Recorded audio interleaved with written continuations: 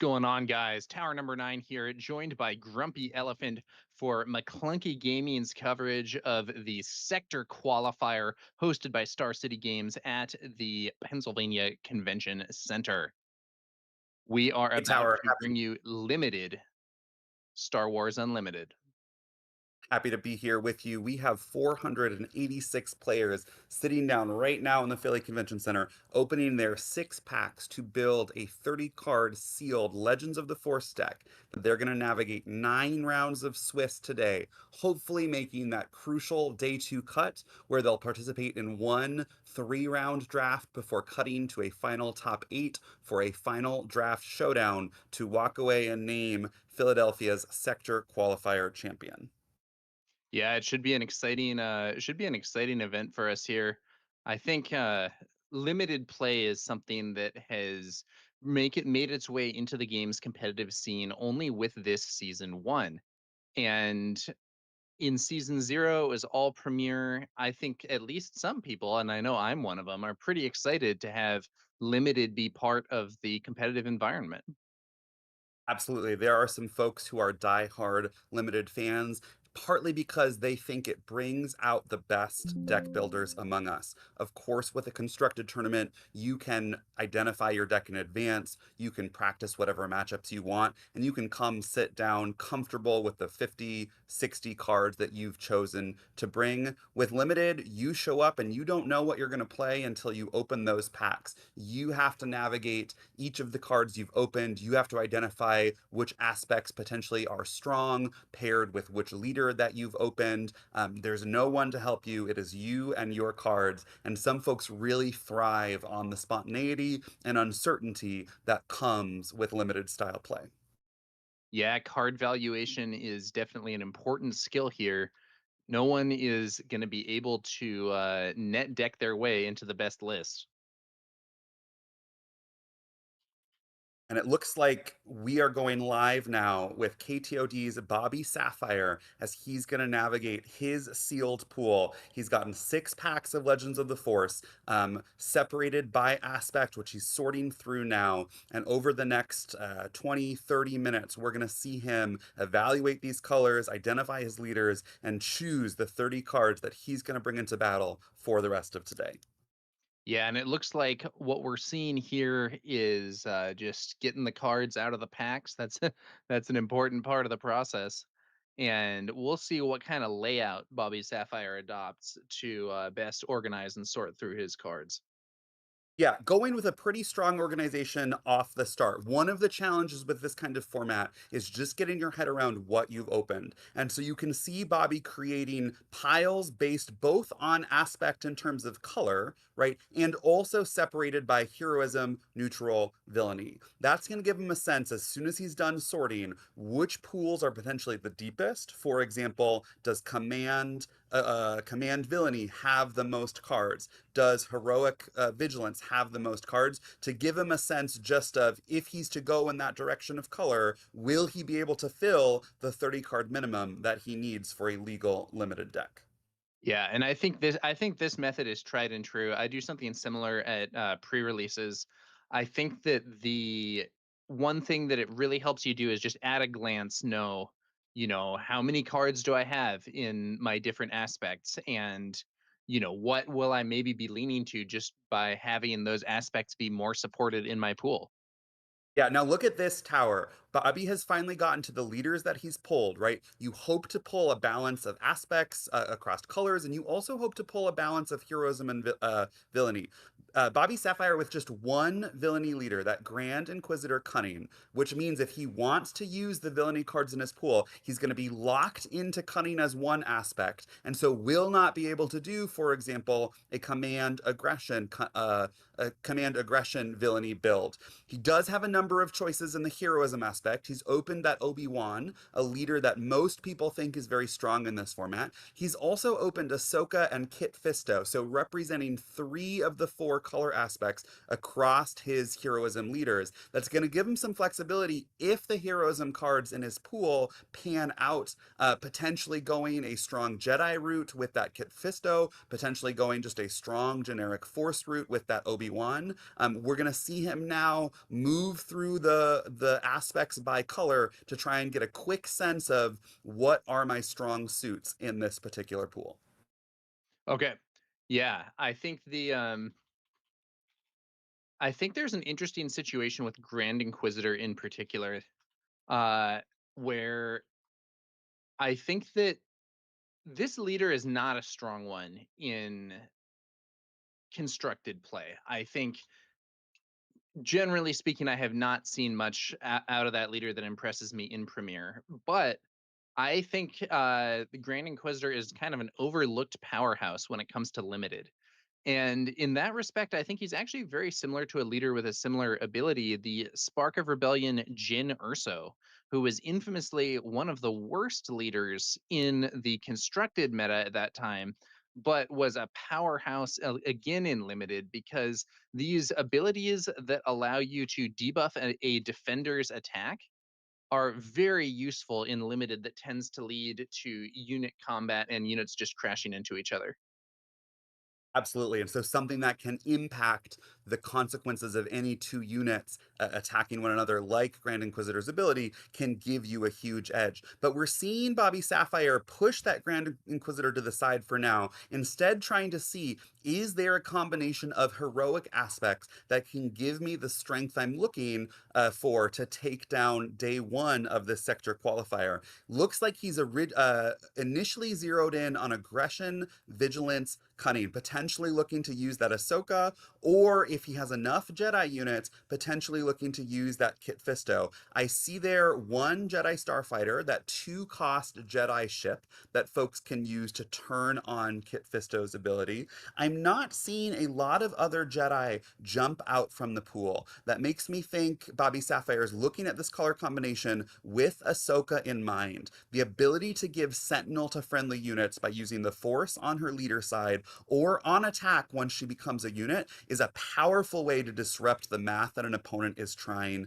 to carry through. But look at this here. Bobby Sapphire is saying, I don't think that these aggression cards are giving me the strength I need. What if I keep my vigilance and turn to command for the second aspect? He has a strong bomb in Keller and Beck, that 7 cost 7/7 that can search his deck for another unit 3 or less and play it for free, or play a greater cost unit at a discount for 3. He's got 2 Jedi Consulars, that 1/4 that with the Force can let him play a unit for a discount of 2, potentially thinking that this combination of cards, the Jedi Consulars can get Force early, can survive, and then potentially cheat out something powerful like that Keller and Beck as a way to take down a limited game.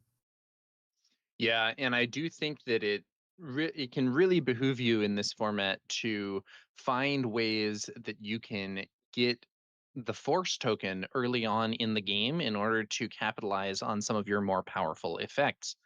The That means that early force units are really good, and that Jedi Consular can be a massive problem for opponents if not handled. Absolutely. What I see Bobby Sapphire doing here, he's now removed the vigilance cards from the table. This is what a lot of folks will do as they navigate a sealed pool. They're looking just to see, how do different combinations of aspects pan out? How do they look when I actually map out my curve? And keeping command now as the core, potentially command heroism, Bobby might be thinking, can I build with Obi-Wan? Folks in this sealed limited format have identified Mother Talzin, Snoke, and Obi-Wan as 3 of potentially the most powerful leaders based on their ability to impact board math. Snoke and Obi-Wan giving experience tokens to your units, Mother Talzin giving a debuff to opponents' units. You want to be, if you can, in one of those 3 powerful leaders because of how much combat takes place in limited formats relative to constructed. And so by looking at command as his base, potentially paired with aggression, Bobby Sapphire might be able to get an Obi-Wan build that can just come out of the gates with a little bit of an edge relative to other leaders who may not have as powerful of an ability. Yeah, Obi-Wan definitely definitely kind of a premier choice here, but we'll see just how this is going to pan out. Yeah. Bobby, as you mentioned, looking at command aggression right now, laying out cards by cost, which I think is another good tactic. It looks like he has some strong options here, including some really high end plays. You know, we got Kellerin back, we have that Mace Windu. I think that's a Bendu over there. It's Uh a Bendu for 8s. Sealed, limited known for often being a quite fast format, unlikely in many games to actually get to that 7, 8, 9 part of the curve, but with something like a Bendu, if you can make it there, and even more importantly, if you can cheat it out with something like a Jedi Consular, it's possible that you can then get a strong enough force on the board to end the game quickly before your opponent is able to close it out on their own. One other thing I want to point out, we see on the bottom, it looks like he has a Will of the Force. That is a cunning card that lets you return an opponent's unit to their hand. I believe if it costs, potentially with a cost restriction, I don't fully remember. Nope, just return a non-leader unit to its owner's hand. And then if you use the Force token, that player discards a card. If Bobby's going to play this out of aspect, it's going to cost him 6. But removal is at such a premium in this format. There's very few non-unit cards. There's very few event cards that actually disrupt what your opponent is doing. The ability to have a card, even for 2 additional cost, that can return a non-leader unit, something potentially with a lightsaber on it, something potentially with Sentinel, is going to be so important. Looks like Bobby Sapphire doesn't have those events in his command aggression colors. He'd be looking for things like protect the pod, right, to potentially disrupt what his opponent is doing. He's going to be relying on that will of the force to give him the disruption he needs to pair with the units in these aspects. yeah, I think we do see a Sorceress Blast in the top right corner there, but it looks like he is maybe now thinking about a potential villainy build. I'm not entirely sure, but it looked like he was removing the heroism cards from this pool here. Yeah, a couple strong units jumping out from those villainy cards that Bobby Sapphire has separated. We've got Strike Ship, that 0/3 ship for 2 that nonetheless has Raid 3 and so can present a very quick clock. Paired with that Acolyte of the Damned, giving him potentially a reliable way to turn on the Force mechanic to pair with that Grand Inquisitor ability, followed up with a Nile Marauder on 3, that 1/5 with Raid 3 that's going to start turning out 4 damage a turn, right? These cards would then let him play that Will of the Force not out of aspect, having now a 4 cost pseudo removal in the form of a bounce and possible discard. And you can see he's pulled out one of his rares, the Sun. The Sun costing 7, right? Potentially not likely to make it to the board depending on how quickly these games go. But if it does, when Bobby Sapphire has the Force, each of his units is going to get a powerful +2/+0 buff. That's every unit, including the Sun itself. The Sun itself, of course, generates the Force on attack, which means it's guaranteed to be able to deal 8 damage to the opponent's base with just an attack, giving Bobby Sapphire potentially the means to close out a game quickly. So although he's limited in leader choice, right, he's got those 3 powerful heroism leaders up top with just the Grand Inquisitor below, it's possible that he's making a calculation that his villainy pool is strong enough to support that limited option. Yeah, it's interesting here. We're going to have to see just what he does. And I think that one thing that Bobby Sapphire is doing here that I really like is taking his time and considering a bunch of different options. It can really be worth it when you're in a limited event to try and explore your pool and think about different ways to potentially build your deck. If you just go with the first thing that seems cool, you know, sometimes that might be good, but in other cases, you may end up missing an opportunity to run something more powerful. Looks now like Bobby is going back to the command aggression heroism side of things and taking a look at the deck once more from that perspective. One other thing I want to note here is that it looks like he has a separate row up top for his space units in order Mm. to make sure that he has relevant plays in both ground and space. Absolutely. And I do want to note one other thing about this limited format. Unlike in Constructed, when you are limited to a sideboard of 10 cards, your sideboard for this limited tournament is the entirety of your pool. What that means is you bring the deck that you register, those 30 cards plus your leader and base combination for game one of every match. But moving into game two, you have the opportunity to completely transform your deck. Bring in a new leader, bring in a new base, bring in an entirely new deck. And so understanding the contours of your pool, here Bobby Sapphire potentially focusing on heroism, but having a sense that he has this Grand Inquisitor build in his back pocket, potentially Grand Inquisitor cunning matched with aggression. That means that as he gets later on in the tournament, let's say he sits down across from another hopefully undefeated opponent, and game one realizes the deck that he has sleeved up just does not have a good matchup. If he knows that this Grand Inquisitor deck, well, potentially slightly weaker, maybe a little bit faster with those powerful early drops like Strike Ship and Nile Marauder, that may be a signal to Bobby Sapphire to completely transform his deck and come out swinging more quickly with the hopes of claiming games two and three. So strong players will navigate their pool, identifying potentially the strongest build that they want to sleeve up for game one, but knowing what options they can pivot to for games two and three if game one doesn't go in their favor. Yeah, that's a good point, Grumpy. It can be nice to have something in your back pocket there if you feel like, wow, this is a really bad matchup. What my opponent's doing lines up so well against what I've built. I think that having that game plan for what is a different thing that I could do with this pool might help. I've certainly went to pre-release events or similar where they've done 2 out of 3s and ended up thinking, my first attempt really didn't work out. Let's bring out another deck and try again.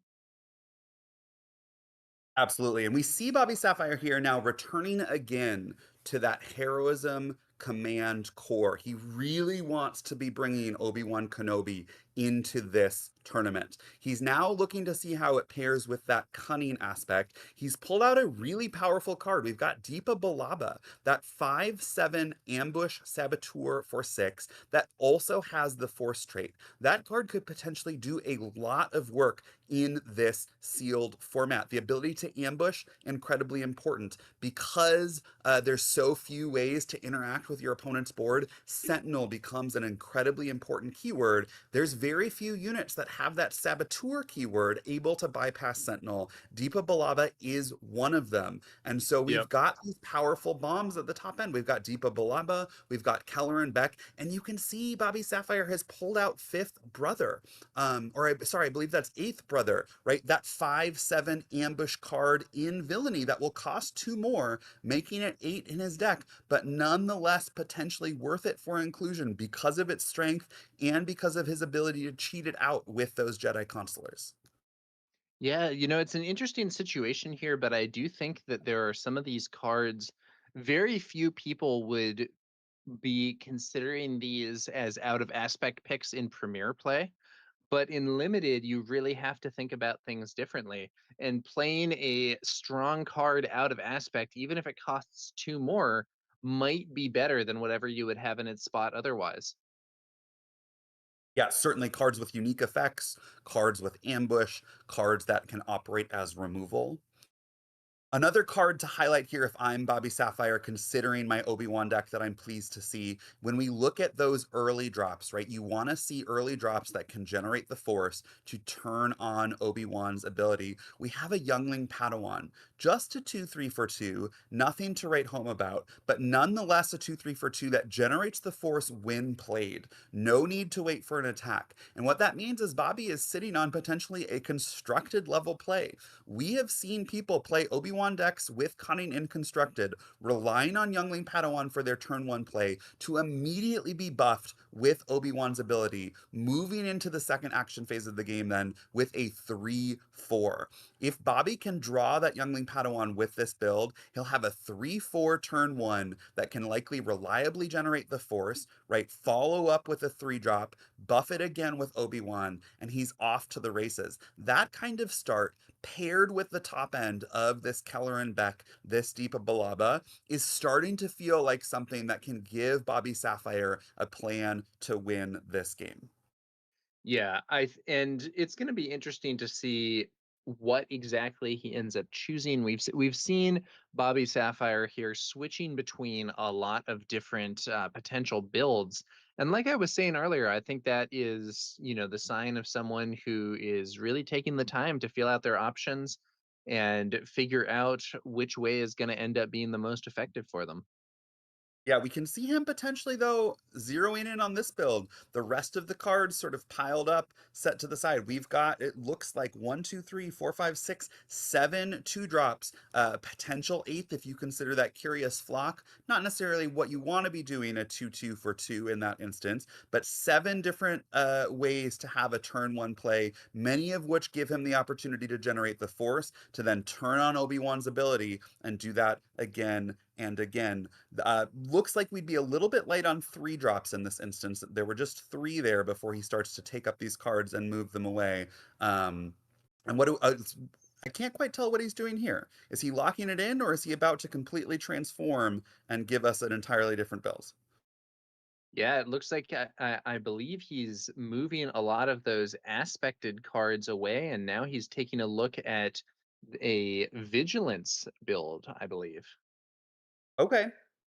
Keeping Obi-Wan, although potentially that's just a holdover. This now vigilance aggression, potentially wondering, is Ahsoka the right leader to pair? I've got my command cunning heroism build. Potentially to go with this Obi-Wan leader. Is there an Ahsoka deck that I'm missing that could potentially be stronger?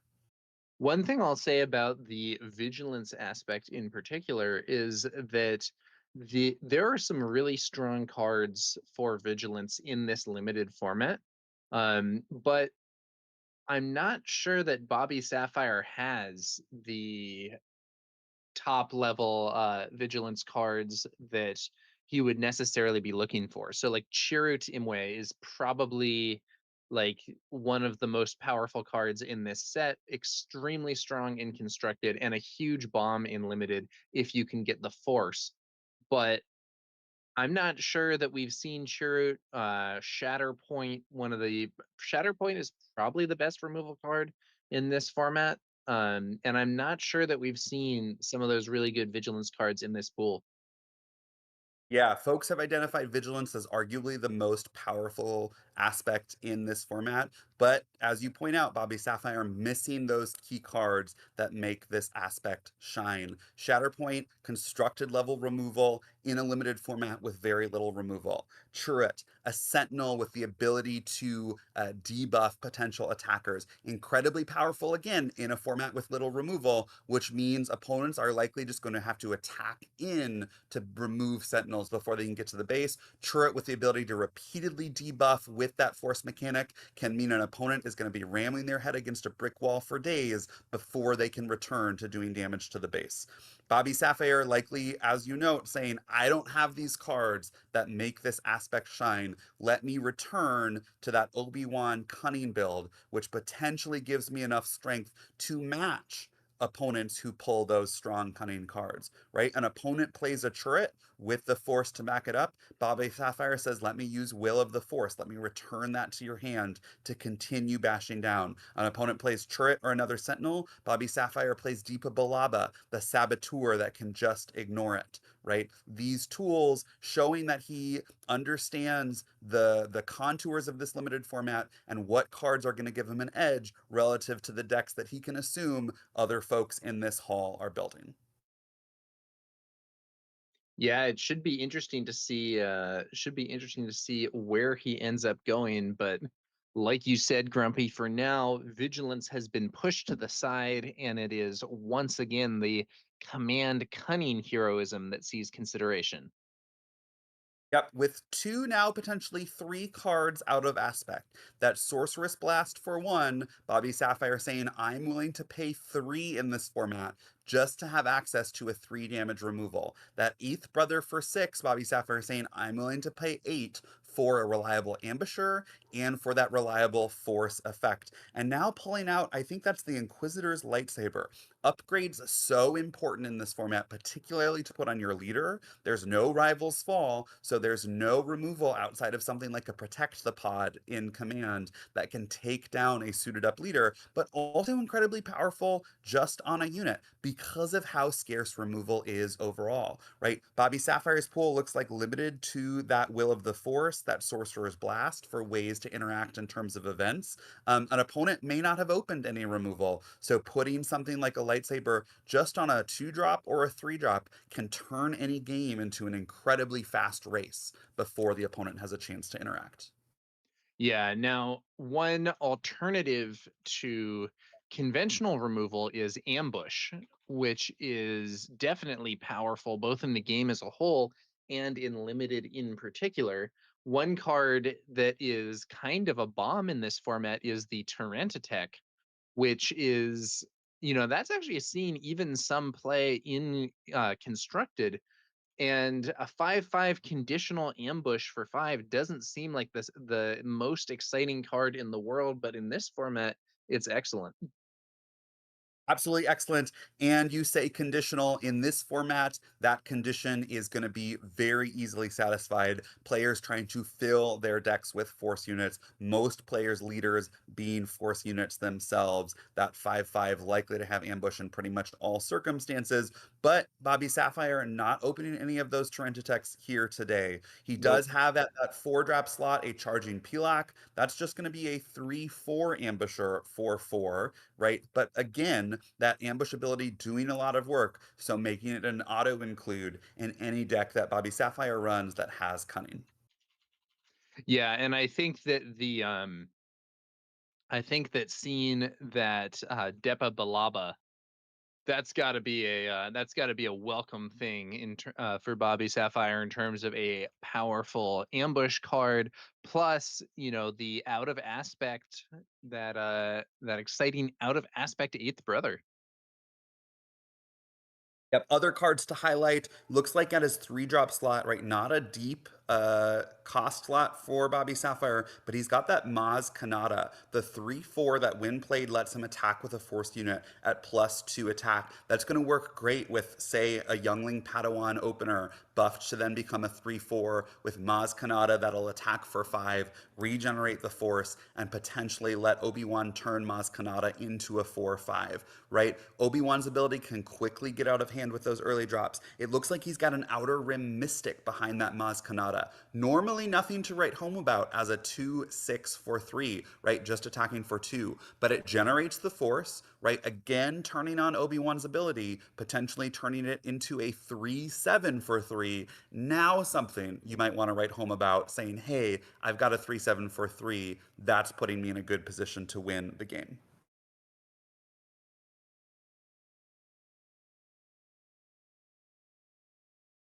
Another thing to note, I'm looking through these cards. You can see he's actually separated out Lothcat. Lothcat not making it into that drop, that pile of 2 drops. He's instead putting it with his removal spells and his events, considering I don't want to play this measly 2/1 for 2 cat on turn 1. I want to save this because of its powerful when played, when defeated effect. When played and when defeated, Lothcat can exhaust an opposing unit.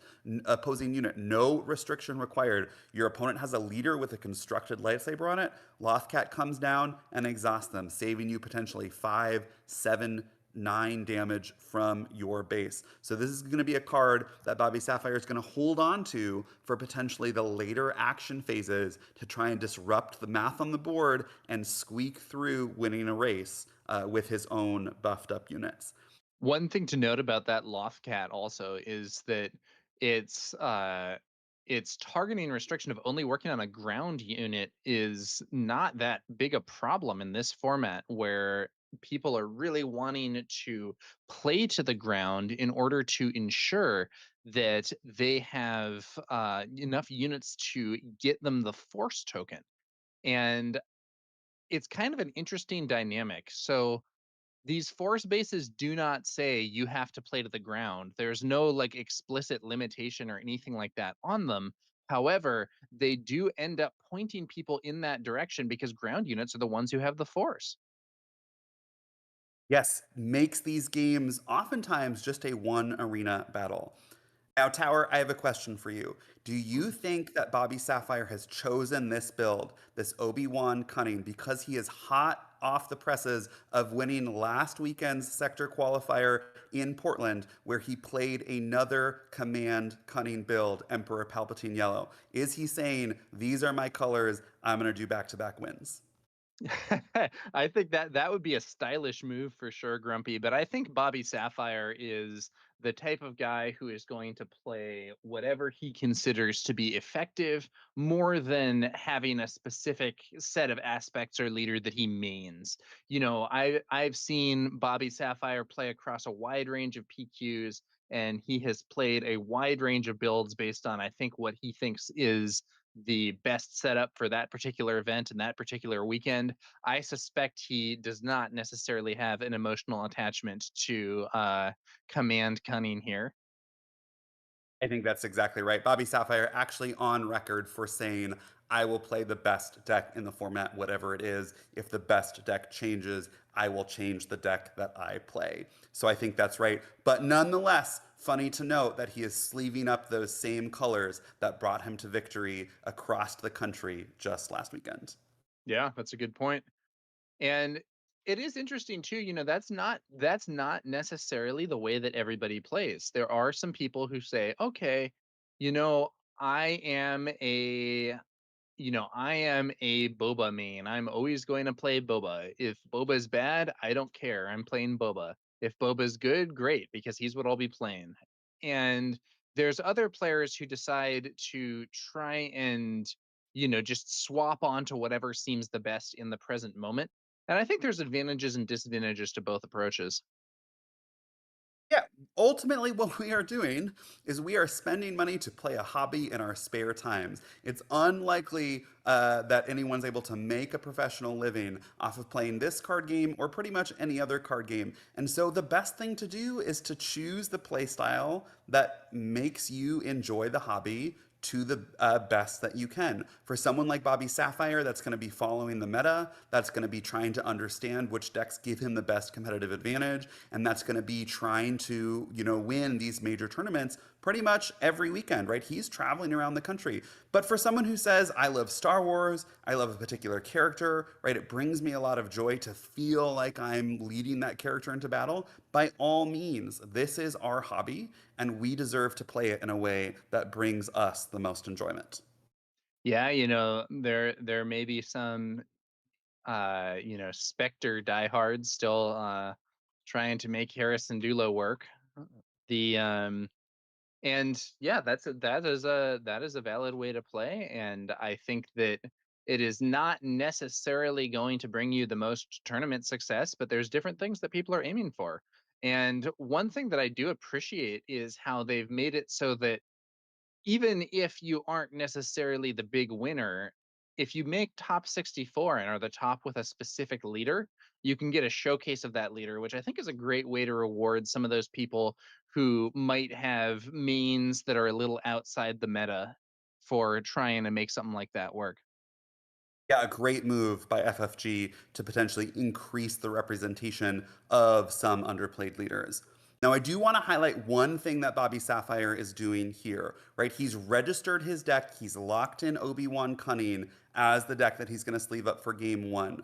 That means he's got these two aspects that are not going to be present outside of that Sorcerer's Blast splashed in the aggression aspect. He's got this potential Ahsoka aggression build. He's gonna sleeve those cards up so that if he needs to pivot from game one into game two, he does not have to take the time to either de-sleeve or re-sleeve. He's got a backup deck ready to go. But here we are with Bobby Sapphire's final registered build for game one of every one of these 9 Swiss rounds that Obi-Wan Kenobi paired with the Holy City and Cunning to bring to this tournament. Yeah, it should be interesting to see how it goes. Obi-Wan, definitely a powerful leader in the limited format, as we discussed earlier. I think that this deck has it has some really good opening plays.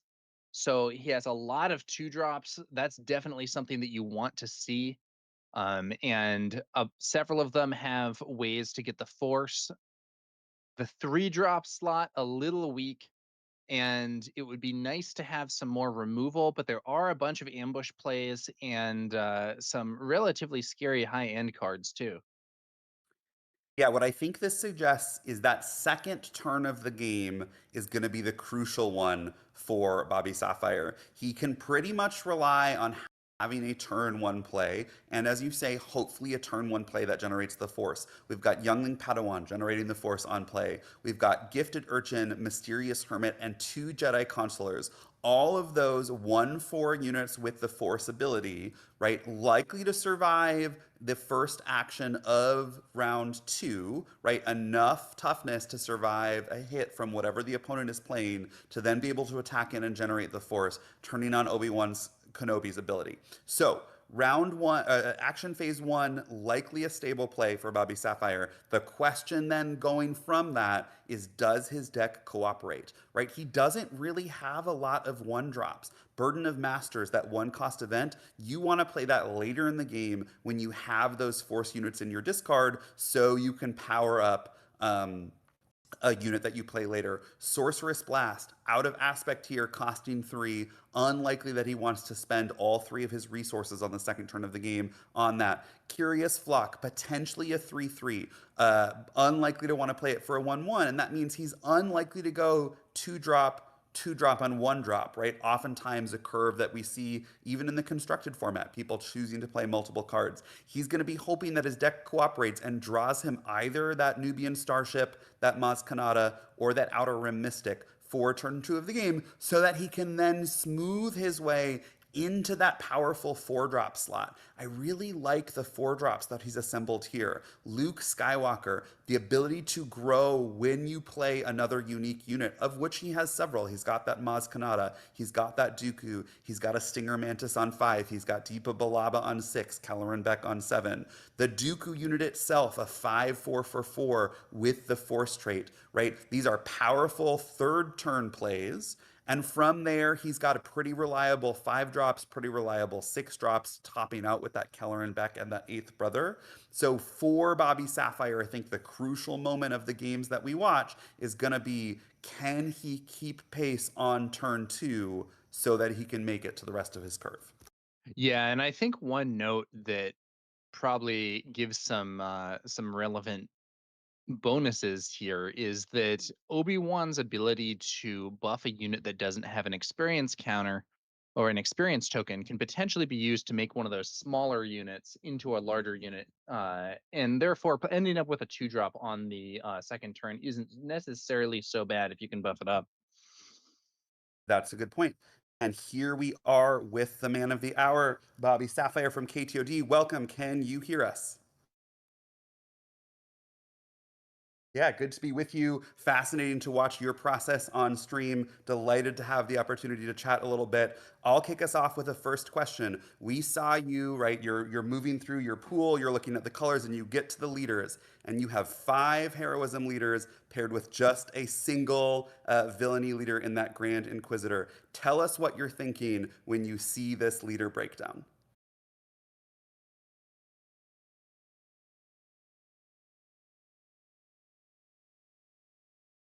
I w I don't mind Grand Inquisitor, but I was certainly bummed that I didn't have a few more options. I mean, I would have loved either a Talzin or a Third Sister. Like, I think if I want to play villain, those are the 2 I want to play. So I kind of just scooped up all the villain cards and put them to side.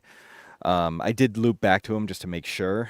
And that kind of looping back to the GI deck is actually what led me to recheck the OB yellow deck, and obviously that's what I went with for game one. I did sleeve up 2 decks though. Yeah, so what are you thinking? What are you thinking with the two different decks there? Well, I think the OB deck is okay, but like one of the big parts of the format is like having something to suit your guys up, and like OB is a suit up himself. but it has a limit, obviously, of like the one experience token. And I like awkwardly have other things that give experience tokens. So my deck is like a little Nombo-ish. I really want it to be Ahsoka. If I could be a heroic leader, that would have been my ideal. I just thought it was just a little short of early game playables. I thought my twos and my threes were really underpowered for Ahsoka, and I don't want to fall too far behind to a point where like I can't claw back. If I had like multiple Jedi Guardians, maybe, but I just didn't feel like the Ahsoka could high roll enough. So I don't think my pool is that great. So I want to play the deck that I think I can sort of high roll better, and to me that was the Obi Yellow. But like if it's not working, I have a very playable blue red Ahsoka that I can sideboard into.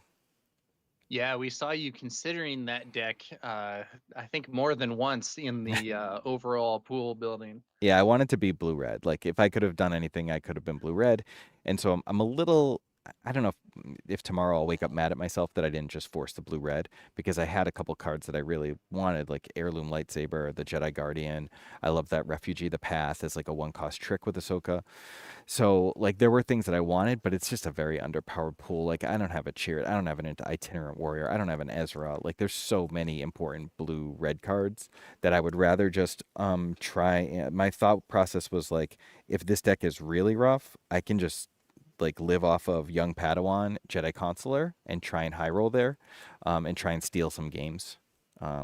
Because I don't think that this is the kind of pool that gets someone 9-0 in their sleep. I mean, it's definitely not.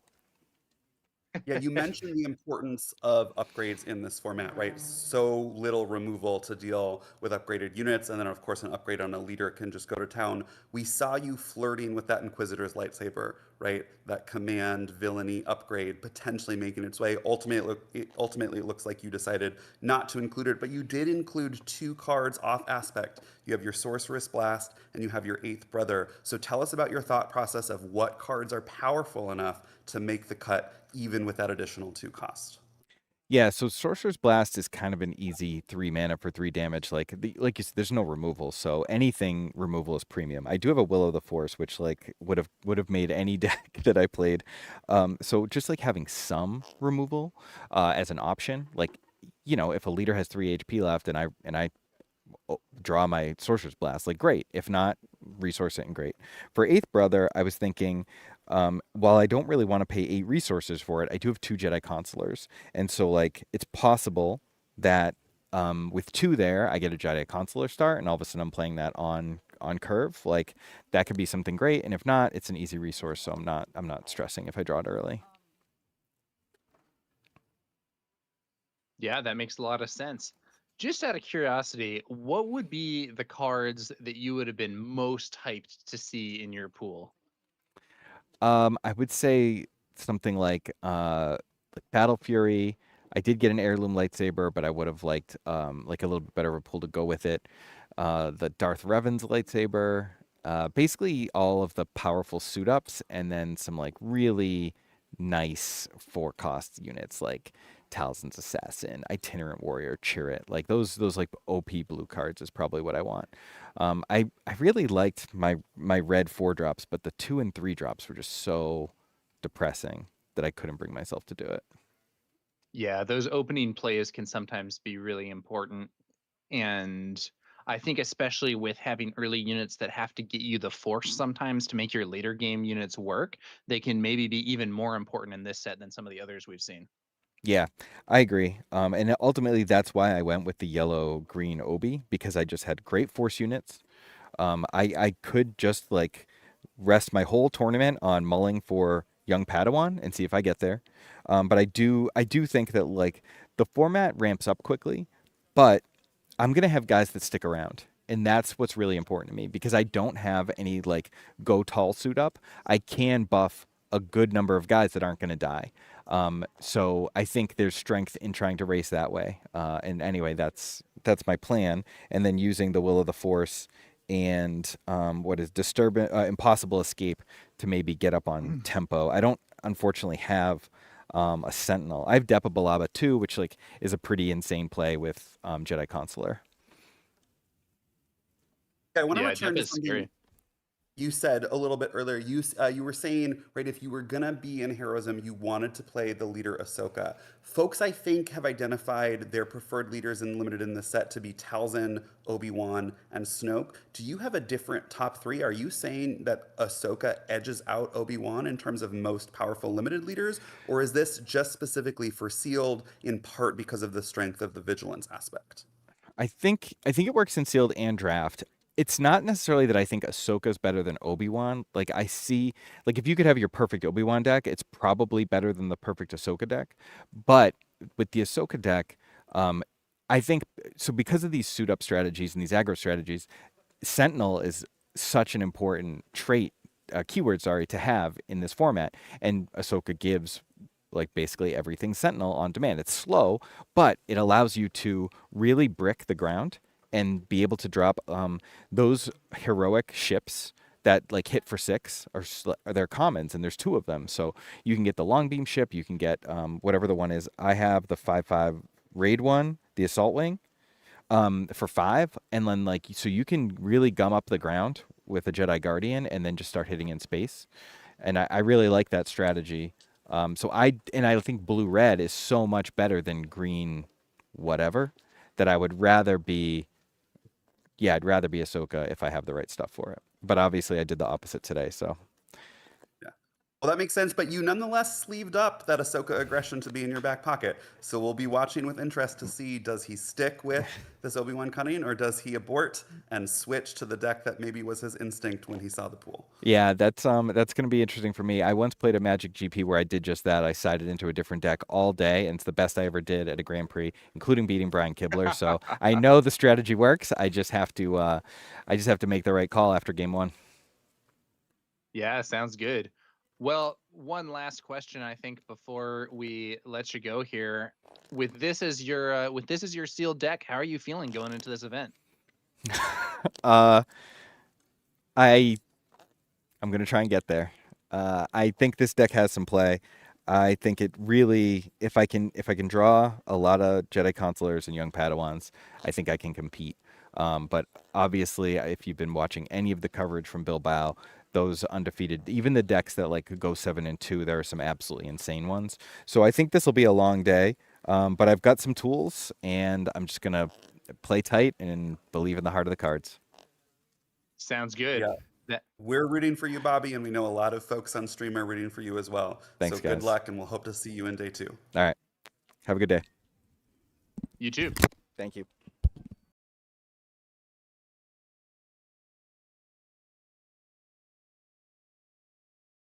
And that, folks, was Bobby Sapphire, fresh off his win last weekend in Portland in Constructed. Now trying to take down another event, going to be facing these 9 rounds of Swiss with that Obi-Wan cunning deck. Bobby Sapphire not thinking he has the best deck in the building, but hoping that his Obi-Wan cunning is going to be strong enough to make it through to day two. I am Grumpy Elephant here with Tower number 9. We're going to take a quick break and return for round 1 of Swiss featuring Bobby Sapphire's Obi-Wan Cunning build.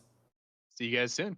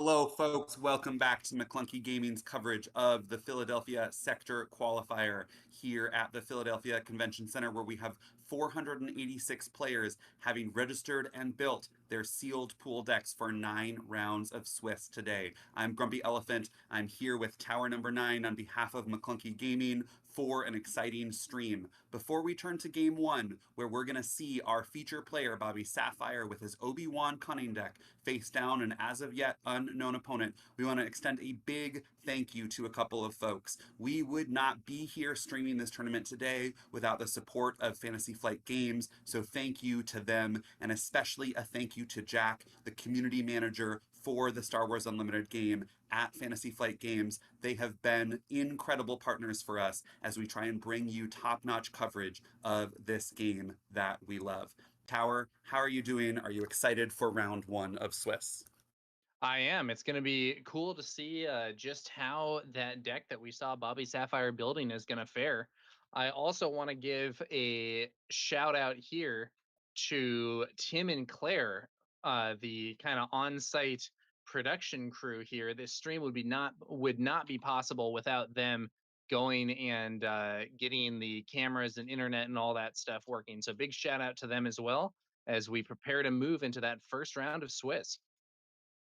Yeah, absolutely a team effort. Really, some incredible contributions from all around, bringing us the opportunity to enjoy another aspect of this game that we love.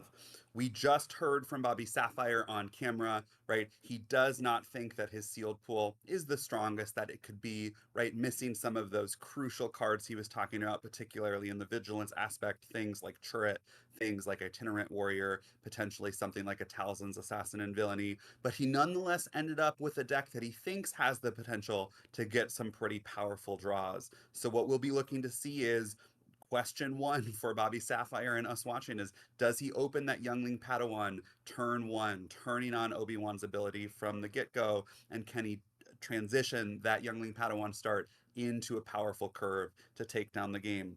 We'll see him in just a moment once we get our players set up in the feature match area. Other players looks like they're taking their seats. They're shuffling up their decks for the start of a marathon day of Star Wars Unlimited. Yeah, this is a major tournament, and the format is going to put the play at least the players who are performing well will not only have this sealed play, but will also have a Swiss draft and then another draft for the top eight. That's exactly right. Folks looking, I believe, to go 7-2 or better today. 6-0-3 would also get them there to make it to day two, where they'll face a 3-round draft in Swiss to then cut to top eight. Starting with 468 players, that is going to be a brutal winnowing process. Just 8 of these 468 will make it all the way to the end of the tournament, each one of these players hoping to be there, but for the great majority of them, at some point along the way, they're going to get their third Swiss loss, effectively removing them from day two and any chance at calling themselves sector champion. Yeah, I mean, I think we have 500 players here in this event. So, going from 500 players to a top 8 to just one winner, that's going to be an intense battle, and a lot of people are not going to make it.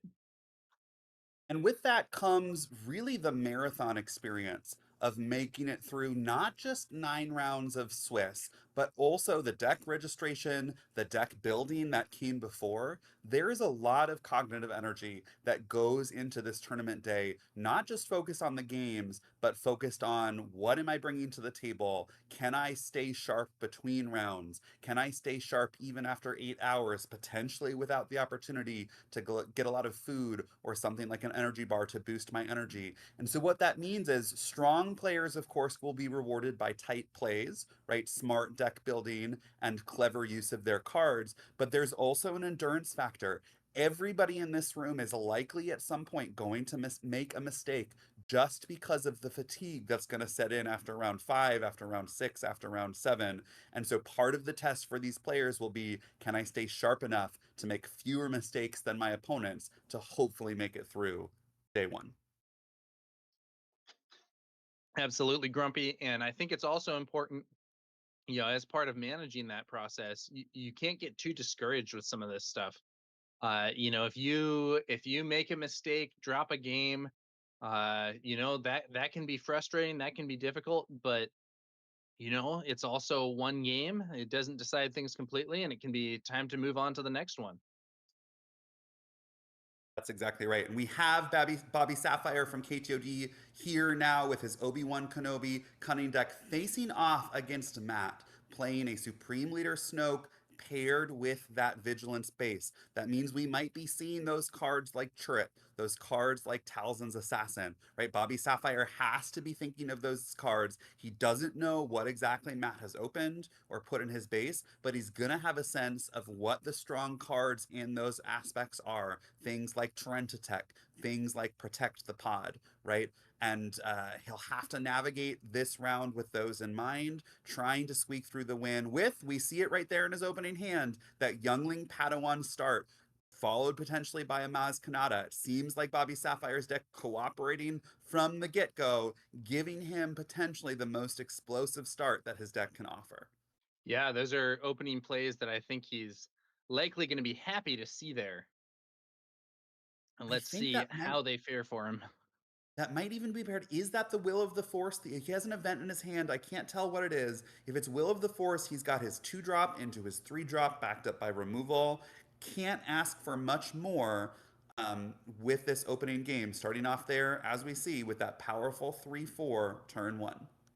Yeah, so just for viewers who may not be familiar with this particular interaction, because the Youngling Padawan generates the Force token when played, you can then immediately use Obi-Wan's ability to give out that experience, turning a 2/3 into a 3/4, and that's a great way to lead off. Now, Matt also starting with potentially a powerful play. He's got Vinay, a 2/4 for 2, nothing necessarily to write home about, but the opportunity to buff that with the Snoke leader because of its villainy aspect, turning it into a respectable 3/5. Important to note that if he does that, Bobby Sapphire has that Maz Kanata. He is threatening to attack with the Youngling Padawan for 5, which would take out the buffed Vinay. Matt instead choosing to go base, starting what's going to be a very common pattern that we see over the course of the day, right? Players potentially ignoring their opponent's units. This is just a race to 28. Who can get there first? Matt starting with 2 on Bobby Sapphire's base. Bobby Sapphire sending that Youngling Padawan not to take out Matt's unit, but instead to send an astonishing 5 to base. This is essentially a Sabine aggro opener from Constructed, a 3 power into something like a Fleet Lieutenant, with now the opportunity to buff that Maz Kanata with Obi-Wan, presenting a 3/4 and a 4/5 on the second turn of the game. This is the kind of opening that Bobby Sapphire hoped to see. Yeah, between Obi-Wan leader on one side of the board and Snoke leader on the other, I think we're going to see a lot of experience tokens in this match. A lot of experience, but crucially, Snoke's opportunity to use that experience is not free. It takes one resource, and that's why going into the third turn of the game, we've seen Bobby Sapphire add an experience to both of his units, but Matt has not yet had the opportunity, leaving him with 2 units on the board for sure, but just a 2/4 and a 3/4, not stacking up well against what's on the other side of the board. Matt's going to need something from his hand to disrupt this balance, something potentially like a Craving Power at 5, +2/+2, and the opportunity to take out an opponent's unit. Something probably too early for something like a Protect the Pod, right? Removal. Something like a Chirrut potentially, although he currently doesn't have the Force. Looks like he's about to get it with this attack, but certainly Matt on the back foot based on this start and needs to shake things up a bit. Otherwise, Bobby Sapphire is going to have this game in the bag. Yeah. It's a strong aggressive start here for our Obi-Wan player with the experience tokens on those early units, buffing them up and really threatening Matt's base early on. By comparison, Matt off to a bit of a slower start. There's that Snoke activation though, and trying to buff up his own side of the board. Yeah, that'll bring that Fallen Jedi to a 4/5, giving it enough power to potentially take out this youngling Padawan, but not sure if Matt wants to be doing that, right? He'll be 4 damage to a unit, not on base on Bobby Sapphire, just saying, I'm going to go ahead and add more damage to your base. I'm about to add another unit to the board. I have the Force token active, so I'll be able to buff it with Obi-Wan. But here we see Matt's strategy. By buffing that Fallen Jedi, this new 2/5 that he plays is going to have the Sentinel trigger. It has Sentinel when you control a unit with 4 or more power. So now Matt able to stop the attack from Maz Kanata because that 5 toughness is going to be more than the 4 power that Maz Kanata brings to the table. Bobby now having to figure out how to get through this 5 toughness Sentinel so that I can continue adding pressure to Matt's base. Yeah, absolutely. Let's see yeah, let's see how he does navigate that. One Right? And resource being spent. this play from Matt requiring Bobby to get in the tank and think. Looks like it's going to be an impossible escape, tapping down that fallen Jedi, drawing him a card, saving that youngling Padawan from death this turn, giving him a little bit of time to think through how to get through this 5 toughness Sentinel. Should be interesting. Look at that. That's going to be an overwhelm, giving the Maz Kanata a +3/+3, taking out that Sentinel, and once again freeing Matt's space, opening up Matt's space to an attack from Bobby Sapphire's units. Bobby Sapphire continuing to be on the aggressive this game, taking out the defenses that Matt has been able to put up, and presenting a faster clock than Matt is able to present in return. Matt definitely feeling like he's on the back foot here in this board in more of a defensive posture. Snoke is strong though. Let's see what Matt can cook up to try and get out of this situation. Yeah, we are approaching this crucial 5 resource turn. This is going to be one of the turns that's going to favor Bobby Sapphire in this matchup because Obi-Wan, of course, deploys on 5, giving Bobby Sapphire another 3/6 unit that's able to add experience tokens whether or not he has the Force to the units on the board. Matt's going to have to wait until 6 resources to bring Snoke out. Once he does, that Snoke's going to be incredibly powerful. We'll start adding experience tokens without the need to spend a resource, but it might be too late. Bobby Sapphire might be able to close the door on this game, Matt with just 18 health remaining on his base, before Snoke can get large enough to really make a difference. Yeah, Snoke can be very scary as a leader, potentially even like with Voltron style gameplay, just buffing him with lightsabers as well as his own experience. But like you said, it's not clear that Matt's going to have a lot of time to assemble that sort of thing if Bobby Sapphire can keep the aggression going here. Yeah, we see this last series of moves from the players really settling them into the roles they're going to take for this matchup. Matt choosing to attack Bobby's youngling Padawan with his unit, saying, I am trying to regain board control. I understand that I'm on the back foot. I cannot win this race. I have to start taking out your units. Bobby Sapphire responding by saying, that's fine. You killed my youngling Padawan. I'm going to send another 4 damage to your base with my Maz Kanata. I do not care about the units that you play on your side of the field. Unless they have Sentinel, I will be ignoring them and sending them straight to your base. This is the setup. Bobby Sapphire trying to close the game before Matt can take advantage of favorable trades and stop the aggression. But look at this here, a 5/5 ship with Raid 1 into the currently empty space lane, giving Bobby another powerful avenue to dealing significant amounts of damage to Matt's base. Yeah, I think that ship is going to be a huge threat here to our Snoke player. The space arena tends to be a little neglected in this set sometimes. And if we don't see Matt bring out some kind of answer, that's going to be a lot of damage just from that ship alone. Talzin's Assassin, though, one of the more powerful cards in the set. Exactly the kind of card Bobby thought Matt might have in his deck when he saw that villainy vigilance combination. Talzin's Assassin able to take out that Maz Kanata, giving it -3/-3, but Obi-Wan coming out, dealing 3 more damage to base and turning that ship from a 5/5 raid 1 into a 6/6 raid 1.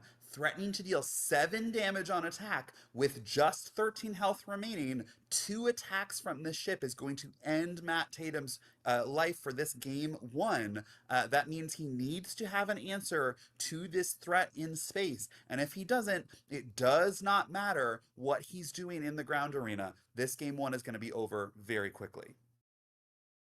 Yeah, it's trouble, I think, for Matt Tatum with 15 damage already on the base, 13 HP remaining. He does have a strong ground arena, but like you said, Grumpy, the space arena is a major problem for him. Maybe he'll have one of those shatter points though to clear things up and put him in a better spot.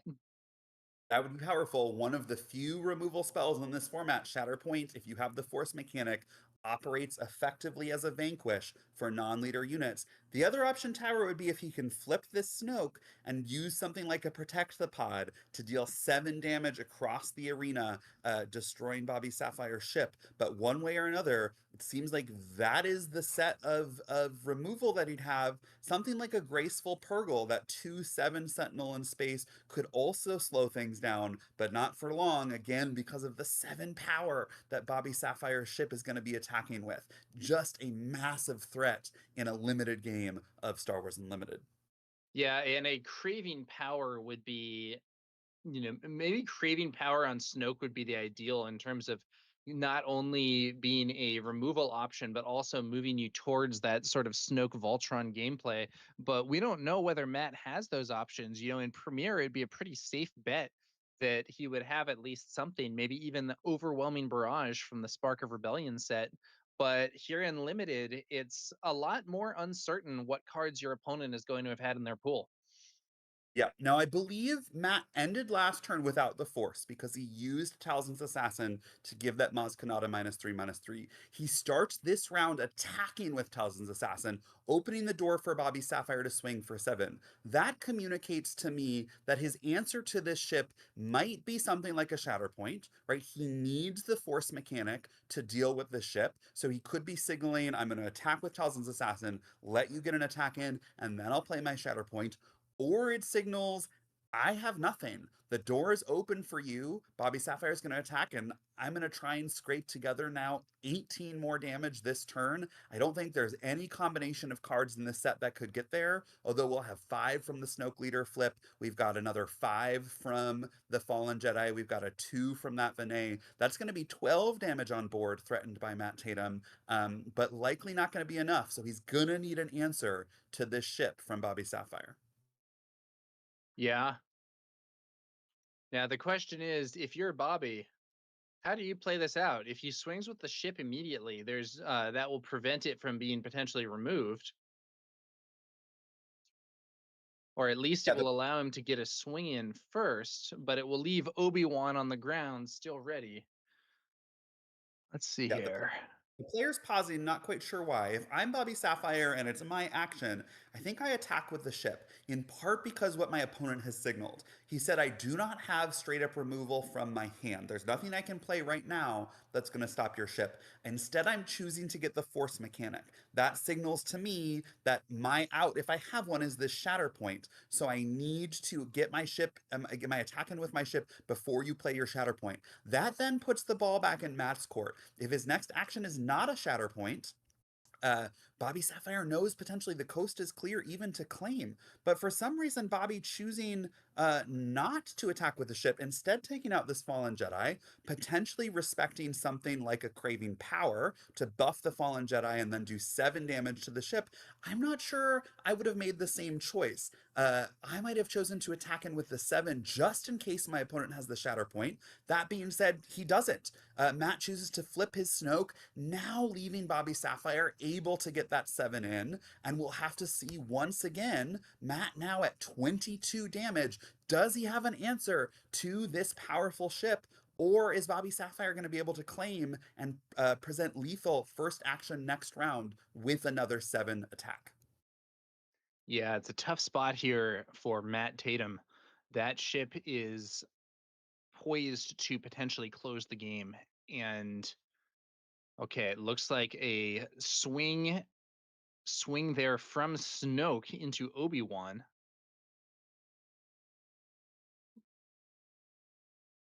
Yeah, Bobby setting up Sapphire could swing with Obi-Wan, could just claim, looks like it is going to be an attack with Obi-Wan. That base now at critical health. critical health, but setting Matt up for his potential out if he has one of craving power, right? That +2/+2 that's going to deal damage across arenas could be what Bobby Sapphire was thinking of, trying to take out that 5 power fallen Jedi so that it's not a target for that upgrade. But Matt now presenting another 5 power unit would be buffed to 7. With that upgrade. Although, again, if Matt had that, I don't know why he wouldn't have started this action phase playing that to prevent the 7 attack in the first place. Everything in Matt is doing is signaling that he might not have an answer to this spaceship. Bobby Sapphire down to just 2 resources. This game potentially coming down to, does Matt have the card to end this spaceship threat this turn? Otherwise, with just 3 health remaining, game one's going to be over very quickly. Yeah, that really is a very very pressing question. Is there anything Matt can put together that will answer that ship? If not, this one's going to be headed to game two pretty fast, and there we have it.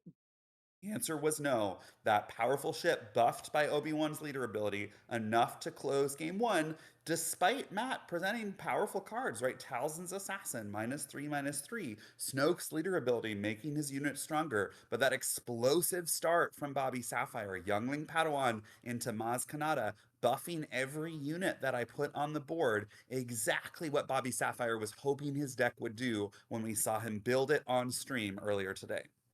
Yeah, Matt was able to eventually get control of the ground arena, but it was not quite enough. The damage was already dealt, and that space threat proved too much for him to overcome there in game one. Yep, this I think is exactly the kind of rhythm we're likely to see today with this limited format. Both players starting with the ground arena, jostling over that force mechanic, jostling over who can present larger threats. Both players potentially saying this is going to be a race, right? We saw both players put some damage on bases early, and then it will become apparent quite quickly as soon as the second or third turn of the game who's presenting a faster clock. At that point, one player will be forced to switch roles. They won't be able to win that race, so they'll have to navigate to a board control position. That's what we saw Matt do here, playing cards like Talzin's Assassin, starting to attack Bobby Sapphire's units. And the challenge for them will be, can I make enough favorable trades quickly enough to get a strong board control to stop my opponent's aggression and to win the game essentially in the longer term? And what we saw here from Matt is he wasn't able to do that quickly enough. Now, that might mean he takes a more controlling position earlier on. If Sapphire presents a similar start, we might see Matt say, I'm going to ignore your base for a few turns. I'm going to try and stop this aggression earlier so that I can win the longer game. Or we might see him double down. We might see him say, can I make my deck faster? Can I come out swinging a little more strongly and try and turn the tables in game two? Yeah, and one other question is, are either of these players going to be switching either some aspects of their deck or even the entire deck? We could see that. This could be time for that like huge sideboard swap. I don't think it's going to happen for Bobby Sapphire necessarily. I think he's probably going to go ahead and play again after a very successful result with his deck in the first game. But if Matt feels that his deck is going to be too slow, it's conceivable he could bring out something faster. I don't know Yeah. though. I think even though that option does exist, I do think players, broadly speaking, tend to stick to their primary decks in these sorts of events. Yeah, no big changes from Bobby Sapphire here, but we did see one potentially very important shift. He just brought in his copy of Heirloom Lightsaber. That is a Mm. 2/2 upgrade for 2 in blue heroism that grants restore 1 to a force unit. Bobby Sapphire is going to have to play that for 4 because it's out of aspect, but we see him potentially saying, right, we heard him talk on stream about how important upgrades are in this format, how sad he was to not have the ability to suit up units or his leader in this particular deck, right? Bobby Sapphire is saying Matt's going to be growing his units incrementally. He's going to be having the opportunity to take favorable trades. Even for 4, this upgrade to present a stronger threat on the ground is going to let me win a race. So likely to see if he draws that upgrade, him wanting to put it on Obi-Wan leader, making that leader a 5/8. Stick around for more turns, start restoring a couple of damage. Over time and winning Bobby Sapphire the race. I really like this swap. Potentially Bobby saying I should have included this heirloom lightsaber in the registered 30. We might see him sided in every round over the course of the tournament. Yeah, we'll have to see how this goes. It looks like Bobby Sapphire looking at is that his initial hand or is that more sideboarding there?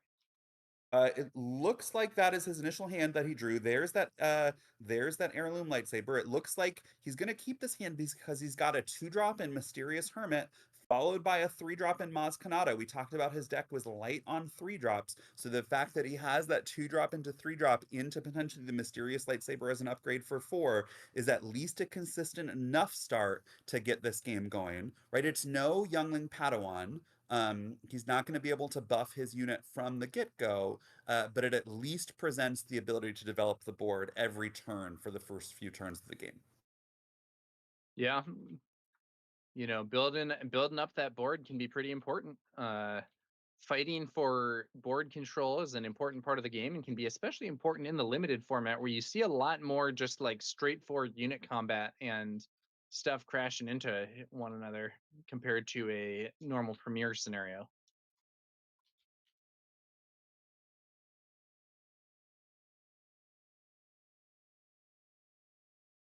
Okay, looks like the good old 2/2 shielded opener there for Matt Tatum.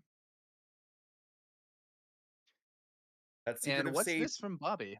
Mm, This is a Mysterious Hermit. Normally, folks would not be inclined to ambush their 1/4 force unit into an opponent's 2/2, shielded 2/2, with the opportunity to then, on the crackback, kill their first drop. But with Obi-Wan's ability, Bobby Sapphire now left with a 2/3 Mysterious Hermit, meaning that he's able to take out Matt's Secret of Sage and leave a unit on the board. Crucially, Matt not able to buff the Secret of Sage using Snoke's ability because it does not have the villainy aspect, which means Matt is likely to lose his turn 1 play and leave Bobby ahead on the board. Instead, Matt chooses to use the attack from Maz Kanata to trade units. Doesn't want to send 4 to base, says, I'm not trying to race you, right? We see him carrying out the strategy we just talked about. He's not trying to race, he's trying to stay ahead on board, and that's going to be by using Maz Kanata to take this trade. Yeah, I think that was a good use of Obi-Wan's leader ability by Bobby Sapphire, but Matt had a solid counter there, turning an unfavorable unit combat scenario into a trade with Maz Kanata. Yeah, and that puts Bobby Sapphire in an unfortunate position. His play this turn was just the Jedi Consular. With the Force, that would threaten something like a 6-drop as soon as this 4-resource turn. But because Matt was able to take out that Mysterious Hermit, Bobby is left without the Force mechanic. So he's left now with just a 1/4 facing down Maz Kanata, a 3/4. It seems like this game is starting out much stronger for Matt than game 1.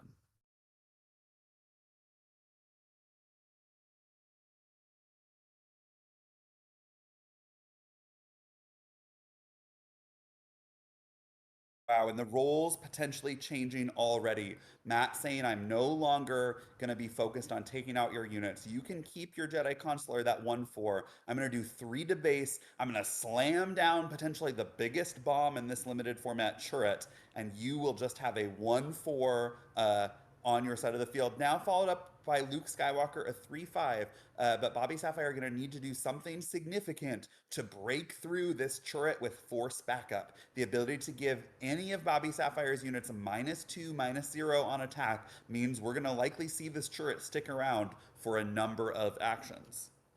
Yeah, sure. Arguably among the very best cards in this set in both limited and constructed play, and can create a huge obstacle for the opponent, especially here in limited where removal is not widely seen. Yeah, we are coming onto that 5 resource turn. That's going to give Bobby Sapphire a window where he'll be able to deploy Obi-Wan, get another unit onto the board, and potentially use that advantage to overcome these obstacles from Matt. But if he doesn't do something this turn, we're going to be approaching the Snoke deploy on 6, and it seems like Matt's advantage might get out of control. All right. Is there something to respond to this chariot? That's the big question here for Bobby Sapphire. Oh, I see a Maz Kanata in his hand. Picture this. Maz Kanata for 3. Activate Luke Skywalker ability to give it +1 and a shield. Luke Skywalker then with 5 power. Maz Kanata lets the Luke Skywalker attack with +2 into that turret for 7 power with a shield backup.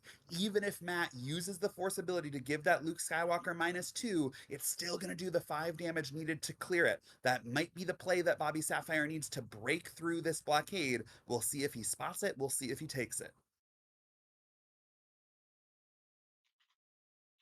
Luke Skywalker, interesting card there. Here it is. Here it is. Here's the Maz. Maz. Does he activate Luke first? He does. There's the +2/+2. Here comes the shield. Here comes the attack for 7, which is going to regenerate the Force and turn on Obi-Wan's ability once again, leaving Jedi Consular still up, able to play another, potentially a 4-drop this turn. Obi-Wan's flip, able to send another experience. This is the kind of turn that Bobby Sapphire needed to overcome that slower start. Will it be enough? Oh, interesting. Did he not have the Potentially, Force? I believe he should have had the Force. I'm not sure. I'm not sure he had it. He had I don't attacked. He had know. attacked. He had attacked with. Oh no, you're right. He had used it. That's unfortunate. He had used it from Obi-Wan to put the experience counter on Luke, leaving him without the Force. Ugh, a devastating turn. You can see he thought he had the Force. He was trying to do the line that I had identified, but turns out my line was wrong because he didn't have the Force to begin with. Still able to get a nice chunk of damage there onto Chirrut, but not resolving things immediately. And that Chirrut ability can just keep being used as long as Matt Tatum can keep getting the Force token himself. Yep, and now with just 2 health remaining, Bobby Sapphire is going to need 4 power to get through it this turn. He does not have that with the Jedi Consular, currently sitting at 2. He's not going to have that with the Obi-Wan flip, dealing just 3. Although because Matt uses the Force with this Talzin's Assassin, that does open the door for Bobby Sapphire's 2 power Jedi Consular to do it. What a wild back and forth turn. Yeah, this is an odd scenario. I don't know what the final outcome will be, but if I'm Matt, I'm definitely a lot happier here than I was at this point in game 1. Yeah, I think Bobby Sapphire thinking he had the Force when he played Maz Kanata, not actually having the Force, may have been a death knell for him this game. This would look very, very different if that Luke Skywalker had been able to attack for 7 with a shield, cleanly defeating that turret and opening Bobby Sapphire up to an incredibly powerful board presence. Instead, he has a damaged Jedi Consular, an Obi-Wan Kenobi sitting at a 3/6, and a 4/5 Maz Kanata, facing down a 5/5 Talzin Assassin, potentially becoming a 6/6 with Snoke's ability, and a 3/4 Maz Kanata. 6 resources open for Matt and a Snoke leader flip this turn.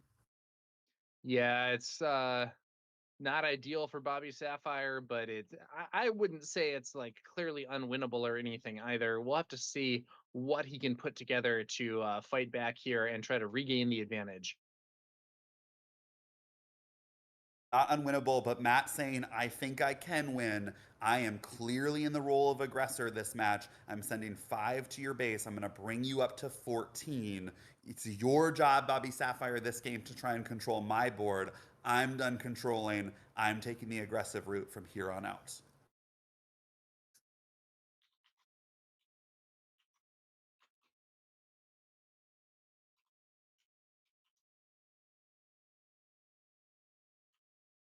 Okay. Oh, is that Mace Windu? Yeah. A card we Mace. didn't see make the final 30, which means likely Bobby sided it in, saying, I'm going to value this top end potential removal. spends all 6 of his resources to clear the Maz Kanata from Matt's side of the board, but potentially not enough to slow Matt down. We'll have to see. Yeah, Mace Windu a Mace Windu's a powerful card. Is this being played out of aspect? Oh, but with the Jedi Consular. It sure Okay. is. It sure is. Now look at this. Now, Matt, how is was Mace's ability used? How does that work? yeah, Mace's ability was used to use the force that Bobby Sapphire had to deal 4 damage to Maz Kanata. Right. I'm curious, but didn't he play it with the Jedi Consular using the Force there? Am I missing That is something? That is an excellent point, Tower. That looks like it may have been an illegal play by Bobby Sapphire. Using Jedi Consular uses the Force token. There's no intervening attack to regenerate the Force token, which means it would not be available when Mace Windu is played. Matt Tatum should, in fact, have his Maz Kanata still on the board. Really important point. May be significant enough that we need to get a judge involved to It's rewind a this game. it's an annoying situation. I've actually run into this scenario before when I was trying out Avar Chris. Um Hmm. there's unfortunately a bit of an anti-synergy there between not just Mace Windu, but any unit that uses the Force and the Jedi Consular. Because if you use the Yeah. Force on the Jedi Consular to play those units early, it seems like it could be really good. But then because you don't have the Force, you're missing out on a lot of the value that you could have received from some of those units. And it looks like a judge is intervening. They are, I think, rolling things back a bit, and Maz Kanata is going to remain on the field. Yep. Unfortunately, that is twice now this game where Bobby Sapphire has taken plays where if he'd had the Force, it would have been devastating, right? That Maz Kanata into the Luke Skywalker attack, now the Jedi Consular into the Mace Windu play. Both times, unfortunately, that Force mechanic not working in Bobby Sapphire's favor, leaving Matt Tatum uh, in a stronger position. Yeah, I don't think it's Mace Windu is still going to be a unit with a big stat line. So it's not as if there's no value there, but it's definitely a lot stronger if you're going to be able to trigger that when played and deal damage as he comes in. That's exactly right. And Bobby Sapphire needing his plays, especially on this turn when he's a bit behind, to have an impact on the board. The 6/6 body, of course, threatening, but not doing anything to impact Matt Tatum's units means it might just be a little bit too slow. Yeah, I wouldn't be thrilled with that play personally were I in Bobby's shoes here. No, neither would I. Neither would I. We're now facing down a potential attack from Maz Kanata for 3, a Snoke flip, but no, here's an 8th brother ambushing in with that force trait active. Matt able to give one of his units +2/+2, I believe. Likely going to be that Maz Kanata, um, unless he chooses not to use that force ability. It looks like he still has his force active.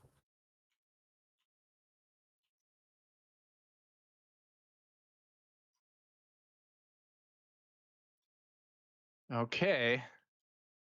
We're up to 14 damage on Bobby Sapphire's base.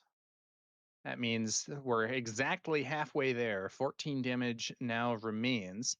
Obi-Wan swinging in there. Now, did Matt Tatum pass? He ambushed with 8th Brother. Bobby Sapphire deployed Obi-Wan Kenobi, and then Bobby Sapphire attacked with Obi-Wan Kenobi.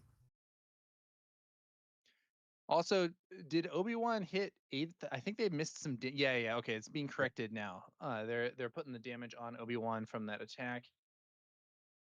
I'm not sure if he passed or what. That Maz Kanata now being used to clear Obi-Wan. Bobby Sapphire does have that buffed Mace Windu. That's a powerful Yeah, card for sure, but I don't know that it's going to be enough here. some strange sequencing this turn, but Bobby Sapphire with initiative, a 7/7 Mace Windu, able to cleanly take out that leader Snoke. Does he have an answer for that now 6/6 Mother Talzin? He is at 18, facing down a total of 9 power. So not looking good, not completely out of it. But again, a couple of unfortunate sort of miscalculations with the force mechanic, leaving Bobby Sapphire on the back foot in this game too. Yeah, this is not a desirable position for our featured player here. Let's see what he can do to try and get out of this. But with the leader Snoke now on the field in particular, there are some real threats that Matt Tatum is presenting.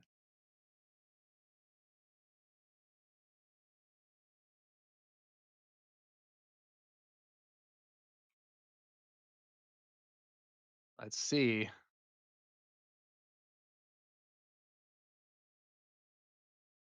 Choosing to stop the bigger threat instead of the leader, taking out that potential 6 damage attacker from the Talzin's assassin.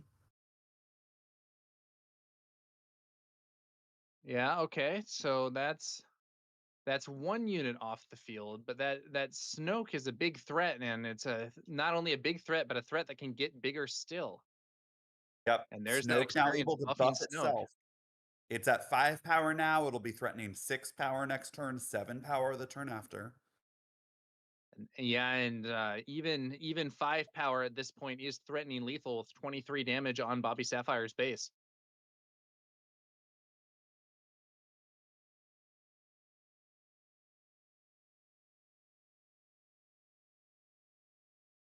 All right. Oh, and this time it's Matt Tatum who's developing a new threat in the space arena. That was a major problem for Matt in the previous game, but now that supremacy tie is going to be an issue for Bobby. Not quite threatening lethal with one hit, but I think with no answer to Snoke, it looks like Bobby's scooping it up, and we're on to game Yeah. 3. Yeah, he'd hoped his answer to Snoke would be an heirloom lightsaber, bringing that Mace Windu from 7 power to 9, enough to take out that 8 toughness Snoke. But Matt Tatum responding with a protect the pod, that powerful 4 cost removal and cunning, dealing or in command, sorry, dealing 8 damage to that already injured Mace Windu, enough for Bobby Sapphire to say, "Let's pack it up. Let's go to game 3." And I would bet Tower we might see Bobby Sapphire choose to take that Mace Windu back out of his deck for game 3, realizing that it does not work with Jedi Consular as he hoped it would, potentially not willing to pay 8 for it to get that powerful win plate ability. Yeah, you could be right, although we'll have to see. One thing I've noticed is Matt has a lot of those powerful cards that we were discussing earlier for this set. Even though we didn't see them in the first game, there was Chirrut and Protect the Pod. Some of these options that can do really well for somebody in this limited format. So Matt, I think, definitely putting up a much stronger performance in game 2 compared to game 1, and we will see what happens here in game 3. Bobby Sapphire probably hoping he can have a more explosive start, maybe with one of those youngling Padawans again. Yep, and we see right there on stream Poppy Sapphire making that switch, saying that Mace Windu interaction did not work how I hoped it would. Let me take it out, return to that fifth brother. Fifth brother, of course, being played off of Jedi Consular leads to the same thing, uses the Force when you play it, but eighth brother having ambush means the Force is going to be regenerated right away, and that powerful ambush meaning able to deal 5 damage to a unit. Had Bobby Sapphire had eighth brother there in that game instead of Mace Windu, would have been able to attack with eighth brother and take out that Maz Kanata target, taking it off the board. Instead, with the Mace Windu, that Maz Kanata survived, was able to attack for 3, and ultimately Matt Tatum able to close out game 2. All right, looks like they're shuffling on up for our third and final game of the match. This is an intense battle even here just in the first round of this tournament.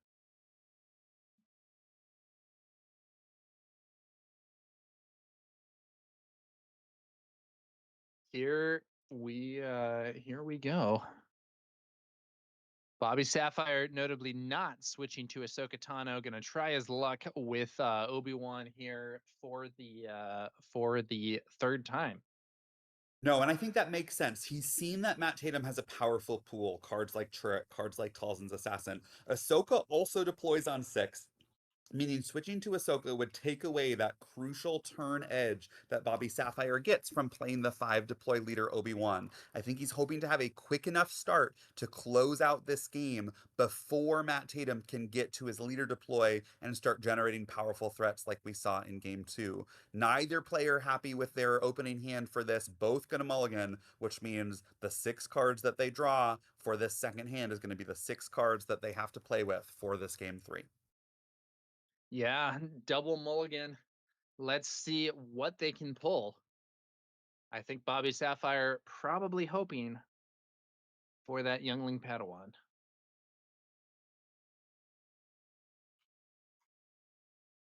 Although honestly, I don't think the way that he played it in the last one was necessarily bad. He just ran into some unfortunate luck with his opponent having the Maz Kanata that was needed to turn that favorable situation into a trade. Yep, he thought that he was safe to generate the force token in that second action phase because he thought that his mysterious hermit would survive after ambushing in the secretive sage. Sadly, it did not, and that left him sort of on the back foot for the rest of the game. Looks like we've got a lot of higher drops in Bobby Sapphire's opening hand. Does he have an opening turn play? I don't see it right now, unless that's a youngling Padawan in the back. Oh no, it looks like it's a mysterious hermit. So he's gonna have Okay, something yeah, to yeah, play that's some. something to play on the first turn of the game, but it looks like there's no 3 drop, right? We talked about from his build, he's light on those turn 2 plays. He's gonna need to draw into something in his next 2 cards if he wants to stay in this game. Yeah, that's interesting. Here we go. Yeah, it looks like he has a lot of 4s in his hand. Choosing which 4s to put down, hoping to get a 3 drop to bridge from that first to that third turn. Yeah, that is one of the difficulties with this pool. We could potentially also see maybe a 2 drop and you buff it or something, but Yeah. Now we did see a pass from Bobby Sapphire saying this opening hand is not promising. he wants the Let me ambush. see what you do. Here's the ambush, potentially the same start as last time. The ambush into Matt Tatum's opener, gonna buff it with that Obi-Wan Kenobi. But unlike Matt Tatum's beginning, this is a villainy unit. He can buff this with Snoke, or he can play another villainy unit to give it +2/+0, which means it's unlikely that Bobby Sapphire will be able to take advantage of the favorable trade. Mm.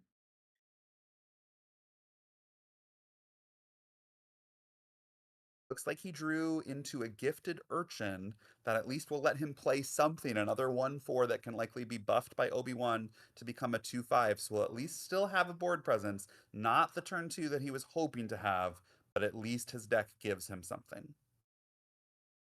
Yeah, it could be worse here.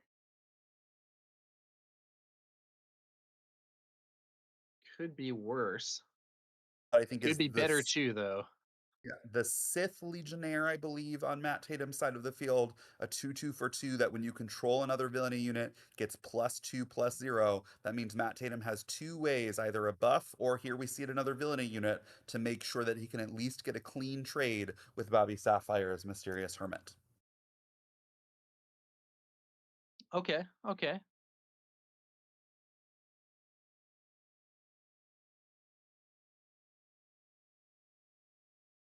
And there, a trade does take place. Yeah, both players going to the skies now. Uh, Matt Tatum with 2 space units, Bobby Sapphire with 1 Minoc buffed with Obi-Wan's ability, um, giving Bobby Sapphire likely the opportunity to take out some of Matt Tatum's units. We're going to probably see a more controlling approach from Bobby. He did not have that explosive opening that's going to let him win the game with some early aggression. Instead, he might try and make some favorable trades to get a dominating board presence by the time Matt Tatum reaches his leader flip. Yeah, don't think it's. I mean, it's interesting here. The switch from trading in the ground to now it looks like there's some trading or some unit combat at least going on in the space arena is Yeah. interesting. But there's that Chirrut for Matt Oof. Tatum. There's the turret matched by a Dooku for Bobby Sapphire. That 5-4 lining up well with that 3-5. But Matt Tatum has initiative, which means he's going to be able to generate that force token with a turret attack, meaning he'll have turret's ability live to potentially survive at least that initial hit from the Dooku in return. Yeah, that's a very good point, Grumpy. If Matt didn't have the force or couldn't generate the force, this should be a very different looking situation. But with the ability to get the force, that chariot is goes from getting taken out by Dooku while remaining alive to becoming a quite annoying obstacle for Dooku to deal with. Yeah, I'll note this though. If he chooses to attack with turret, or in this Oh, case, he uses removal, protect the pod, Bobby Sapphire will be able to take out that remaining spaceship with his Minoc before the spaceship with Raid 1 attacks the Minoc in return. So Bobby Sapphire is still nonetheless able to take a favorable trade, although Matt Tatum now with a turret, a full health turret with Force active, not the kind of threat that you want to see when you're Bobby Sapphire. no, and that it's a big problem. The now while Bobby does have the only space unit in the form of that Minoc, I think having a buffed Minoc is nice, but it's not on the same power level as having Chirrut in the ground arena with the Force. Absolutely. I do see a Deepa Balaba in Bobby Sapphire's hand that both has Sentinel, which can get around the turret, and can ambush in for 5. The question is, does Bobby Sapphire maybe have a lightsaber in his hand? Can he suit up that Obi-Wan to deal at least enough damage to turret this turn to take it out next turn? Or looks like he's saying, I'm going to go all space. I don't think I'll ever get through this turret on the ground, right? You got me there, but let me present a 3-power unit in space and now a 6-power, soon to be 7, 6-power with Raid 1 that's threatening 10 damage a turn from here on out in space. That might be a fast enough clock in space on its own. We've seen Matt Tatum already use his Protect the Pod removal. We know he's got something like a Talzin's Assassin that can take out the Minoc. But again, Bobby Sapphire with this powered up juggernaut of a space unit that won him game 1, he's a little bit less aggressive in this game 3, but it might still be enough. Yeah, and we saw that protect the pod already used to clear Dooku. I wonder if Matt has even more removal, or if he's maybe wondering whether he should have saved that for these new space threats. Yeah, this is a close game. I think this is the closest of the set that we've seen so far. A dominating victory by Bobby Sapphire game 1, a strong win by Matt Tatum in game 2. Both players now playing powerful cards. Matt Tatum with a pretty clear edge in the ground arena, but Bobby Sapphire with an uncontested space arena. 10 total power, leaving Matt at a 3-turn clock. Yeah, that and it's really funny because in the space arena, these are not cards that see play in Premiere, but they are cards that might prove decisive in yet another game here in Limited.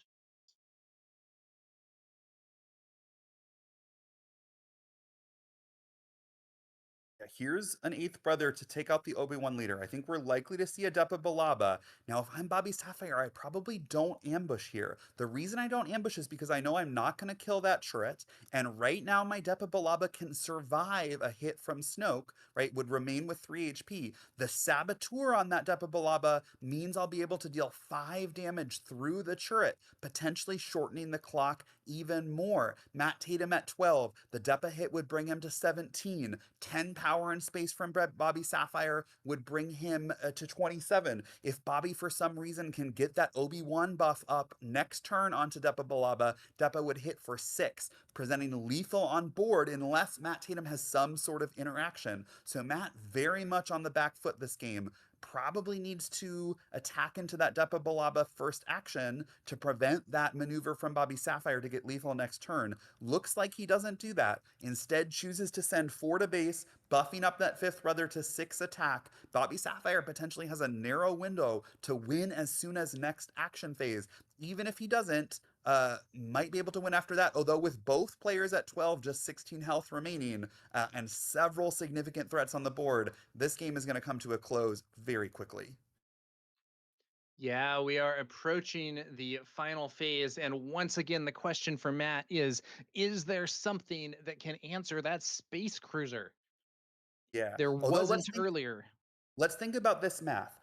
Matt with a 6 power eighth brother, the opportunity to give +2/+2. So that's 6. Let's give the +2/+2 to Snoke. Snoke now hitting for 6, gonna buff itself up to 7. That's 7 plus 3 from Chirrut. That's gonna be 6 plus 7 plus 3. That's gonna be 16. So Matt also able to That's present exact lethal lethal. in as little as 3 attacks. Bobby Sapphire needing that crucial fourth action to buff his Depa Billaba with Obi-Wan Kenobi to present lethal this turn. That's going to take Bobby Sapphire 4 actions. It seems like Matt Tatum might actually be 1 action ahead of presenting lethal, which means it's Bobby in the position who has to change the math of the players. Oh yeah, no, you have a good point there. Bobby has the initiative. Well, let's see here. 17. The space units are already buffed. 17, 7, and 3 is not enough, right? It's going to bring Yeah. Matt to 27, 1 HP remaining. But if Matt orders his attacks properly, right? Eighth Brother into Snoke, into Chirrut, he'll be able to, or I guess Snoke into Eighth Brother into Chirrut also works, right? Because the Snoke is going to give that buffed attack to the Eighth Brother. Bobby Sapphire needing to disrupt here. What do we have there? That was an overwhelm to give it +3/+3. That cruiser now attacking for 10, which would bring it to 27. Again, still not enough. Matt's going to be able to win, I believe, in 2 actions. If he attacks with Eighth Brother, buffing the turret, and then attacking with the turret for 5. Yeah, I mean, this is coming right down to it, but I think you could be right. Bobby Sapphire might be off by 1. I don't know. What is Matt going to Question. do here? Yeah, the question for Matt is, does Bobby have Sapphire have a Sentinel? Do I it may be that Matt has no interaction, which means, oh, look at this. Matt has a 2/4 ambusher that's going to give him restore 2, throwing the math off by Bobby Sapphire. Although that might have just thrown the game because restoring for 2 will bring Matt back down to 15. Bobby Sapphire hitting for 10 is 25. Minoc hitting for 3 is 28. Yeah, I'm not sure what he bought himself there with I that think Matt ambush. just threw the game with that ambush. The overwhelm means that Bobby is still able to deal now 10 and a following 3, and Matt is no longer able to close the game in just 1 action. Does he have some other form of healing that he can use here? He may He have would need missed the to. he may have missed a potential race unless I'm the one missing something. It's possible there's some aspect Yeah. of the Well, scenario that I've missed.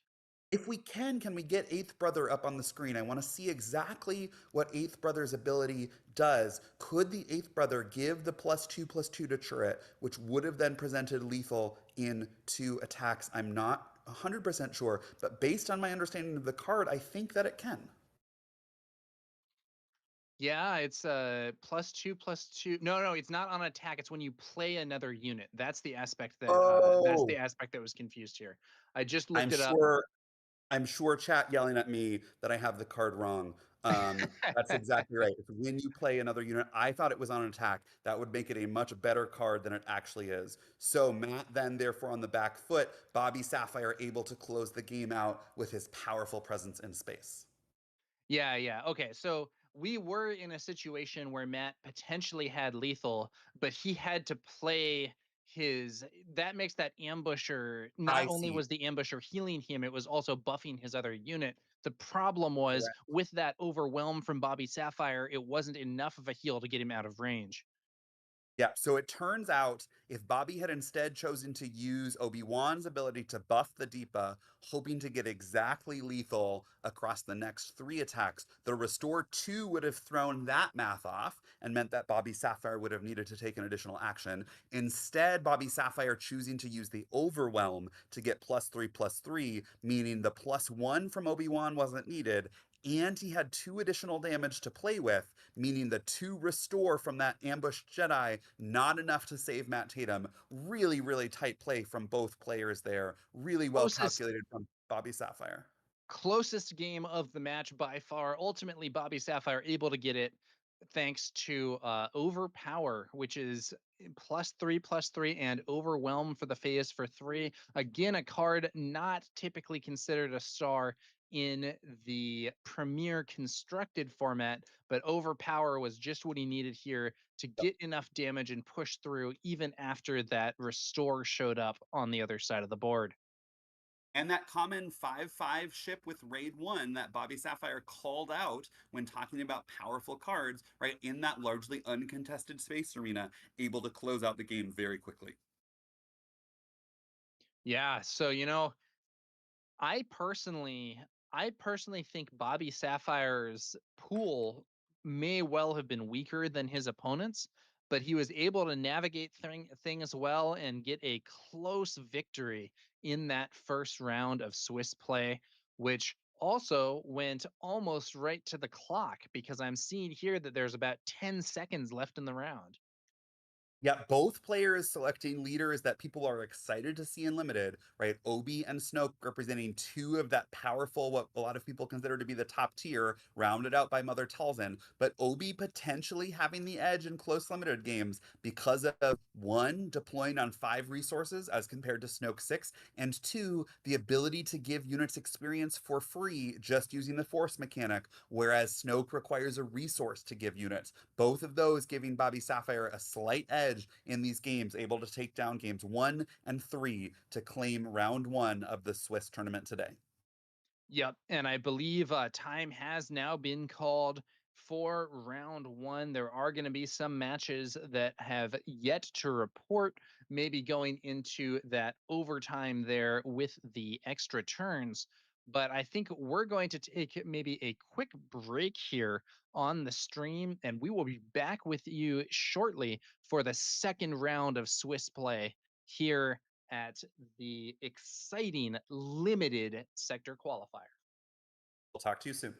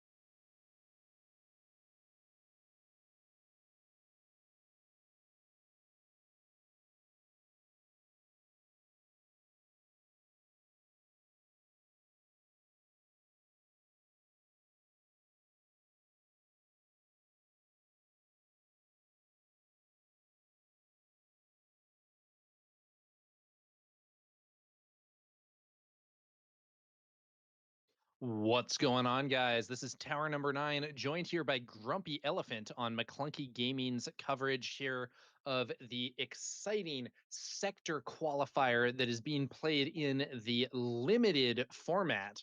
This is the first limited sector qualifier in Star Wars Unlimited, and we are playing now in Philadelphia. So we just saw round one with our featured player, Bobby Sapphire, taking a close 2-1 win. And now we're going to be moving on to the second round of Swiss. Yeah, Tower, a great round one. Both players, Bobby Sapphire and Matt Tatum, playing leaders that folks would be excited to see in this tournament. Obi-Wan Cunning for Bobby Sapphire faced against a Snoke Vigilant for Matt Tatum. Ultimately, Bobby Sapphire winning out in an exciting and close third game, leaving him 1-0 so far in the tournament, but just the start of a long day of Swiss. We are about to turn to round two of Swiss. 2 of 9 for day one. And again, folks hoping to make that magic 7-2 or 6-0-3 to make it into day two of this tournament. Yeah, it should be an intense situation if you do end up making that second day of the event. What will end up happening is there will be a Swiss draft, and then those who make the top cut will actually go on to play a top 8 draft as well. So potentially players using 3 different builds across the course of this tournament: their sealed deck, their Swiss draft deck, and then their top cut draft deck as well, which will be separate. Yep, and draft tomorrow featuring potentially a slightly different skill set than sealed building today. In sealed, you get your 6 packs, you build the deck that you can build based on those 6 packs alone without consideration for what any player around you's opened for their pool. In draft, folks are going to be navigating a slightly different deck building process. They'll be trying to choose the best cards as they come their way, but strong players will also potentially be trying to figure out what are the people around me trying to do? Can I find an advantage or potentially an empty lane based on the signals that I'm receiving to end up with a stronger build? Draft a more relative building process because you're impacted by the people around you. Sealed, it's you and the 6 packs you opened to start the day.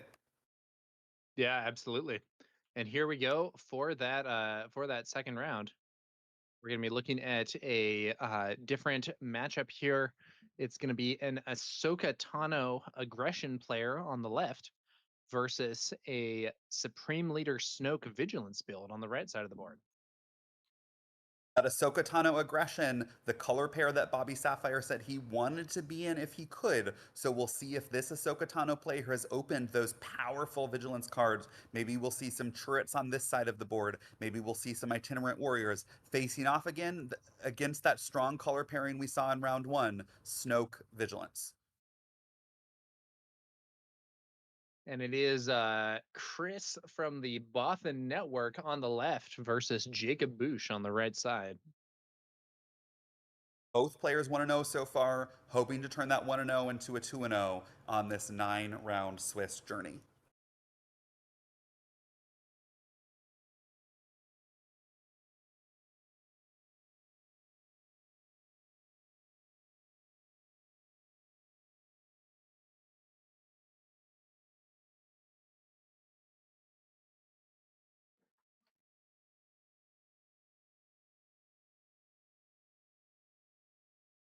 The players are shuffling on up as we get prepared for the start of the round here.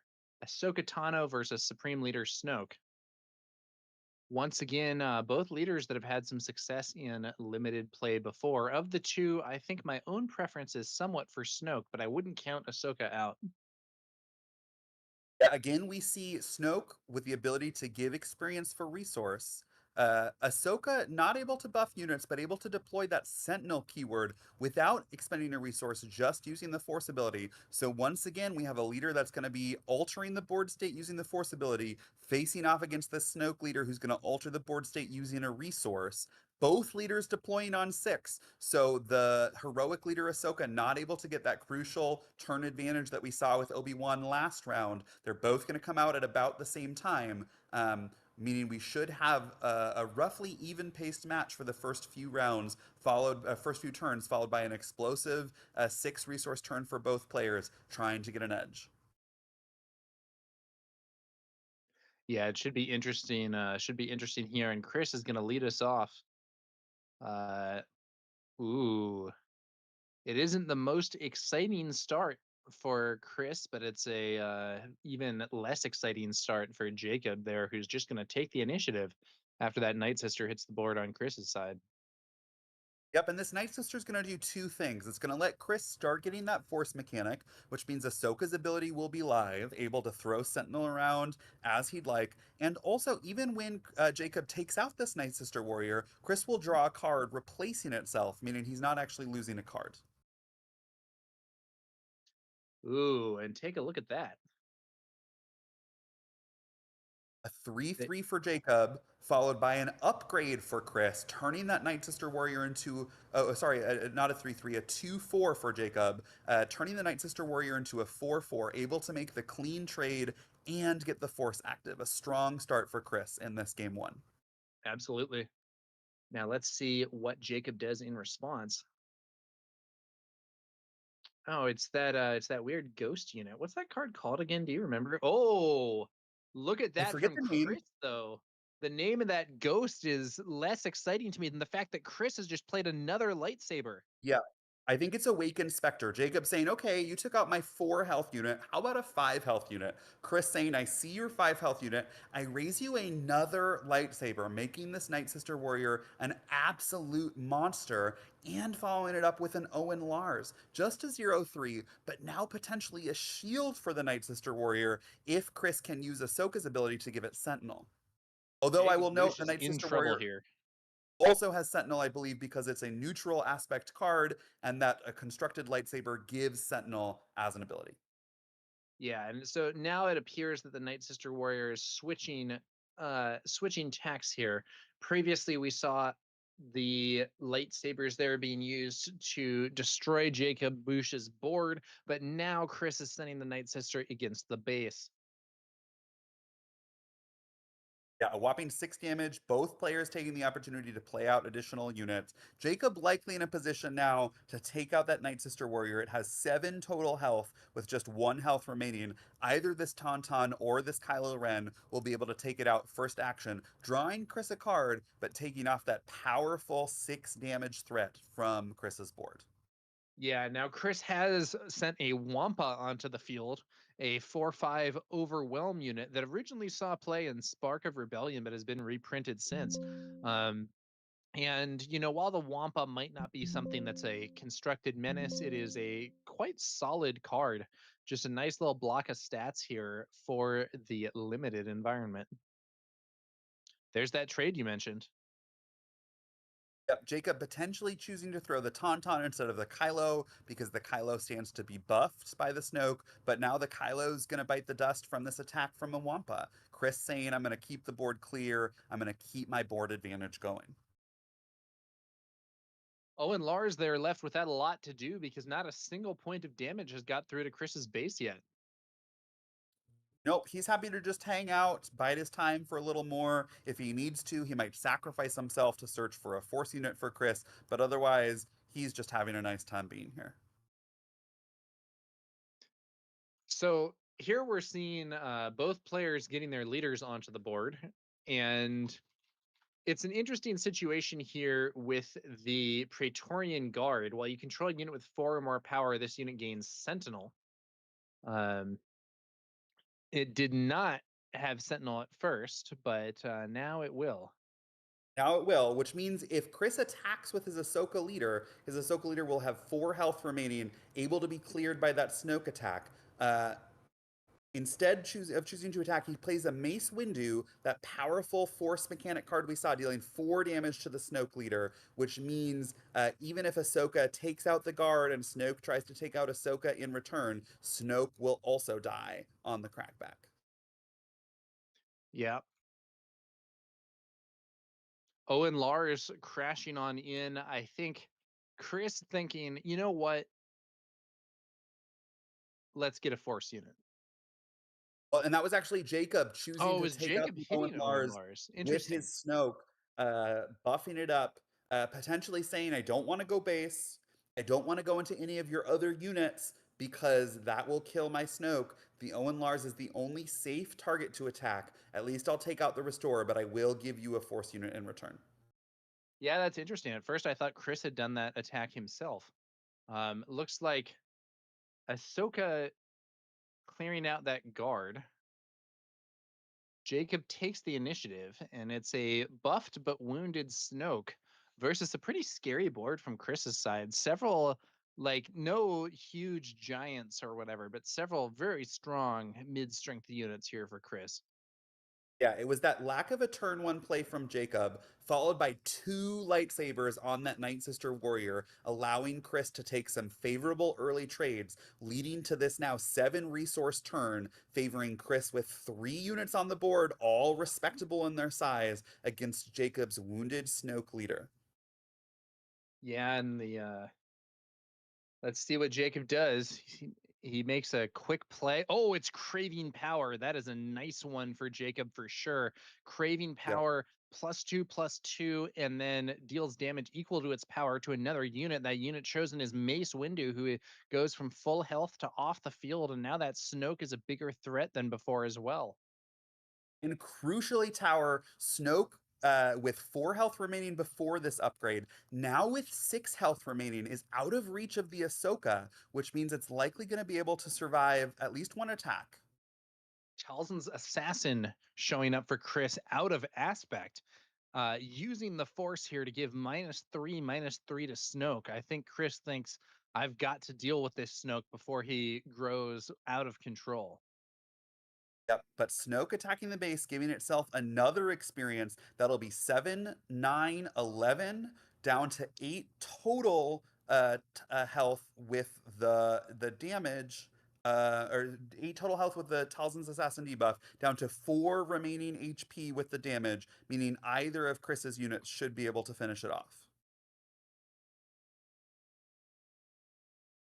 7, 9, 11 minus 3 is 8, minus 4 is 4. 4 health remaining. We're likely to see this Wampa. Here it comes into this leader Snoke, clearing Jacob's board, and again leaving Chris with 2 units.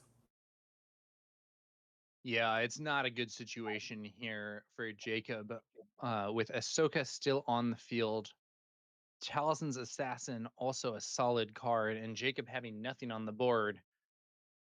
Snoke fought hard there, but the debuff from Talzin's assassin made that a much easier trade for Chris to take than it would have been otherwise.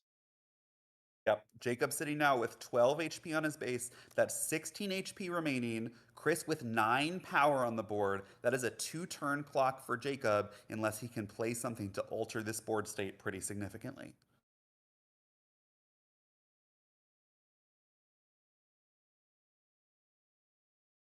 Well, I think a Minoc is not going to be it. No, this Minoc alone not able to stop either of these ground units from attacking.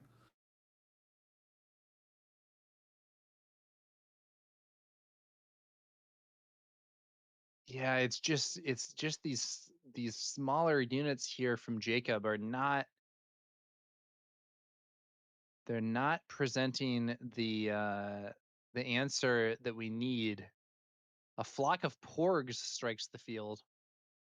But again, this is not the type of thing that Jacob really needs in order to save him from Chris's aggression here. We're up to 17 damage on the base with Ahsoka's swing there. Only 11 HP to go. We could easily see this game ending this turn. Yep, Chris deploying 2 more powerful units, a 4 power threat in space, that 2/3 with raid 2. I believe that's a Jedi Guardian on the ground to pair with his Talzin's Assassin and his Ahsoka Tano leader. Likely to see the close of game 1 this action phase. Can Jacob find something to keep him afloat here? Or are we going to be going to game 2 with Chris taking the win this turn?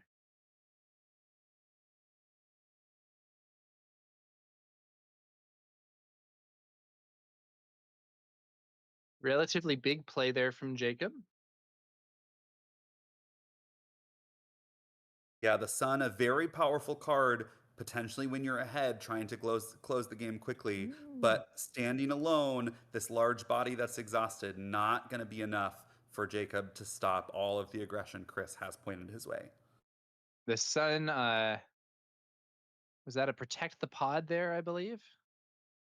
Protect the bod for 8, clearing out that Sun immediately. Not potentially needed. Chris likely able to close the game without it. But Chris saying, I'm going to close the door in your face. Absolutely. I'm going to make sure that you have no way out from stopping my powerful ground units that remain.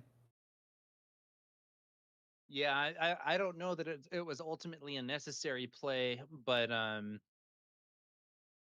Jacob really unable to make stuff stick on the ground here. We had Snoke fighting for a bit, but Chris seems pretty firmly in control. There's the fist bump. Jacob concedes, and we're going to move on to the second game of this match.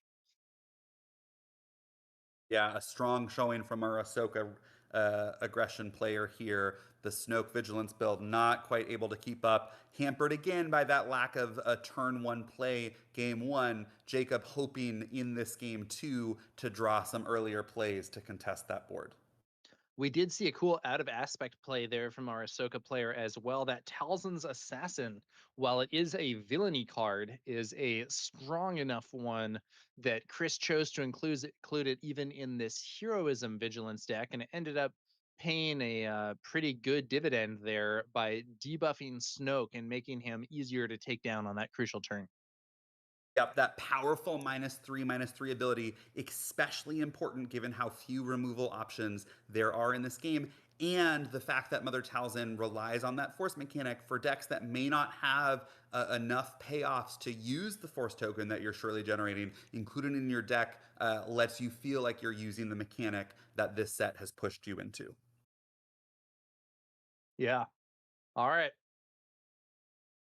Resourcing up here for Jacob. I think Chris may be contemplating whether or not to take a mulligan here.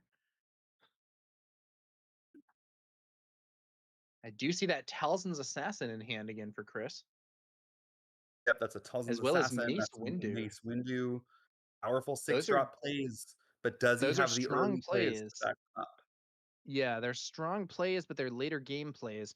Looks like Chris is going to resource Talzin's Assassin there, I believe. Maybe thinking, oh, I have Mace Windu. That's a similar role and probably a lot more effective if the Talzin's Assassin is out of aspect and Mace Windu isn't. Now, deciding the second resource choice, I think I saw another of those Night Sister Warriors in Chris's hand. Yep. There's his 2-drop Night Sister Warrior, but also putting down the Mace Windu, giving up both of those powerful 6-drops. Huh, I'm not entirely sure that would have been my route, but maybe Chris has a deck with a lot of strong in-game units, so he doesn't mind resourcing some of them here. Yep, not going to be the same strong out of the gate start from Chris because Jacob has a 2/4 unit turn one, right? A potential way to not get blown out so easily. There's a whirlwind of power, I believe. Oh, no, no, no. It's a crushing blow to defeat Chris's 2-drop, leaving the ground clear for Jacob.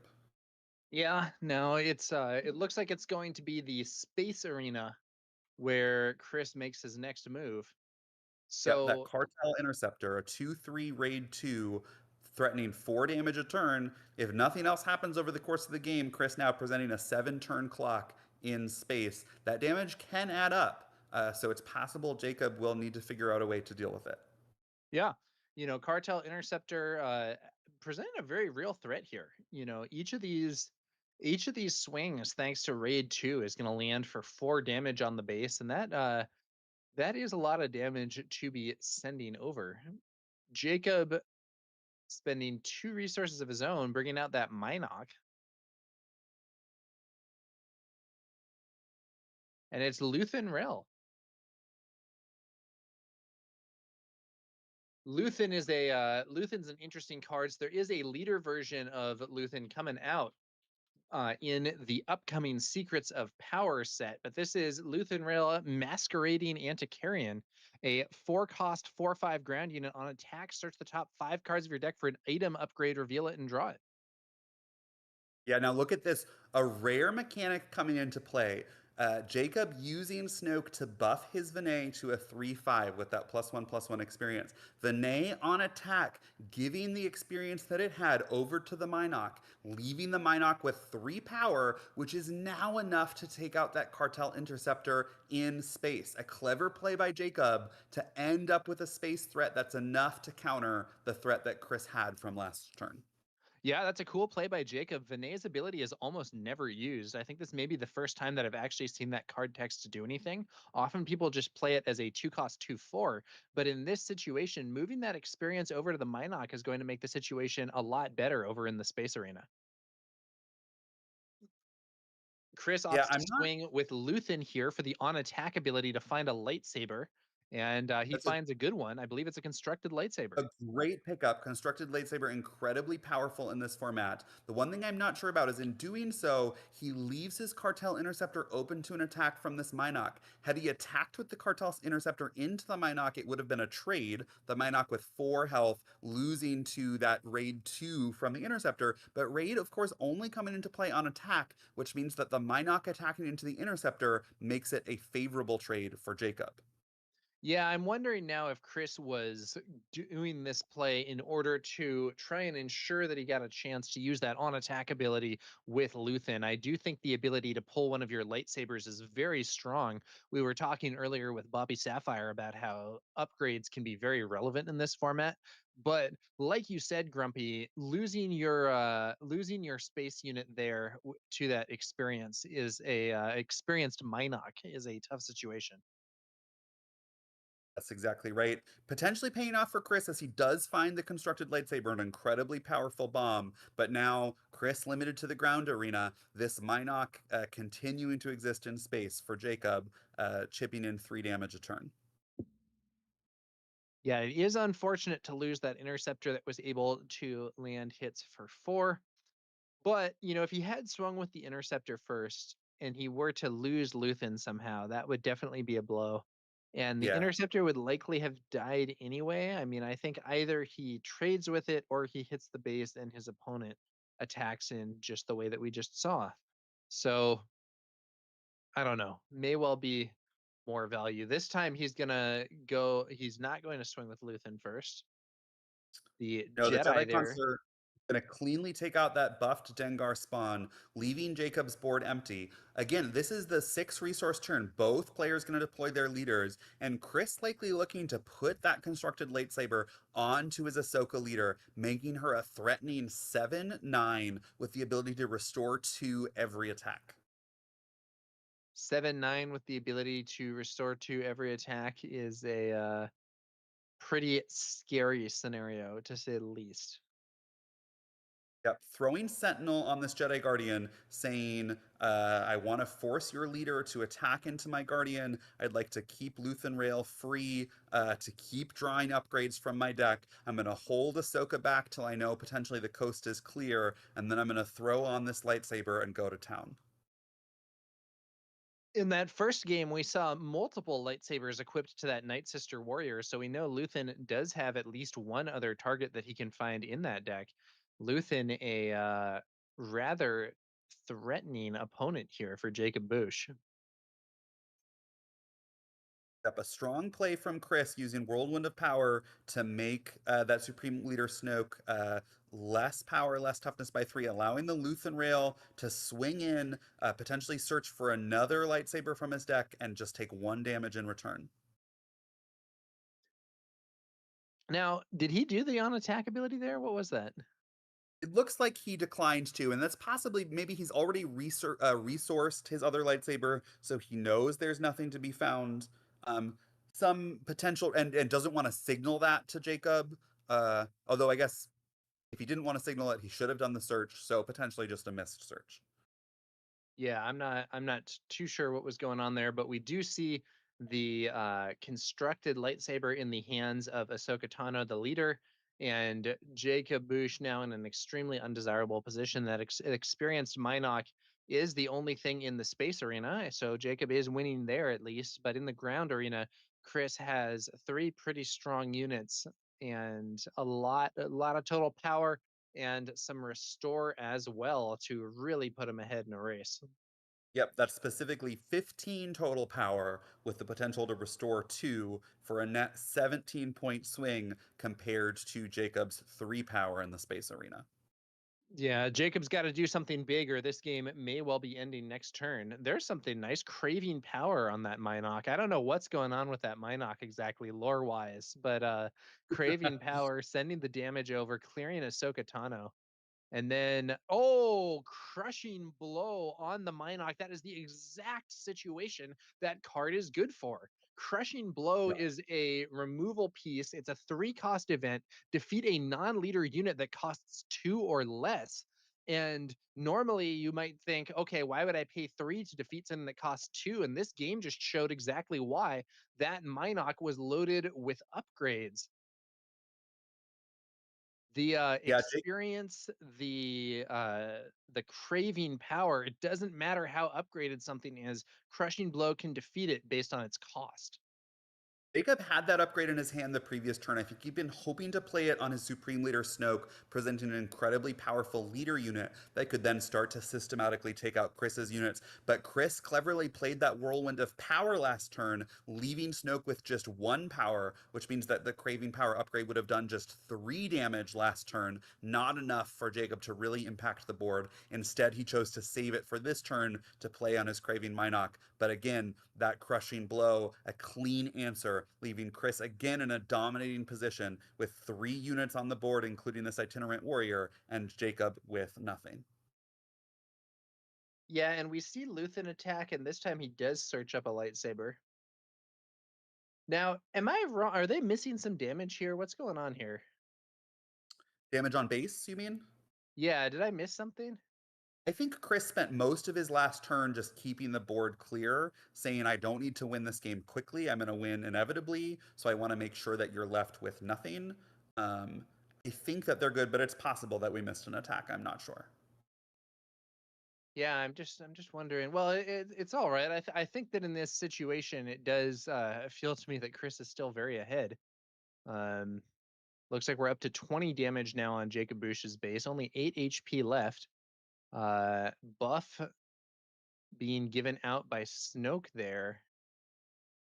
Oh, a threat emerges in space, and actually even more threat on the ground as well. Jacob may have managed to get something on the board, but Chris has just too many threats here, I think. Yeah, Chris, I believe, threatening 14 power across both arenas. Jacob with a little bit of restore from his unit, but likely not enough, seeing as how he just has 8 health remaining. I expect this to be the final action phase of the game, and because Chris is already up 1-0, likely the final action phase of the match. It's looking like it might be a fairly quick 2-0 win for Chris from the Botha network here. Now, we do see the space unit there Yeah, failing Grappling to. Guardian. Grappling Guardian able to take out Chris's space unit when played, but still leaving Chris with a strong ground arsenal to potentially close this game. Yeah, that space unit failing to overcome the giant space whale, but I don't think that that's going to be that relevant. We're at 22 22 HP. We could see a lightsaber go on that itinerant warrior and then a swing for lethal. I think And that's what's there going to it happen. is. There's the lightsaber that you called. Snoke's ability being used, buffing, but those buffs are of little importance. That swing is lethal. There's the fist bump. Chris with a convincing 2-0 win over Jacob Bush here. Ahsoka Tano doing well for him. Yeah, really backed by the power of those lightsabers. Constructed lightsaber seen both games. Heirloom lightsaber seen both games. The power of upgrades in this format with very limited removal. Jacob with that grappling guardian to take out a space threat. We saw craving power both games to take out a unit, but just not enough in the face of the large threats that Chris was able to deploy. Yeah, that Luthen rail really effective for Chris in searching up those lightsabers and allowing him to buff his units. That's one that I did not really have on my list of draft powerhouses or whatever, but if you have the lightsabers to go with it, Luthen seems pretty strong. Yeah, and crucially, our limited decks are just 30 cards. So normally when you're playing a 50 card deck or a 60 card deck with Data Vault, or a 61 card deck if you're extra wild, right? Searching those 5 cards not likely to actually find you an upgrade unless you have a ton. But with just 30 cards in a sealed deck, even a few upgrades is enough to make it so that Luthen's search is likely to hit. Really, really clever build from Chris. I like how he deployed that synergy. Yeah.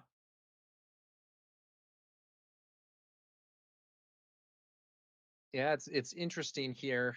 The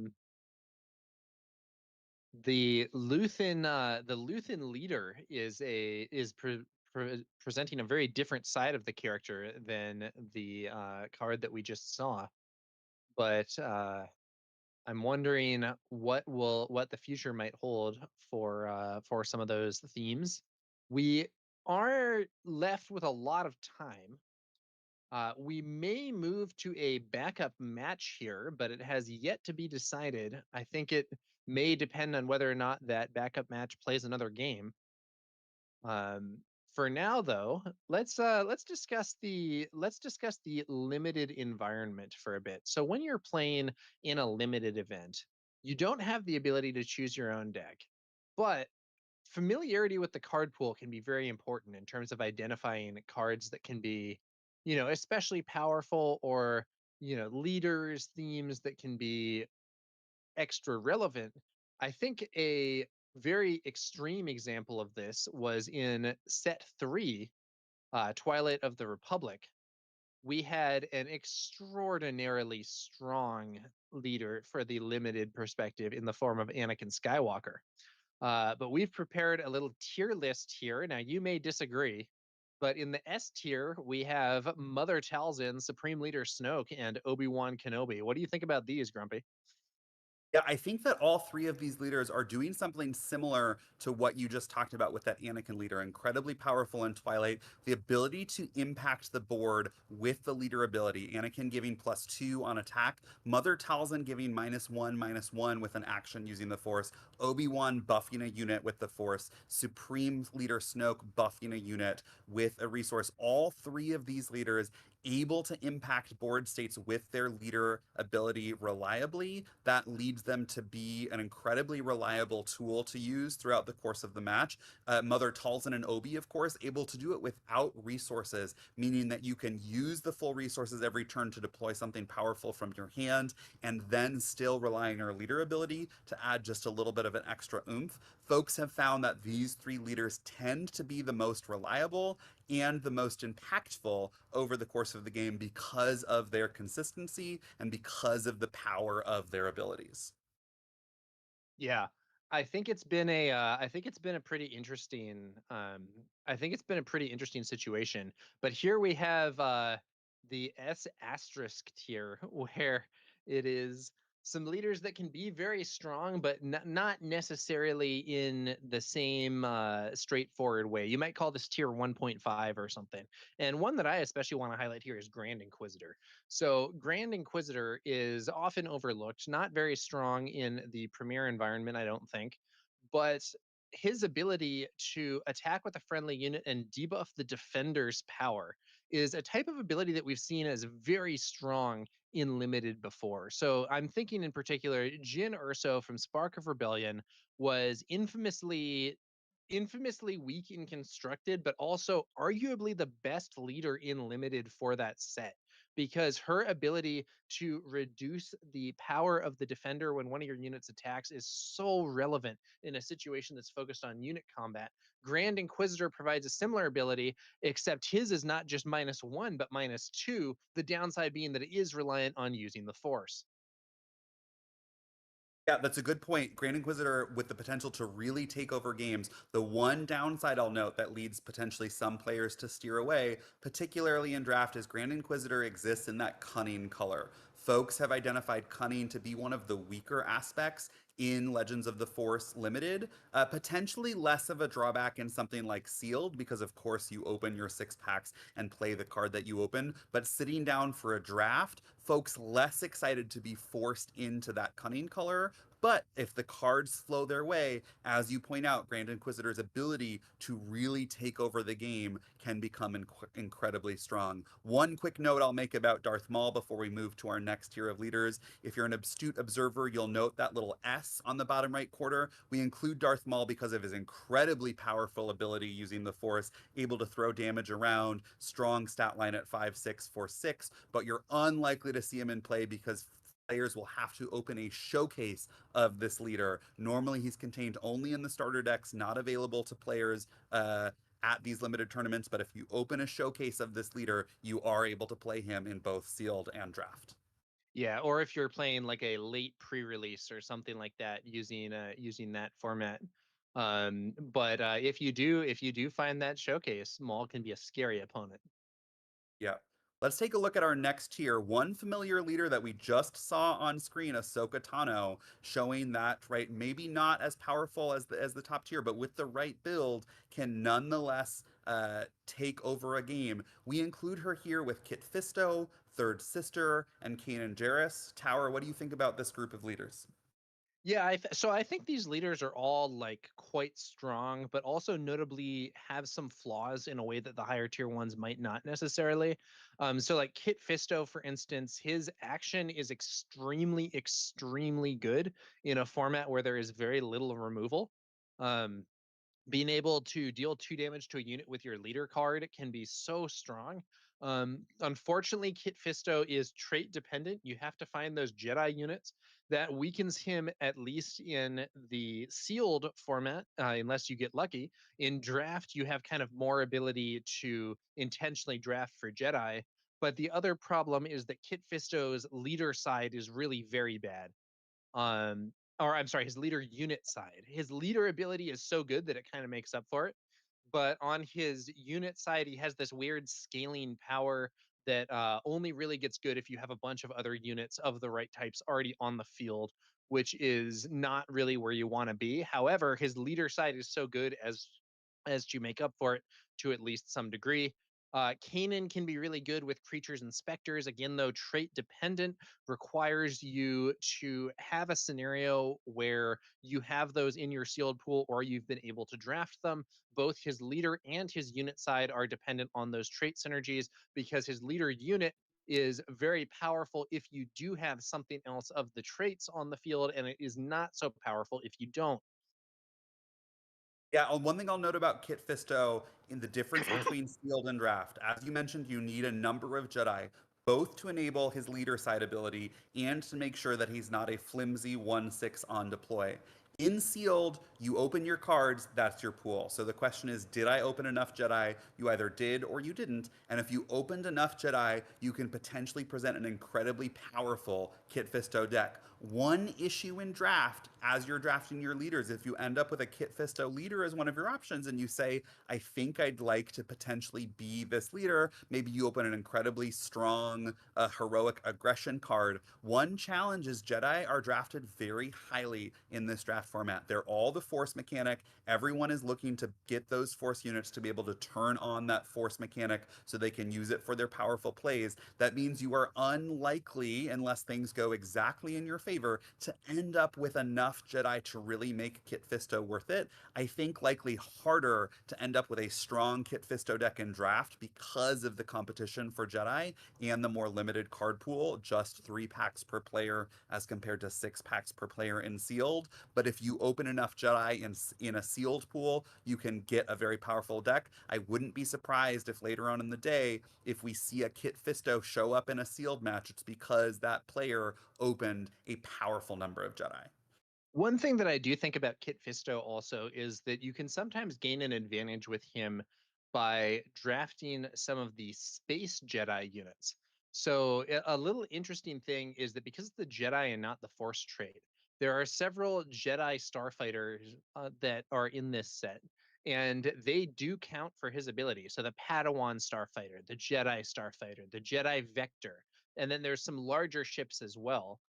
Those tend to have less competition from other players because they don't necessarily they don't give you the force. I mean, there's I guess technically you could get the force with the Jedi Starfighter if you're running Virgin's Temple, but generally speaking, because they don't have the actual force trait and don't work with the common bases, those aren't going to be as prioritized as other players, and they're an area where Kit Fisto might be able to find something that's neglected and kind of turn it into something very effective with that leader ability. That's a great point about the specific mechanics of draft and how it differs from sealed. Players really have an opportunity to identify open lanes, identify what cards are the people around me potentially favoring less. And so if you start to see a number of those Jedi ships come your way and you've got that Kit Fisto leader, that may be your opportunity to choose your lane as a Jedi lane, not necessarily a Force lane, but a Jedi lane to really make the most of that Kit Fisto leader. All right, and then third sister, we have not seen her played. We have not seen her played so far today, and we haven't discussed her as much. Third sister is an interesting one. So she has the infamous IG88 stat line of flipping on 5 resources as a 5/4. I say infamous because early in the game's lifespan, maybe even before Spark of Rebellion came out, when people were just playing with cards that had been previewed, players identified that that 4 HP on a leader was a huge liability, and that you would be killed by removal cards or by just opposing unit combat before you got a chance to do very much. However, third sister has hidden, so she can't be attacked on the turn that she deploys. Additionally, this is a set that doesn't have very many removal cards. So while she might have the like, cursed stat line or whatever, third sister has much more of a chance of surviving to attack than IG88 did. Yep, there's no open fires to be found in this format. And as we saw, both players sitting down, not knowing what their opponent's deck contains, maybe thinking this is going to be a race. I am going to try and get 28 damage on my opponent's base before they get 28 damage on mine. That hidden ability with Third Sister guaranteeing an attack, the ability to play units with hidden from your hand, almost guaranteeing that they'll be able to attack the next action phase, is a way to get an edge in the race. So we might see a particularly aggressive oriented third sister build having some success against some of these other top leaders. Yeah, it's definitely a situation in my view where a stat line that wasn't very good when we first saw it on IG88 is a lot better in context with that hidden text for third sister, and the ability to give hidden to other units as well can be quite effective. Yep, rounding out our tier list of leaders, we have the remaining 9. This is not to say that these leaders are unplayable, although a leader like Anakin Skywalker without a colored aspect, leaving him just in heroic, makes it incredibly unlikely that you'll be able to build a full sealed deck of 30 cards. Same with Darth Revan, only having that villainy aspect unless you open an incredibly powerful villainy pool, unlikely to be able to make that full 30 list of cards. The rest all just with significant more restrictions, either a potentially weak combination of leader ability and leader deploy, something like Avar Chris coming out incredibly late during the game, oftentimes too late in this limited format to really make a difference. But all 9 of these leaders potentially having something hold them back. Tower, if you were to pick one of these leaders that you thought maybe deserved a chance in the sun, which of these 9 leaders would you choose? Yeah, taking a look, I think okay, trash tier is harsh. Uh I I don't know. I mean, a lot of it is dependent on specific factors. So I think that like here so I think Revan is unfortunately very bad. Losing an aspect is not something I think that gets you enough value with him, and especially not in limited where you really need an aspect to make the most use of your pool. I actually think that Cal can be quite good in a race. The problem with him is that if the opponent has a stronger late game and can get to that late game, you can just be in big trouble. Um, Leader Kylo is kind of based around things that don't really happen. Qui-Gon, or don't really happen in this format. He's certainly had success in Constructed. I think if I were to pick one of these, it would probably actually be Anakin Skywalker, because I think that there are at least some situations where Anakin's ability to play villainy cards with no penalty could be really good with a specific pool. The problem Mm. being, again, that losing an aspect costs a lot in limited, because you really need to be making the most of what you can get. But maybe if you have a lot of force units in one specific color, you can play that color and then bring in a bunch of villainy cards from various other aspects to make up the rest of the deck. I think it's possible, but it would be a pretty specific pool.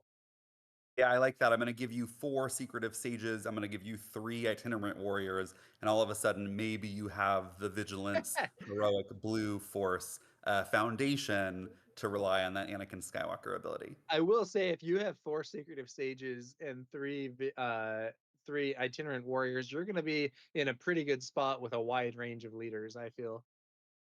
I think of these 9, I would probably say that Cal is the strongest.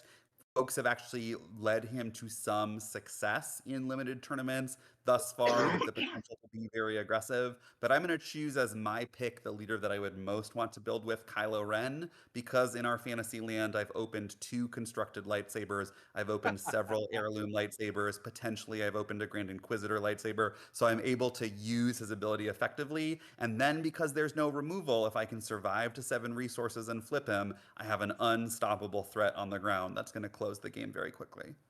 I should also say, these are, these are just our opinions. You might very well disagree. I would be curious to see what the chat thinks, whether the so-called trash tier here is in fact a misnomer. But yeah, it's an interesting situation. I think currently it's not clear whether the backup table is going to be having their third game, I believe, but the amount of time left in the round is really dwindling. So at this point, I think it's unlikely that we're going to move to the backup table. So instead, I'd be curious to hear, chat. What do you guys have any burning thoughts with respect to our ranking of the various leaders here in limited? What do you guys figure about how this format ends up looking? We have someone from Adam, chat saying they agree that Cal is probably the strongest of that last tier of leaders. I do think the statistics back that up. None of the other 9 leaders on that list have won a limited PQ. I don't know if Cal has won a limited PQ, but I believe it has at least made it to the finals in the draft of a limited PQ, potentially on the back of a very aggressive build combined with Cal's exhaust mechanic, able to affect the math of races. yeah, I do like Cal. I enjoyed those games too. And it's I think Cal has some potential in a race in particular. And does that dynamic always show up? Not really, but it shows up at least some. And Cal is a powerful leader in his zone. He also is just aggressive. He flips pretty early. Sometimes you can just overwhelm somebody, even if they're not going for a race game plan. Maybe you're just too fast for them.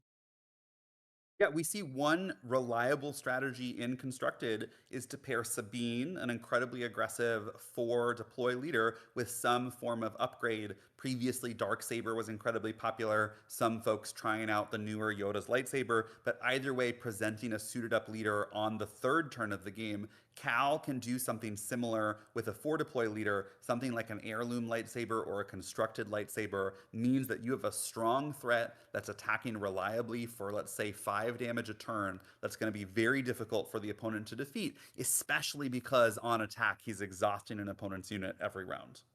Yeah, as Ark in chat says, never count out a 4 deploy leader in limited, especially if you can get a lightsaber on him. Yeah, it is a dynamic where some of those powerful lightsaber upgrades can really create a situation that looks rough from an opponent, even if you're starting with something that isn't necessarily that strong. I All do right, think I go ahead. I was going to say, I do think next set may test that. We have a C3PO 4 deploy leader coming out with just a single power. Might not be enough in a limited format, but we will find out. I am skeptical of leader C3PO, but who knows? Maybe there's some awesome lightsabers to have him wield. Yeah, with that, folks, I am sorry to announce my time with you for this first part of our sealed tournament has come to an end. I'm going to be leaving and replaced by the exceptional Josh Snyder of Next Gen Gaming. He will be with you for, I believe, the next 5 rounds of Swiss, along with the fabulous Tower number 9. I will be returning later on in the day to close us out with rounds 8 and 9, and then seeing you again tomorrow for our day 2 draft. Grumpy, it's been great having you here. I'm Tower number 9. We're going to take a quick break before bringing you the third round of Swiss play with Josh Snyder from Next Gen Gaming SC. Thanks for Thanks a watching, lot. guys, and we will see you again soon. I'll talk to you later.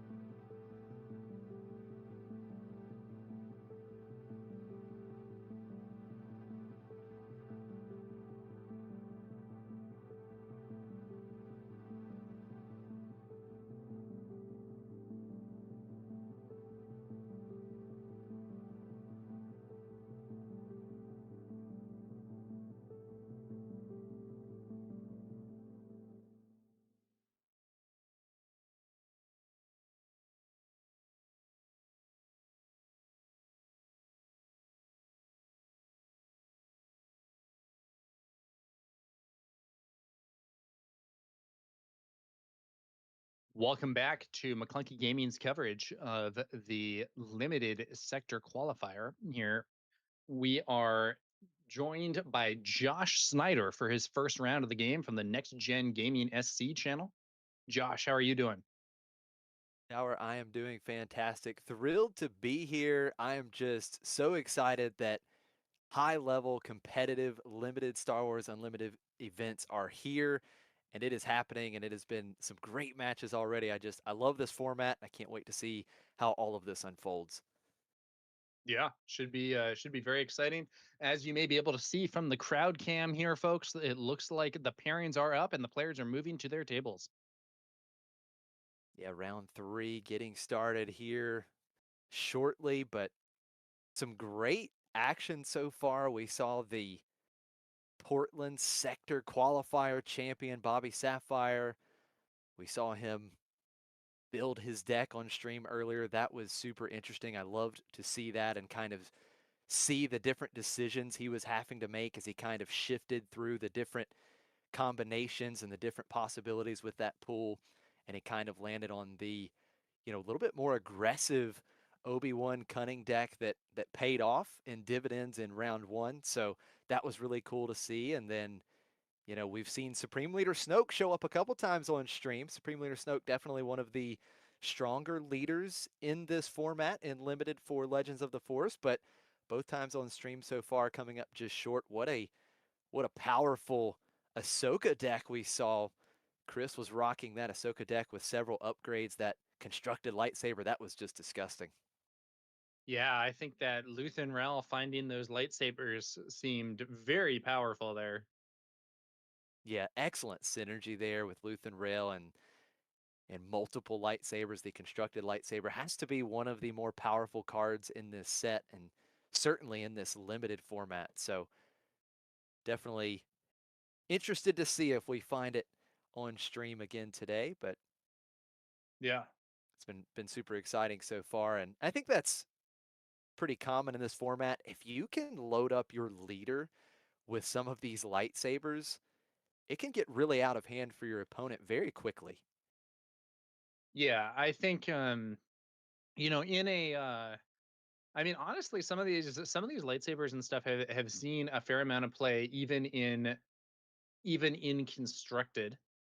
And in limited where the upgrade removal options are not bountiful, it creates a scenario where there's even more favorable conditions for him. Yeah, absolutely. You hit the nail on the head.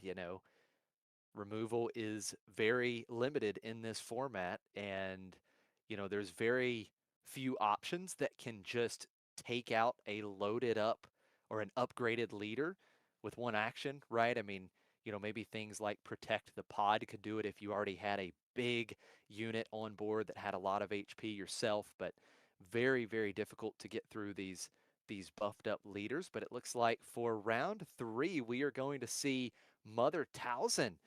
So first time Mother Talzin has been on stream today. And look at this tower. It's Supreme Leader Snoke paired with Vigilance once again. Supreme Leader Snoke with Vigilance versus Talzin with Command. So we have two blue-green villainy decks facing off against each other. And if you remember the discussion of the leaders, both Mother Talzin and Supreme Leader Snoke were in what we would consider the top tier. Oh, absolutely. I think it's, pretty common theme amongst a lot of the players in the community. These two leaders, definitely some of the best. I think Mother Talzin may be arguably the best overall leader in the format, but Supreme Leader Snoke just so strong as well and does pair pretty well with Vigilance. You get great removal options in Vigilance, and Snoke is one of those leaders that doesn't require the Force, and a lot of these villainy units, the Vigilance and Command villainy units, a lot of them don't have the Force tag. There's quite a few, Imperials and Troopers and Creatures, and so you can still get a lot of value out of Snoke's ability, even with those Imperial, or excuse me, those villainy units granting the force. Yeah, and that's a really relevant point, I think, Josh, especially here in sealed, where if your sealed pool doesn't have very good early force units, you could be stuck. But with Snoke, you're not. Yeah, you're absolutely right.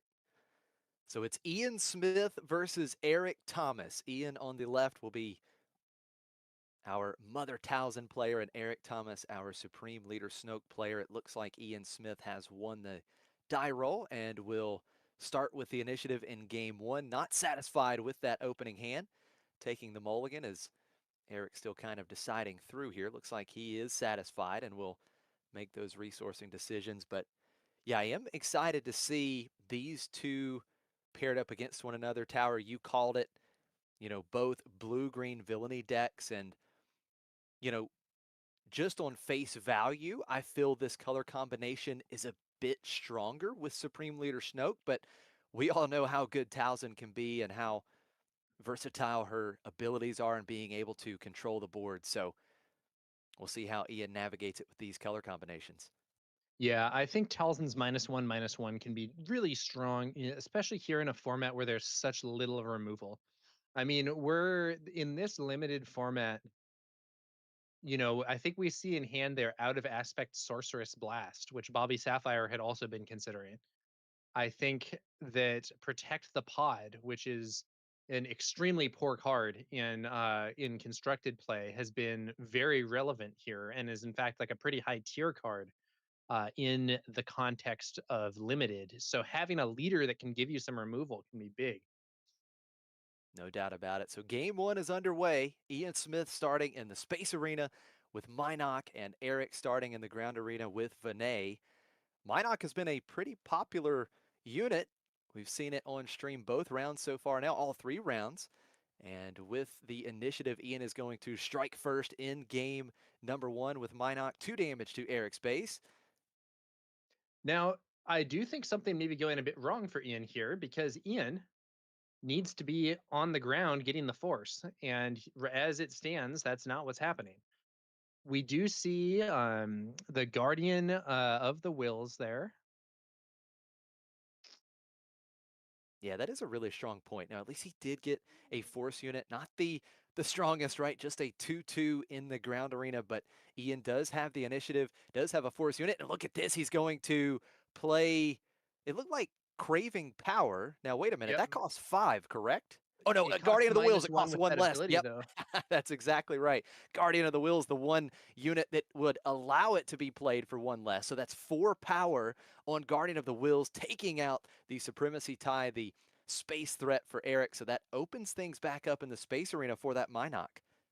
Yeah, I think that's a great play by Ian. And the situation, I think, went from pretty bad to actually quite good with that. We'll see what Eric has as a response. Yeah, such a good point because it is a 4/4, so has the ability to take out Vinay, but we do see a Drain Essence dealing 2 damage to Guardian of the Wheels. Eric will get the force, and now we are going to see Guardian of the Wheels get into Eric's base, 4 damage, so that is 6 damage on now. Back over to Eric. Let's see how Eric wants to do this. Of course, you've got Supreme Leader Snoke action ability. Could buff up Vinay here and get around being defeated with an attack into Guardian of the Wheels. So that's exactly what we're going to see. Experience token on Vinay. Minot getting in for 2. That's 8 damage on Eric's base. And now we see Eric attacking with Vinay, taking out the upgraded Guardian of the Wheels. Yeah, Vinay then hit by Mother Talzin's ability. That's that removal we were talking about. So the ground arena is clear. That Minok, the only unit left on the field, but Ian does not have a clear way to get the force. However, with Talzin about to flip, that might change. Yeah, that is an excellent point. Of course, Ian does have that ability to deploy Talzin here on this round, attack and generate the force.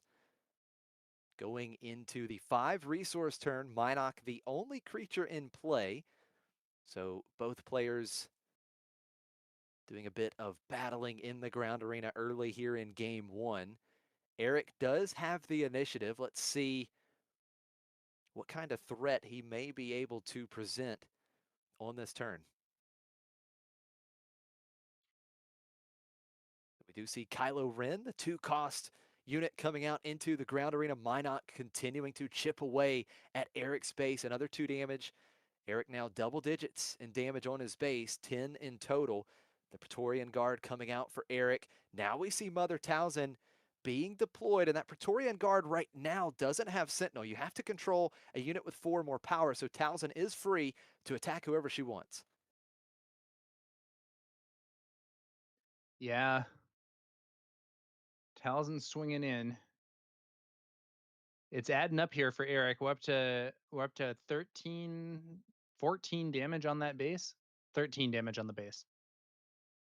Yeah, pretty aggressive start here in game 1 for Ian. We see old Daka coming out as well. No use on the win plate ability this time around, but that's still a 6/6 unit in the ground arena. And Tower, sometimes in limited stats, that's the name of the game. So getting a 6/6 on 5, that is really good. And Ian is threatening with quite the board right now. Yeah, absolutely, Josh. And I think this is a bit of a scary scenario. We have now. What card is that? Oh, that's overpower. So that's going to Overpower, give Kylo +3/+3 and overwhelm. So Kylo going up to 5 power here for this and that phase. enables the Sentinel there. Yeah, it does. Nice little line here for Eric, the Praetorian Guard, getting some real use now. A 2/5 Sentinel. Now, the only issue, of course, is that Kylo is one shy of taking out old Daka. And keep in mind, if Mother Talzin attacks, you've got that on attack ability, can give one of these units on Eric's side -1/-1. Yeah, So old old Daka Daka is gonna crash on into that Sentinel and get it off the field. absolutely creating a little bit of an opening, but now we see the Supreme Leader Snoke action ability used. That's a 6 power Kylo right now as it gets an experience token. That is a mighty Kylo Ren there. It absolutely is.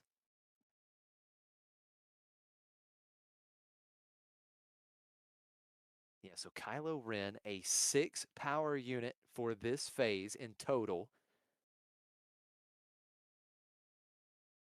If only he could take out that Talzin, but one short at the moment. Talzin is just going to attack into Eric's base here. That's going to be another 3 damage. Kylo gets -1/-1, so brings Kylo back down to just 5 power for the remainder of this phase. Yeah. 5 is still not exactly a small number, and Kylo trading with old Daka there, it looks like. Yeah, making the trade. And Kylo, I believe, was a total of 7 HP, but with the very important -1/-1 from Mother Talzin, brought it down to just 6 HP, and that is why those units traded. Now, Minot gets in for 2, 18 damage on Eric's base, but here comes Supreme Leader Snoke, and look at this big threat. Another massive unit in the ground arena for Ian, the Army of the Dead. That's a 7 power unit. Yeah, the Army of the Dead. This is it's not the most exciting unit ever. It's not a unit that has like some incredibly it doesn't have some incredibly flashy ability. It doesn't have any ability at all. All it does is show up and be a unit with big numbers printed on it. But units with big numbers printed on them are very real and limited. And Eric looks like he's in big trouble here. You are absolutely right. Sometimes big numbers, that is exactly what you need. An Army of the Dead presents 7 damage in play for Ian. Now here comes Priestesses of the Force using the Force, and Ian is going to give a shield token to each one of his units. That is going to be incredibly difficult now for Eric to deal with these threats. Yeah, how can Eric get out of this? I'm not sure. He's in big trouble here. Well, now here's a start. Shatterpoint forces used, taking out the shielded Army of the Dead, but we do still have Mother Talzin ready. 3 damage into Eric's base, 21 damage on Snoke, getting -1/-1, but will attack and give an experience token to itself. So I believe that's 5 damage coming through into Ian's base. Shatterpoint is one of the best cards in this format. It is Yeah, so I mean, it is a card that is worth playing even in a constructed build. If you're running a force-based deck, it is very good removal, and it is very good removal in a format where there isn't a lot of removal, and much of it is not very good. So Shatterpoint's excellent, but even that excellent Shatterpoint isn't enough for Eric here. He's scooping it up. Yeah, just too much to overcome. Ian putting on some big pressure, just big units. Old Daka into Army of the Dead, into Priestesses of the Forest to shield everything. That is brutal. And Ian is going to take the 1-game lead here in round 3. Wow, what a start for Ian. Yeah, tough, tough match there for Eric. He had some powerful cards, but I think that a lot changed in that game after Ian was able to get the Guardian of the Wills with craving power. That was a really big deal. You are absolutely right. And, at first I'm like, wait a second, it costs 5. But, Guardian of the Wills has that ability that in that particular spot is just perfect. Being able to play Craving Power for only 4 resources. And it was so good too, because not only did it, extend Guardian of the Will's stats to a 4/4 so that it could really compete in the ground arena, but it took out that 3/3 Sentinel in the space arena that Eric had, which was also crucial because it kept that lane open for Minoc. Yeah. Minoc, not the flashiest card ever, but it's a card that can be pretty effective, especially here in the world of limited. Yeah, absolutely. I mean, look, we saw it back in round 1. Bobby Sapphire was able to get good aggressive starts primarily in the ground arena and then shift over into the space arena with those bigger threats like the Blue Squadron Assault Wing. He also had the Minoc, so he was able to continue to chip away. So I think the space arena, although it's not prevalent in this set, is very important. And it really asks some very serious and important questions of your opponent because if you can't answer them, you're going to just keep taking that chip damage. And we've seen time and time again that it can absolutely pay off. Yeah. And that means quite a bit.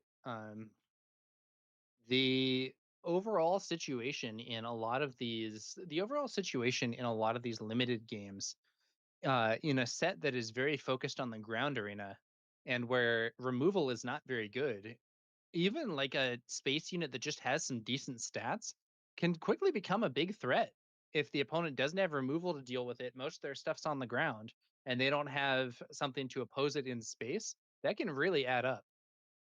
Oh, absolutely. I mean, even if something's just hitting for 2, like the Minoc, right? I mean, it just adds up and you get into turn 6 and 7. That lone Minoc has dealt what, 8, 10 damage. And, that can absolutely be the difference sometimes in winning or losing. Now, we are getting ready to go here in game 2. Eric will start with the initiative. It looks like both players are ready, and it looks like Ian has that craving power once again. Such a strong card in this format. Oh no, and it looks like Eric has missed a turn 1 play, I believe. Ouch. That does not feel good at all. And a great start for Ian here in the ground arena with the Secretive Sage, the turn 1 force play. Let's get that force online early here in game 2. Yeah, Eric absolutely on the back foot here, but he does have a solid play. The Knight of Ren, 4/4, 3 cost 4/4. That's a good stat line. But Ian then replies with the same thing. Now there are 2 of them, 2 Knight of Rens staring down one another. My goodness. Yeah, Knight of Ren, a 4/4 for 3, certainly a good follow-up after missing your turn 1 play, but then your opponent plays 1 as well. So, Eric still has some work to do to kind of navigate being behind early on the board. Yeah, now Eric could potentially buff his Knight of Ren with Snoke, but Ian could, of course, then just debuff with Talzin, so we would be back to a trading situation. Looks like that's what we might see here. Yeah, There's the you are buff from absolutely Eric. right. There's Oh, the debuff from Ian. you called it. Look at that. Instantly back and forth action ability use on both leaders. So Eric's Knight of Ren, just a 4/4. for this phase. And look at this, another overpower. So Knight of Ren getting +3/+3 and overwhelm for the phase. It is now a 7/7. Yeah. Now that is also going to lead to an interesting situation where I believe that the overwhelm and Talzin's ability would wear off at the same time, allowing the Knight of Ren to potentially survive thanks to the experience. If we do see the two Knights of Ren crash into each other, but of course, that would leave Eric's Knight of Ren on 1 HP and able to be cleared by Talzin's ability on the next turn.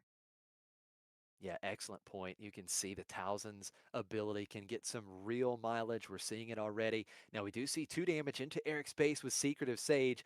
Now, Eric is going to take his Knight of Ren and absolutely pummel Ian's Knight of Ren. So, Ian's Knight of Ren is defeated. 4 damage back onto Eric's.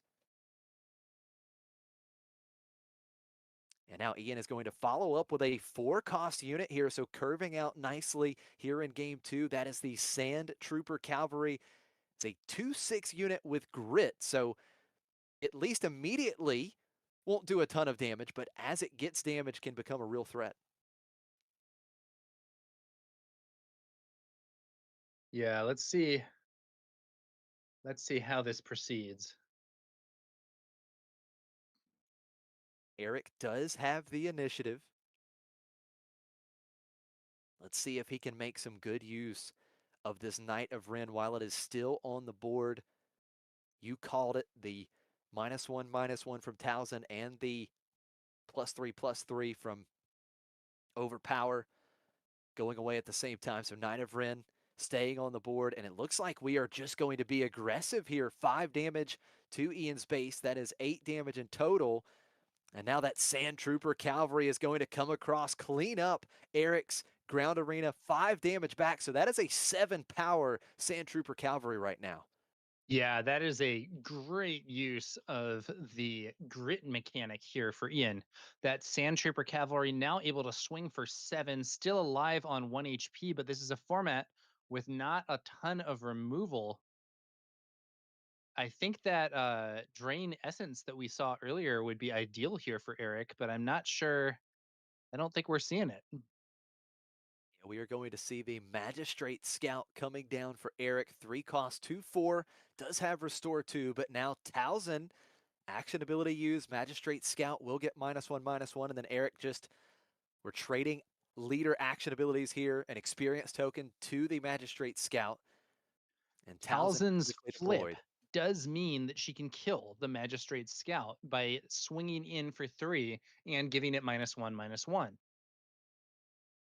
Oh, Oh, it's craving power once again. Towson getting +2/+2, 5 damage dealt to Magistrate Scout. That cleans up Eric's ground arena once again. And now Towson getting in 11 damage on Eric's base. once again, Eric very much on the back foot. This is an extremely bad situation for him. In fact, yeah, I mean, I think we're looking at the game likely ending next turn if Eric can't do something to get out of this. We have the 7 power Sand Trooper Cavalry. We have the 5 power Talzin and then the Secretive Sage as well. Snoke has yet to flip, but I'm not sure how effective his flip will be into this ground arena. Yeah, there is 14 damage being shown right now from Ian in that ground arena.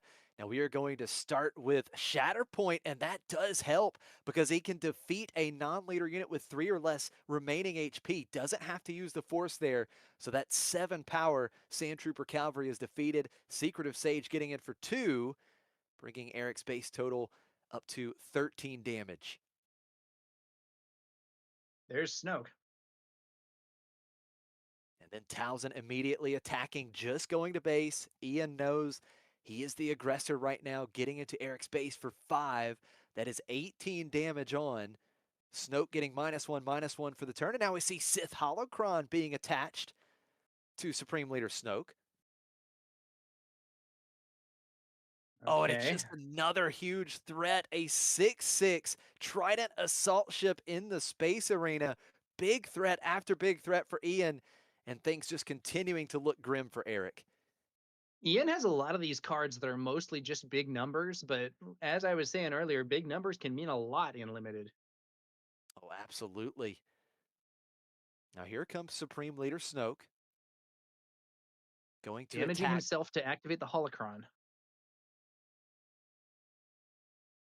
So what is that? 5, 4, 6 damage total? Well, let's see. He gives himself +1, but he has -1. The holocron is +1 base, and then he swings for an additional 2. I don't know. I don't see Eric winning this race, to be honest with you. Yeah, I think this is going to be very tough. 15 damage on Ian's base, 18 damage on Eric's base. Ian was able to claim the initiative, so he can swing first. Two very big leader units, but right now Ian has the tempo. He's the aggressor, and I do believe he's ahead in this race. Unless Eric has something in hand that can really change the landscape here. Townsend swinging first. That's 5 damage to Eric's base, 23 damage on attack ability, giving Supreme Leader Snoke leader unit -1/-1. Now here comes Big something play from big. Eric. Oh, the grappling guardian defeating the Trident assault ship. Just what the doctor ordered there. That saved Eric for now, but another swing from Talzin will still end the game. What a follow-up. Does buy him at least another action. Just 5 HP left on Eric's base. Now let's see here. Snoke has -1/-1, so the experience token and the -1/-1 canceling each other out. +1/+1 from the Sith Holocron. So I believe Snoke can only deal 7. It would go to 8 with that experience token, but that's not enough to take out Towson, Uh, right? he would give himself another experience on swing, right? Yeah, that's right. So, and then he can potentially give himself 2 power. It looks like he's just going base anyway. Yeah, I Yeah, think I he think didn't have it. yeah, he was 1 short from taking out Towson. He could only deal 8. So there is the fist bump, and Ian with a pretty decisive 2-0 victory, a clean sweep here in round 3 for Ian and Mother Towson. Tough situation there for our Snoke player. I think missing your turn 1 play is never really something that you want to see, and it can be especially costly if you have a leader like Snoke or from earlier in the game, uh, Tarkin, where a lot of what you're doing is based on playing a unit early and then buffing it. Yeah, that is such a good point. You know, it's always tough to miss a turn 1 play, but I feel like sometimes it can be even more difficult to overcome in limited. So yeah, just a very Yeah. tough spot. And then, of course, to be following up with a good turn 2 play and your opponent just has the exact same turn 2 play. So, tons of big threats being played by our Towson player. Just never really ran out of gas. And, as we talked about, removal is limited in this format. And even though Eric had things like the Shatter Point, we saw things like the Grappling Guardian being able to answer the Space Arena. When you get behind early, it's just sometimes not enough. Yeah. Okay. Well, these things happen. You don't always find yourself able to put up a strong start, and if your opponent really does, you can be in trouble. But it's going to be a long tournament, and there's going to be more opportunities for players to try and win out. You are definitely not out if you take a single loss at this point. So we'll see what the future holds there for Eric. Yeah, absolutely. Certainly still in it without a doubt, could go on a run from this point. And we are getting word that we may be able to get a backup match for you here soon. Our backup match is in game 2. And if we can get a game 3 out of these two players, we may be able to bring that game three to you here on stream.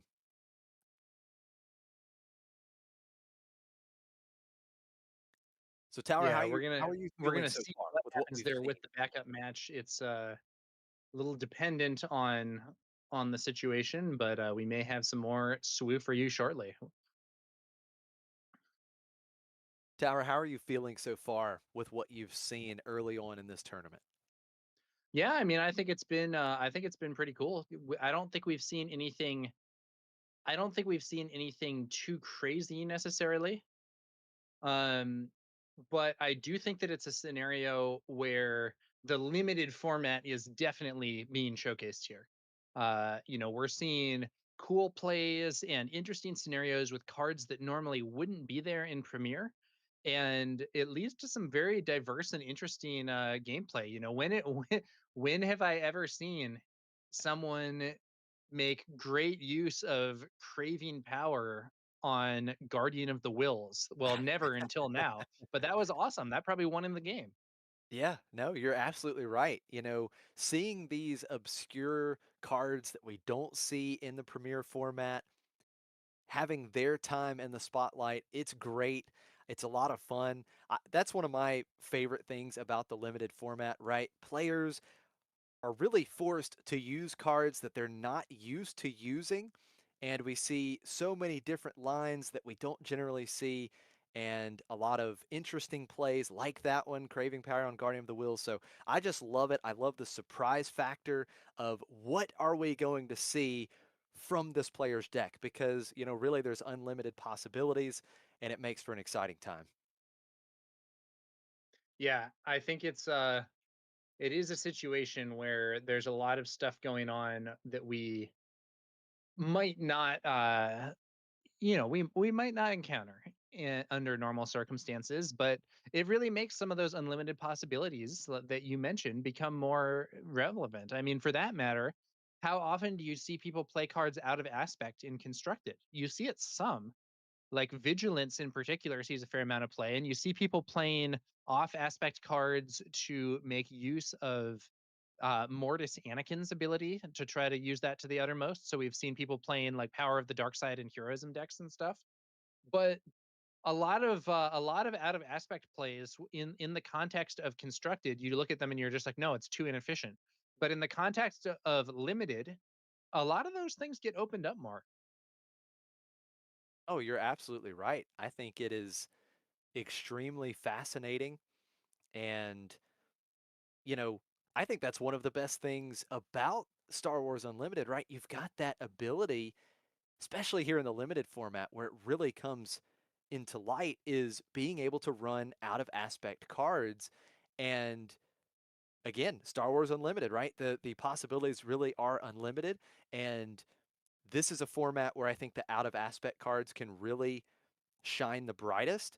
And I think, you've got cards like Shatterpoint, for instance, and Will of the Force. Those are just two that come to mind immediately. Those are two great removal events, in a format where removal is scarce. Those are cards that, paying 6 for those cards can absolutely decide a game. Yeah. I think yeah, and there are a lot of opportunities for plays like that to kind of have some more room to breathe or whatever, where in a constructed format, the more efficient options available elsewhere would overshadow them. And some people like the pure efficiency, the like, oh yeah, my Sabine deck can win on turn 4. But in the world of limited, I think there's often kind of a different pace. There's more like unit combat, those units that are kind of just stats. We saw some very good results for our Talzin player with some of those big numbers units in the previous round. And they lend themselves to different styles of gameplay, and someone might prefer one or someone might prefer the other. Yeah, I think, in limited, it really is a numbers game. And if you can present units that are larger than your opponent's units, you are going to be able to win the game a majority of the time. And that's exactly what we saw from our Townsend player, is just being able to present a very strong curve, right? If you can curve out and limited with good numbers, a lot of times, it's not flashy, but that is the recipe for success in limited formats. And we saw that really come to fruition in that last feature match. Yeah.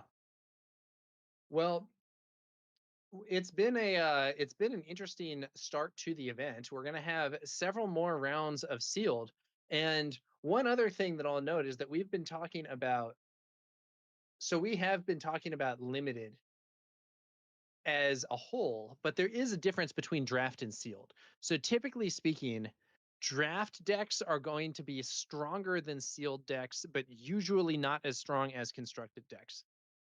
With maybe weird exceptions where you can draft like bonus copies of units that are really good sometimes and have like a smaller total deck size. So you have something like really, really efficient. But normally, I would say that draft tends to be weaker than constructed, but Yeah. still stronger than sealed. So once we hit the draft part of the event, it'll be interesting to see how things shift. Oh, absolutely. Players have a lot more agency, right, in what they're playing. They can kind of lock in on certain strategies, based on the leaders that they're able to pick in the leader draft.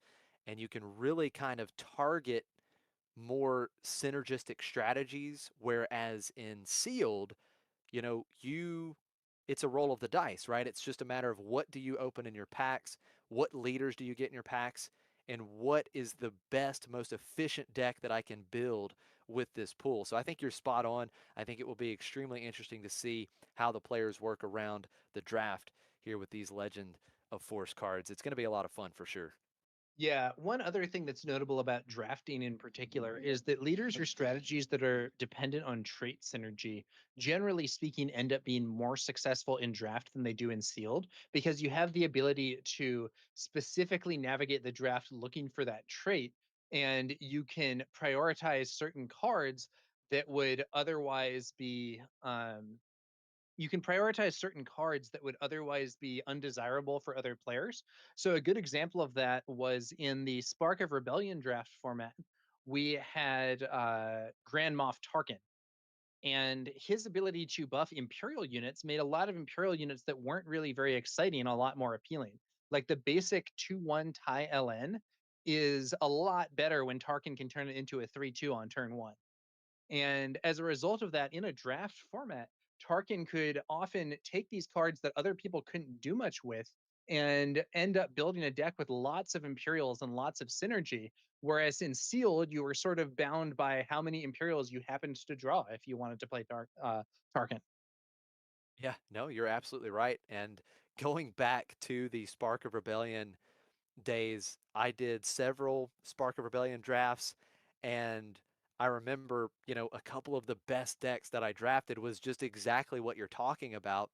It was actually Tarkin paired with aggression, and I had several of the early TIE fighters and then just a bunch of good Imperial units that were able to be buffed up. And yeah, Tarkin was a ton of fun back in the Spark of Rebellion days. And a couple of the leaders that stand out for me now, once you get to the draft, right? And you talk about how in the draft you can, target some of these more synergistic picks, things like Kit Fisto, right? You can go after these Jedis, right? And not just be dependent upon, okay, how many Jedis did I open in my pool? I can really start to target all the Jedis that I can get to build the most efficient Kit Fisto deck, or similar with Kanan Jarrus, right? We're looking for creatures, so we can actively go and seek out those picks, picking the creature units to help Kanan Jarrus and really get the most use out of that particular leader. Yeah, or earlier Grumpy and I were talking.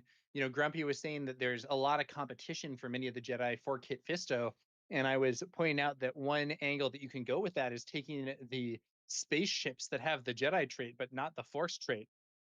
Where for the Kit Fisto deck, where you want Jedi in particular, those enable your ability just fine. But for the other people that are looking to get Force units to enable those bases, that's a different story.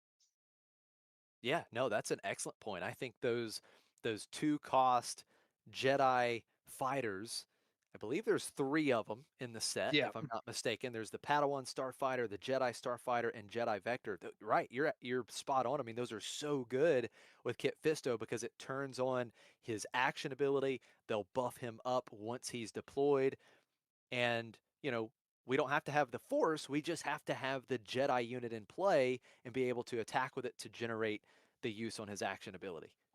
Yeah. Now, one other thing that I think is really interesting, we haven't seen this so far, but those creatures in space,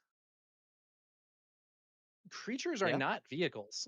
That's And right. that means that upgrades that say, attached to a non-vehicle unit work. You could potentially have a Minoc wielding at least some of the lightsaber cards that we've seen this set. Yeah, that's an excellent point. And I think a lot of us, right, we're just so programmed to space equals vehicle units, right? And so Right. the introduction of these creatures of the Purgils into the space arena, and things like Minoc, it gives us the option to put these big upgrades on these units.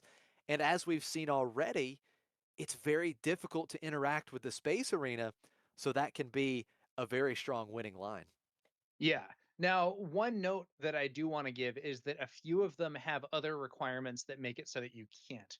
So, for instance, constructed lightsaber attaches specifically to a force unit.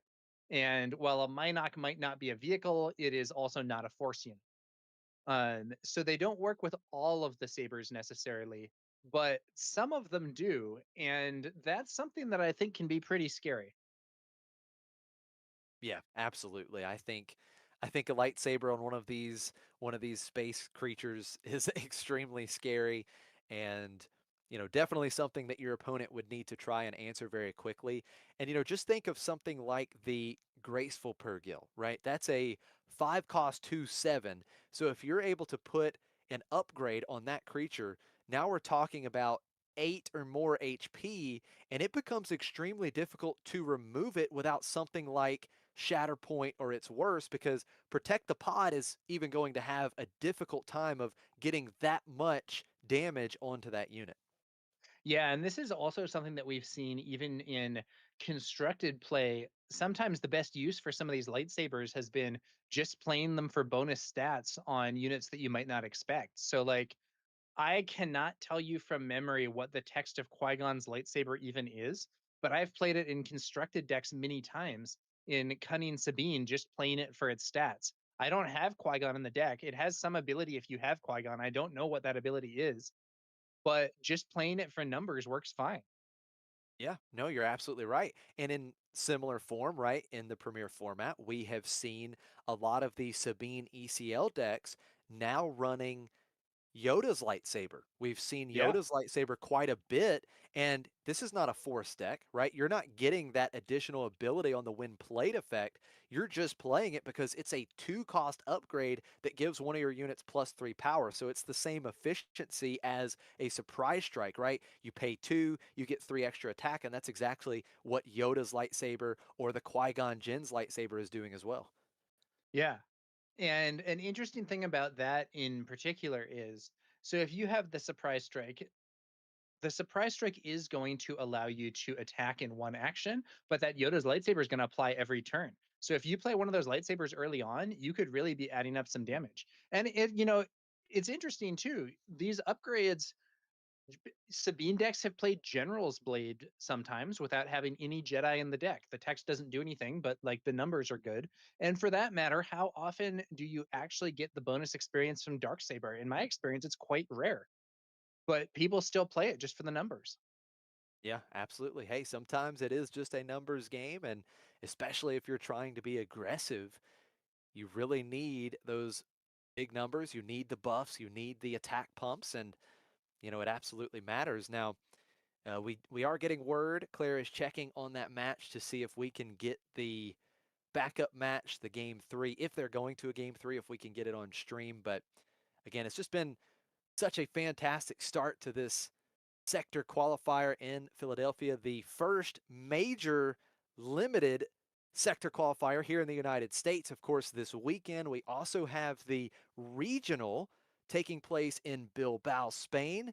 And that is a mix event where players had the ability to play in a limited event. They could play day one sealed on Friday, which was yesterday. And then today they had the opportunity to compete in Premier, a constructed event. And so you had the ability to either play in limited or constructed. So say on day one on Friday you didn't do well in limited, then you could play constructed premier event in day 2 and still have a chance to go on and make the top cut in the other formats. So again, shout out to FFG for bringing us that regional in Bilbao run by Fanfinity. and they have been streaming that event this weekend as well. So we'll see the final day in Bilbao take place tomorrow. Yeah, you know, it's kind of interesting, I think, to see how these tournaments are going to go, what the future of limited at the major tournaments is going to be. But I'm personally quite enthusiastic about it. Oh, absolutely. I'm just thrilled that we are getting major limited events now in the game. As I think you guys were talking about earlier on the stream, Fantasy Flight Games, they really had limited in mind, right? Sealed and draft, they had it in mind in the development of this game. And, you know, everything that's being put into the design of these cards, they are keeping the limited formats in mind. And personally, I love that. I think the limited events are some of the most fun events. Some people disagree. I know some people just want to build their own deck, just play Constructed, but I think a lot of the community in TCGs in general, it's a lot of fun. The limited events are a lot of the fun, nevertheless. Yeah. All right, so we are getting word. I do think we are not going to be able to bring you that final game of the backup match. We do apologize for that. It looks like we've got about 13 minutes left to go in round 3, so we are going to actually cut to a short break, and Tower and I will be back to provide some commentary in round 4. Don't go far. We'll be back very shortly. Thanks for watching, guys.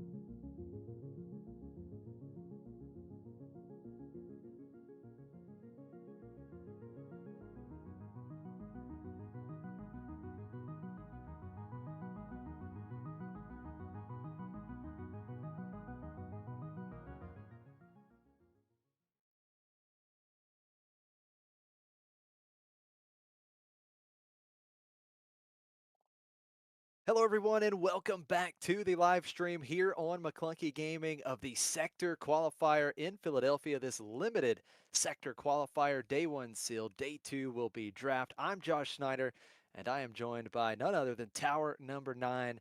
Tower, we are getting ready for round 4, and we've had some pretty good action so far today. Yeah, we've seen several rounds here. We had the opening with Bobby Sapphire building his deck. Then we saw him get a close 2-1 win in round one, followed by two other matches of Swiss play. Now we're going to be moving on here to the fourth round of Swiss. And yeah, let's see how it goes here. Yeah, I am looking forward to it. Now, I did want to give just a little update for any of the viewers that are not following the standings and everything going on Melee. But Mike Jim, Bobby Sapphire, we saw Bobby build his deck on stream before the tournament started. We saw him win in round one, and he is actually 3-0. So he wasn't thrilled about that pool tower, but so far he's been off to a great start. Yeah.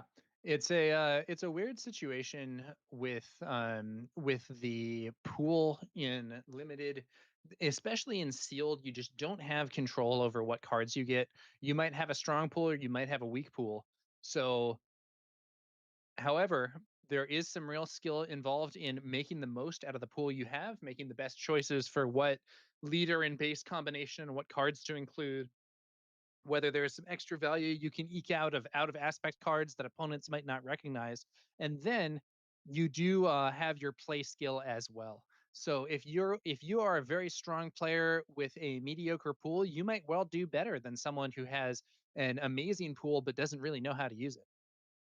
Yeah, that is such a good point. I think in limited, you can get some rough pulls sometimes, but I think there is still a lot of skill expression, especially in this format. And I think the really great players can still find some of these mediocre pulls and grind their way into day two. Yeah. So it looks like the players are moving. Matches have been paired. The round has been paired, so we are going to have some more action. The feature match of round 4 very shortly. Now, I did just want to kind of mention something interesting as we get ready for the feature match here. We talked about Bobby Sapphire 3-0 right now. His brother, Matty, is also at the tournament. And in round 2, got paired up against Michael Conroe. Those players actually teammates now. And Michael Conroe got the win, but then in round 3, Michael Conroe got paired up against Bobby Sapphire. So Bobby got a little revenge for his brother and was able to take down Michael in round 3. So I thought that was interesting that Michael got paired up against both of the Jim brothers in back-to-back rounds. Very interesting. Yeah, there's some funny situations sometimes where you might end up having to play against some of your might end up having to play against some of your teammates, play against some of your friends. And like you know, as happened here, sometimes you get in the dynamic where you can get a little revenge for your teammates or friends instead. Yeah, absolutely. So we are just waiting to hear what the feature match will be bringing us. You know, we've seen Supreme Leader Snoke all 3 rounds so far. We've seen Obi-Wan Kenobi, we saw Mother Talzin, and Tower, can you remember the other leader that we saw in round 2? Oh, it was a Snoke mirror match, wasn't it? Let's see. Round two. So we had there was one where it was I'm blanking on which round was which at this point. That's totally There fair. was Snoke versus Telzin both on green blue, I believe, in round two. That was last round, round 3. That was round three. Okay. My first round. Yeah. Yeah. See, I really am blanking out on this stuff. I think we've had a Snoke player all 3 rounds. I think it was Yes. Snoke versus Ahsoka in round two. Actually, I think that's what it was. You're right. No, you're absolutely right because that was Chris Schutz and he had the corrupted lightsaber on Ahsoka. You're absolutely right. So we have seen Ahsoka. So yeah, we'll see if we see another Supreme Leader Snoke here in this round. Some of the leaders that I'm excited to see, I would personally really like to see a Kit Fisto or Kanan Jarrus with a player that, you know, found a solid Jedi pool or found a solid creature pool because I think those leaders can be so impactful with the right pool. I think you guys talked about Grand Inquisitor as well. I think Grand Inquisitor has a very strong ability in the limited format, so I think Grand Inquisitor would be really interesting to see. So several leaders that we haven't seen yet in this format that hopefully will pop up at some point throughout today's coverage. Yeah, I'm gonna be interested to see what ends up making its way through these Swiss rounds with success. But it looks like once again, Supreme Leader Snoke is going to be on our stream as we have a. It looks like it's going to be Snoke on one side and Obi-Wan on the other. Okay, so we have seen this matchup once already today. However, Obi-Wan was paired with Cunning. That was Bobby Yeah, this is Sapphire's a deck. So this Vigilance is Obi-Wan, Vigilance, right? and at least if he has the good stuff, I personally think that Vigilance is likely the strongest aspect in this limited format.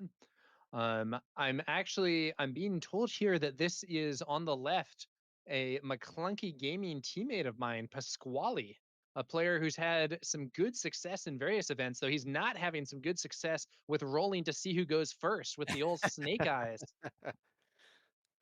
No, that will give the initiative to his opponent. That is Ken Jabber. Both of these players undefeated coming into round 4. And this should be exciting. But yeah, so far this has been Supreme Leader Snoke, time in the spotlight, featured in all 4 rounds so far today. But yeah, Pasquale, as you mentioned, a quite decorated player at this point, has won. Is it 1 or 2 planetary qualifiers now? I know he has at least 1, but we're going to get started here in game 1. We've got Karis coming out for Ken Jabber and Minok, the popular Minok, coming out for Pasquale. Ground versus space as we get started early in game 1. Will this be the game where we see a Minok wielding a lightsaber? Time will tell. Yeah, you talked about it, Tower.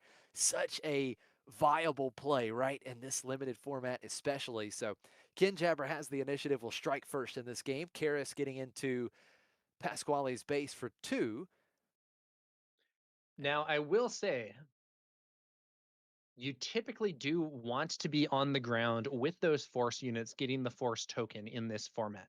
So I would tend to say that Kin Jabber would have a bit of an edge here. However, these plays, I don't know. I'm liking what Pasquale just played more than what I saw from Kin Jabber. Yeah, I totally agree with you. Ezra Bridger, such a good 3-cost unit for these Vigilance Heroism decks. Has a great on attack ability as well. You can actually give an experience token to another friendly Spectre or creature unit. So that could really be important because he can buff up that Minok. And then, of course, Obi-Wan's ability can also start pumping out some experience tokens. Yeah. The Ezra Bridger there definitely synergizing with the Minok and any other creatures we might see from Pasquale, and I think we're about to see that ability in use. Kara striking first for 2. Ezra getting the force for Pasquale, going into Ken Jabber's base for 3. And you called it, that on attack ability, giving Minok the experience token. That's now a 3/4 with Overwhelm in the space arena. And here comes a Saber onto the Fallen Jedi. Could you tell what lightsaber that was, Tower? Not quite, unfortunately. There's some reflection there on the card, and I'm not quite making out which one it is. We know that we're in green blue villainy, but there are a fair few options there. We know it costs 2. Is it the It Inquisitor's well lightsaber, be. maybe? So I think it was. I don't know for sure, but I think it was the Inquisitor's lightsaber, which is 2 for +1/+3 and gives 2 power when you attack against a force unit. That allows the Fallen Jedi to defeat Ezra in 1 attack. yeah, it does. Now, you do see a response from Pasquale playing Last Words, and because a friendly unit was defeated, he's able to give an experience token to the Minok, or 2 experience tokens. So that is now quite a beefy creature unit in the space arena. That Minok is a 5/8, but keep in mind, the Fallen Jedi, quite beefy as well in the ground arena for Ken Jabber. So a lot of back and forth play there on that turn, but in the end, you've got the ground arena kind of controlled by Ken Jabber right now, and Pasquale holding on to a very large Minok in the space arena. Yeah, the one thing also to note is that if that is the Inquisitor's lightsaber there, it is also an ability that works against Obi-Wan. So this Fallen Jedi could be swinging for 6, and that is enough damage to get Obi-Wan off the board from full. Yeah, that is a great. Oh, and Oh, that is look at this! brutal. Crushing blow, defeating the 2-cost Minok. Minok was such a threat, but crushing blow says you are a threat no longer. Yeah, this came up in one of our earlier matches. Crushing Blow, a 2-cost event that defeats, or a 3-cost event that defeats a unit that costs 2 or less. You might wonder why that's any good since it's guaranteed to trade down. And the answer is situations like this, where a unit that costs 2 or less has been upgraded and represents a much bigger threat. Crushing Blow can still remove it efficiently. And that is a huge blow for Pasquale, losing that mighty, mighty Minok with its Look 3 experience tokens. Look at this play, Tower. Sorceress Blast, forced use from Pasquale. 3 damage to defeat the Fallen Jedi. So now Obi-Wan Kenobi is not being held hostage any longer. Obi is deployed, getting in for 3. And now Pasquale has taken control of this board. And he's got 16 points of damage already on Ken Jabber's base. Yeah, that is spicy. And what I'll also say is that was actually an out of aspect sorceress blast. Uh, so he paid 3 resources to use that event, but it was a great play under the circumstances. He really needed that fallen Jedi off the board. He got it, and now Kinjabber's base is seriously threatened. There's only 12 HP left. He could take half that damage this turn and potentially be in position to lose the game next turn. Yeah, you are absolutely right. Now, one thing Pasquale, I'm sure, would love to do is try to get some more value out of Obi-Wan's ability. So, Obi-Wan Kenobi can only give an experience token to a unit that doesn't have one. That Secretive Sage is already a 3/3 with an experience token on it. So, Pasquale would need to put another unit on the board before he could get additional value from Obi-Wan's ability because he cannot give an experience token to himself. Now, Ken Jabber does have the initiative. Karis in the ground arena, a 3/5. We are going to see Supreme Leader Snoke deployed with that first action. Yeah, and so Snoke being on the field is going to generate potentially a lot of value for Kinjabber. The question is if he can do it fast enough, as Pasquale does look to be definitely the aggressor at present. We're now up to 19 damage on Kinjabber's base. 9 HP to go. Squally does get the Force token back in the process, attacking with Secretive Sage. Here comes the Neiman Strike, attacking with a Force unit, and it gets +1 power, so that means Snoke with that on-attack ability, getting the experience token, the +1 power from Neiman Strike. Obi-Wan Kenobi is defeated, and Pasquale unable to attack with him here in this phase. Yeah, the attack, even if it's exhausted, the exhausted part didn't really matter in that scenario, but getting that attack in did with the +1 power. Pasquale then had a crushing blow of his own to remove Karis from the board, and then it looks like another lightsaber being thrown onto the field this time for Snoke. Yeah, that is the Kylo Ren's lightsaber this time around. So Snoke, being a Force unit, will not be able to be exhausted by enemy card abilities. We do see the Gungan Warrior coming out in the ground arena for Pasquale as well. That is a 3/2 shielded unit with Restore 1. So Pasquale, yes, his units are certainly not as big of a threat as Snoke, but he's got a couple shielded units that are a bit tough to get through. And as you mentioned, Kinjabber only has 9 HP left on base.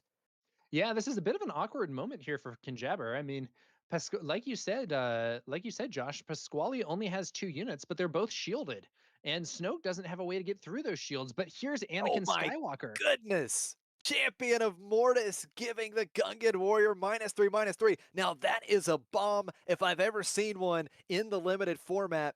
Gungan Warrior taken out. Secretive Sage gets in for 3, but now this board really in favor of Kinjabber. Yeah, Anakin Skywalker is an excellent unit and not one that's normally available in limited. But Kinjabber pulled one, and here's a Keller and Beck from Pasquale. My goodness, big bomb after big bomb. Pasquale gets to go searching the top 7 cards of his deck for a unit and play it. It will cost 3 less. Now, he doesn't have, I believe, he does not have any more ready resources, so he can only play a unit here that costs 3 or less. But let's see if he can get some value. Yeah. So, like Home One, you can use this on a more expensive unit if you have more resources. But it looks like in this situation, Pasquale does not, and he's gonna use Obi-Wan's. Now, what unit there did he grab? So that is the Outer Rim Mystic. It's just a 3 cost 2/6 with no text, but it is a force unit, which I think is important, of course, in this format. Yeah. So the Outer Rim Mystic then getting buffed by Pasquale's Obi-Wan leader ability. 6 HP left for Kinjabber. He absolutely must stop Keller and Beck. If he does not stop Keller and Beck, it's immediately game over. But these other 2 units could themselves end the game. So Kinjabber in a spot of trouble here. Absolutely. So first action, you called it. Keller and Beck has to go. Supreme Leader Snoke, 7 total power. because of the Kylo Ren's lightsaber there, able to trade with Keller and Beck. But Secretive Sage coming in for 3. It's worse, defeating the Outer Rim Mystic, and Pasquale has his own It's Worse, defeating Anakin Skywalker. What a flurry of events here on this turn. I will say I'm not entirely sure that playing the It's Worse there was a good move for Pasquale because I think he could have just claimed and won in one attack for sure. Whereas this will give Kinjabber some chance to draw an answer. Yeah, you do make a valid point here. Let's see if Kinjabber has another removal option. We've seen several already. Does he have a Sentinel unit? You know, it'd be A really good. sentinel He's got unit, an ambusher, removal. He needs to draw. He needs to have something here. Or he just loses. He does. It's an Oh, ambush. he's got ambush with Eighth Brother. That is going to attack and defeat Secretive Sage and still be on the board with 4 HP remaining. But now Pasquale has shifted over into the space arena with Grappling Guardian, and that is representing lethal. That's 3 power in the space arena. Now, what is that Ewok unit doing? Just another threat, and I think it's a scoop from Kinjabber. Yeah, that was the Village Tender. Only hits for 1, but it didn't matter. The 3 power unit in the space arena for Pasquale. Kinjabber says, I can't deal with it. What a first game. Pasquale with the 1-game lead here in round 4. Yeah, Kinjabber was playing some very solid cards there, but Pasquale was able to navigate through it and get the win. I do think he made a bit of an error in not taking the initiative. He didn't, I think, really need to play the It's Worse to kill his opponent's Anakin. But even though Kinjabber was able to then make use of the initiative to stop the unit that threatened lethal, Pasquale developed some new threats, and it seems like the removal had finally run out. Yeah, what a first game. That was, man, there was so many huge, impactful plays from both players. That was an exciting game for sure. And we're actually getting word from Claire, our amazing producer here on McClunky Gaming, that this is actually the Hex & Co. Planetary Qualifier final rematch that just happened about a month and a half ago or so, where Pasquale was on Yoda Red and Kinjabber was on Palp Yellow, and I do believe Kinjabber ended up taking it with Palpatine. So this is the final rematch of that planetary qualifier. These players certainly know each other very well. Yeah. This is these are experienced players. They've met before on the field of competition, but this time they're meeting in the context of limited gameplay, not constructed. So we'll see which of them ends up taking home the win this time, but Pasquale has the lead. And of course, the stakes are a little lower in the fourth round of Swiss than they are in the finals of a PQ. Yeah, no doubt about that. Now, you are seeing both players kind of looking through their pool, maybe wanting to make some changes. Something interesting to note, you do have to play with the deck you registered in game 1. So all of these players are locked into the same deck for game 1 of each round, but in between games, games 2 and 3, you could actually run an entirely different deck as long as your pool supported it. You could actually change leader, base, and run a completely different deck. Now, we're not seeing that here, but it is certainly an option. So the entire pool is open to these players for games 2 and 3. Okay. Let's see what happens here. Game 2, Kinjabber will start with the initiative. And it looks like both players about ready to go. We are set for game 2. It is a Secretive Sage start. Now there's 2 of them. Oh my goodness. Pasquale and Kinjabber both opening up with the 2-cost shielded force unit. The only bright side here for Kinjabber, of course, he does have the initiative, but a mimicking play here from Pasquale on turn 1. Both of these players have buff leaders, but neither of them can actually use their buffs. Pasquale does not have the Force token yet to use Obi-Wan's ability, and Snoke's ability only works on villainy units, so the Secretive Sage is not a valid target. Yeah, that is an excellent point. So Pasquale, once he gets that force, which he's going to do right now as they trade attacks into base, Obi-Wan could absolutely give an experience token to the Secretive Sage with that action ability. We do see Watto coming out for Ken Jabber.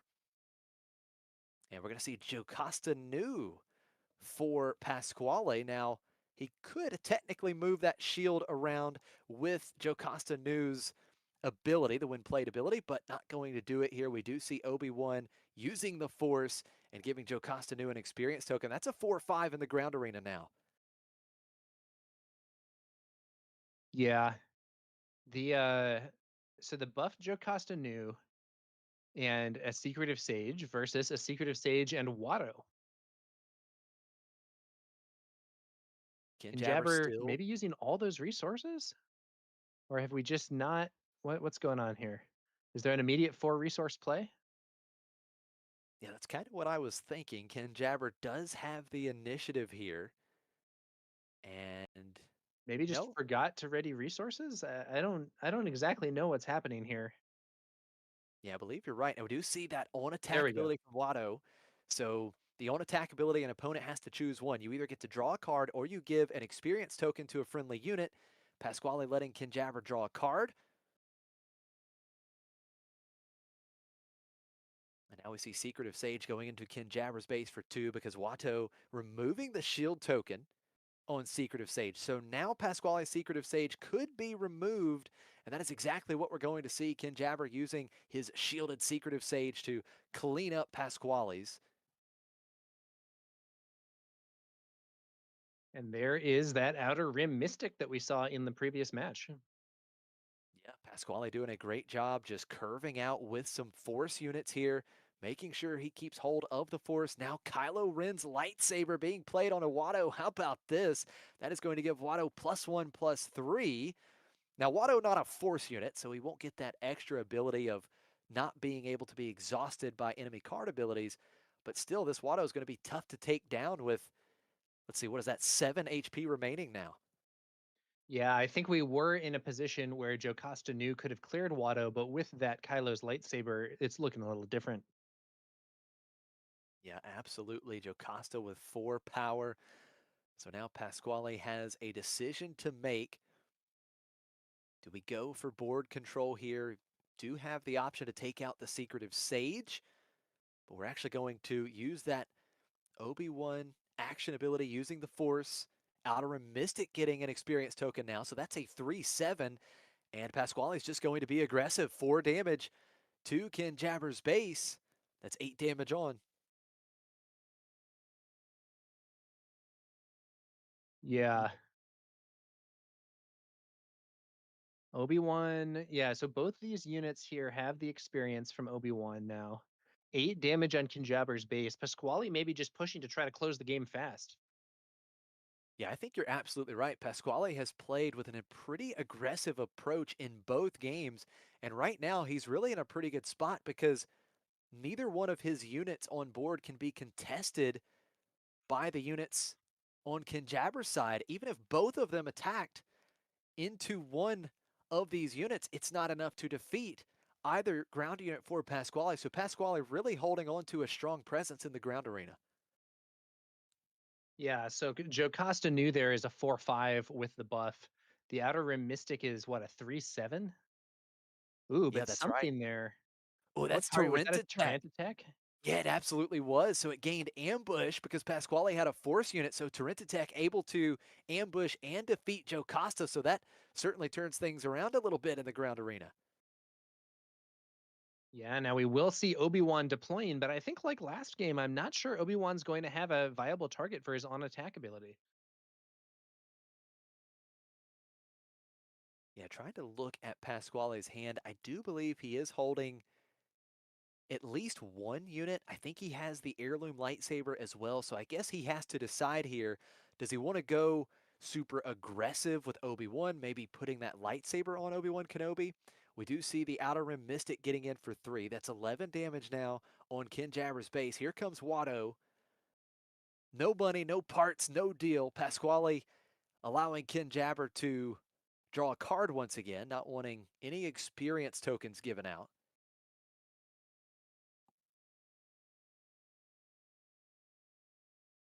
It was Well, he's just another thinking about his attack into the unit. options. Okay, so he's going to put another unit on the board. So now Obi-Wan Kenobi's ability will be in effect here and can give that Relic Scavenger a 4/6 with Restore 2, an experience token. Obi is deployed, 3 more damage to Kinjabber's base. The Relic Scavenger becoming a 5/7.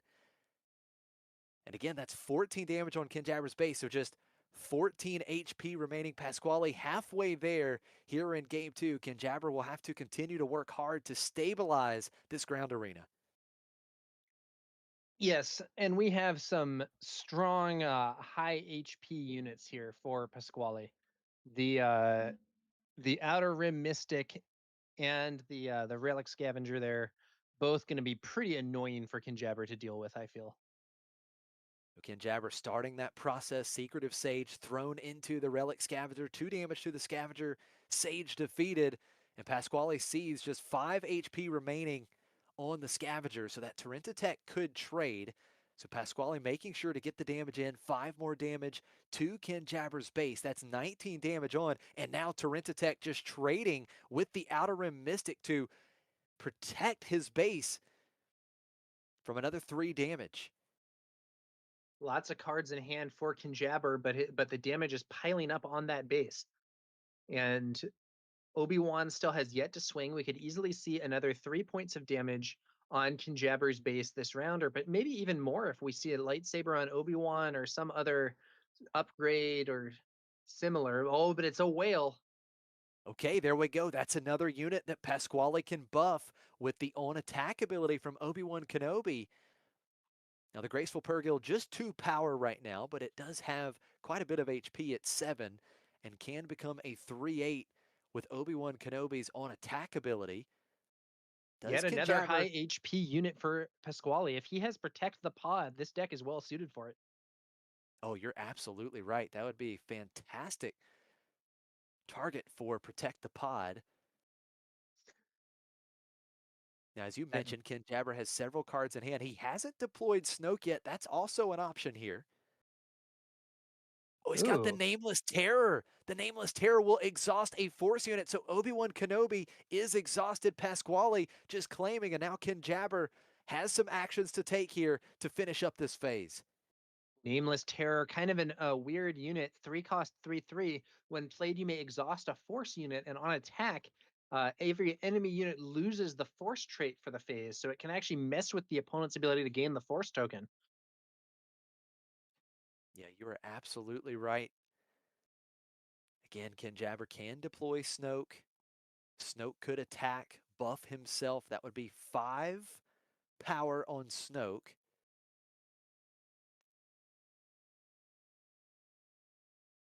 Yeah.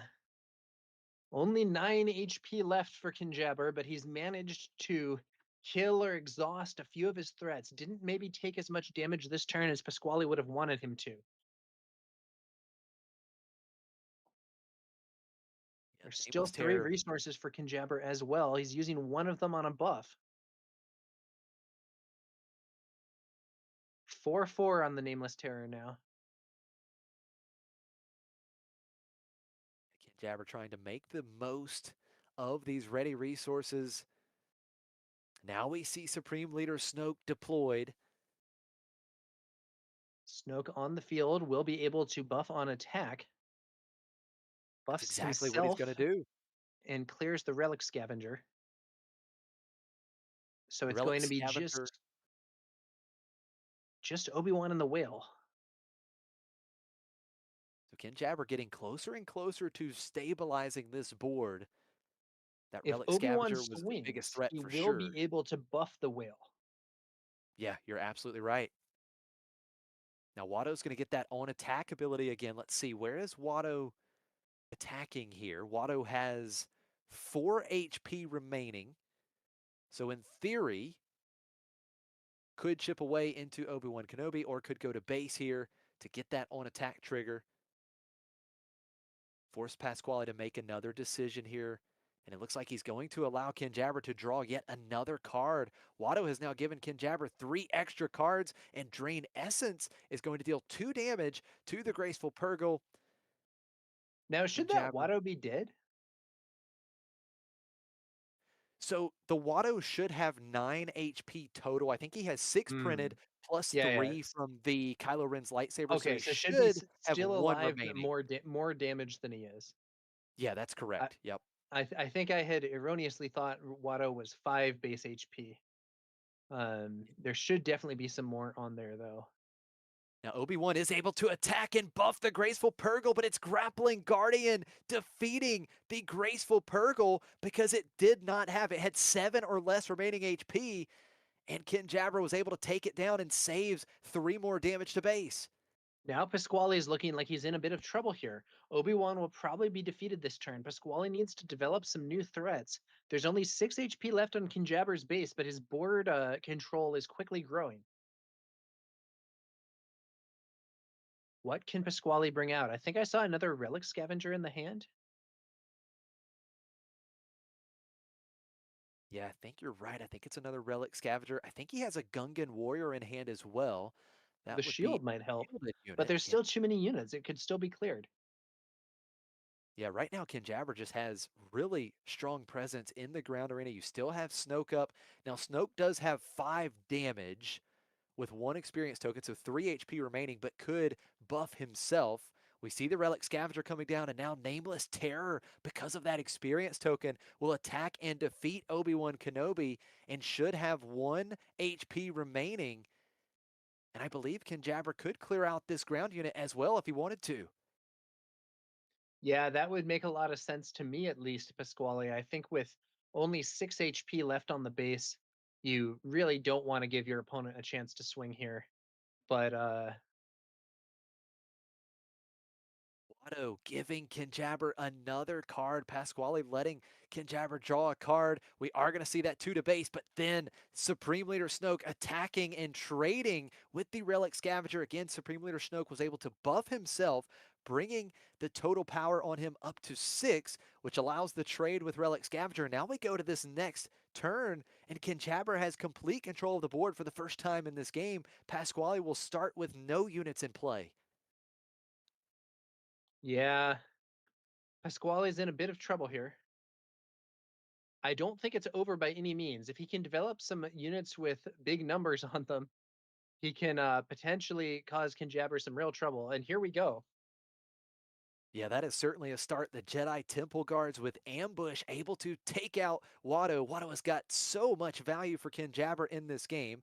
Pasquale does restore 2 damage from base in the process.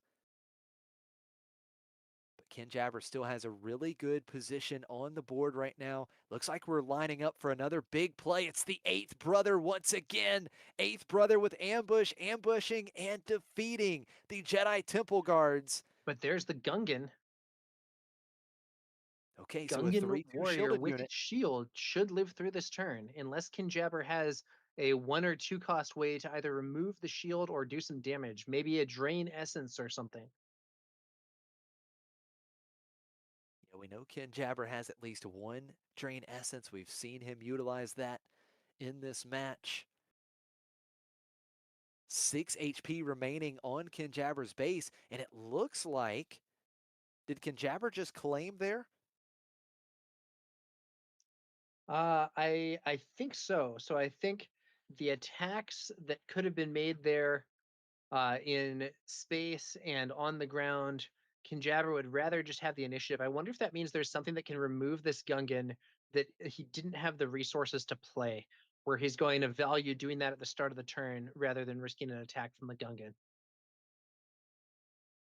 So yeah, if Ken Jabber has the initiative, that claim leads me to believe he may very well have some kind of option for the Gungan Warrior. Oh, he's got Anakin in hand. He's going to throw down Anakin, Champion of Mortis, right now, giving Gungan -3, taking out the ground threat. But then Pasquale follows up with a 6/6 in the space arena, the Trident assault ship. This is a huge problem for Kinjabber. He may have a dominant board position, but the Trident assault ship can destroy his base in 1 hit. He needs to heal or remove the ship or just take the initiative and hope to draw an out. You are absolutely right. Once again, Pasquale threatening with lethal on board. Has Kinjabber in check. Kinjabber has to have some kind of answer. for that ship. And with Pasquale only having 2 damage on base, Kinjabber is still miles away from being able to deal lethal of his own. Yeah, this is the problem for Kinjabber. He is way ahead on board, but he is so far behind on damage on bases that he may well be forced to claim quite early rather than actually get a chance to make use of his board advantage. No, he's going to swing. Does he have an answer? That is a good question. So he's going to deal some damage to base. Oh, look at this. He's got the Inquisitor's lightsaber. You talked about it. Here comes a lightsaber onto one of those space creature units. The droid Starfighter is going to trigger the Eighth Brother. When you play another unit, you may use the Force to give another unit +2/+2 for this phase. So the Guardian now has enough, has 6 total to attack and take out the assault ship. What a play from Kinjabber. We do indeed end up seeing a whale wielding a lightsaber. And I think with that, Kinjabber is in a pretty dominant position. Can Pasquale somehow find extra threats to, somehow overwhelm Kinjabber's defenses or force him to claim or something? It's not looking good for Pasquale. What an extraordinary line from Ken Jabber to find a way to answer the huge space threat on Pasquale's side. Now we move to the next turn. Pasquale once again has to start the turn with no units in play. He has the initiative, but now Ken Jabber, I believe, is showing lethal on board. Just 18 HP remaining for Pasquale. I thought he was scooping, but he's just reorganizing his cards. Here comes Kelleran Beck. Let's see if Kelleran can find something here. Kelleran Beck could get a unit that costs up to 5 because Pasquale does have 2 ready resources. You search the top 7, you play a unit, it costs 3 less, so he could play something that costs 5. Let's see if there's any unit that can change the current landscape here. It's a Blue Squadron Assault Wing in the space arena, but it doesn't have an immediate impact on the board. Yeah, Pasquale here hoping that Kinjabber misses lethal, but it looks like Kinjabber's counting up his numbers and Pasquale scoops up the game. Oh my, what a game. Ken Jabber did have lethal in play, and Pasquale scoops it up. What a game. It really looked like Pasquale was going to take that one, but Ken Jabber with the 8th brother, and as you talked about it, throwing the lightsaber on the space creature unit, he found a way to get out of that predicament, and we are going to game 3. What a brilliant match. Yeah, that was a great play from Kinjabber. I thought he was in huge trouble, but the +2/+2 from 8th brother after he played, I believe it was a constructed starfighter, and then the Inquisitor's lightsaber on the space unit for that extra 1 point of damage that he needed. That was a well-crafted end to the turn. No doubt about it. 8th brother really showing his power there.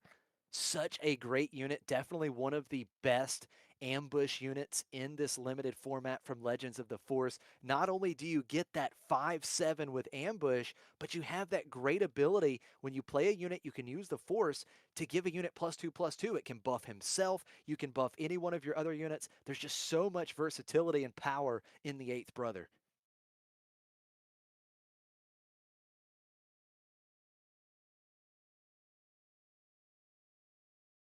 So we are getting ready to go for the deciding game 3 here in round 4 of the sector qualifier in Philadelphia.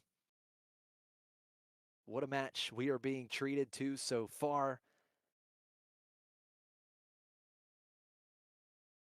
Pasquale taking the mulligan, having to work with this hand now. Both players ready to go. Pasquale will start with the initiative here in this game. And we are going to see Guardian of the Wills for Pasquale as we start game 3. And it is a gifted urchin for Ken Jabber. So not quite as powerful of a start as we saw in game 2, right? The Secretive Sage. Of course, you'd love to have the 2/2 shielded force unit on turn 1. But nevertheless, both players do find a force unit for their turn 1 play. Yeah, these are force units. They're not good force units, but they are force units. Pasquale will, of course, be able to buff his with Obi-Wan's ability if need be, while Kinjabber might have an upgrade or something, but will not be able to use Snoke's ability on the Gifted Urchin, as the Gifted Urchin does not have the villainy aspect.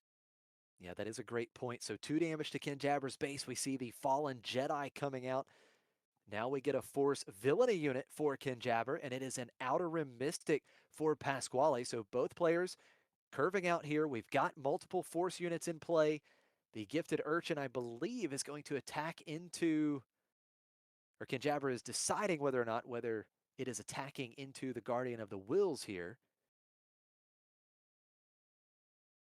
Yeah, Kinjabber thinking it over. Obi-Wan's ability used on the Outer Rim Mystic. And I think we're on to the next turn. Outer Rim Mystic now a 3/7. Now the Gifted Urchin did attack into the Guardian, correct? Yeah, so I believe there should be 2 damage on that Gifted Urchin. I'm not sure what Okay. happened there. Just wanted to make sure I wasn't missing it, but moving on to the next round here, Kinjabber will have the initiative. He could immediately take out Guardian of the Wills, but that Outer Rim Mystic will take some work. We see the trade, Gifted Urchin for Guardian.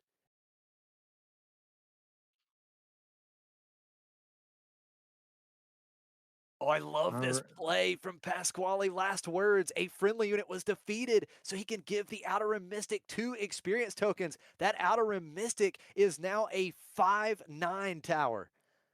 Big numbers. We have definitely seen a lot of value in the course of this event so far from just big numbers units, and that Outer Rim Mystic is quickly becoming one. Kinjabber is going to make his ground unit a little more powerful as well. The experience token given from the Supreme Leader Snoke action ability, and then crushing blow, taking out the secretive sage that was just played by Pasquale. That does give Pasquale the initiative here going into this next turn. Yeah, it looks like it's a advantage situation for Pasquale here. Uh, Kinjabber can potentially keep buffing with Snoke's ability, which Obi-Wan cannot do. So that is an option to try and get some more board here. But the problem is the damage is also starting to add up on Kinjabber's base. Yeah, it absolutely is. Outer Rim Mystic getting in for another 5. That's 12 damage on Kinjabber's base. We see the Relic Scavenger coming out for Pasquale, and we know that means that that Relic Scavenger can get buffed by Obi-Wan Kenobi. And keep in mind that Obi-Wan Kenobi can also deploy here on this turn. Relic Scavenger's stats adding up really well there. The 4/6 profile just strong enough to avoid being defeated by the double buffed Fallen Jedi. Then buffed by Obi-Wan. And now this is very odd. Pasquale did not deploy Obi-Wan Kenobi that turn. Yeah, he just claimed. I'm wondering if Kinjabber passed after the experience token was given to the Relic Scavenger. Not sure, but nevertheless, Pasquale has the initiative. That Scavenger is going to get in for 5 right away, restoring 2 from Pasquale's base, and now Kinjabber just has 11 HP remaining. The once again the nameless terror, high value exhaust here on that buffed Outer Rim Mystic. Yeah, Nameless Terror so good in this format with so many viable force targets. But look at this tower. Pasquale found the Trident assault ship once again. He's got the big 6/6 threat in the space arena. Kinjabber immediately deploying Supreme Leader Snoke. Kinjabber has some real work ahead of him here to stabilize this board. Yeah, and that assault ship is going to be a 7/7 threat pretty soon, I think, after Obi-Wan's ability is used, which is really putting Kinjabber in trouble. Supreme Leader Snoke attacking into the Outer Rim Mystic, and an experience token given to the Fallen Jedi. That Fallen Jedi now has 7 power, so it That's can enough to take kill out Obi-Wan Obi-Wan, Kenobi right away. Yeah. but Obi-Wan can just use his ability on the assault ship here to stall. And then if Kinjabber passes, Pasquale can take the initiative. Oh no, he's gonna flip. That's a little surprising to me. Yeah, Obi-Wan Oh, apparently he does not Kenobi have the out. force. Okay. Yeah, that is right. He didn't currently have the Force, so That's now right, because the Kinjabber. relic scavenger isn't actually a force unit. That's what I was missing. It's a fringe unit. and the one force unit on the field got exhausted. Yep, that's absolutely right. So now Ken Jabber has to decide, do we just immediately take out the Obi-Wan Kenobi? And you would assume he does, because again, keep in mind, as you mentioned, if Obi-Wan Kenobi swings, not only does Pasquale get the Force token, but also gives that experience token to the Trident Assault Ship, which would then be a 7/7. It's a Ken scary Jabber place for Kinjabber here. absolutely is. Two ready resources, several cards in hand, but it's a tough spot for sure because one more action. If you take out Obi-Wan Kenobi, Pasquale claims, and you're staring down at least 5 to 6 damage coming through right away next turn. He's actually going to attack the Relic Scavenger. Fallen Jedi defeating the Relic Scavenger. That does leave Obi-Wan Kenobi open. 3 damage to Kinjabber's base. The Trident Assault Ship now a 7/7 with that experience token. A lot of threats here, but it is probably going to take at least 2 actions for Pasquale to close this out. I think he sort of fumbles there, showing a crushing blow from his hand, but it doesn't really have targets in this environment as the Fallen Jedi, despite being a buffed small unit, is a buffed 3-cost unit, meaning making a crushing blow out of range. So as you mentioned, it looks like it will take 2 actions. Oh, look at this. Ken Jabber is going to play its worst, defeating the Trident Assault Ship. Yeah. Okay, we could do 5 damage to the base here or 3 damage to the base here with an attack, but there's a card being played. Oh, it's Will of the Force. Will of the Force is going to return the Fallen Jedi back to Ken Jabber's hand, losing all of those experience tokens. What a strong play for Pasquale, cleaning up the big ground threat. We see Snoke trading into the Outer Rim Mystic, but 3 more damage to Ken Jabber's base with Obi-Wan Kenobi 23 on. That board went from big to small here. All we have left is Obi-Wan Kenobi versus the Nameless Terror. And that's not a very favorable situation for Kinjabber. If he attacks into Obi-Wan, it's 3 points of damage, but the Nameless Terror will actually be defeated. Obi-Wan needs 2 more hits to clear the base, but all of a sudden there aren't any really big threats against him on the field.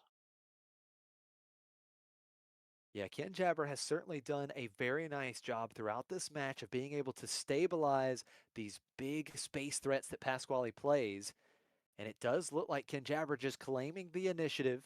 Let's see if he has some kind of response right away to prevent the possible 3 coming through from Obi-Wan Kenobi. Can he stop Obi-Wan? He might at least be able to buff his Nameless Terror to get a more favorable combat result. For instance, an Inquisitor's lightsaber on there would allow it to defeat Obi-Wan in 1 hit, I believe. One thing for sure, this has been a Oh, outstanding match. We see, oh, here we go. Okay, Inquisitor's lightsaber giving the Nameless Terror +1/+3. and +2 power if it attacks a Force unit. That's Is there absolutely an right. upgrade that Pasquale can throw onto Obi-Wan to protect him here or something? I don't know. This is weird. He could just take the swing, leave Kinjabber at 2, and then try and play out multiple units and sort of flood the board. Looks like that's what he's going for. Okay, you're right. 26 damage on Ken Jabber's base. 2 HP remaining. Nameless Terror attacking into Obi-Wan Kenobi, defeating Obi-Wan leader unit because of that Inquisitor's lightsaber, giving Nameless Terror the extra 2 power. Here's Ezra, and then Ken Jabber has the Torrenta Tech to ambush in because Ezra was a Force unit. Now, Pasquale does follow up with a shielded Gungan warrior, but what a strong response to the Force play. Yeah, it's interesting. If Pasquale had played his units in a different order, it might have gone differently. But the question now for me is, does Kinjabber have Mortis Anakin? Mortis Anakin has cleared shielded units in this match before. It would be a great answer to this Gungan warrior, but does he have it? If he doesn't have that or some other method of killing a shielded unit, this Gungan warrior's attack will end the game. You are absolutely right. The shield token could be crucial here. And you know what, Tower? I don't even think there's a villainy card in Ken Jabber's discard pile right now. So Oh, Anakin may not be able to take it out. you're We right. draw The two. fallen Jedi wasn't defeated. It was bounced to hand. So he Yeah. doesn't actually have a villain card in discard. Morris Oh, he Anakin doesn't doesn't have work. it. He shakes hands. Pasquale takes it. What a fantastic match that was. Pasquale moves on to 4-0 here in Philadelphia. The humble Gungan warrior and its shield token was enough to get Pasquale through Kinjabber's defenses for that last 3 points of damage. Love to see it. The Gungan coming to save the day. We've seen that before, Tower. Now, also, the importance of shields, right? We just saw how critical shield tokens can be, especially in this limited environment, because it becomes so much more difficult for your opponent to deal with that unit. And that shield token really meant everything for Pasquale to close out this match. Yeah, that was a very cool finale there. I don't think Kinjabber had Mortis Anakin in the end, but even if he had, without a heroism or villainy unit in the discard pile, Anakin could not have saved him. Well done to Pasquale. That was a very cool match. Yes, it was. That was a nail biter. Every single game was exciting. You had both players with some real bombs. We saw removal on both sides.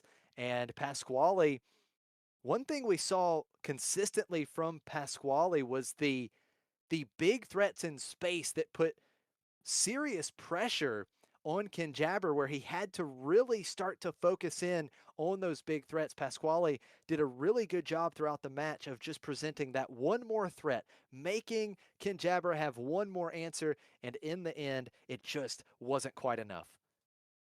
Yeah, very very cool match, close match. You know, we saw a similar pattern in all three games where Pasquale was kind of putting the aggression on, threatening his opponent. Kinjabber was defending. In the second game, he did manage to stabilize with that crazy sequence and the Inquisitor's lightsaber on a space whale. But in the games 1 and 3, he was not able to do it, and Pasquale ended up taking the match. Absolutely. What a match. I know the viewers had to enjoy that one. We certainly did. But that is going to do it for coverage from round four. We've got about 7 minutes left on the clock. We're going to take away, or we're going to step away and take a quick break, but don't go anywhere. We'll be back very soon with round four, or excuse me, round five from Philadelphia.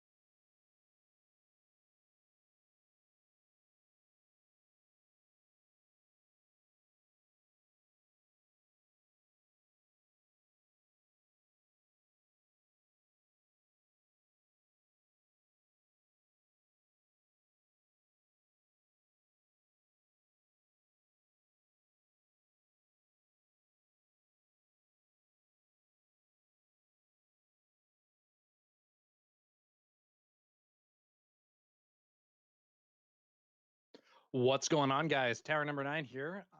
This is the Philadelphia Sector Qualifier. We are here in the Swiss rounds. I am joined by Josh Snyder from Next Gen Gaming SC here on the McClunky Gaming stream. The next round of Swiss is about to begin, and we should have a match for you guys shortly. Yeah, super exciting stuff. Getting ready for round 5, moving right through the day. We've already seen some brilliant matches from some incredible players going back to last round. That match with Pasquale and Ken Jabber, still thinking about that one. That was such a good rematch between those two players. Pasquale able to take that one down. But yeah, we've seen some great matches. Bobby Sapphire that we featured earlier on to start the day. He's 4-0, so he's been off to a great start. I think some of the other KTOD guys are also off to a hot start. So really good field of players here today, and some of these big names in the field rising to the top. Yeah, we had a really hype match last round, fourth round of Swiss, with McClunky Gaming teammate Pasquale. And man, that was it went all 3 games. There were some really close outcomes, and I was happy to see that. Let's hope for another exciting and close matchup here in the 5th round of Swiss. Absolutely. It looks like we are going to have one of the KTOD team members. This is Justin. So Justin off to a great start, facing off against Lewis. Now, Tower, I know we've seen Lewis on stream before. Is he a part of McClunky Gaming? Lewis, let's see here. My understanding, I gotta check real fast to make sure. I do not believe Lewis is on the McClunky Gaming team. Though Okay. it's possible that I missed that at some point and he is, but I don't believe so. Okay, so we're, Um, we're getting word from Claire. He's a New York City local, so we've definitely seen him on stream, yeah. but not actual I think he is McClunky often Gaming. at the same events as some of those guys, but isn't on the team. Okay, yep, that makes sense. I know we've definitely casted some games with Lewis at the feature table, so this should be a good one. We've got the first feature match of the day so far without Supreme Leader Snoke. We've got another Obi-Wan Kenobi showing up here. Obi-Wan Kenobi Vigilance once again. And Mother Talzin Command. Now, we saw Mother Talzin in Command, I believe it was 2 rounds ago, and that deck was absolutely brilliant. And so we'll see what Lewis has put together with this combination, but Mother Talzin can just be so scary in this format. Vigilance is a very powerful aspect in this format, as we've said before. Both players on it, blue-green villainy versus blue-green heroism here. Yeah, absolutely. Now, Justin from KTOD, this is your Philly Planetary Qualifier winner from set 4. Just made the top 8 at the Portland Sector Qualifier last weekend. So right now, Justin does have his 100 points, 115 total. So he has earned a spot already in the main event of the Galactic Championship in 2026.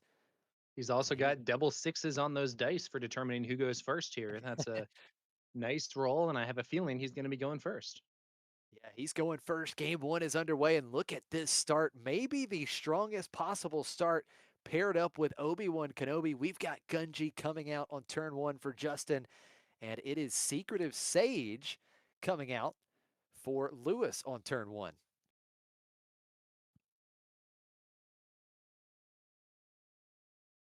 So going into turn 2, Justin with the initiative, using Gunji, the Force unit, attacking Lewis's base for 2, getting the Force. Both players able to get that early unit down with the Force trait. Get the Force mechanic rolling.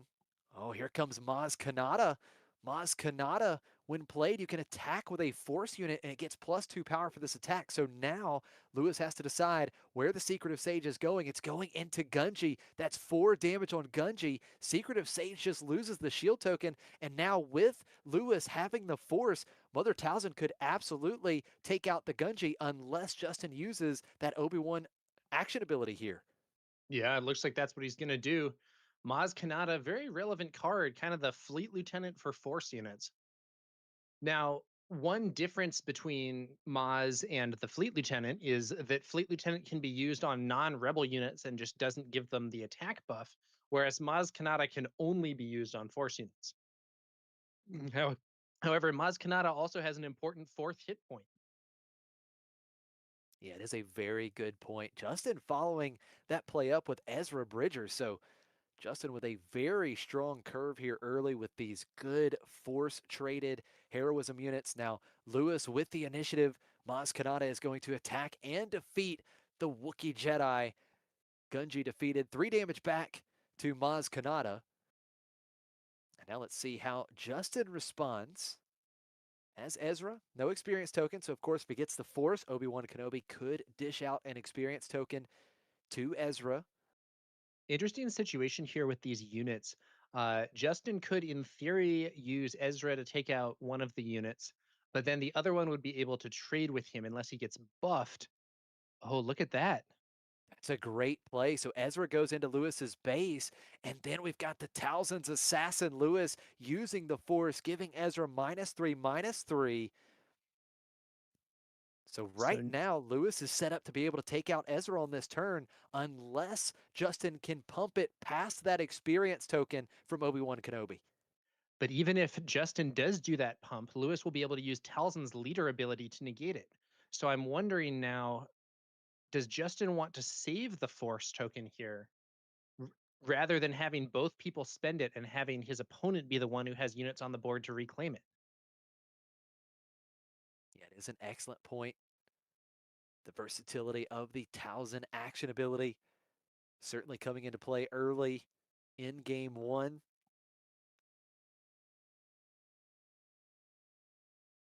An important decision for Justin. Does have the Force, 4 ready resources. Lewis could take the direct trade, or we could see the force tokens being traded as well if both players use their leader abilities. But Justin also has not spent his resources yet. Here we go. It's the Awakened Specters, a 4-cost 4/5 vanilla in the ground arena. Now we are going to see Secretive Sage taking out Ezra, so Justin did want to save the Force to be able to give the Awakened Specters the +1/+1 from the experience token, so that's a 5/6 body in the ground arena. Oh, and take a look at this. I hadn't realized this aspect of it. That actually isn't a trade because Ezra has 0 power. The Secretive Sage doesn't take damage there. So that's a nice little benefit for Lewis. Although if Justin had buffed, it wouldn't really have mattered since could just be countered by the -1/-1. Yeah, Talzin's Well, Assassin. what do Just you think about those specters here? Well, I think it's a good statted unit, right? And that's absolutely what we're looking for. A 5/6 now. It was a good target for Obi-Wan Kenobi's action ability. I think the Awakened Spectre is in a good spot, but Lewis does have really good presence with multiple units in the ground arena, so Justin will have to start stabilizing this ground arena. One problem that I have with the Awakened Specters is that they actually don't have the Force trait. They are Knight and Undead. So they are not giving Justin the Force token here, which means, well, we'll see what it means. It may not be of that much consequence. But if he were to play another unit, he cannot buff it with Obi-Wan's leader ability, though he could potentially deploy Obi-Wan and then swing and buff it with the on attack. Yeah, that is an excellent point. Justin feels like he is still in a good spot. Still in a good spot. He can race here. We see the Awakened Specters going into base for 5, so that's 10 damage on Lewis's base. And now Lewis has to decide, can he match this speed? Can he bring the same damage output or more? Or does he have to start worrying about Justin's board and try to make some kind of trade here? Currently, Justin's board is a bit weaker than that of Lewis. If we just add up the numbers here, We're looking at 9 total damage on board for Lewis, and 5 for Justin before either player's leaders get involved. Justin is a bit ahead on base damage, but that's going to get closer to even. Although it looks like, that's interesting. The Secretive Sage is attacking into Obi-Wan here. Yeah, 2 damage onto Obi-Wan Kenobi, which means that if Justin didn't have a way to buff Obi-Wan Kenobi, Towson's 3 power plus the on attack ability could absolutely go into Obi-Wan Kenobi and take Justin's leader unit out of play. That's right. And even if Justin can give +1 HP to Obi-Wan somehow, we Oh, he could see the does. leader ability and the unit ability both used. What card is that he just played? He actually just played Bolstered Endurance, so he's actually going to give Obi-Wan Kenobi +1/+3. So now with Nice. that 3 additional HP, he's out of range from Towson being able to take it out. Okay, okay. Bolstered Endurance, not a card that you always see. 1 for +1/+3 is very efficient stats for cost, but it can only attach to a force unit. Now look at Lewis kind of pivoting here. 2 units being played into the Space Arena, the Supremacy Tie and the Padawan Starfighter. That Supremacy Tie is importantly a Sentinel, so even if Justin has one of those larger space units that have caused some problems before, they won't be able to get through the Supremacy Tie. At least That is not a, in one attack. it is a strong Justin still point. hasn't spent most of his resources this turn. He still has 4 resources up. And another 4 damage to Lewis's base with Obi-Wan Kenobi. 14 damage on Lewis's base now to 7 on Justin's. And you do make a good point. Justin's still 4 ready resources. Something else to keep in mind, the Padawan Starfighter that Lewis played does have +1/+1 right now, but that +1/+1 just went away. Protect the Pod is able to deal enough damage to defeat the Force unit. Towson's Assassin is defeated, and it looks like we are going to see the action ability being used on Towson's leader side, using the Force, giving Obi-Wan Kenobi -1/-1. Now Towson is deployed, and Towson is going to attack into Obi-Wan, giving it -1/-1 again, I believe, so only taking back 2 damage. I think Justin might have been hoping to kind of slow roll that and ultimately take out Talzin with that Protect the Pod, but it was not to be. Obviously, that would be a fantastic line if you could essentially one-shot the opposing leader as soon as it is deployed. Now going into the next round, Justin will have the initiative.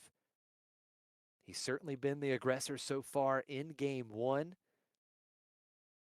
He's showing another 4 + 5, another 9 damage in the ground arena. 6 resources up. And I have to assume that Justin wants to get in with Obi-Wan Kenobi quickly here because Obi-Wan can be taken out now. Looks like your assumption might be correct. He he's thinking exhausted it about at it. first, but he may have taken that back. Yeah, Obi-Wan Kenobi only has 4 HP remaining. So Talzin could absolutely attack in and defeat Obi-Wan Kenobi with the attack combat damage plus the on attack ability. So Obi-Wan Kenobi is going to get in for 4. So that's 18 damage on Lewis's base, 10 HP remaining. And the 10 Awakened Spectre HP. is showing another 5. Yeah. And it doesn't look to me like Lewis has an immediate answer to that Awakened Spectre. Might be able to debuff it? Oh no? Oh, okay. Yeah, yeah. Swinging into Obi-Wan and sending the debuff over. Oh no, but looks like he's rethinking it. I tell you, that one experience token really giving Lewis some fits here. That one experience token on Awakened Specters because of the 6 HP. I see Eighth Brother in Lewis's hand. That could ambush in and defeat the Awakened Specters if it didn't have the experience token. But I do believe I also see Liberated Darkness, Liberated by Darkness. So in theory, Lewis could take control of the Awakened Specters to save the damage on this turn. but he doesn't have a way to actually get it off the board permanently. It looked like Lewis was going to attack into Obi-Wan while giving -1 to the Spectres, but then I think perhaps realized that would not actually remove Obi-Wan due to his high current HP. Yeah, that's the option here. You're absolutely right. He could attack into Obi-Wan Kenobi, reduce the specters that could open up the eighth brother coming in and ambushing the specters off the board, but then you're leaving Obi-Wan Kenobi and really forcing Maz to then go in to Obi-Wan Kenobi. What we are going to see, Talzin is actually going to attack into the awakened specters here, giving it -1/-1. So now Justin says, okay, I've got the opening here. Another 5 damage, excuse me, 4 damage to base because the Spectres did get -1/-1 from Talzin. So it's 22 damage on base. Maz Kanata will make the trade with the Awakened Spectres. And here's another Awakened Spectres for Justin. But now we are going to see, I believe, the eighth brother. Up, Lewis. Little pump fake there. Thinking about it. Yeah, I think this lines up really well, right? I mean, the eighth brother can take out the Spectres. Then you just have to deal with Obi-Wan Kenobi. But I guess the problem here and what Lewis has to contemplate, Lewis only has 6 HP remaining. There is the eighth brother that you predicted. Spectre's off the board. Obi-Wan's still threatening here. I think initiative was taken, and then Justin just added some damage for those space units, maybe. Yeah, that's absolutely right. Justin has the initiative, 5 damage to base from Lewis's space arena. So that's 12 damage on Justin's base now. 12 on Justin's base, 22 damage on Lewis's base. And here Oh, comes Maz Kanata to swing for 6 with Obi-Wan Kenobi. That is going to do it. The Legends of the Force Fleet Lieutenant for these Force units. And Maz Kanata finishes game 1 for Justin. this game actually looked very similar to some of Pasquale's games, I think, from the previous match, where Justin was being aggressive early, buffing stuff up. His opponent started to get control of the board, but it was just that little bit too late. The Maz Kanata buff on Justin's Obi-Wan Kenobi getting in there and taking down Lewis's base. And, to be honest with you, I think that humble upgrade for the +1/+3 actually got huge results there for Justin. No doubt. It was so impactful because it kept Obi-Wan on the board for multiple turns. And I think that was really the deciding factor. So, it's really an unassuming upgrade. Just gives +1/+3, but again, in this format with little removal, being able to buff up, in this case, your leader unit and get it out of range of being defeated by an attack is just so important. And we saw the real power in that game for Yeah. Justin.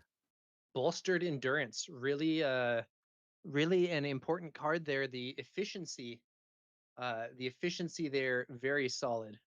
Okay, so we're going to be moving on into this next round of Swiss. Let's see whether or not Justin can keep with the aggro game plan and pick up a quick win, or whether Lewis will be able to potentially contain him and move us to a third game in this match. Both times, or really all 3 times, right? At this point, I believe we've seen Obi-Wan Kenobi 3 different times today. And it's like every time these decks want to be the aggressor early on, right? Being able to pump out the experience tokens on multiple units early, be the aggressor. We saw it from Bobby Sapphire in round 1. We saw it from Pasquale last round.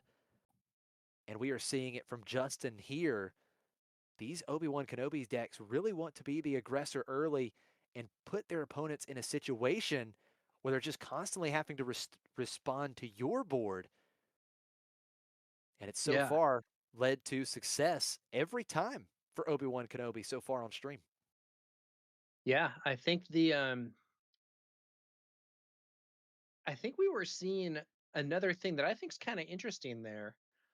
I believe, Josh, though I could be wrong, that Lewis was actually sleeving and unsleeving some cards.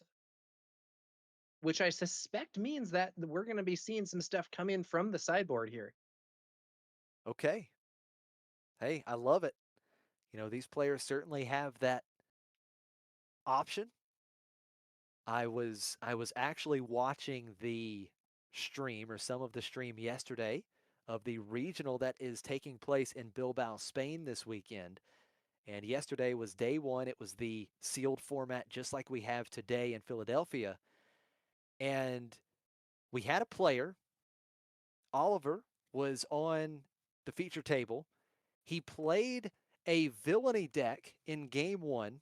I can't remember the leader, but in game two, actually completely changed the deck and went to an Ahsoka heroism deck. So these players, and he won both games. He won both games. So, these players certainly have the option to, go to the sideboard, go to their pool, maneuver some cards here. You can completely change the leader and base combination. So there's a lot of flexibility here. Yeah, and I think we saw Bobby Sapphire getting his Ahsoka red secondary deck ready in case his first deck wasn't doing that well for him. So very much an option in this limited format. Now Absolutely. You here have we to love go. the flexibility. So game two, Lewis in a must-win spot here. Resourcing looks like Justin's already kind of locked in and Lewis making some choices. Here we go.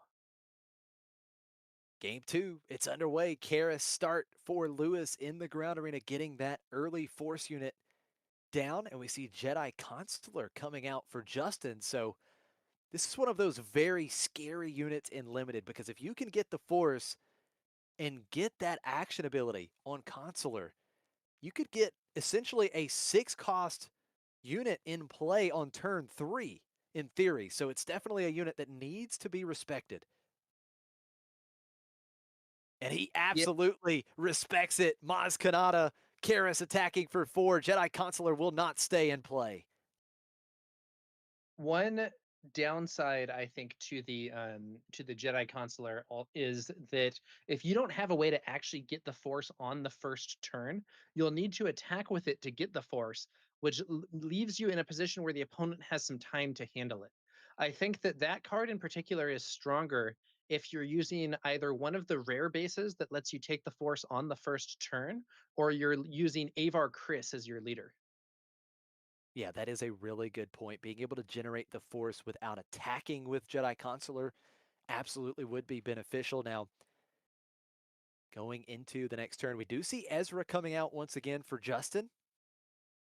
And starting the next action phase, Lewis going 3 to base with Maz Kanata.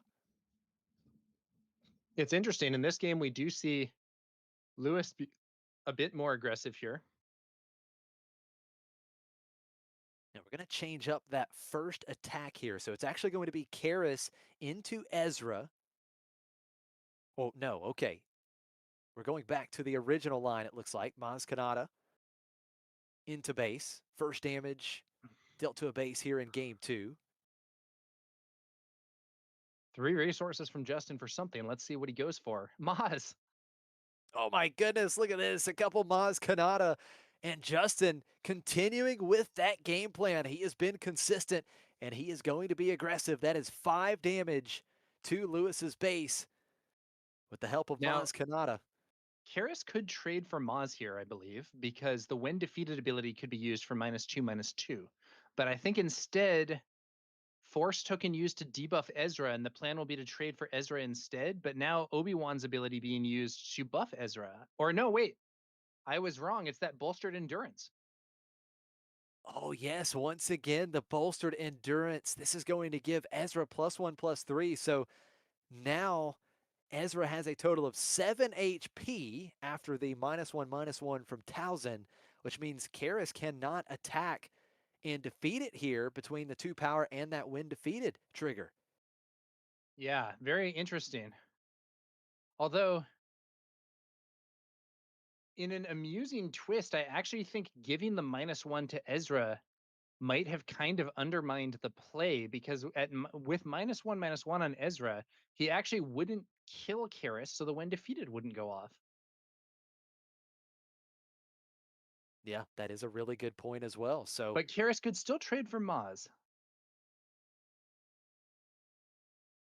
I'm almost wondering if that has to be the line here. Keep in mind, Lewis does still have all 4 resources, so maybe he plays something to shift that, but it is going to be Karras for Maz. So Karras dealing the 2 damage, using the force, giving Maz -2/-2 with the when defeated trigger. Now we see Obi-Wan Kenobi as Justin uses the force for that action ability. Ezra's going to get bigger with an experience token. So Ezra really going to be becoming a problem here. Yeah, that's a 4/8 Ezra, even after the -1/-1. And once it wears off, Ezra will be a 5/9. Does Lewis have like a shatter point, something that he could use here? Doesn't look like it. It's just going to be a sand trooper hitting the field.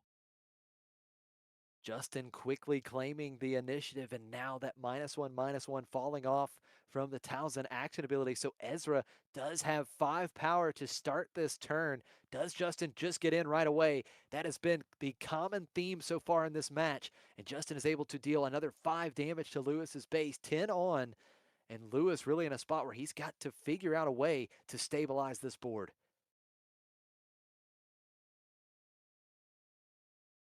Yeah, let's see what happens here. This is going to be the big leader flip turn. And it looks like we're seeing those flips, or at least Obi-Wan's flip. Rethinking, but does go for it. Resources exhausted. Temple guards. Okay, so the Jedi Temple Guards ambushing, dealing Obi-Wan Kenobi 2 damage, restoring 2 damage from Lewis's base. Lewis just trying to set up a way to get Obi-Wan Kenobi off the board here in game 2. Does Justin have another way to buff Obi-Wan? We saw it in game 1 with the bolstered endurance. We'll see what he follows up this time in game 2.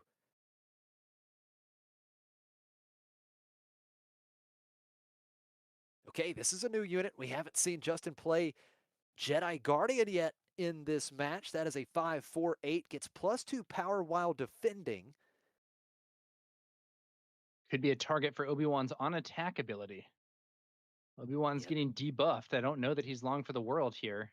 But that Jedi Guardian indeed receives an experience, and 2 damage chips into that base, making up for the restore from the Temple Guards.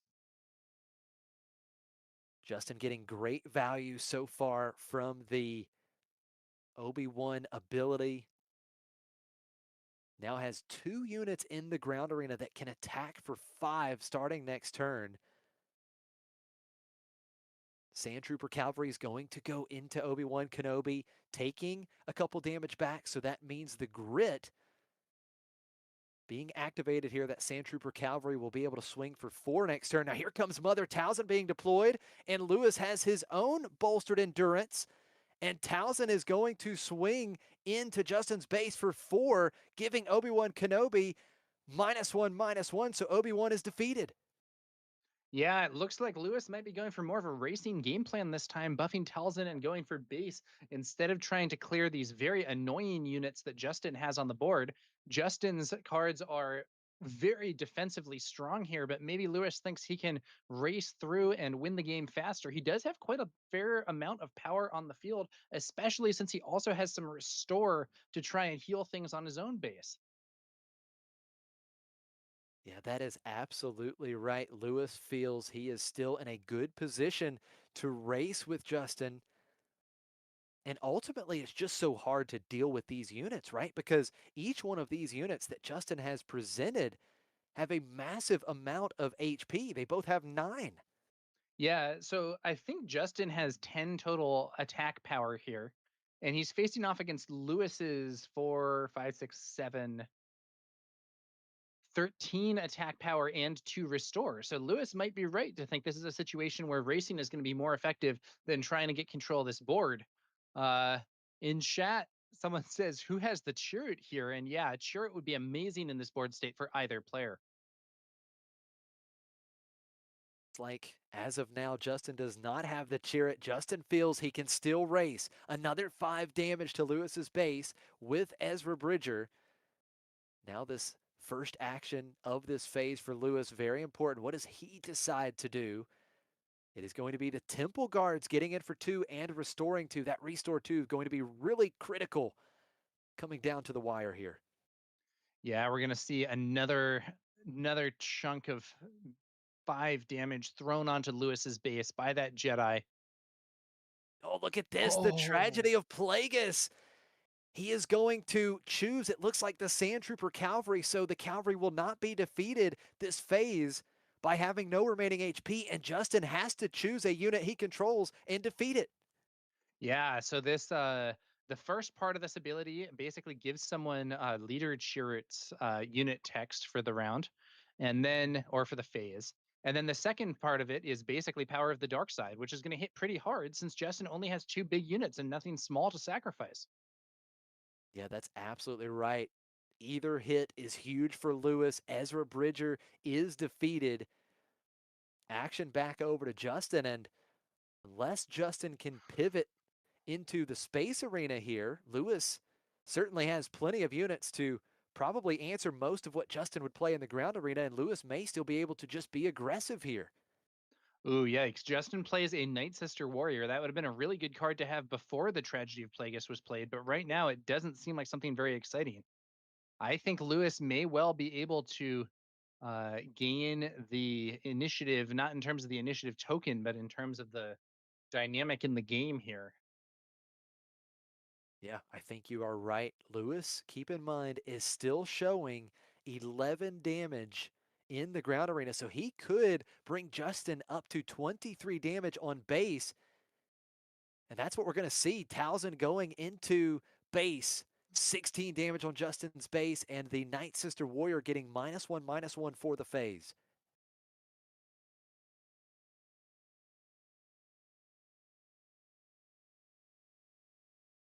Go over to Justin. Does Justin have some kind of sentinel unit, something to slow down the offense that is being presented? It's just an awakened Spectres.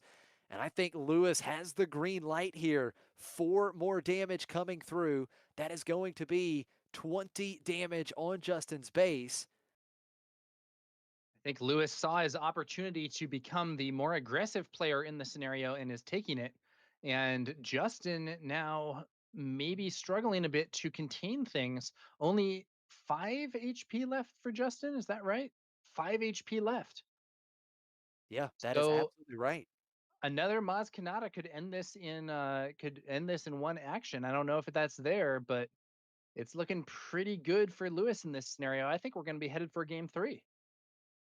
Now, here's something to keep in mind. You've got 18 damage on Lewis's base.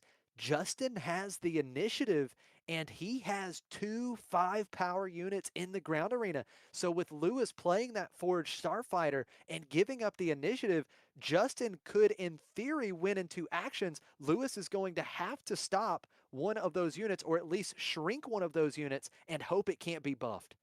That's an interesting point. So he could swing with Talzin and give a -1, but in that scenario, we would see a loss to a Maz Kanata as we did in the first game. So if we assume that Justin is going to take one swing here, leave Lewis at 5, and then yeah, it's interesting. What a nail biter we have in game 2. Justin has the initiative. What does he have at hand? Does he Okay. have any kind of pump? Does he go in, as you talked about, maybe he could go in with the Spectres first, and then even if the Guardian, the Jedi Guardian, gets -1/-1, Maz would be enough because it's a Force unit, would attack and give it +2. The Awakened I Spectres can't get that buff. I think I see a protect the pod in hand there for Lewis. Um, but I'm not sure he actually has anything that has enough HP. Well, I think Towson Wait, does, wait, he can right? do Towson has 10. Talzin. He can do, yeah, Talzin has 10 with that bolstered endurance, once again proving a very relevant card. Yeah, There it hitting for is. 10, that's enough. Protect the Pod will deal 10 damage to the Jedi Guardian. That is enough to defeat it. It only has 9 HP. And Justin's threat that was showing lethal taken off the board. Now Now Justin Lewis just has the has ready Night Sister time. Warrior. He can go. He can go for lethal now. He has time. even if Justin has that Maz Kanata, Maz would only deal 4 damage. You're Yeah, absolutely Justin right. trades. It's not enough. Night Sister Warrior trading with Jedi Temple Guards. Justin draws a card, but here comes 4 damage from Does Mother he have a Talzin, and Justin's Sentinel? going to scoop it up. We're going to game 3. You love to see it. Yeah, it looked for a moment like Lewis might have really undermined his position by playing out that foraged starfighter, but it was not to be. The protect the pod on the Talzin buffed by bolstered endurance, a mighty 10 damage, which was enough to take out even that buffed Jedi. Well done to Lewis, able to take a more aggressive game plan and get the win. And let's see what happens in this final match. Yeah, protect the pod, protecting Lewis's hopes of winning here in round 5 and staying undefeated. I did miss this earlier in chat, and I wanted to call it out. Appreciate Nicholas sharing this. Lewis did come in second place at the Connecticut PQ, where he lost to KTOD's Bobby Sapphire in the finals just about a month ago, and that was the one that you and I casted, Tower. Oh, So, nice. yeah, so Lewis definitely has had some very strong runs. He's had a top 8 with a Finnick deck. I believe you and I casted that tournament as well. So, yeah, Lewis has definitely had some great runs in these planetary qualifiers in the Northeast. We appreciate chat sharing that fact with us. But now it's time to get ready for a deciding game 3. Lewis has done it, his back against the wall. 2 very strong decks here, clearly. 2 fantastic players. But now Yeah, Justin will let's start with see the whether or initiative in not game 3. Lewis will take another loss to a KTOD member, or whether he can maybe get some measure of payback for his defeat at the hand of Bobby That's right. Sapphire earlier. Yeah, that Bobby Sapphire has been on quite a run lately, winning the Connecticut Planetary Qualifier, then becoming the Portland Sector Qualifier champion last weekend. He's looking to go back to back in these 2 weekends of Sector Qualifiers. So, yeah, these KTOD guys they have had a great run the past couple weekends, trying to keep that success going. Let's see if Lewis can stop some of this momentum. Justin is satisfied with his hand, starting with the initiative, and Lewis going to be mulliganing here. Yeah. Let's see how this one goes. Justin versus Lewis, on to game 3. I'll say, as a caster, I appreciate having a longer break between rounds sometimes, but what I really like is when we have those 3-game matches with tight, close games and exciting gameplay up to the end. And it looks Absolutely, like Tower. we may be poised to have that as the players get ready. Yeah, these really are the best. We've had this in back-to-back rounds. Thrilling 3-game matches that have really come down to the wire at the very end. We're also getting word Pasquale still undefeated. So Pasquale clawing his way past Ken Jabber last round and now moving to 5-0. But the game 3, the deciding game 3 underway, we are going to see Justin playing the Night Sister Warrior and Lewis playing Secretive Sage. So you get the 2-2 unit on Justin's side that has the win defeated trigger, but you've got the 2-2 for Lewis that has the shield token. Yeah, I'd say this is a favorable lineup for Lewis, as the Secretive Sage would be able to defeat the Night Sister Warrior and remain on the board, only losing that shield token. But Justin would at least get a card from the when defeated effect. And as Justin did have the initiative, his attack will give him a force token of his own. 2 quick damage to base from Night Sister Warrior. Secretive Sage on Lewis's side, attacking and defeating the Warrior. You've got that when defeated trigger. Justin able to draw a card. He's tapping his Lewis fingers on trying the to. table. He's thinking about what he's doing. There we go. Oh, Grogu. Grogu! Look at this Wow. legendary force unit coming out. That is not something that you see every game in Limited. Grogu is a legendary and can be an extremely strong card under the right circumstances. Now, why is that debuff being used here? I believe What am I that's an missing? experience token. I think Ah, you yes, used of course. OB's action ability. Yeah. Thank you, thank you. I Oh, yeah, confused you're that welcome. +1/+1 counter for a -1/-1 counter, and I thought the opposite leader ability had been used.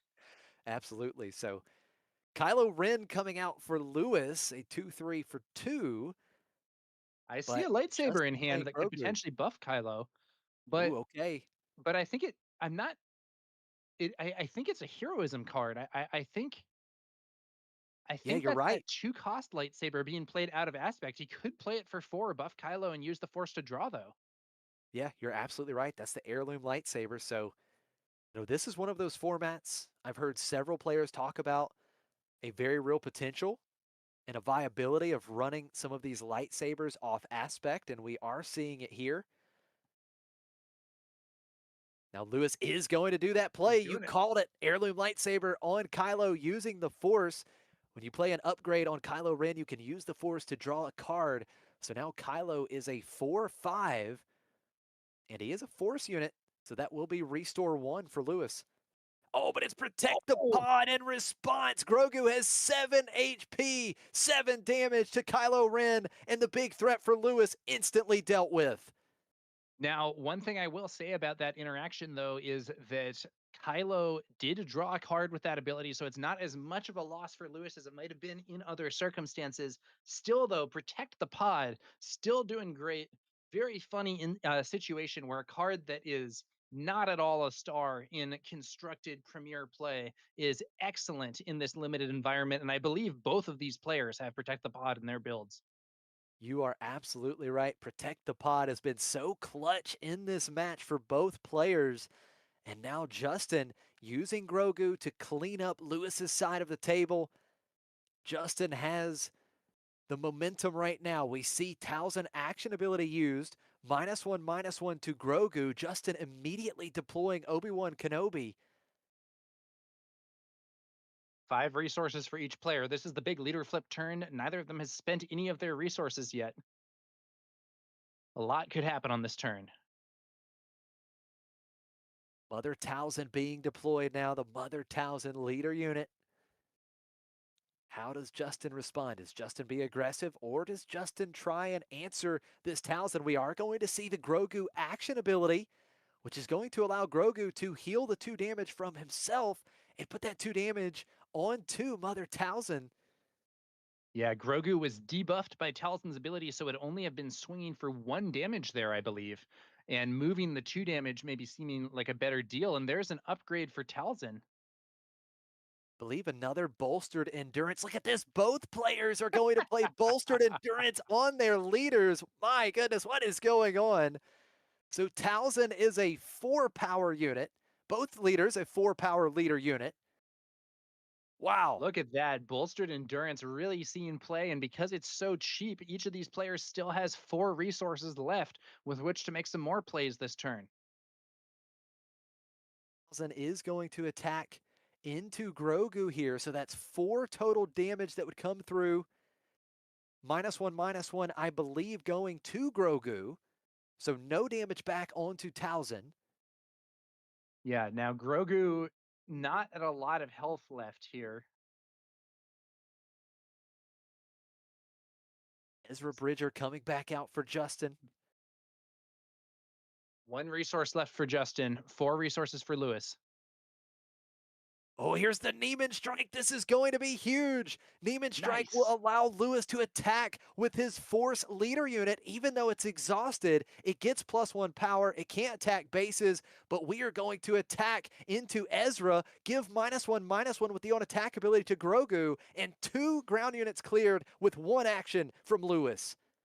Yeah, so Talzin has 3 power base, +1 for the bolstered endurance, +1 for the Neiman strike.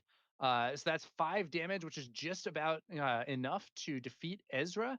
And then the -1 on attack being used on Grogu to defeat Grogu as well. Great play for Lewis, and there's still 3 resources left. Lewis certainly getting some momentum here. It's shifting over to his side. Now, with 1 more resource, Justin has another bolstered endurance. Obi-Wan Kenobi's not going anywhere anytime soon. Action back Yeah. over to Lewis. He's got 3 resources. We see the fallen Jedi. Now Obi can swing for 5 now, and I believe there's exactly 5 HP remaining on Towson. That's exactly right. That's exactly right, Josh. Justin's Obi-Wan can swing and kill Talzin here.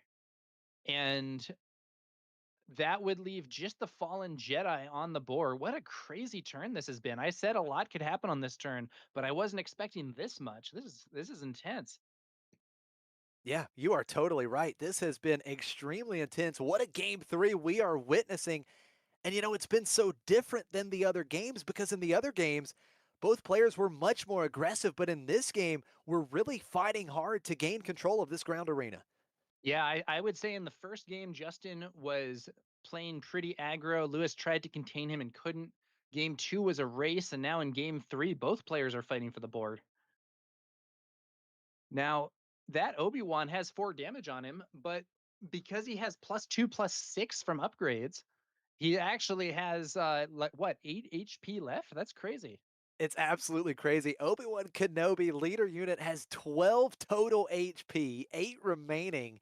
Lewis just trying to think, what in the world can I do with this Obi-Wan Kenobi? He's got Protect the Pod in hand, but that would only deal 4 with Fallen Jedi only having 4 HP. Yeah, he's got Maz. Maz could throw the Fallen Jedi in for 5 damage. That's still not enough. He could do like Fallen Jedi crash into Obi-Wan. No, like protect the pod first, then attack, and then use Talzin's ability. I think that's a kill. Okay, Yeah, so so that's yeah, so it's going to now be a it's start. 8. If he swings in, that's another 3, and then Talzin's ability is 1 more. So that would be enough to stop Obi-Wan. But he would have lost his unit, used a card from hand, used his leader ability, lost the force token, although he could do it in a different order to not to get the force token back. And Justin would still have, 6 resources and a bunch of cards to potentially play.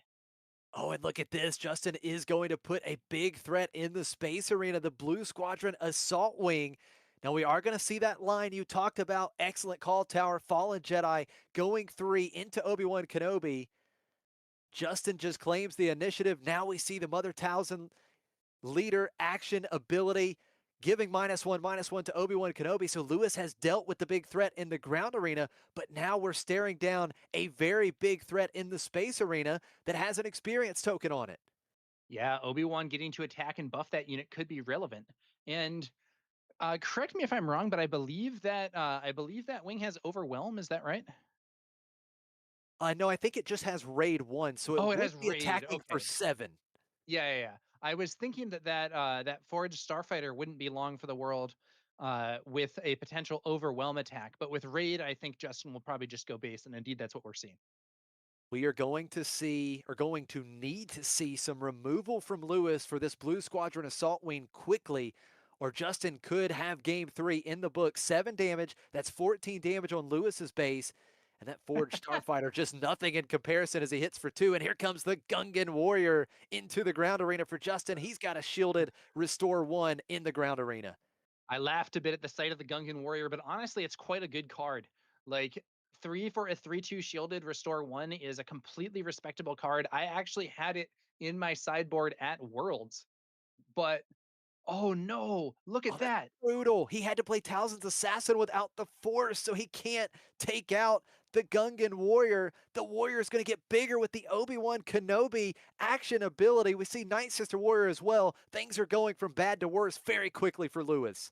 If Lewis had sequenced his last turn differently, using Talzin's ability before the Fallen Jedi attacked, he could have retaken the Force token, and that would have put him into a position where that Talzin's assassin would have been able to kill the Gungan warrior through the shield. But he didn't do it, and so he doesn't have the Force. He can't trigger that ability, and it looks like Justin is in a very advantaged position. You are absolutely correct. Lewis has the initiative, but he has a massive board to deal with. You've got 7 that can come from the Assault Wing, 4 now from the Gungan Warrior because of the experience token. That would be 11, 13 with the Night Sister Warrior. There's a lot of damage being represented for Justin. Lewis needs to have some answers, but I believe he only has a couple space units in hand. He does have a Sentinel, but overall it just doesn't really deal with some of these threats. The Sentinel would at least absorb an attack from the Assault Wing. That's something. but I don't think it's enough. Lewis is in big trouble here because the ground arena is also not going his way. Yeah, that Sentinel unit, as you mentioned, it can stop one attack from the Blue Squadron Assault Wing into base. Now here we go. Is this Will of the Force? I believe that may be Will of the Yes. Force. Yes, he does have Will of the Force. I didn't see that in his hand. He is going to bounce the Blue Squadron Assault Wing back to Justin's hand. Very strong play. Night Sister Warrior swings into base. The Gungan, though, I don't know that Lewis has a clean answer to this Gungan, which is going to swing for another 4 while also healing Justin's base. Does he have something? Yeah, and the Will of Force was out of aspect, so it did cost 6 total resources for Lewis. He only has 1 more ready. The Gungan Warrior gets in for a total of 4. It's 20 damage on Lewis's base, and we know that Justin could very well just replay that Blue Squadron Assault Wing. 2 more attacks from the Gungan Warrior would be lethal. 5 resource. It's a ground threat this time. Okay, the Jedi Guardian coming out. So now Justin presenting 2 threats with at least 4 power. And look at this, as the Kowakian Monkey Lizard is going to come in and ambush with 2 power to defeat Towson's assassin. We are seeing some odd cards being played. Was that an Obi-Wan buff? I didn't think Justin had the Force, but maybe he did for a buff on that Jedi. Yeah, the Jedi now 5 power. So Is the monkey lizard Force somehow? How does he have the Force? I may have missed how he got it back. No, the Monkey Lizard is just a creature unit. Because I thought, oh no, you know what it was? He used the Force on his Gungan, but then this turn he attacked with the Night Sister Warrior first to get it back. That's what it was. Yep, you're right. Now here comes the Graceful Purrgil. It is a Sentinel unit, but it's a Sentinel unit in the wrong arena. Justin is showing lethal in the ground arena with 2 actions. Here comes the Gungan Warrior, attacking for 4, restoring 1. Does Lewis have an answer? No, No, it is Supremacy tie. Jedi Guardian swinging for game. Justin has done it. He comes back and wins game 3, and he takes the match 2-1. What a fantastic show these players gave us. yeah, absolutely. An ironic end there for Lewis as he was really threatened by that assault wing, only to have all kinds of answers in space and end up being defeated on the ground. What a turn of events. Yeah, Justin was able to pivot quickly back over to the ground arena. What a match. That was fantastic. But Justin from KTOD able to take it, and he will move to 5-0 here in Philadelphia. I do wonder if Lewis had sequenced that previous turn, in a different order against Obi-Wan, and he had a Force token. Would he have been able to pull off the comeback there with Talzin's assassin killing the Gungan? I don't know, but man, that was an intense match. Yeah, it's so tough. You know, Towson's Assassin is one of the best units in the format. When you have removal on a 4/4 body, that is just so good. And not being able to use that when played ability, not being able to get the removal just feels so bad. You hate to see that in that situation. Yeah. Justin giving a very strong performance there and winning the 5th round of Swiss here at the Philadelphia Sector Qualifier, hosted by Star City Games. What a match we have been treated to. The last 2 rounds have been real 3-game nail biters. But we are going to step away for a short break. Round 5 has just about concluded. So don't go anywhere because we will be right back with Swiss Round 6 from the Sector Qualifier in Philadelphia. Thanks for watching, everyone. We will see you soon.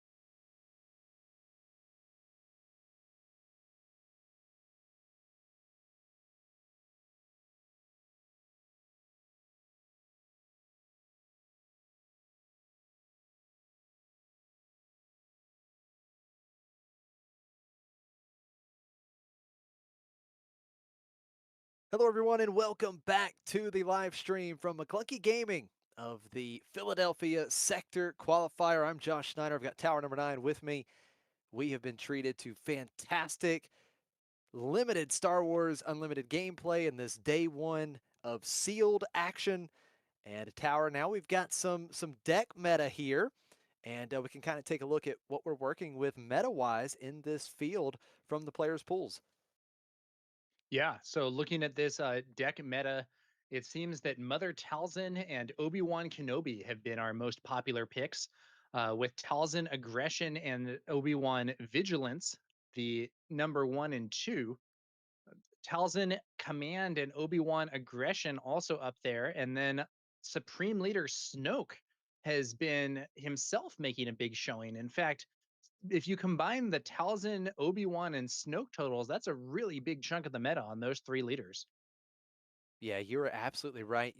I think it has been the common consensus that the 3 best leaders in this format, Mother Talzin, Obi-Wan Kenobi, Supreme Leader Snoke, and there we see it, right? Those are the most represented leaders. The only other leader to get up in the leaderboard here at 5% is Ahsoka. So Ahsoka Aggression at 5%. We did see a very strong Ahsoka deck on stream earlier, piloted by Chris Schutz. So yeah, I mean, I think this is pretty common. These are the 3 leaders that really stand out, and players are having good success with them so far.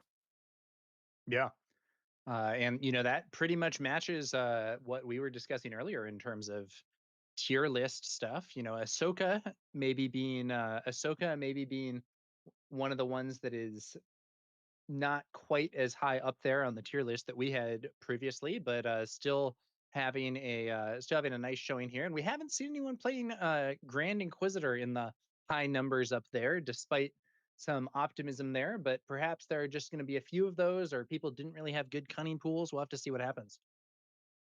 Yeah, it is interesting for sure because I think you guys made a great point about Grand Inquisitor earlier. I think it is a very viable option, but I think what happens, and you guys mentioned this earlier as well, is that the cunning pool is overall a little bit weaker. So that cunning villainy pool not quite as strong as some of the other aspects, and so I think that is probably the knock on Grand Inquisitor.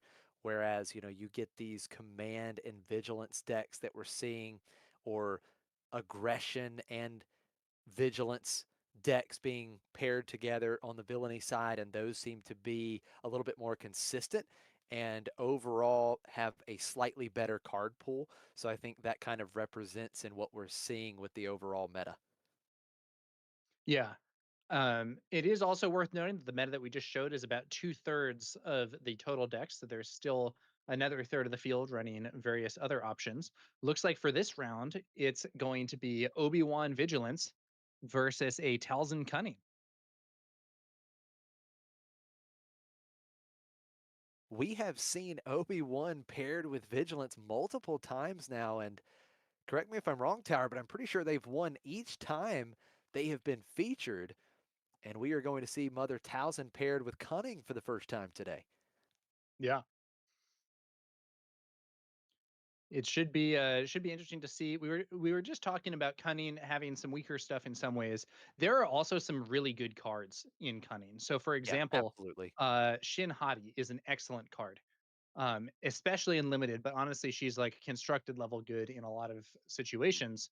But is she in your pool? I don't know, and we'll have to see what this player actually pulled that made him think Cunning would be a good pick. Should be interesting. Yeah, I totally agree with you. And it also could be one of those things where this player opened their pool.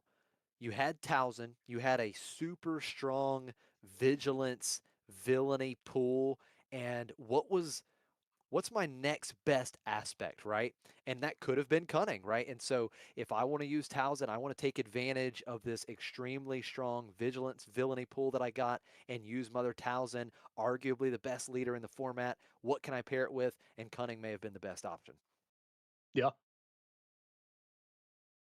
So we are getting ready for game 1. And oh, look at this. Love to see it. We've got Lego Pizza. That's Ian Klein from the Botha Network versus Michael. So Lego Pizza piloting Obi-Wan, Vigilance Michael with Towson Cunning, and here we go. Round 6 is underway. We have Deceptive Shade being played for Michael and Laura Santeca coming out for Lego Pizza. So it's a ground versus ground start here in game 1. Neither of these cards are things that you necessarily see every day. The Deceptive Shade there is a 2-cost 2/3. It is not a Force unit, though it is a Sith. And when defeated, the next unit you play this phase gains Ambush for the phase. Looks like it's getting upgraded now. Yeah, I believe that was the Ascension cable being attached to the Deceptive Shade. It will get +1/+3, and it will get Saboteur, which does matter here because we see, look at this, a Hyper Foil Obi-Wan Kenobi. 3-cost 3/5 when you play a Force unit. This unit gains Sentinel, so Obi-Wan has Sentinel, but now with Deceptive Shade having Saboteur, we're going to see 3 damage to Lego Pizza's base. Yeah, now Lorsan Tekka does have a target. When defeated, Lorsan Tekka can give an experience token to a unique unit, but Lego Pizza opts to go for the base instead, which I think makes good sense here because with that upgrade, Lorsan Tekka would not trade with the shade, so it kind of makes sense here to just go for the base, try and push some damage. You got more units on the field. Let's see how this goes. So first action, Michael with the initiative. And Michael is going to go to base once again. Another 3 damage with Deceptive Shade. And it looks like Obi-Wan Kenobi is also going to base. So right now, both players choosing to ignore the opposing units. 6 damage on each base. And Lego Pizza did get the Force, which is important. Now we see the first Force unit coming out for Michael. That is the second sister, which is a 3/6 body, a Force unit in the ground arena. Action ability used for Obi-Wan Kenobi. Using the Force, 1 experience token will be given. But now Lego Pizza has to decide where does that experience token go? And it is going to go on Laura Santeca. And Michael is just going to claim the initiative. So Lego Pizza has some options here. Laura Santeca is still ready. And we are going to see 4 damage into Second Sister. And when defeated, you talked about that when defeated ability, Obi-Wan Kenobi, the unique unit, getting an experience token. And here comes the Jedi Temple Guards with Ambush and Restore 2. Ambushing, dealing the final 2 damage needed to take out Second Sister. And Lego Pizza now ahead in the race as well as he goes back down to just 4 damage on base. Yeah. So, what do you think about this shade with the ascension cables? On the one hand, it's very difficult to remove and it has an annoying when defeated ability, but the actual damage being pushed by the shade isn't really that high. No, I do agree with you. And the when defeated ability could be very relevant with the Deceptive Shade because when it's defeated, the next unit you play this phase would get Ambush, which, of course, Ambush, one of the best, if not the best keyword in Limited. And so, having 6 HP now, it's a bit tougher for Michael to get the Deceptive Shade off the board to get that when defeated trigger.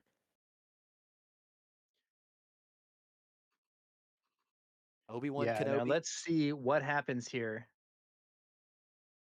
Jedi Temple Guards getting the experience token, buffed up to 3 power. Mother Talzin has been deployed. Michael is going to attack. Now, where are we attacking? Into the Jedi Temple Guards. And the Temple Guards were the target for the -1/-1 from the on attack ability on Mother Talzin. So Talzin taking back just 2 damage. Both players still have all 5 resources to work with, but keep in mind, Lego Pizza has yet to deploy Obi-Wan Kenobi. So Obi-Wan can come out and still push some pressure on this board. Jedi Star or Padawan Starfighter rather. First space unit of this match. That Padawan Starfighter currently a 2/4 because Lego Pizza controls a Force unit.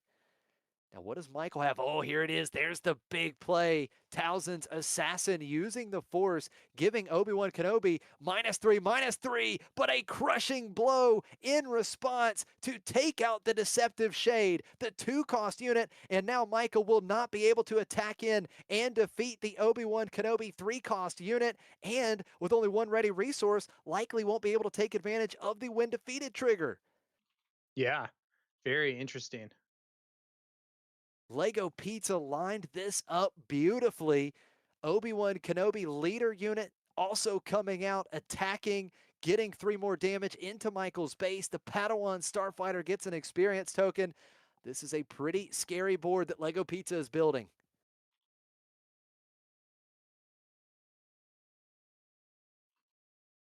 Okay. Michael, I guess Michael still feels he's in a good spot here. He can still be aggressive. Maybe we can still race.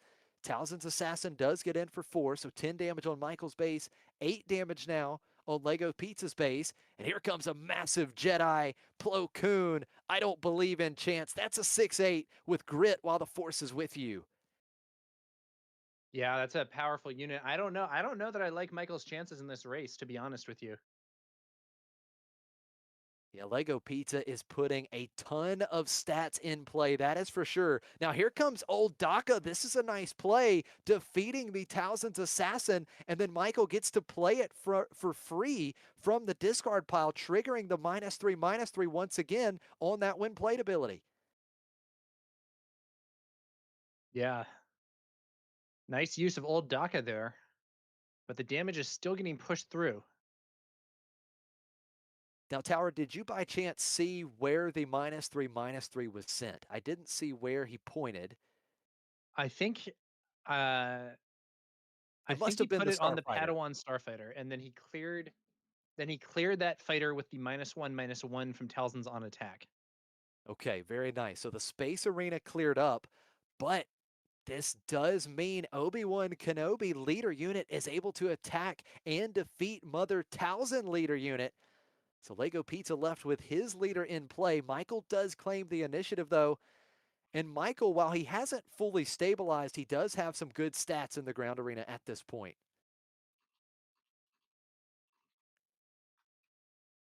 Okay, let's see here. Going to the 7 resource turn. Here's Will of the Force. That is going to bounce Plo Koon back to Lego Pizza's hand. Michael using the Force. Lego Pizza will discard a random card here. Let's see what the hit is. And it is Last Word, so a solid hit for sure, as that could have buffed up one of Lego Pizza's unit here probably in the very near future.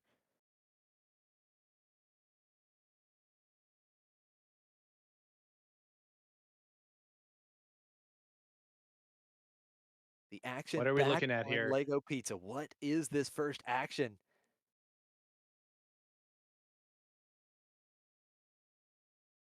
The Obi-Wan Kenobi 3-cost unit could get Sentinel again this phase if Lego Pizza plays another Force unit. Although it could just be defeated.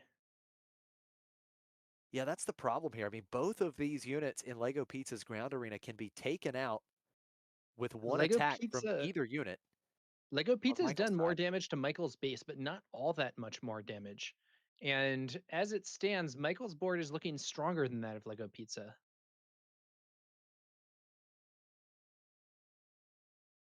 Oh, that is a really, really good point. And I don't know that if we'll be able to fix it at this point, but that Starfighter should have had 5 health because it was +1/+1 from its ability and +1/+1 from the experience token. So that is a really Oh, good solid point. It point. should have been at 5, so then it wouldn't have. Yeah, perhaps so. I'm not sure. There may have been some other thing on it that I missed. Also, what upgrade is that for old Daka? Okay, so old Daka getting the corrupted saber, so getting Ooh. +2/+1, and it is a force unit. So that means when attacking, the defender would get -2 attack. But we've kind of cleaned up the ground arena here. Lego Pizza has the initiative. We've got Plo Koon versus Old Daka. Old Daka has 4 HP remaining with the upgrade attached. Plo Koon a 6-8. But Old Daka also with 8 power. Oh, and here comes Shatterpoint. Lego Pizza will use the Force to defeat a non-leader unit. Old Daka is defeated. That is a very strong play to now leave Plo Koon left unimpeded. Here comes Darth Malik for Michael. Just going to be a 4-7 with Overwhelm, and Plo Koon is left open to get in for 6. That is 20 damage on Michael's base. Michael had some powerful stuff with that upgraded Old Daka, but Shatterpoint, huge reversal of fortune there for him, and now this Plo Koon is a major issue. It absolutely is. That Plo Koon now a 7-9, and keep in mind, while while Lego Pizza has the Force, Plo Koon will get grit. So it can just hit harder and harder as it gets damaged. Now here comes a whirlwind of power, and Michael does control a Force unit. So Plo Koon will get -3/-3, and as of now would only be attacking for a total of 4 damage. Yeah, that is a solid debuff against Plo Koon. Looks like a lot of resources for Lego Pizza. Look at this, it's Out of craving aspect. power. Out of aspect, Oh, craving power. What a play. And Michael is just scooping. oh man, he scoops it up after craving power. Just too much power for Michael to withstand. Lego Pizza takes the early lead here in round 6. Unlike some of the other games that we've seen with Obi-Wan, this was not Obi-Wan just aggroing someone out. This went into, quite an extended end game, but that out of aspect craving power was an excellent play for Lego Pizza, really turned things around. And I mean, essentially, Michael just conceded right after that. So now we're going to go on to this next round and we'll see, are the players going to make any changes, and how will this next thing go? Yeah, what a play for Lego Pizza. We talked a little bit about the greater possibility of seeing out of aspect cards in these sealed decks, and we are seeing them today. And Craving Power is certainly one of those that in limited you are more than happy to pay 7 for to get removal plus that additional buff on a unit. Yeah, this should be interesting. I think this is going to be a cool match. I'm hoping that we go, no disrespect to Lego Pizza. I'm hoping Michael wins this one and then we go to round 3. But Michael might have his work cut out for him because Lego Pizza has some really cool options there, including some nice removal. Yeah, that is an excellent point. Now, Ian Klein, Lego Pizza, originally from Philly, now out of the Birmingham area, of course, a part of the Botha Network, but he was runner-up at the Galactic Championship. This is your runner-up, the 2025 Galactic Championships. Game 2 is underway. Michael has the initiative for Game 2. He's going to start with Guardian of the Wills.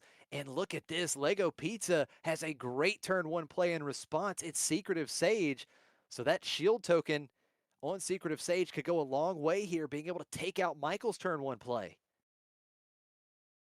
Yeah. Once again, Secretive Sage lining up well against a 2/2 opposing unit. This time a Guardian of the Wills, whereas in the past, I think we saw Secretive Sage against the Night Sister Warrior. The Guardian of the Wills is actually a worse one in that the Night Sister Warrior at least got a card when being defeated by the Sage. Oh no, this is brutal. Michael didn't have a turn to play. Lego Pizza putting another shielded unit in the Now, ground arena, the now Gungan what Warrior. is this? Oh, I see. I see. I was very confused by this play. So he plays Talisman's Assassin and kills the Secretive Sage, which would maybe look like a mistake, except I think what he was thinking there was keeping his opponent off the Force. The Gungan Warrior is a stronger card and he could have killed it, but the Secretive Sage would have been able to swing and get the Force. And I do love this. So Michael plays Talisman's Assassin, takes out the Force unit with Secretive Sage, but this turns on the last words because a friendly unit was defeated for Lego Pizza. The Gungan Warrior got 2 experience tokens. So that was a 5-4 now shielded unit. Now the shield token has been taken off as the Gungan Warrior just ran in and took out the Talisman's Assassin. I will say my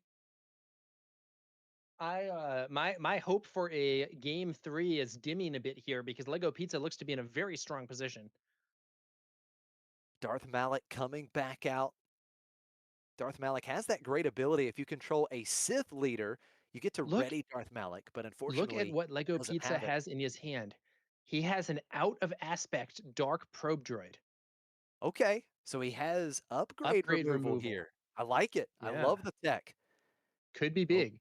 yeah, it absolutely could. Obi-Wan Kenobi is deployed first. Michael responds, deploying Mother Talzin.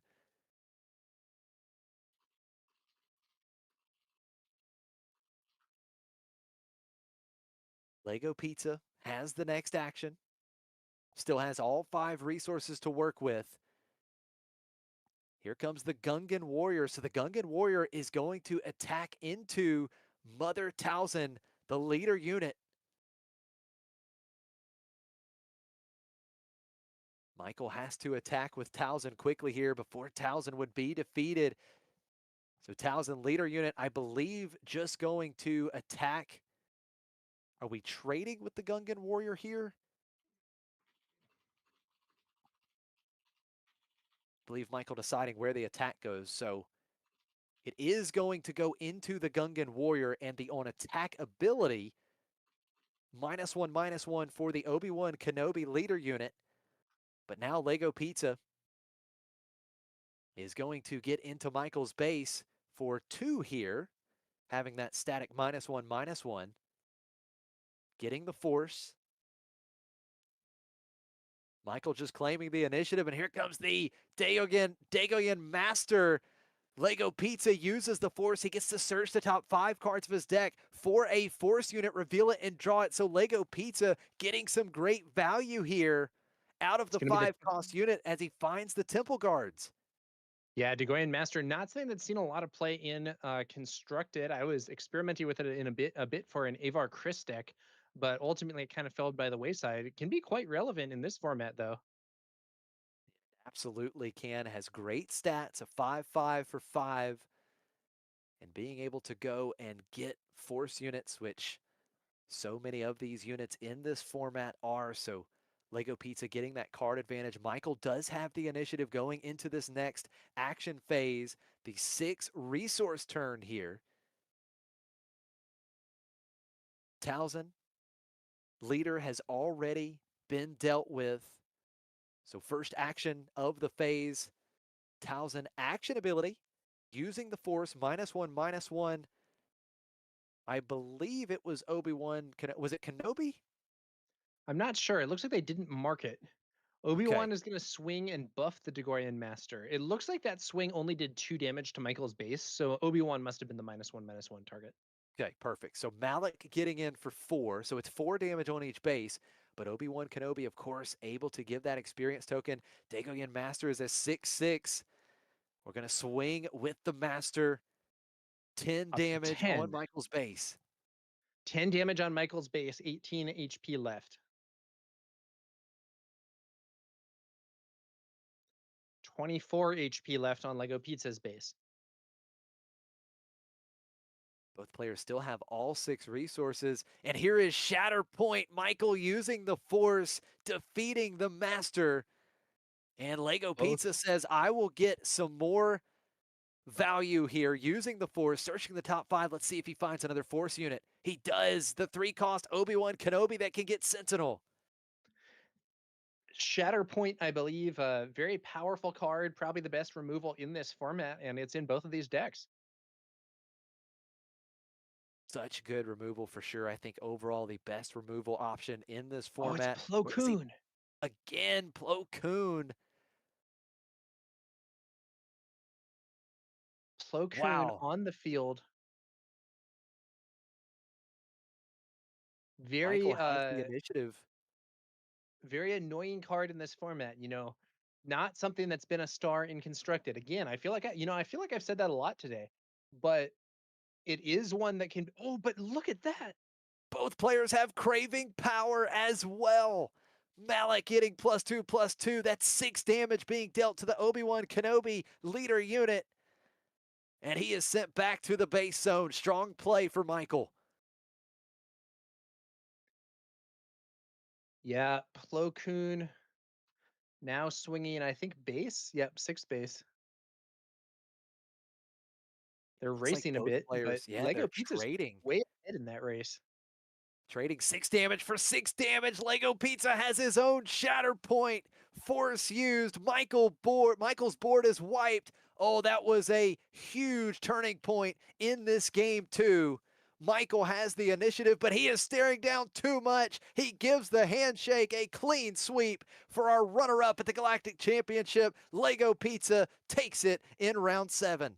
Both of these players have some killer removal in their decks, unlike what you normally see in this format. I think what happened in that last turn is that Lego Pizza had to swing with Plo Koon to get the force to allow him to use the more powerful mode on Shatterpoint, as without that, he was not going to be able to clear that high HP target. Yeah, that is an excellent point.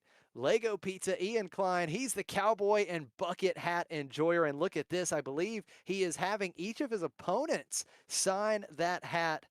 And what a great match for Lego Pizza. He moves on to 5-1 on the day, very much alive with good chances for day 2.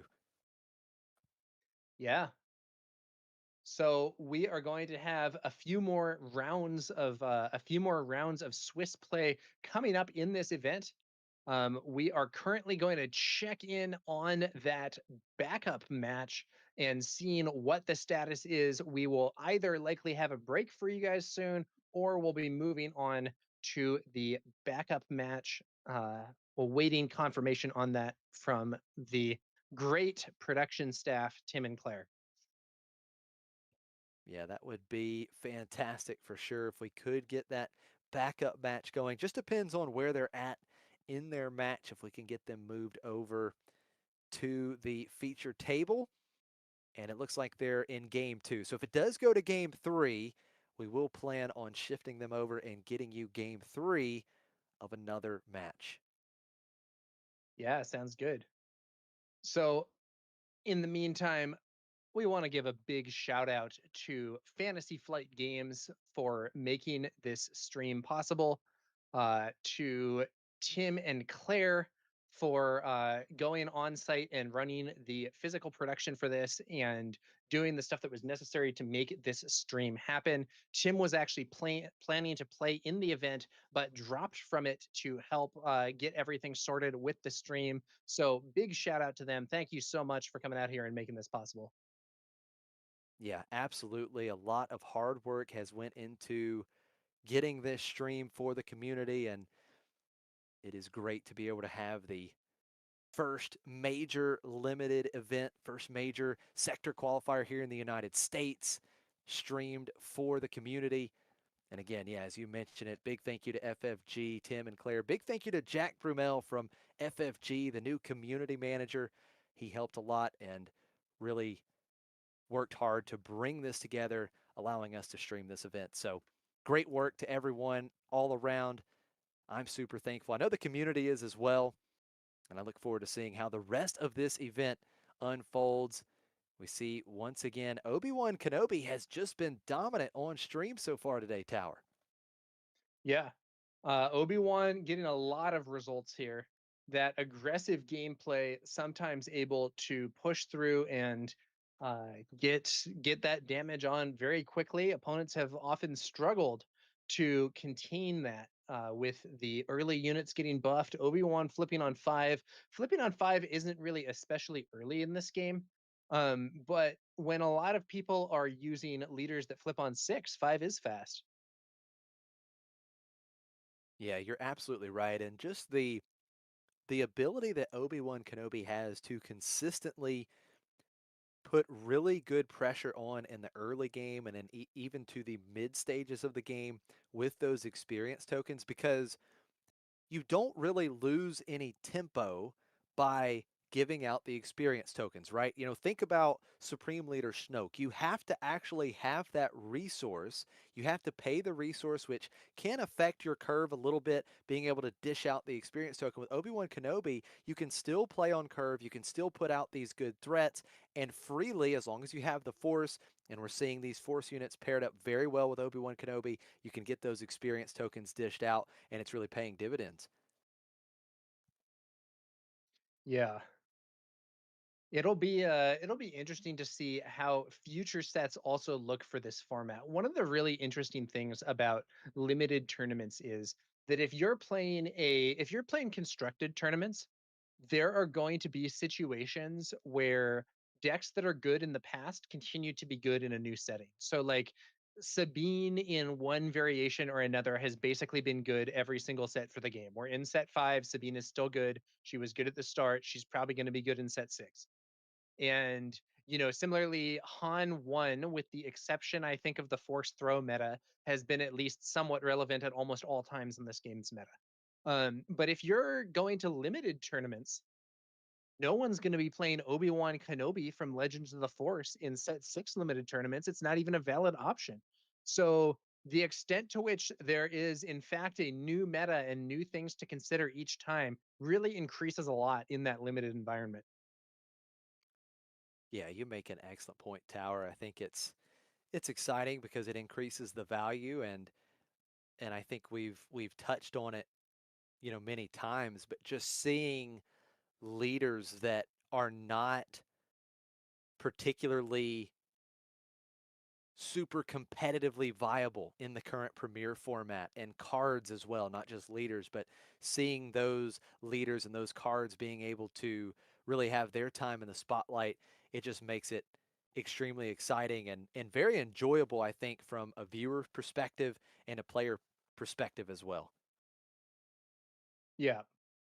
And I think that's some of the fun of these limited events. The leaders, the unusual cards. We were we were talking earlier about this with respect to Guardian of the Wills, then getting buffed with Craving Power on 4 resources, and some of the hype out of aspect plays that we've seen. Limited, I think, really. Constructed is very cool too. The Premier constructed format, that's like the spot for the most honed, most efficient decks, stuff like that. But limited is, in some ways it's kind of the opposite. It's where the like janky but like, the janky but secretly genius, crazy like a fox plays come out of left field. You know what I mean? Yeah, absolutely. Hey, for instance, we get to see the monkey lizard being thrown around in limited, right? Yeah. You're not going to see that in constructed. Yeah, we get to see putting lightsabers on your space whale, putting Yes. all kinds of interactions that would not normally happen in the game do occur. It's an interesting scenario. Yeah, absolutely. Now, before we kind of continue this conversation, we did give a shout out to FFG and Jack, and just a big thank you for all of their support to help make this stream possible. But do want to shout out Star City Games as well, because of course, Star City Games, the tournament organizer that's actually running the event on site this weekend. So big thank you to them and their team for making it possible as well. Yeah, this has been really cool. We're happy to be able to bring you this footage, and big shout out to everybody involved in producing it. Star City Games for hosting the event, FFG and Jack in particular. I mean, it's been great. It's been a team effort. A lot of people had to come together to make it happen, but we're happy to be here and doing it.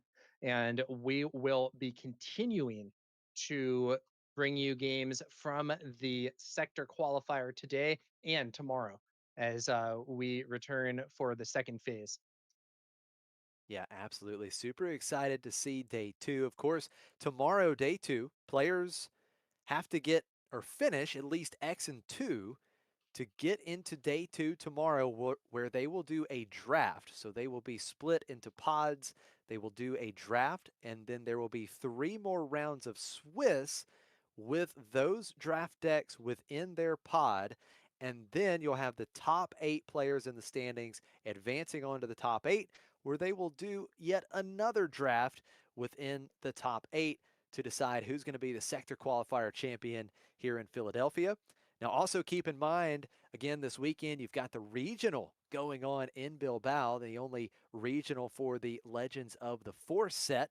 And that is going on this weekend as well. And the final day will be taking place in Bilbao tomorrow, where you will have the finals of the limited portion of the regional and the premier portion of the regional that is being organized and produced by Fanfinity. So, maybe tomorrow morning, you can check out the stream from Fanfinity in Bilbao, and then you can jump over here with us at McClunky Gaming and see how things play out here in the sector qualifier. All right. We are, I believe, awaiting word on the backup match. And oh no, we're hearing here no backup match, no backup match. Okay. We are going to have a brief interview though with the winner of that previous round, Lego Pizza. So stay tuned for that. And we may be able to ask him some questions about just how much removal he has in that deck. Absolutely. Lego Pizza seemed to have quite the deck. Now, he wasn't undefeated coming into this match, but Yeah, that's right. he's still X-1 and clearly still had quite an absurd pool of cards that I think very well could carry him into day 2. Again, we're taking a look at the deck meta here. Again, Mother Talzin, Obi-Wan Kenobi, Supreme Leader Snoke. Those are the 3 leaders that are really considered to be tier 1 in the limited format for Legends of the Force. Those are certainly the leaders that are most represented, with Mother Talzin Aggression and Obi-Wan Kenobi Vigilance being the most played in the field of almost 500 total players to start this tournament. There he is. Lego There's Pizza, Lego can you hear Pizza. us?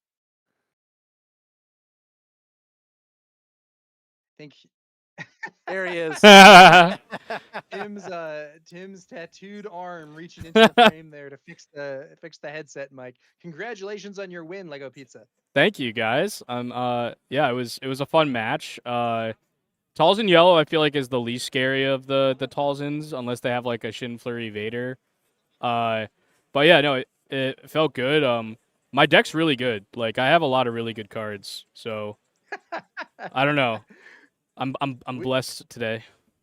We were noticing that both you and your opponent had some pretty premier removal in a format that normally does not have good removal. Yeah, I have a Crushing Blow, a Whirlwind of Power, a Shatter Point, a Protect the Pod, Out of Aspect, Craving Power, because that card's awesome. Yeah, just I have a bunch of really good removal. I have like one Heirloom Lightsaber, which is like all the upgrades in this format are really good, especially if you put it on your leader. My early game's awesome. I have like 2 Secret Sage, 2 Jedi Consulars. So like, yeah, I don't know. The deck just built itself. It was pretty good. My loss was to an Obi Red that had a couple spaceships, like the 2/3 with Raid 2, the Cartel something. And he had like 2 of them, and he like buffed it with Obi, and he just like raced me in space in game 3, and I just like didn't have the removal in time. But other than like something like that, I feel like I can really win the ground game with this deck pretty easily. So Yeah, I mean, it sounds so, right? You kind of got one of each of the best removal cards yeah, in this format. That is epic. Now, I mean, how do you feel? You're X-1 right now. How do you feel about your chances to close out day 1 and get into day 2? What do you need to try to maybe avoid? What are you kind of worried about? What do you need to do to get there? yeah, I guess I don't know if there's something I need to avoid. I just need to play tight. Like think about my moves. Don't like play too fast. I feel like I have the tools available to me to be able to get to day 2. Like I opened this pool and I was building it and I was like, oh, this is like a 7 out of 10. And then I like played one game with it and I'm like, no, this is like a 9 out of 10 deck. If I don't make day 2, like that's on me. Like I messed up. Like I just misplayed or like played badly. So like as long as I play up to the level I think I'm capable of, I feel really strong. My odds to make it to the next day. Honestly, I'm just trying to win out now so that I go into day 2 at X1, which gives me a little bit of leeway into draft. I think if I X1, I'll be able to go 2-1 in draft and still make top 8. So that would be nice. Yeah. But I don't know, like Well, these Lego- these limited, yeah, these big limited events are like so new to Star Wars. So like, it'll be interesting to see how it all plays out. I definitely practiced way less draft than I did sealed. I'll tell you that. Well, hey, thank you so much for joining us. Huge congrats on the win, Thanks, and guys. best of luck throughout the rest of the day in this tournament. We hope to see you in day 2, but we do have word that it looks like we are going to have a backup match, so I think we're going to get game 3 of another match. Awesome. Thanks, Cool. guys. Take care. Lego Pizza, a winner of a match there featuring the impressive bucket hat signed by teammates or opponents or something. But we are now moving on to the backup match, game 3, which looks like it's just starting off. Supreme Leader Snoke versus Snokey Yellow versus Talzin Red. All right, so I don't believe we've seen either one of these leader combinations, right?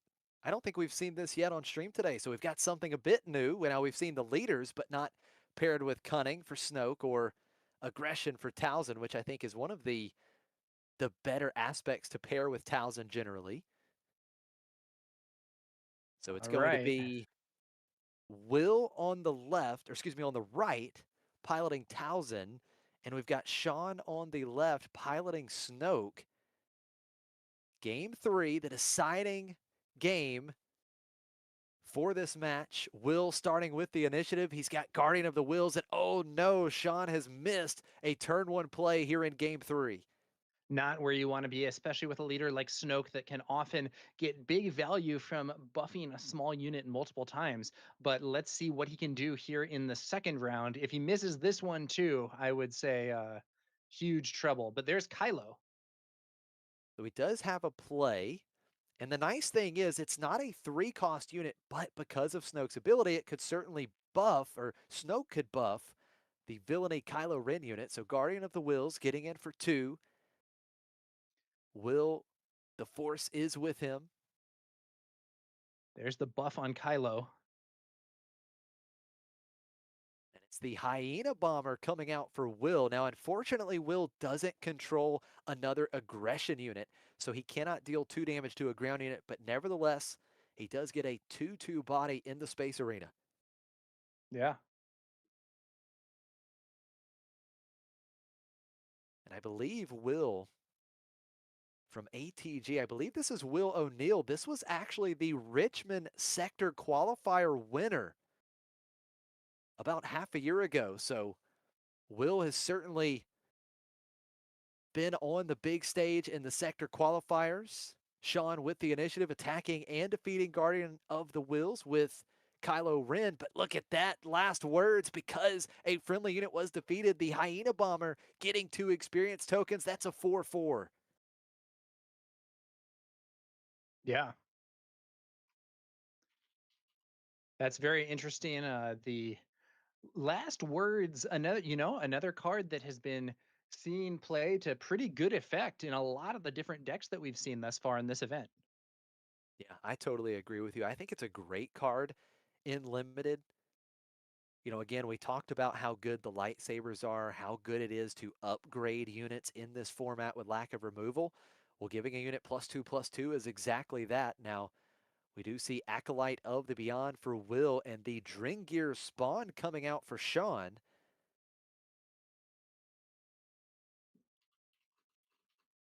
Will getting Yeah, in for 4. 6 damage on Sean's base. that space threat with the experience is going to be pretty annoying if Sean doesn't come up with some kind of answer. We were talking about it earlier, but a space unit, and especially a buffed space unit, can be a big problem with decks that are mostly designed to brawl with the opponent's ground units. Now, I really like this play and how things have lined up, at least in the ground arena for Sean. That Dringir spawn attacking and defeating Acolyte of the Beyond. So Will does have the force, but when Dringir spawn attacks and defeats a unit, you give experience tokens equal to the cost of the unit that was defeated. So 2 experience tokens to the spawn. But look at Will. He's got Crushing Blow to take out the buffed Kylo Ren.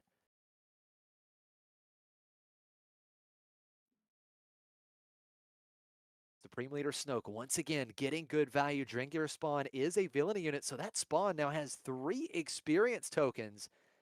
Will be swinging for 6 and has 4 HP remaining. The Hyena Bomber left alone in the space arena, getting in for 4. That's 10 damage on Sean's base. And look at this, that Dringer spawn is really going to just contend with about anything in the ground arena. The Ascension cable being played onto the spawn, giving it an extra +1/+3 and Saboteur. Yeah, it looks like it's time for a flip from Talzin after we see a Guardian of the Wills. Talzin did debuff that, though. Looks like some math being done here. I believe, let's see, it's 6+3, 9 HP, 2 damage, 7 HP remaining, -1, so 6.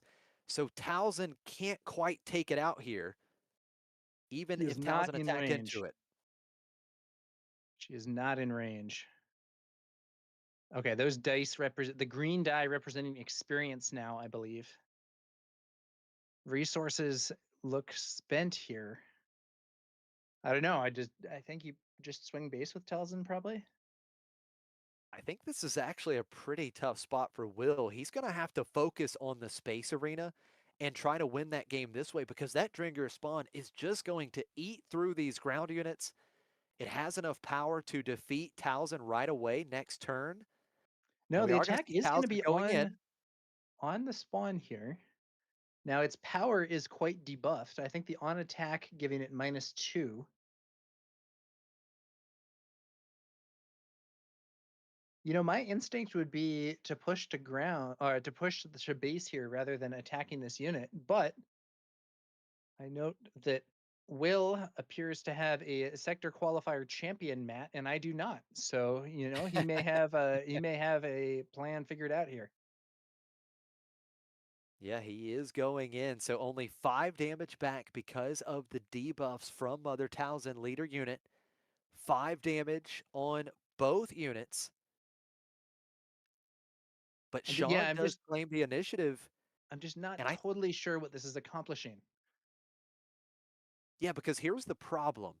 That Drinkier spawn still has 9 HP, so it still has 4 HP remaining. So it can still go and attack Talzin and survive and get more experience tokens.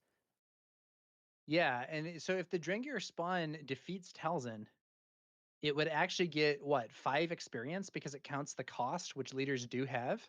Yeah, it would get huge here. Yeah, I don't see why you would attack into it under the circumstances. I think I could be wrong. Maybe he's calculated this, but my tendency would be probably to try and race it or and or draw a shatter point. But I don't even know if he has a shatter point. So Yeah, yeah, maybe and Will there it has is. something in hand that would help. It does kill Massive. Talzin. It does get 5 more experience. Dringir spawn feasting right now. 8 experience tokens on that unit. So 6 HP remaining. The experience tokens essentially canceling out with the damage right now.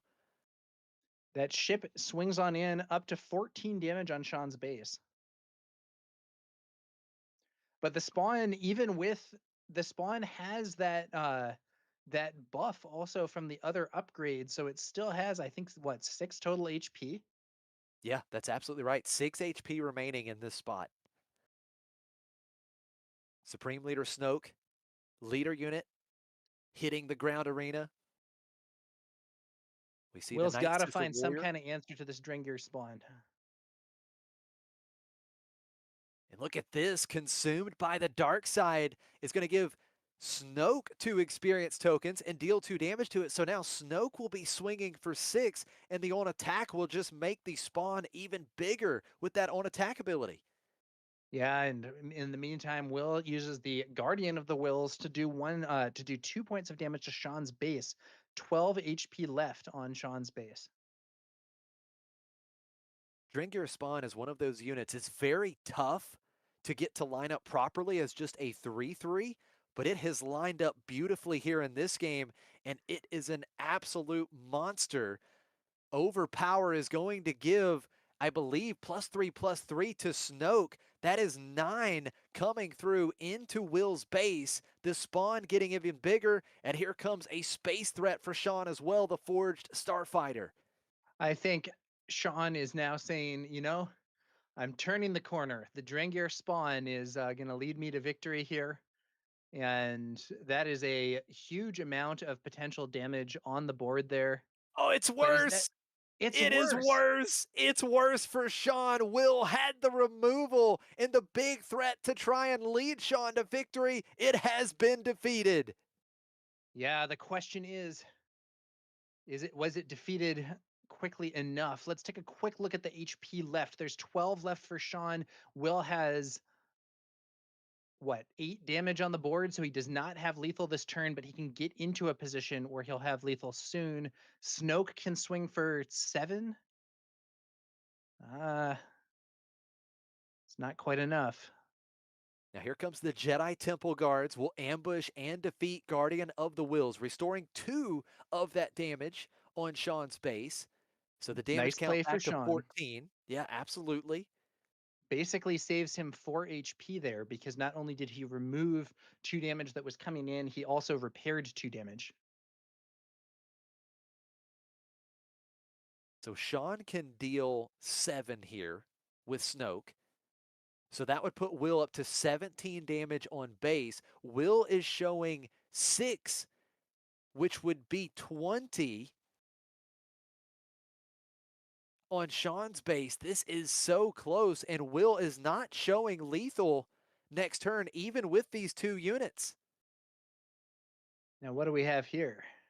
So that is the Ravening Gundark. It's a 5-cost, 5/4 creature unit, and it deals 1 damage to a ground unit when played. So the Night Sister Warrior is damaged here, but Sean is absolutely showing lethal, I do believe. Let's see, he's got 7 plus 5's 12, 14. Snoke can get bigger. Yeah, he's showing lethal here, and Will is not.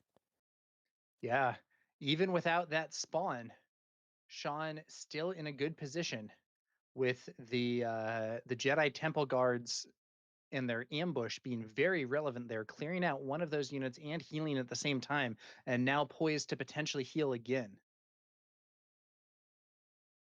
Sean has the initiative, instantly trading with Night Sister Warrior, restoring another 2.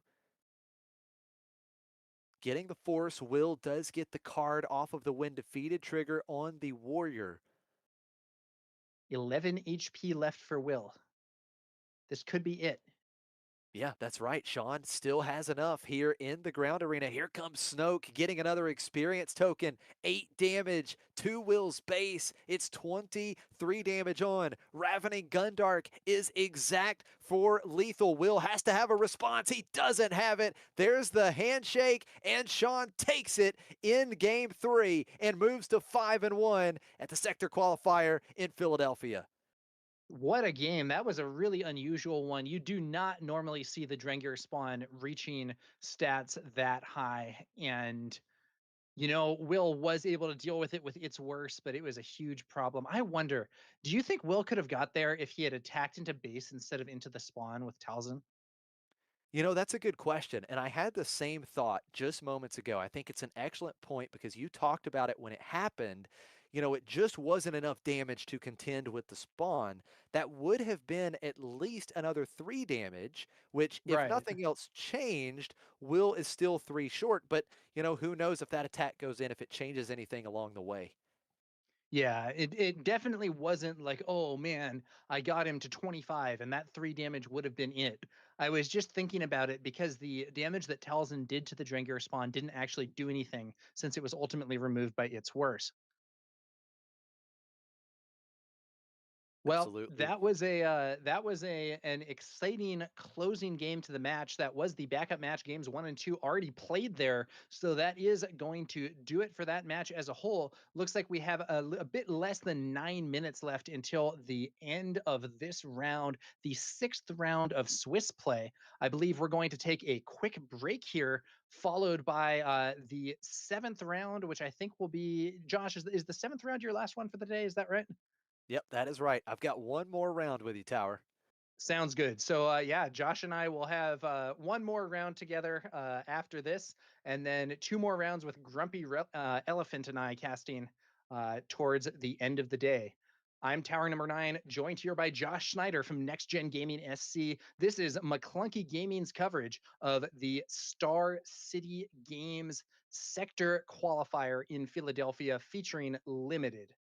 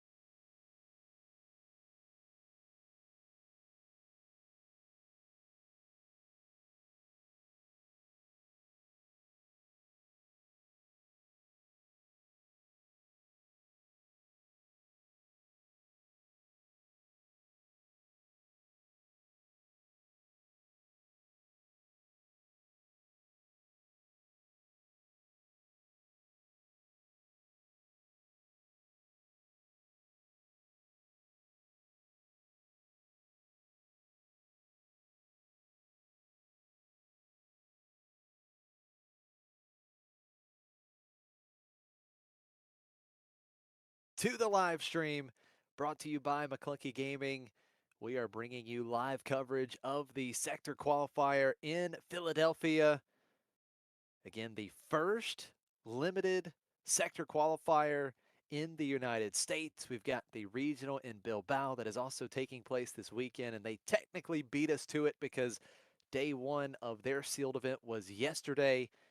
But now we are getting ready to bring you another great round of Swiss, round 7 of Swiss. We've got 9 rounds today before we will wrap up day 1. Players need to be at least X and 2, so they need to be 7 and 2 or better. I believe 6-0 and 3 would also get there, but the odds of that happening probably quite low.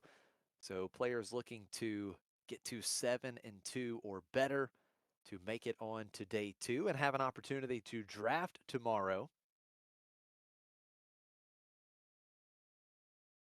Now, production is getting our feature match ready to go. We have seen some excellent matches over the last few rounds. We have seen a lot of Obi-Wan Kenobi, but we've also seen a decent amount of Talzin and Snoke.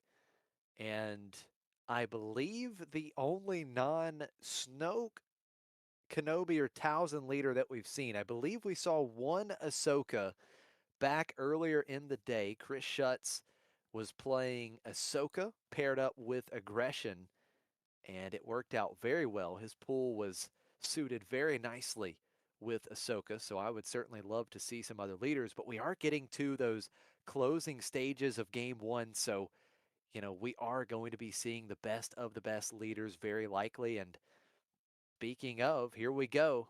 More Mother Talzin. So we've got Mother Talzin, not a complete mirror match here because we've got Mother Talzin Aggression on the right.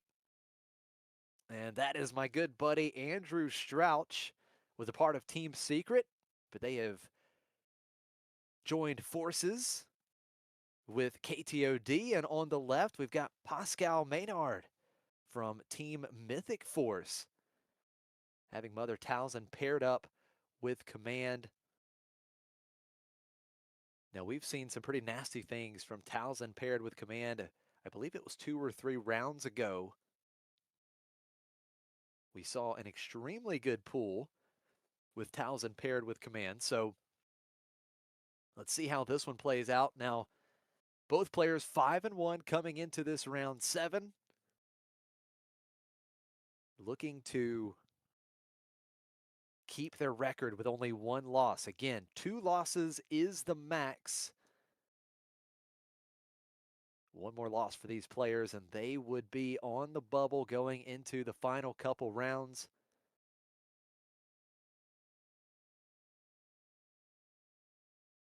Andrew Strouch rocking the Planetary Qualifier champion mat.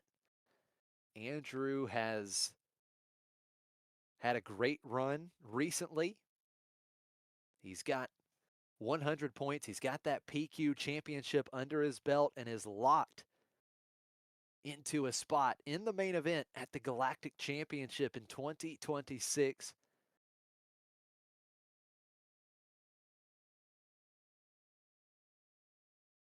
Interesting fact about Andrew, he says, I only play with leaders that start with Q, but that must be true only for Constructed, because not the case here with Mother Talzin. But Andrew on a great run. Pascal Maynard, I believe, traveling down from Canada, has a very decorated TCG career, I do believe, and runs a store in Canada. So coming down to compete in this sector qualifier, looks like Andrew Strouch will start with the initiative here in game 1 of round 7.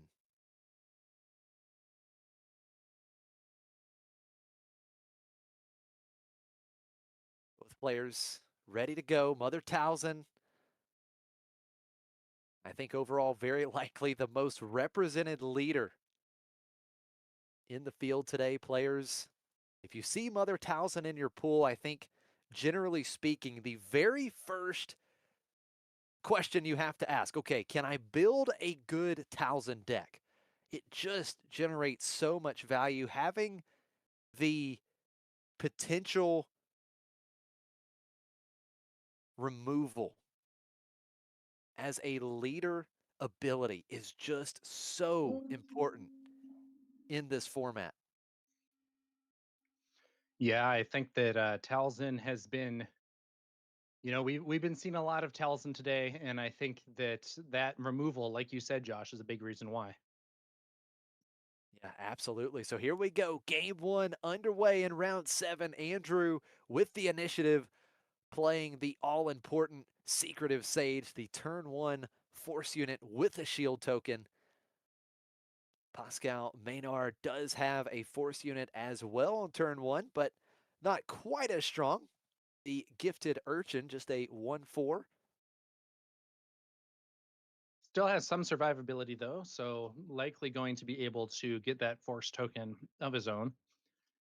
What you really want to avoid is those scenarios where you play, Guardian of the Wills and your opponent plays Secretive Sage.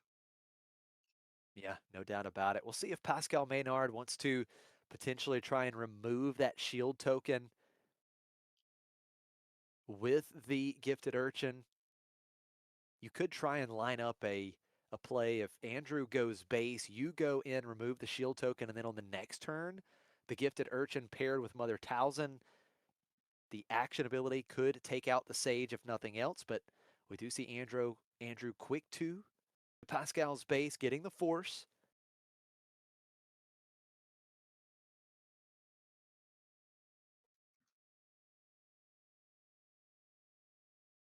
Is going to be Ooh. Darth Revan's lightsabers played onto Gifted Urchin. So Urchin +2/+2 here.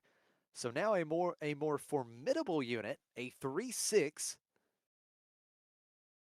Yeah, at 3/6, that's gonna, just be some more damage. And those high HP units are often good targets for attachments, upgrades rather, because it makes them, more difficult to remove.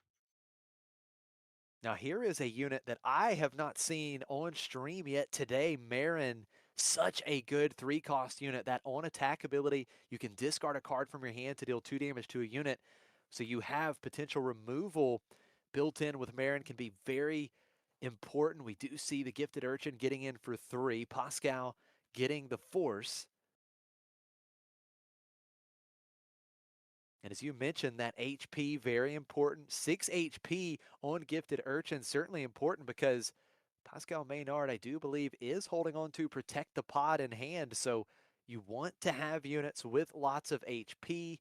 This Gifted Urchin certainly does have that because Protect the Pod needs a friendly non-vehicle unit with a lot of HP remaining to get good damage dealt to an enemy unit.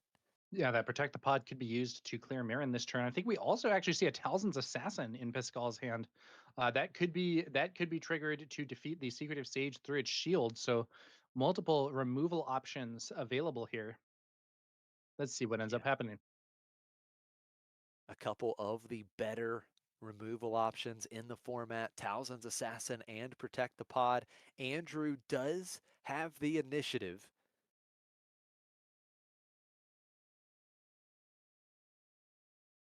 Looks like we are going to attack with Marin first. Now, does the on attack trigger happen here? It looks like he is lining up the on attack trigger. He's going to discard the Padawan Starfighter from his hand. So that will deal 2 damage to the Urchin. 2 more damage will come through with Marin's power, the combat damage, and 3 damage back onto Marin. So Andrew's trying to set up the ability to just take out the Urchin with Secretive Sage and just lose that shield token.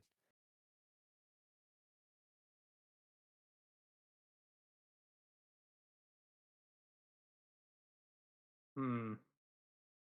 It's the Assassin. Yeah, there is the Talzin's Assassin. You called it. It's able to defeat the Secretive Sage, and Andrew was trying to set up that line of being able to take out the Urchin, but can't do it quite yet. We are going to see the Awakened Specters coming out for Andrew Strouch. So both players curving out here on the 3 resource turn. The Awakened Specters do line up a little bit better into Towson's Assassin. But I think Andrew would have loved to be able to keep that Secretive Sage on the board. Assassin just so good with that removal on a 4/4 unit. So this Urchin is basically what, a 3/2 right now? Do you just trade with Yes. Marin? I think That if you is don't trade with Marin, Marin can kill the Urchin with the on attack ability while also hitting base or something, which is very bad. an excellent point. Yeah. I mean, Marin's on attack ability is so good. Does Pascal let Andrew get any more value out of that ability? So Urchin just going to go 3 to base here. So 6 damage on Andrew's base. 6 damage, 2 damage on Pascal's base. And you talked about it, Tower. This does set up Andrew. He does have the potential to discard a card and eat right through that gifted Urchin. Just 2 HP remaining.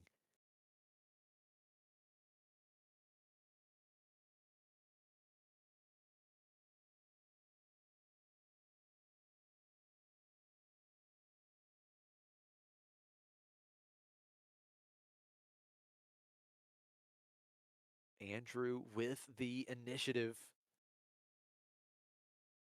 But resourcing here, I do believe he only has 3 cards left in hand. He is working with 1 less card from discarding off of Marin's on attack ability last round. So that's the only downfall, right? He is having to eat through some of these cards if he wants to get the on attack ability triggered here, dealing the extra damage.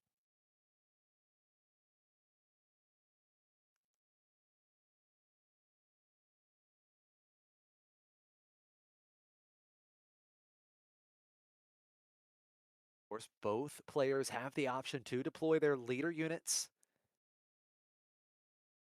here on this turn. So how does Andrew line this up? What is the best way to go about this? Of course, the Spectres can go into Towson's Assassin, but you only have 1 HP remaining. We know that Towson's action ability is so good when you can line up those units with only 1 HP remaining. That leader ability becomes removal very quickly. So the Awakened Spectres attacking and taking out the Assassin.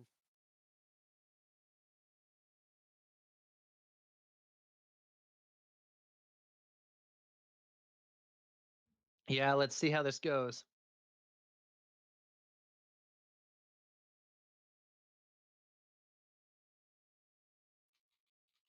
Pascal Maynard does have the next action here. Doing some math. Now he once again has that opportunity, right? Because Urchin's still vulnerable to being taken out with Marin's own attack ability. So you still have the option of making the trade.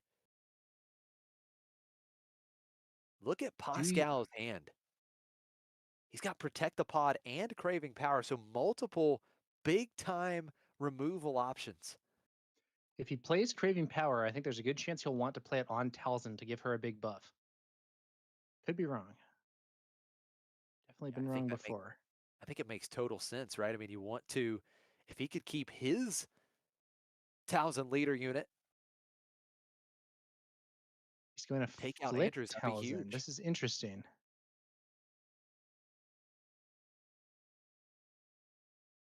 It's almost like he's daring Andrew. Do you want to burn through another card in your hand to get rid of this Urchin?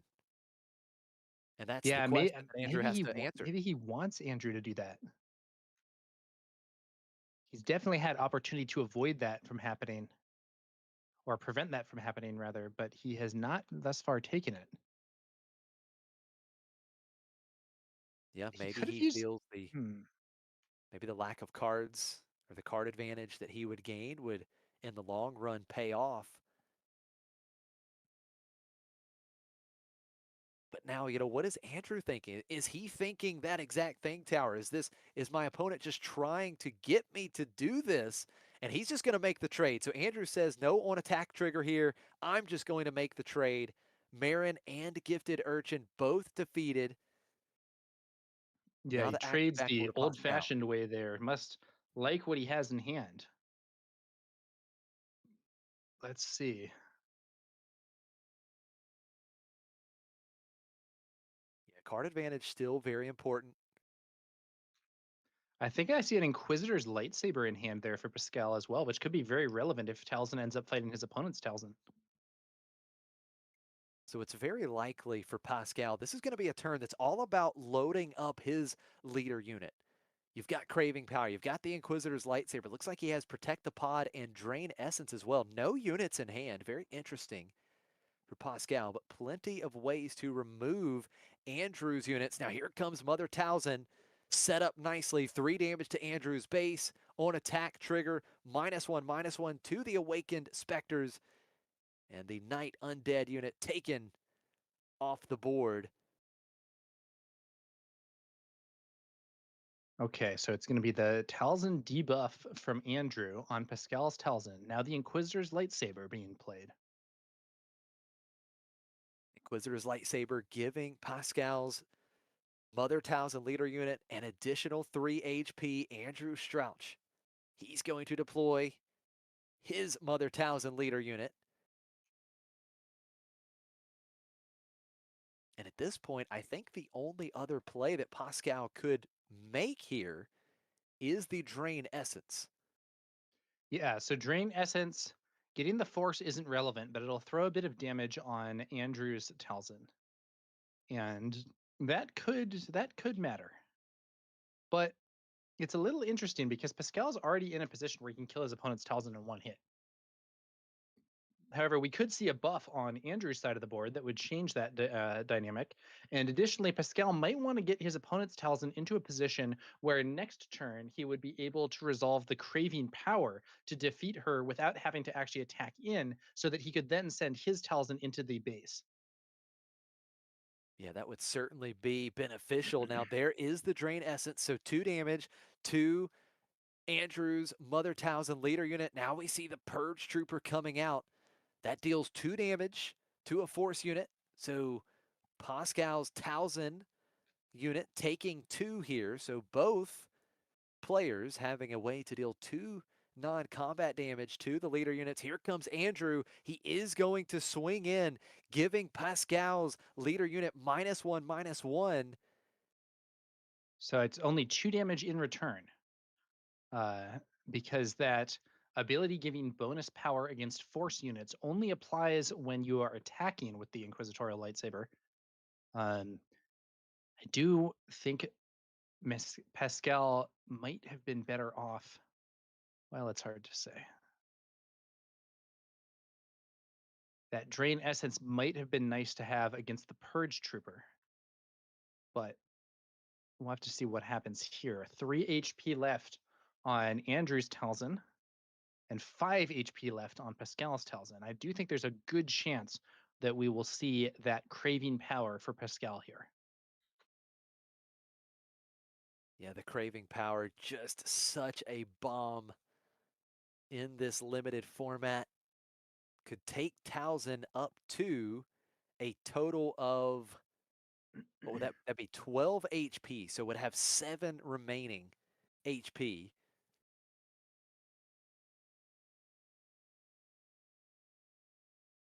It could take out either one of these units. The Mother Talzin, clearly the more threatening unit on Andrew's side of the table.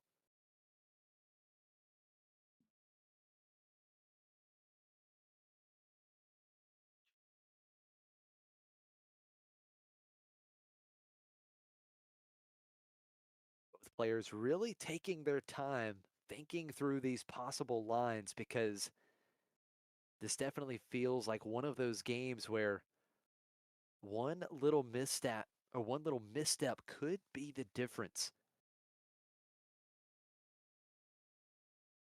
Not going for an immediate Craving Power. It's a swing base.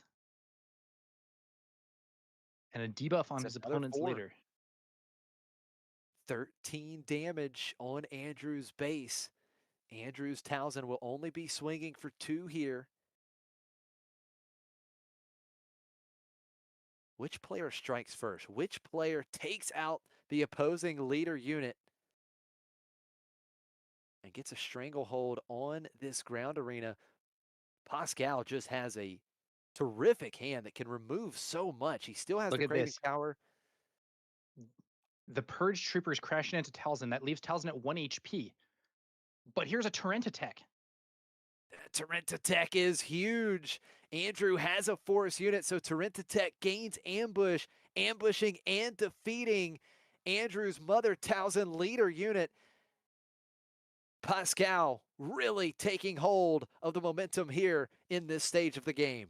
Andrew sacrificed that Purge Trooper to line things up so that Pascal's Mother Talzin would only have 1 HP remaining, allowing the on-attack ability of Andrew's Talzin to clear his opponent's leader, but the Torrent attack ambush prevented that attack. Now, in theory, Andrew could just take the initiative here and use his leader's ability to clear Pascal's Talzin at the start of the next turn, but that would mean not spending any resources this turn and facing some damage being pushed through by that Torrent attack into an empty board. Yeah, such a good point. It is a very tough decision. It looks like Andrew wants to make a play here. It's going to be a big one. Anakin Mortis Skywalker, Anakin. champion of Mortis, -3, -3, 2 Torrent attack because there is a villainy card in Andrew's discard pile. That's a bomb. Both players really showing us some bombs here. But take a look at that. That craving power still in hand. And there is, I believe, let's see, the craving power would not be enough on its own to take out that Anakin, though, I think. It would go up to 6, but Anakin's a 5/7, right? Yeah, that's absolutely right. However, the Inquisitor's lightsaber is still in play. And with that, we could actually see Talzin swing in here and trade with Anakin using the -1/-1 and the +2 from the on attack ability of that lightsaber. Things are really heating up now. Pascal faced with another important decision. We know the craving power would not immediately defeat Anakin Skywalker, but No, here but it he's going comes. for it. He's going for it. Now wait a Wait, second. Did we miss what something did we? here? Yeah, did 3, 4. That should just be. Am I insane? That's 6 damage, right? It should be 6, right? The Inquisitor's lightsaber gives +1, craving power +2. There's no experience tokens on Talzin. Talzin has not attacked. Was Anakin damaged somehow? What happened? No, I don't believe so. Because Anakin was the last action. Not entirely sure what happened here. What happened here? I don't think that should have been enough damage. Now here comes Whirlwind of Power in response from Andrew, but it looks like we are having some discussion here. Yeah. I think okay, something's gone wrong. It looks like they've Yeah, there it maybe is. noticed it. So yeah, so it's only 6 damage, which means that's actually an extremely it's a play that leaves Pascal in a very vulnerable position. It looks like there may not be a takeback or whatever. They're just playing it with resolved 6 damage. So I think that Anakin can just attack into Talzin and kill her here. Yeah, I mean, I think you're absolutely right. You could just go for the trade. How much HP does Talzin have left? I believe 3. So Not enough. in theory, Andrew could just take out the Talzin's assassin with that Whirlwind of Power, correct? Let me think about that. So Because Andrew wait, has a no, how force much unit. HP is left? I think there's Should be let's see. 3 HP remaining. 12 total. 9 Yeah, damage 12 on. total HP, 9 damage on. So yeah, there's just 3. Yeah, so in chat, someone says Inquisitor's lightsabers +2/+1. That's not right. It's +1/+3. So it's +1/+3, and then the craving power is +2/+2.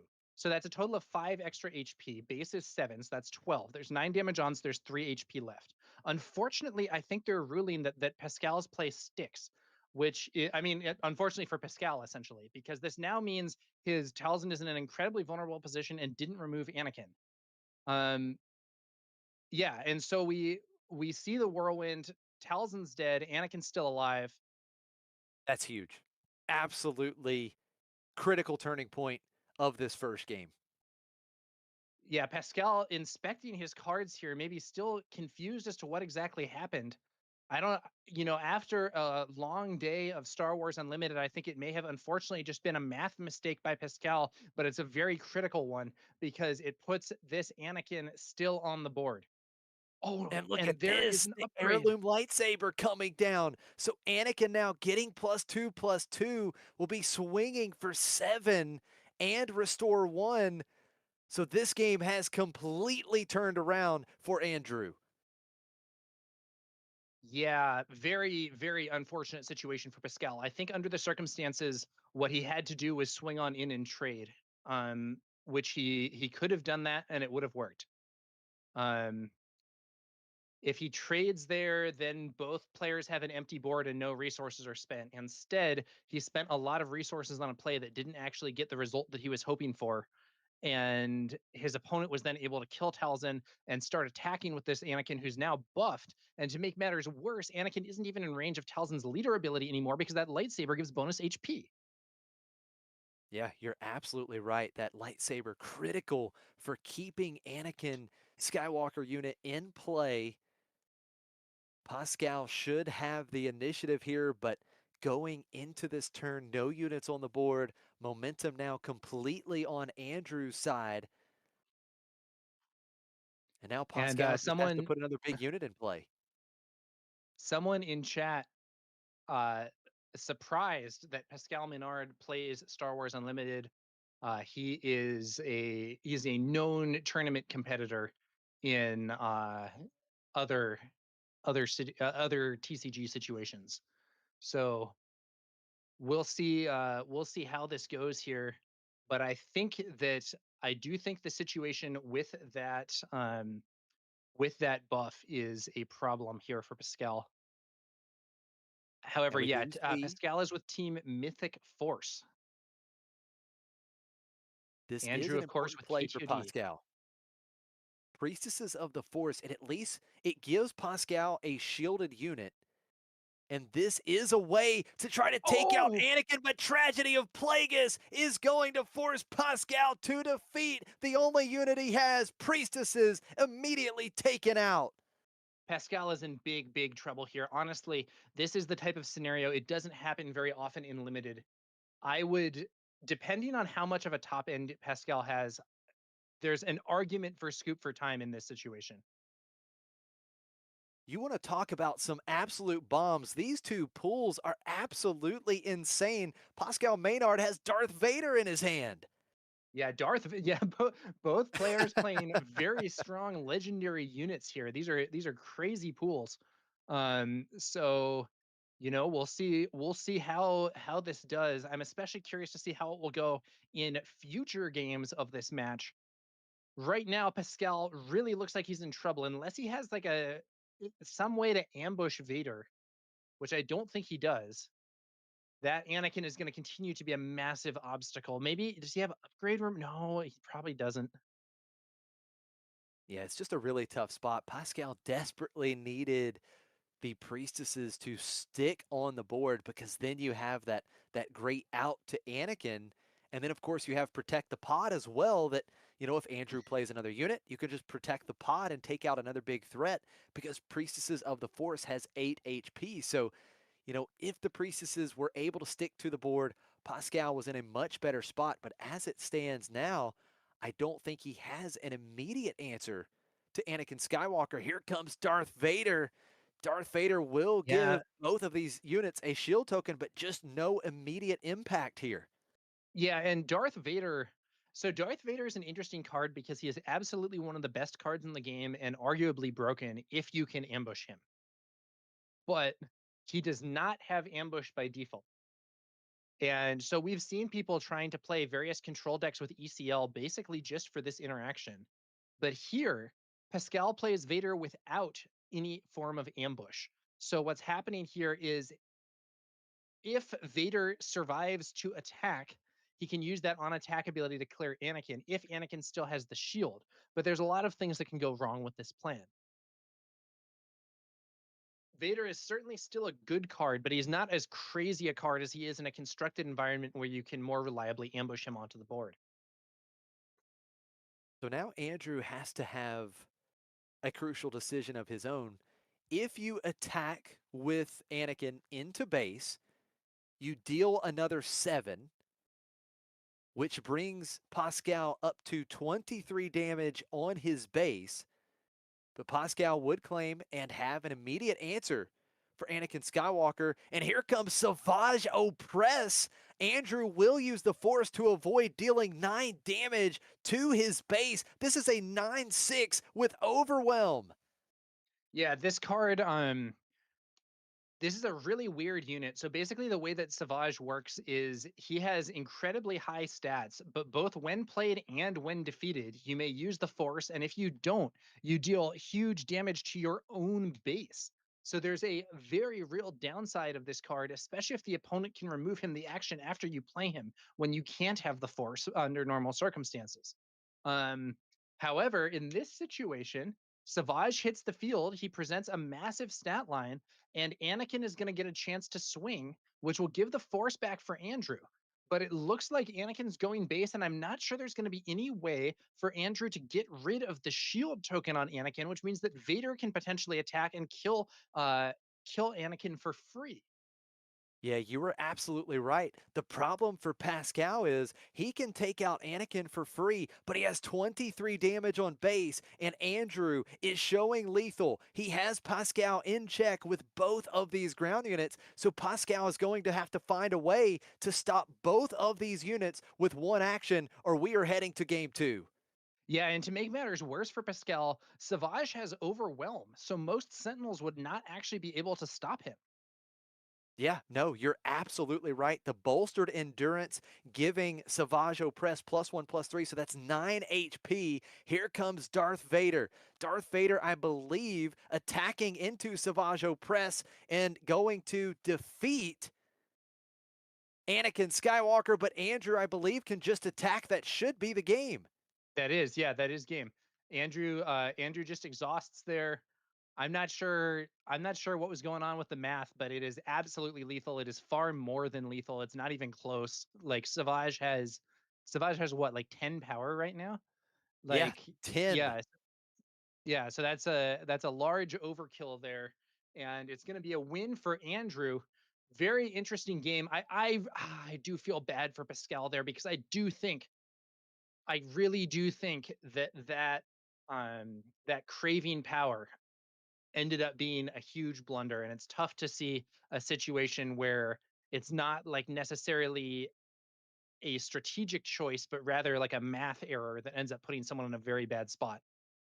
Yeah, no, it was a very big shift in the game. The momentum just completely shifted, and at that moment, Andrew was in complete control of the game after that miss on the math of craving power was just one shy on Anakin. And then, of course, Andrew just had the perfect card with Whirlwind of Power to give Townsend leader unit -3/-3. It just lined up perfectly for Andrew after that. He had the removal he needed for the leader Townsend unit, had the removal for Priestesses of the Force, and was able to present 2 massive threats to help take victory in game 1. Andrew Strouch, a 1-0 lead going into game 2 of round 7. Yeah, and I do think it's at least conceivable that it would have been a good strategic move for Pascal to concede at some point in that game. Uh, maybe after getting hit with tragedy of Darth Plagueis, because they are going to be left with about 12 minutes a game if they're hoping to go to game 3, as Pascal probably is. Could be a tough spot. On the other hand, we'll have to see what happens. I think it's conceivable they have time extension because there was an extended judge call with respect to what was going on with that craving power. Yeah, there absolutely could be a short extension given here. We'll have to see what the word is on that as we get closer to time being called. But as it stands, just under 24 minutes left in the round. Pascal Maynard will start with the initiative in game 2. Let's see if Pascal can force a deciding game 3 in a crucial round 7. Yeah, this could be very interesting. It's going to be a mulligan, I think, there for Pascal. A very important mulligan here. You really want to start strong. You really want a turn 1 unit, and not just a turn 1 unit. You want a turn 1 force unit. Don't Will know if these he's hit players a have turn it? 1 play. He's missed a turn 1 play tower. What's that? What's that card? What's the card third from right there? The blue one, 3 cost Tauntaun. It's a 3 cost unit. Yeah. Pascal has. It does appear that he's missed his turn 1 play. That is not good. Let's see what he does. Yeah, this is not the spot Pascal was looking to be in. He's got the initiative, very likely just claims the initiative, kind of deciding through what cards he wants to resource here. But I I do think there's a believe pretty he has good missed that argument for play. passing here instead of claiming if you don't have a turn 1 play, because you can feint having a drain essence, in which case you would be able to kill many turn 1 plays. Oh, look, maybe he did that. Maybe Andrew just claimed. I'm not sure. I couldn't see Andrew's hand, so I'm not sure if Andrew also missed a turn 1 play, but nevertheless, no units being played on turn 1. We move to turn 2. Andrew will start with the initiative. Yeah, so if you just claim, your opponent knows you don't have anything. Whereas if you pass, maybe they think you have something. Yeah, I no, don't I know think if you're I absolutely don't know right. if Pascal successfully baited his opponent into claiming early or what, but we'll see how this goes. Very interesting. No turn 1 play here in game 2. There are some units that you would start with where playing them into Drain Essence is like down. So if you play either of the 2/2 starting units where the opponent can just kill it and they get the force, it's like arguably better to not play it than to play it into that. Although for the Night Sister, you at least get a card, so that's like something. I don't know. Oh wow, Purge Trooper into nothing. Yeah, very awkward start here for both players. Andrew would certainly rather be playing the Purge Trooper when he has a target.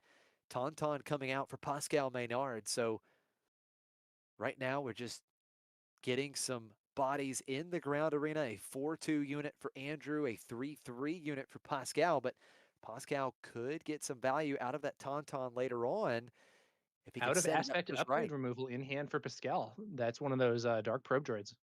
Yeah, okay.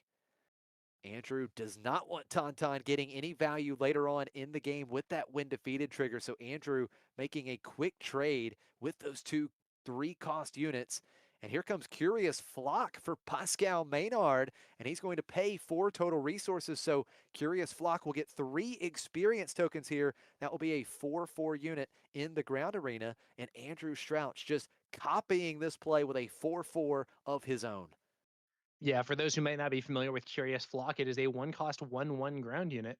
When played, you may pay up to 6 resources, and for each resource paid that way, it gets an experience. So it's never really an efficient unit, but it does end up being a unit that you can play at various points in the curve and have it be, kind of bad, rather than, normally if you only had a 1-cost unit to play on your 4 resource turn, that would be extremely bad. But with the Curious Flock, you can pay extra and get at least some of your value back.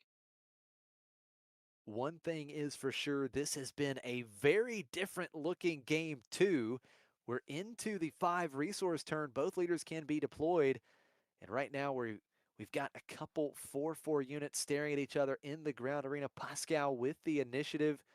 Keep in mind the hunting Nexu can gain raid 2 if Andrew has another aggression unit. So could hit even harder if Andrew puts down an aggression unit here. And here comes an early craving power for Pascal Maynard. +2/+2 for the Curious Flock. 6 damage to Hunting Nexu.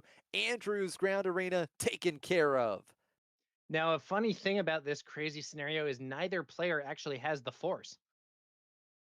Yeah, it's so strange. Such a different game so far.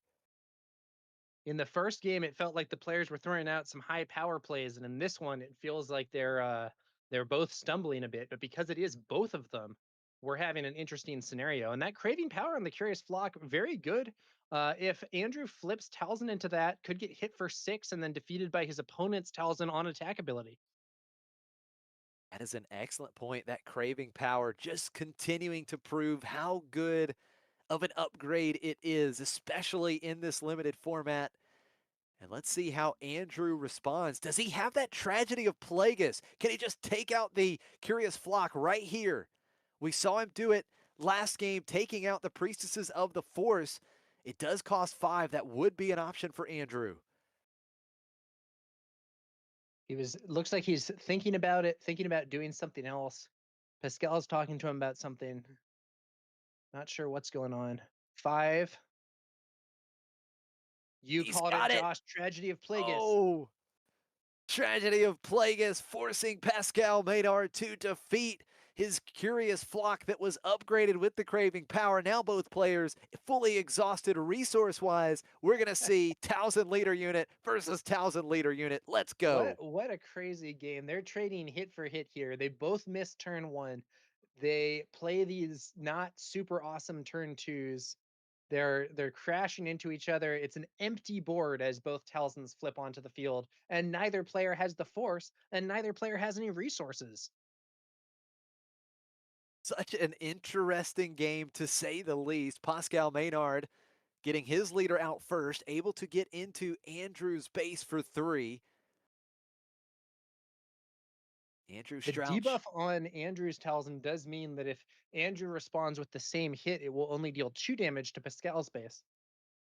Yeah, that's absolutely right. I wonder if it almost may be worth just claiming the initiative here.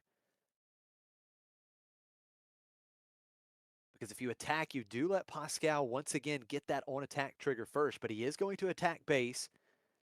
2 damage to Pascal Maynard's base. This is so strange.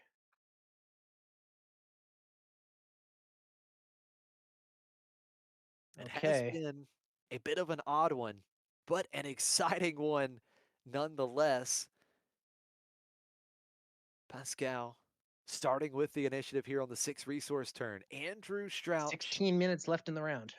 Oh, here's Protect the Pod. That is going to take out Andrew Strouch's leader unit. Oh, that is brutal. And now it hurts so much that Andrew didn't have the initiative and wasn't able to shrink down that 1,000 liter unit. Protect the Pod, doing good work again. Savage Press on the board. Here it is, the 9 power monster in the ground arena. But Pascal Maynard is going to buff up Mother Talzin with Darth Revan's lightsabers. Savage Press, I think could actually have his like weird self-destruct ability go off. The buff from this Darth Revan's lightsabers allows Pascal's Talzin to kill Savage, and Andrew no longer has the force, so he has to hit his own base for 9. That is brutal. 14 damage on Andrew Strouch's base. Pascal Maynard keeping his leader unit in play. Still 2 HP remaining. You want to talk about a momentum shift? We just saw it. What a crazy play. And that's exactly Andrew, what he needed, right? He needed a way to buff it to be able to take out Savage and stay on the board. yeah, and the humble lightsabers there from Revan. You know, it may not be Darth Revan wielding them, but they were enough to take out Savage and deal that when defeated damage. Andrew in big trouble here.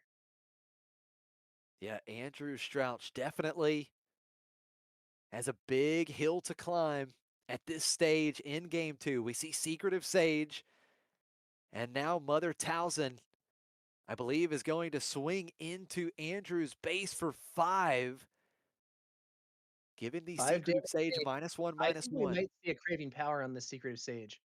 I don't know for sure, but I think that could be what was being set up here. No, it's going to be old Daka, I believe. Yeah, Old Daka. So Old Daka, just a big body here, a 5 cost, 6/6. Big No, numbers, but that's not quite yep. what Andrew needs here to stop Pascal. And Pascal still has all of his resources, so he could absolutely extend his presence on the board. We've got 7 resources to work with. What is the play here?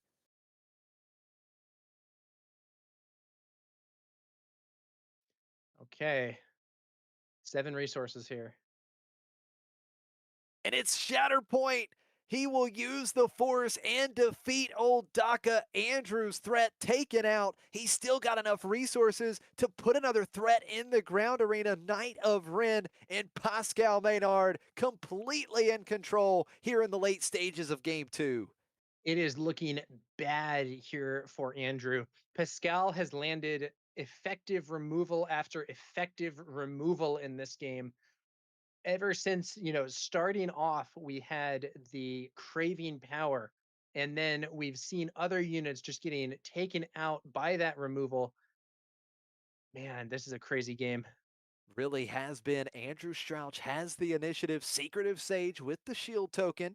Only 2 HP remaining on the Mother Townsend leader unit. So Townsend leader unit defeated by Secretive Sage, but here comes 4 more damage to Andrew Strouch's base. That's 21 damage on 7 HP remaining. Do I see a Tarant attack in Pascal's hand? I think you're absolutely right. Now here comes the Saz Ventress, giving Secretive Sage +2 power for the phase that when played on attack ability. And here comes a massive threat for Pascal Maynard. It's Army of the Dead. That's a 7 power threat. That is showing lethal Andrew in check. Andrew needs to somehow answer that Army of the Dead. The Army of the Dead may not have text, but what it does have is a big number, a big enough number to threaten a one attack kill on this base. And Andrew Strouch has his own Shatterpoint using the Force. Army of the Dead defeated. Andrew Strouch will live to see potentially yet another turn. He'll buy himself some actions. This is a battle between two very high power limited decks. There is a bunch of removal and high quality removal at that in these builds. Indeed, Asajj Ventress taking out Knight of Ren. The on attack ability giving Secretive Sage +2 power for this phase. Now, what does Pascal have here? You talked about Tech. If that is an option, he could ambush that Secretive Sage and not even allow Andrew Strouch to attack with it on this turn. But it looks like he is going for something a little bigger. It looks like he's going to pay 6 resources for Darth Vader. Oh, this could be a real problem for Andrew. Not even because of the ability, but because this is a shielded unit. And the fact that Darth Vader has that shield token means Andrew is really going to have to come up with an answer fast or else claim, and he claims. He claims, does he find an answer? Darth Vader is representing game for Pascal Maynard. Andrew Strouch scooping it up. Let's go to a deciding game 3. And Tower, we've still got 10 minutes on the clock. Come on, boys. I think they can do it. That was a nice fast one. If they do have any time extension, they'll have some extra time. And even if they don't have a time extension, there is the ability in principle to close the game in that overtime, resolve the next 2 action phases. So I'm hoping that we see a decisive end to this. They got to shuffle up fast and get into that game 3. And that is absolutely what they're doing. You can see these players trying to shuffle very quickly. Andrew Strouch will start with the initiative in this deciding game 3. We have been treated to yet another fantastic match. 2 top-tier players going at each other with Mother Townsend, and it all comes down to this final game. Okay. Now, game 2 finished up in just under 14 minutes. So they were able to finish that game rather quickly. Now we've got about 10 minutes to work with. We'll see if they have a short time extension. Of course, as you mentioned, they'll have that extra round after the time has been called. Now, what I'm most curious about, do these players actually find a turn 1 play here in game 3?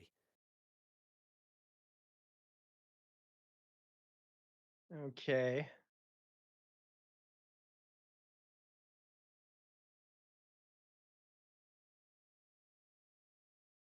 I think I believe Pascal has resourced Andrew making those decisions. Andrew leading us off. Okay. You got This to is like this not position for Pascal Maynard.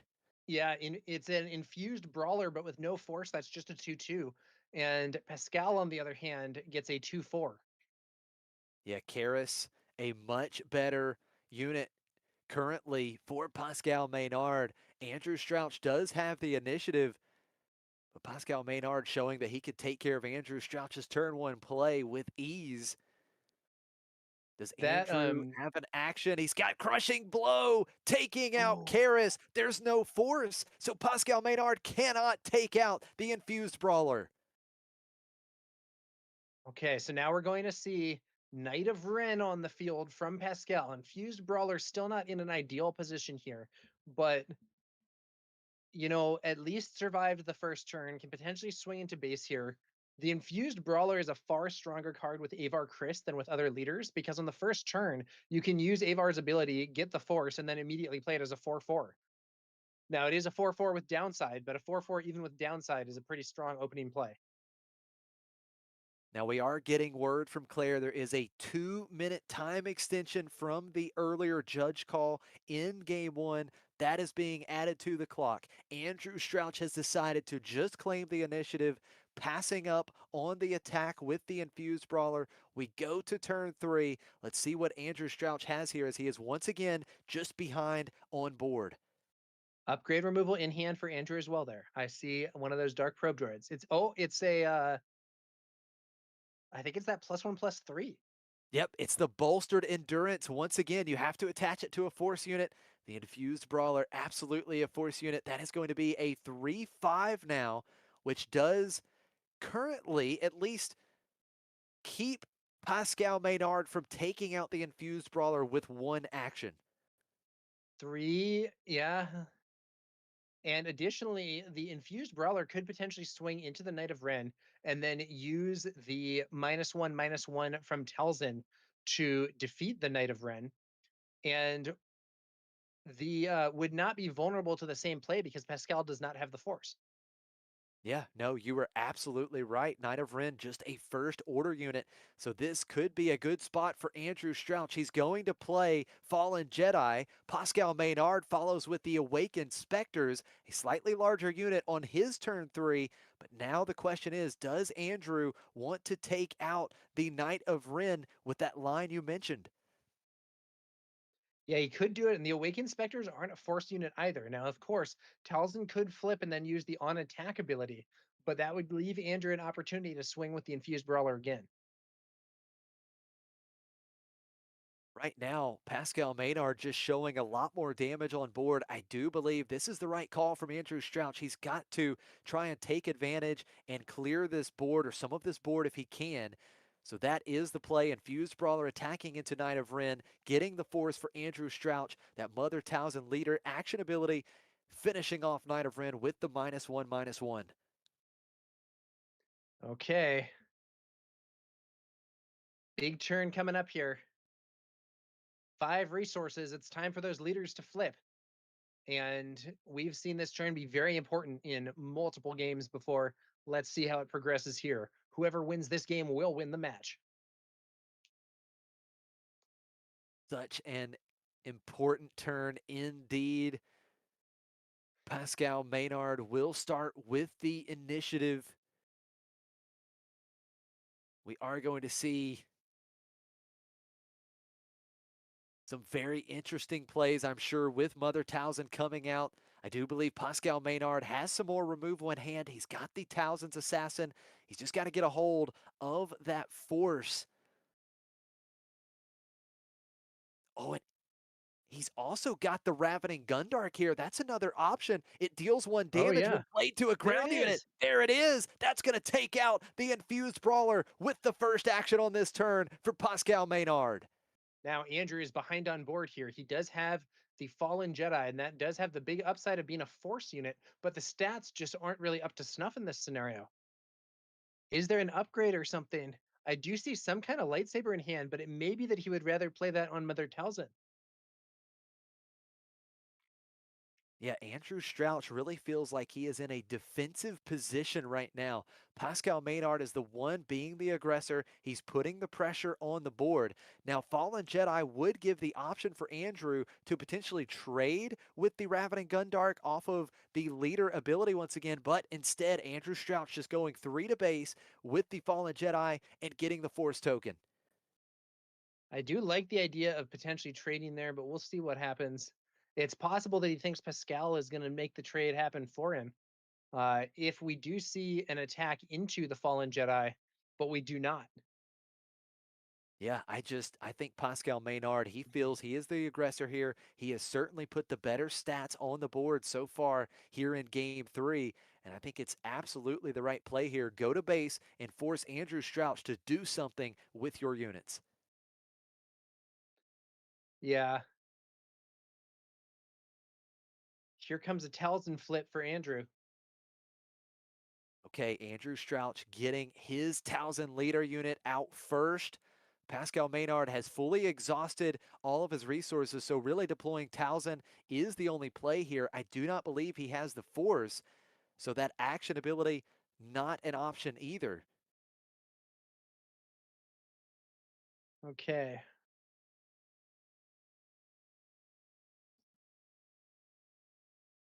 Pascal inspecting the discard pile there.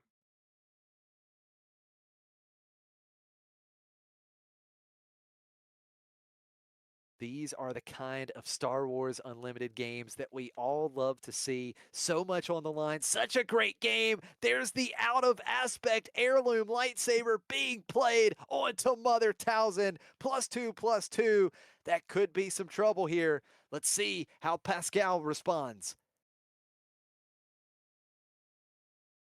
Okay. More damage to base here from Pascal. Andrew Strouch's Mother Towson leader unit does get -1/-1. So even with that upgrade, will only be swinging with a total of 4 power. So now Andrew has to decide here, do I try and take out any of these units? He could, with the on attack ability from Towson, take out either the Ravening Gundark or the Awakened Specters.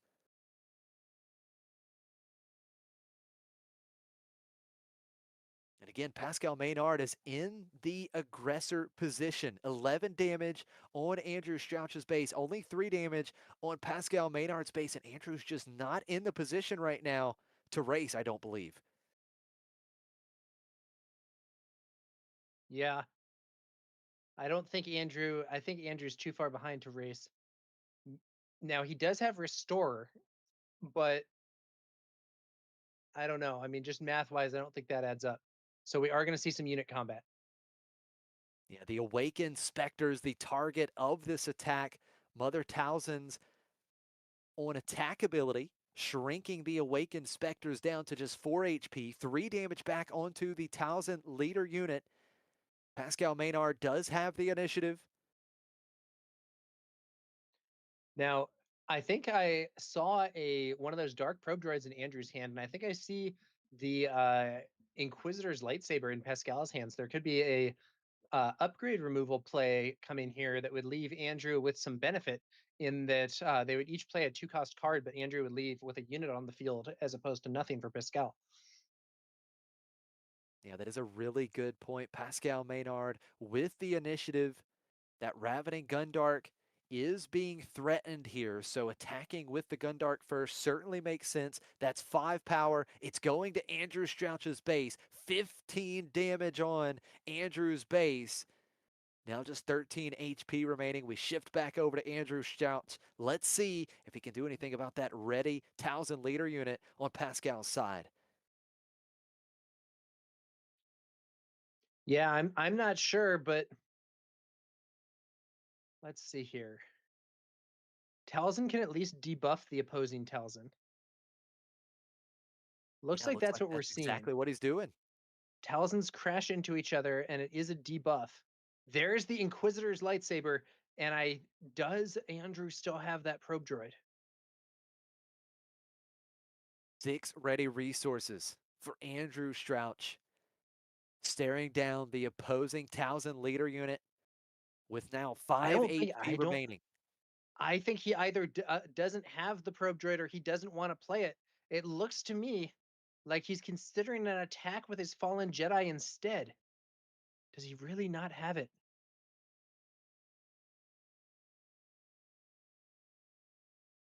He could also be trying to get his opponent to swing with Talzin into something, be left at hit points such that removing the upgrade will defeat her.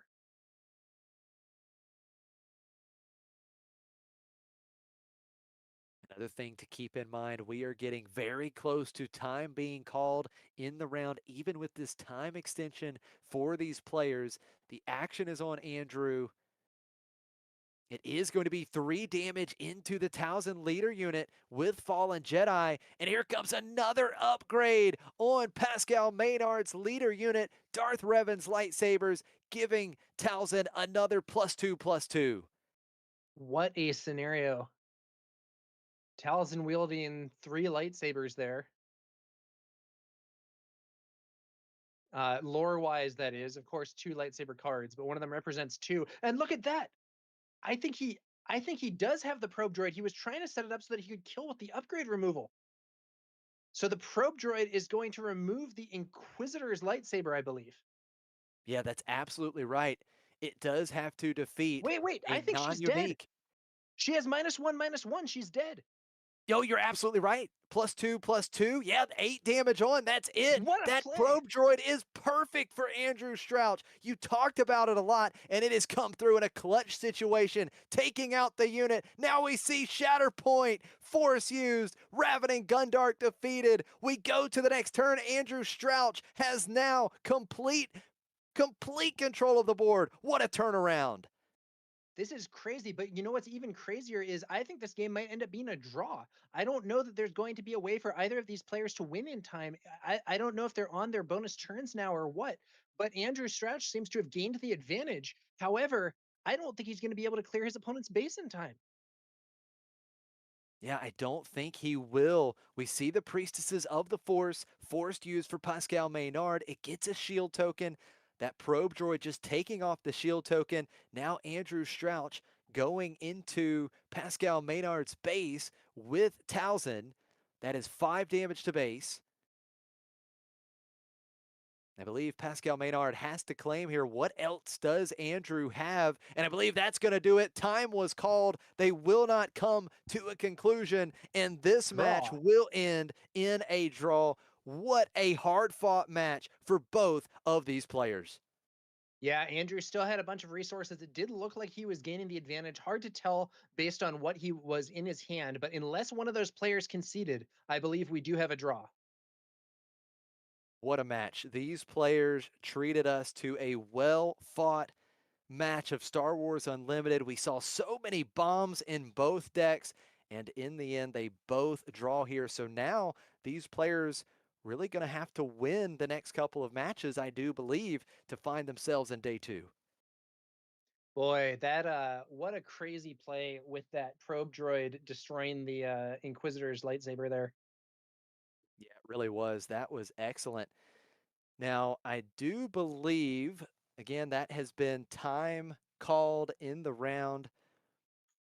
And I believe we will be going to break very shortly. Just one match left to be reported. But it has been a fantastic day so far here at the Philadelphia Sector Qualifier. Tower, it has been a pleasure to cast alongside you these past 5 rounds. It has been great. Thank you so much to Tim and Claire, Star City Games, FFG, Jack. Thank you all for making this possible. That's going to do it for me today, but we will have Grumpy Elephant coming back on to finish out with Tower number 9 over the next couple rounds. But again, thank you guys so much. Stay tuned. We've got more action coming from Philadelphia. Yep. And thank you, Josh, for coming here and casting.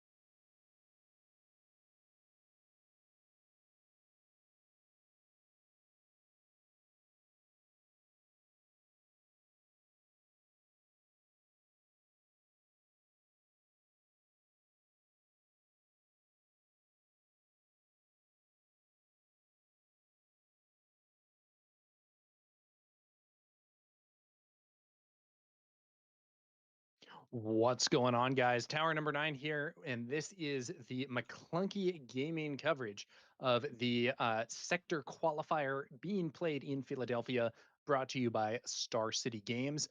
I am Tower number 9, joined by Grumpy Elephant, who was casting with me earlier and has just jumped back on to get those last 2 rounds of Swiss in for the day. Grumpy, how you doing?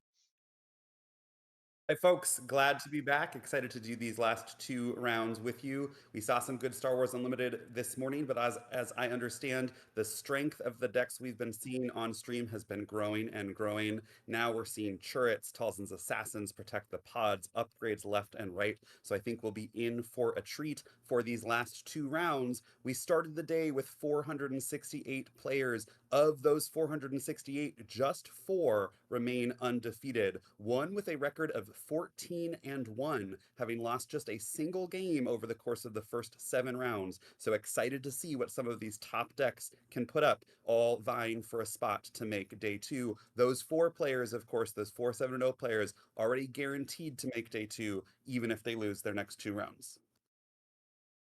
That's right, Grumpy. But on that day 2, there is going to be a draft, and in my experience in a different game that had a similar format, players often wanted to be in a position where they could afford to 2-1 the draft and still make it. Absolutely. And so that would mean what, Tower? That folks should be looking to go 8-1 today to be able to 2-1 draft and end with a 10-2 record for a strong shot at top 8? Yes, I believe so. So, and the idea there is just I would ideally have a scenario where the pressure is not on, where for that draft. If you're saying, "Oh man, to make it, I have to win this draft. I have to go undefeated in my pod." That can be quite difficult, to be honest. And Quite having difficult. space for a potential 2-1 is a better spot to be in.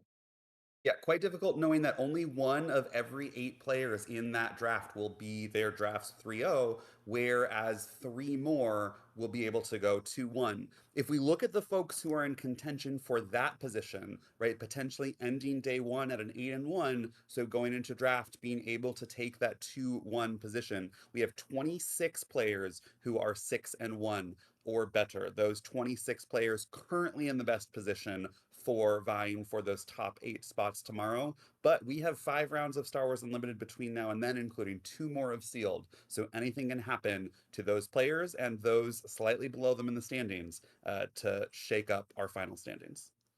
I thought you had a good point, Grumpy, about how we've been seeing the quality of the sealed decks here on stream increasing as the day goes on. Early on, I mean, there certainly have still been some janky things, some out of aspect plays, but we've been seeing more and more of some of those cards that we highlighted as especially good. The shatter points, protect the pods, craving power. A lot of that removal that's so precious in this format is showing up here with the players that have been doing exceptionally well. Yeah, and I think one thing that I've noticed as well, having watched a couple of the later rounds on stream, is it's not just those powerful commons and uncommons, but when you get to the top tables of the later rounds of a sealed tournament, you start to see the rares and legendaries show up more frequently. We saw Anakin's being played, we saw Darth Vader's being played, we saw multiple Craving Powers being played, right? These are not just top players, these are top players who have also opened strong sealed pools to navigate to the top of a massive tournament. It is very, very difficult to remain undefeated when there's 468 players in the room all trying to defeat you. Yeah, this has been a pretty intense tournament, and we're not even done with the first day yet. Still 2 more rounds of Swiss, this one, and then our next and final round for the day, followed by tomorrow more Star Wars Unlimited coming at you with a draft for the day 2s, and then a second draft for those lucky players who make top 8. Absolutely. One other thing I think we've noticed, Tower, is not just an increase in the quality of cards, but also a narrowing of the leaders, right? Last round we saw 2 Talzins on stream, but here, looking at our round 8, we potentially have a break in the pattern. We have this Obi-Wan Vigilance matched up against, look at this is a third sister command, not one that you'd expect to see necessarily running around the top tables, but clearly this player has developed a strong build with a strong pool, and here they are near the top of the tournament going into round 8. Yeah, third sister, one that we had highlighted as being better than many of the leaders in the format, but definitely not one of the ones that we had in our top tier. And now we're going to see just what can happen. Yeah, one thing I'm excited to look at is we've seen Obi-Wan do particularly well on stream thus far, in particular with some strong victories over Snoke as the opposing leader. Third sister, however, and we see the player checking out what it is that she actually does, also deploys on 5, which means both players in this matchup are going to have a powerful and explosive 5 resource turn vying for control of that board. The Obi-Wan is no longer going to have that free resource leader deploy turn. He's going to have to vie with the fact that his opponent, Crusher from McClunky Gaming, is also able to bring Third Sister out on 5. Yeah.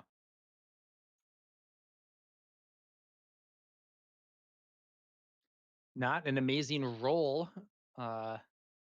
with a 3 there for Cheesy Hondo. I believe our third sister player is Crusher from the McClunky Gaming team. So good luck to Crusher. We Now, are Tower, do you definitely think biased commentators. initiative matters in this limited format? How important is it for Crusher that he just won that role? It depends a lot on what the starting plays are. There's some where it doesn't matter very much, but there's some where it's really big. In particular, some people are playing these units that are like 2/2 force. So we see Night Sister Warrior and we see Guardian of the Wills. Both of those units can get you the force if you're going first. If you're going second and that's your starting play and your opponent has something that can kill them, they are far worse. Yep, the Yeah, so fact that you there's have to attack to get that force mechanic, and this as is we're seeing, you exactly the just laid it out scenario for us just right described. here. Yep. Crusher brings out Villainy, or however you pronounce that. Cheesy Hondo with the Night Sister Warrior. Crusher can attack, get the force, or I'm sorry, not get the force, but can attack and defeat his opponent's unit and prevent Cheesy Hondo from getting the force. And now, Third Sister's ability to play a unit with hidden from your hand, of course, does not rely on that force mechanic, so less important for Crusher in this matchup. We'll see if he has cards in his deck that require the force mechanic to pull off an additional effect, but totally fine right now that he does not generate the force on this attack. More important for him, knowing the power that Obi-Wan can bring, adding experience, is keeping Cheesy Hondo off the force. Yeah, and it looks like it's going to be the Jedi Consular over there for Cheesy Hondo and Crusher bringing out the those first order guards that are going to not be an obstacle now, but could be one later on. That card, not necessarily one that is seen very often in a constructed setting. The Praetorian Guard is a 3-cost 2/5 with the command villainy aspects. They have the first order trait, and while you control the unit with 4 or more power, they gain Sentinel. That actually pairs quite well with Third Sister's stat line, which is somewhat weak to unit combat. Because after she normally deploys, of course, she's protected by hidden at first, but then the Praetorian Guard can potentially cover her for later turns. Yeah, the presence of those guards threatening to make the math awkward for Cheesy Hondo. Um, Also, want to note that this is a position where Cheesy Hondo really would have wanted initiative. Had he gotten the force with an attack from Night Sister Warrior, it would have been available for him to then use the Jedi Consular to cheat out something as significant as a 6-drop. Instead, he's limited to play this Maz Kanata, attacking Crusher's base for 3, and Crusher now looking like he has a much stronger board presence going into the player's leader flip turn. Yeah, absolutely. Now, can you see what card that is behind the token there for Crusher? That is the hunting Nexu. That is the Oh, 4/4. nice. Currently just a 4/4 for now, but upon the third sister flip, it'll get raid 2 on attack. That alone will be able to threaten Cheesy Hondo's Obi-Wan on flip. The Nexu will start attacking for 6, right? So now not only will Crusher get a Sentinel upon his leader deploy, but he'll get a unit that'll be able to take out Cheesy Hondo's leader. This is starting to look very challenging for Cheesy Hondo. Yeah, now we did see one other card being played. It's one, I believe it was a bolstered endurance, I think.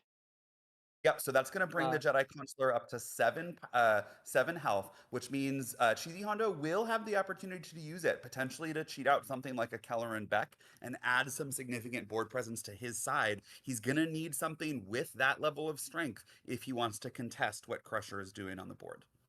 yeah, and we earlier, ooh, it's Chirrut. That may not be a cheated out Keller and Beck, but sure, it's still going to be a big obstacle here for Crusher. One of the best cards in the set. Does Crusher have a way through?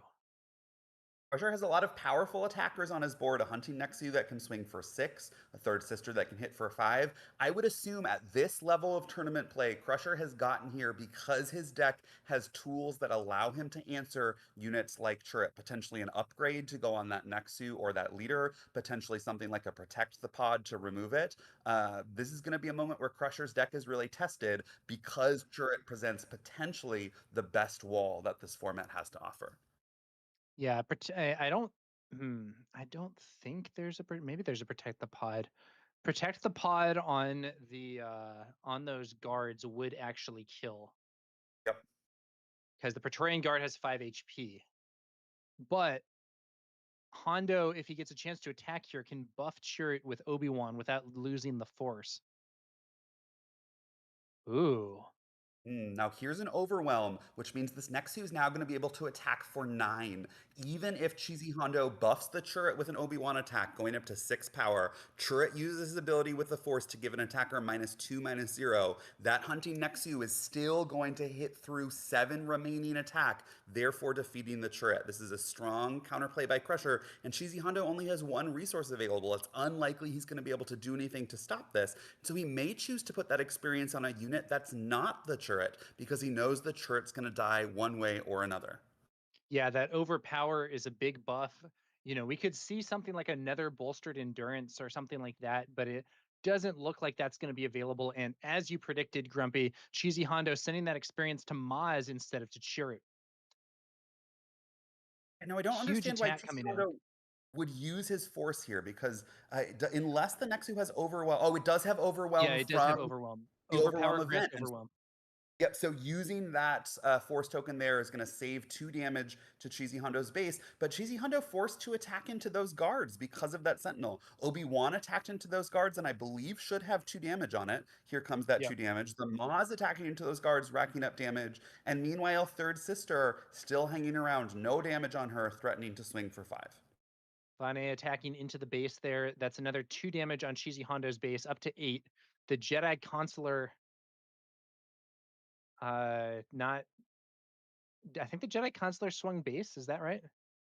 And then, so that's like a little bit of damage for Crusher, and then force gained for Cheesy Hondo again. Crusher swinging in with Third Sister, big chunk of damage out of that base, and force Yep. gained. However, we're now seeing the 4 HP problem because Hidden has worn off for Third Sister. The Praetorian Guard has been defeated, and with just 4 HP, Third Sister can be defeated by a single attack from Maz here potentially. Yep, and doing that then takes away the raid 2 from that hunting Nexu. And so although Crusher's board looks impressive now, Cheesy Hondo is just an action or 2 away from making it much smaller. That said, Cheesy Hondo's already at 13 on base. This is the kind of aggressive start that it looks like Crusher was hoping to have. So we're now in a position where Cheesy Hondo's going to try and stem the bleeding as fast as he can. Will it be fast enough, or will Crusher be able to bring through that last 15 damage? Yeah, so there's indeed the exact trade we were just discussing. Maz goes ahead and attacks into Third Sister now that she is no longer protected by Hidden. We are now left with the non-buffed hunting Nexu and Vane versus Obi-Wan and the buffed Jedi Consular. Nexu's going straight for base.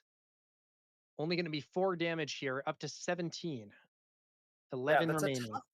a tough decision. I understand the urge to put 4 on base with the Nexu, but at the same time, that Obi-Wan leader is sitting there with just 4 health remaining, threatening to continue to throw out experience tokens for free. We have a Jedi Consular that's currently a 2/7, could become a 3/8. Cheesy Hondo could play units from hand, including that Itinerant Warrior to heal 3 from base and then make it a 5/5 shielded. So The pressure is good here, but it does feel like Cheesy Hondo is moments away from regaining board control, except for that Trident ship now in space, presenting a solid 6/6 threat to close this game quickly. Yeah, Trident assault ship opening up the space arena, and we do see a Jedi consular being used here. Which card is that was played at the bottom of the screen there? Can you make that out? That is the 1/2 that if you control a Jedi adds an experience token, the something Reclaimer, I believe, the Point Rain Point Reclaimer. Rain Reclaimer. Okay.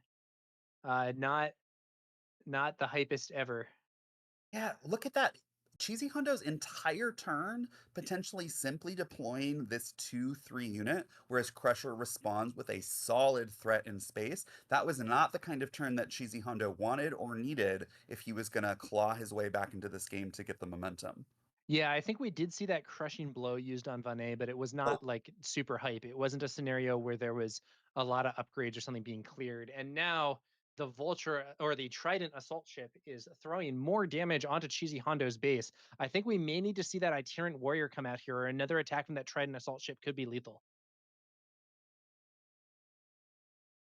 Oh, and something being played with Hidden here. something big. Oh, look at this. The Ravenous Gundark threatening to attack for 8, which means even if Cheesy Hondo plays the Itinerant Warrior to heal for 3, that 8 power is still going to be lethal. Crusher able to just claim the initiative, and unless Cheesy Hondo can do something on 3 resources, he cannot. There's the handshake, and that is game 1.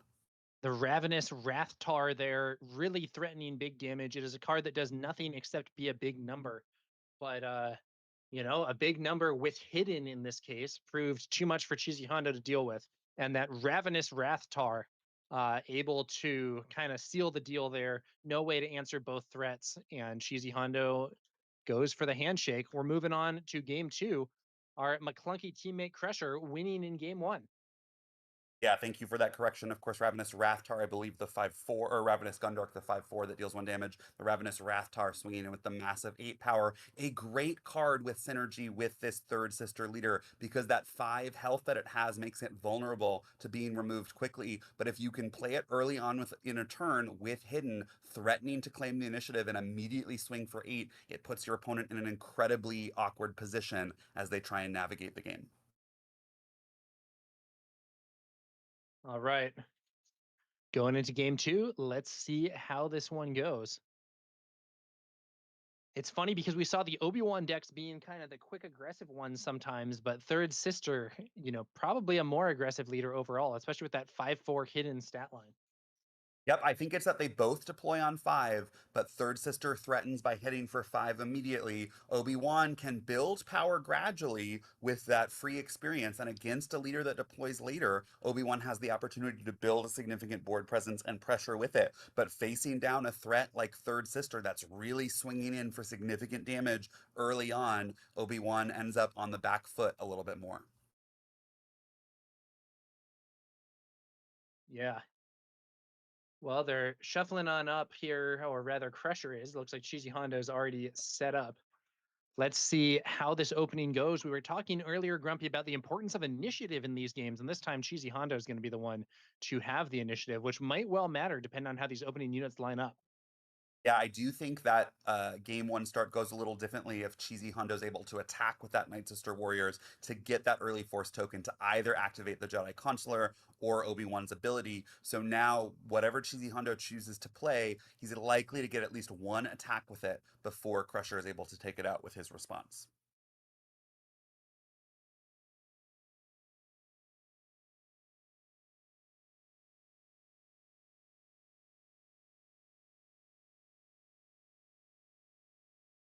Here we go. Cheesy Hondo maybe looks like maybe considering 2 different opening plays, but it's going to be the Jedi Consular that sees play. And the old Minoc there for Crusher. Yeah, both players with a turn 1 play, but Jedi Consular being uncontested on the ground means that Cheesy Hondo is likely to be able to get an attack in to get the Force, and potentially then be able to threaten the use of that Jedi Consular to cheat out a 6 drop as soon as the 4 resource turn. Yeah, if we see that Jedi Consular getting max value, it can be a giant problem here for Crusher. Looks like the third sister ability being used to bring out a hidden Knight of Ren. That's something that can potentially deal with that Jedi Consular. Gungan Warrior on Cheesy Hondo's side of things. Does Yeah, Crusher so that want to Knight of swing or claim? That Knight of Ren is going to force Cheesy Hondo to use his force ability with Obi-Wan to buff that Jedi Consular. I guess he's choosing No, not to he's just save it. going to He claim. says, you can kill my Jedi Consular, that's fine. But because you chose to attack, I'm going to have the window to cheat out a 6-drop. Does he have something powerful that will be able to either stop the Knight of Ren from taking out the Jedi Consular? Not sure what it could be, but valuing that ability to ramp more so than protecting his consular from an attack. He's going for the Jedi Consular. Take a look at that. A powerful ship enters the arena for Cheesy Hondo. Like you were saying, Grumpy, this was the situation where he is essentially saying, I can play a 6 cost unit if I want to, and he does.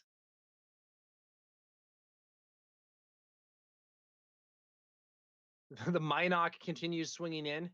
The Gungan Warrior doing some damage to Crusher's base and healing Cheesy Hondo as well. And now I believe that ship is the 6/6 restore ship. So between that ship and the Gungan Warrior also restoring, Cheesy Hondo has ways to essentially stem the bleeding, right? Crusher can attack Yeah, for 2, can attack for 4, but Cheesy Hondo is going to restore a little bit every turn, giving him a much longer clock to stabilize than he had in game 1. Yeah, it's the Long Beam Cruiser, a 6 cost 6/6 Republic vehicle capital ship with Restore 1 as its only text. Not something that's so impressive in constructed, but here, and especially being played 2 turns early, I think it will be a big issue for Crusher to deal with. Yeah, we didn't see, I believe, any removal game 1 from Crusher. We saw an overwhelm that he used on that hunting Nexu to take out the turret, but we would need something like not even a protect the pod would do it here because he doesn't have anything with 6 toughness. Something like a craving power on either that Knight of Ren or that Quinlan would be able to take out that cruiser, but otherwise he's going to be facing both significant damage from the air and a little bit of restore every turn. Yeah, that's the unit Quinlan, and it's a 4 cost 4/5 with on attack. If this unit has 6 or more power, you may deal 2 damage to an enemy base. A question becomes whether Crusher has some kind of buff for that Quinlan that can make that ability kick in. Oh man, Crusher flips third Hmm. sister, but there's that 4 HP problem. Protect the pod, targeting the Jedi Consular, removes third sister immediately because hidden only protects from actual attacks.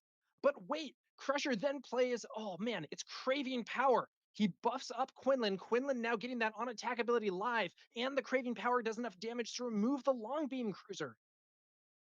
Yeah, really big swings from both players. Quinlan now threatening to attack for 8 every single turn. The Knight of Ren bringing Cheesy Hondo to 11. The Quinlan threatening to bring Cheesy Hondo to 19. The Minoc to 21. Even with that restore from the Gungan Warrior of 1, which would bring Cheesy Hondo back down to 20. Another attack from Quinlan would bring him up to 28.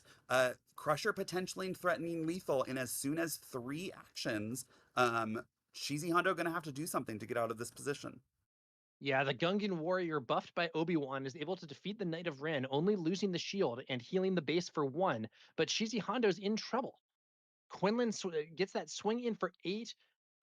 Obi-Wan flips. The Minoc hits for 2, and Shizi Hondo only has 8 HP left. He has to stop Quinlan this turn or claim.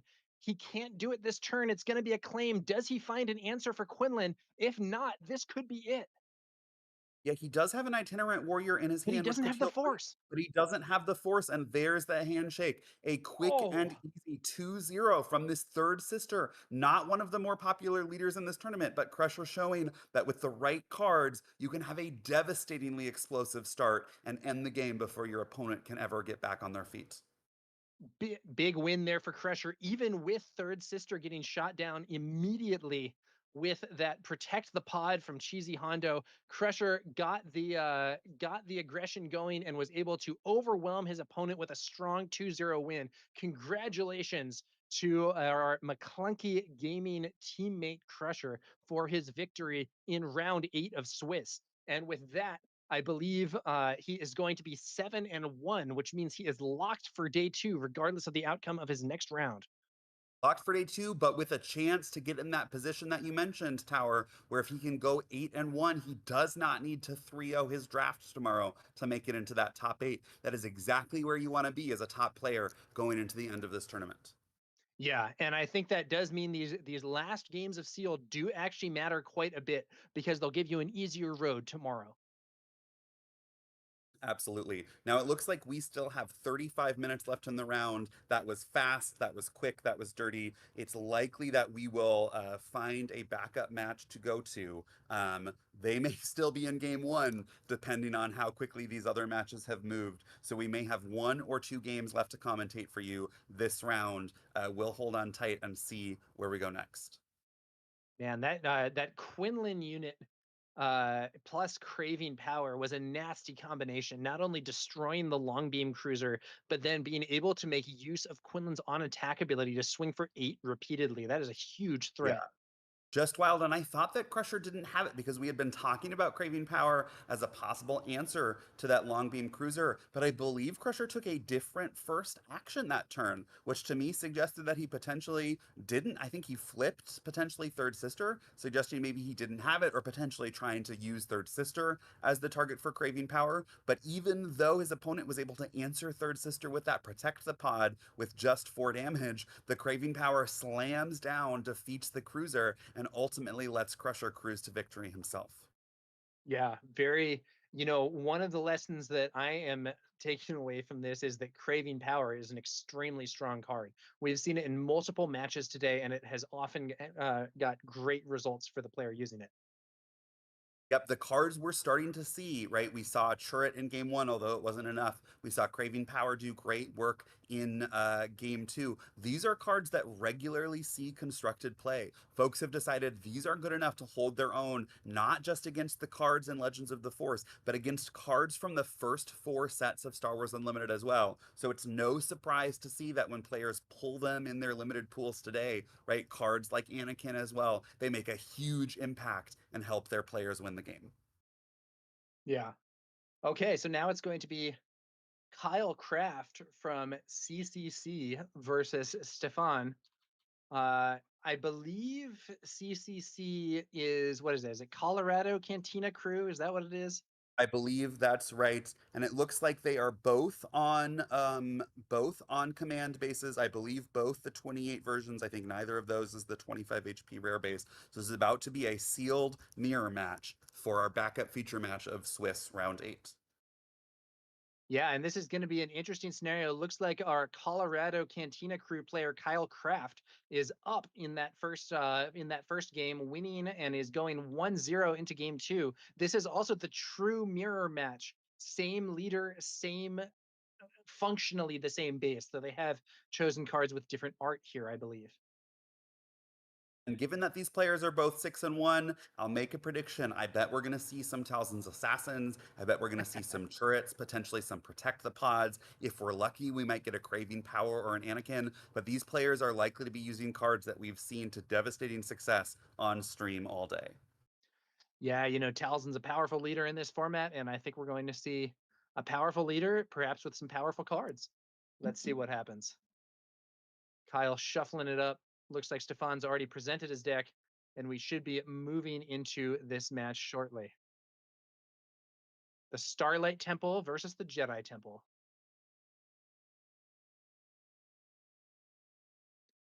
There's the fist bump. We're getting started.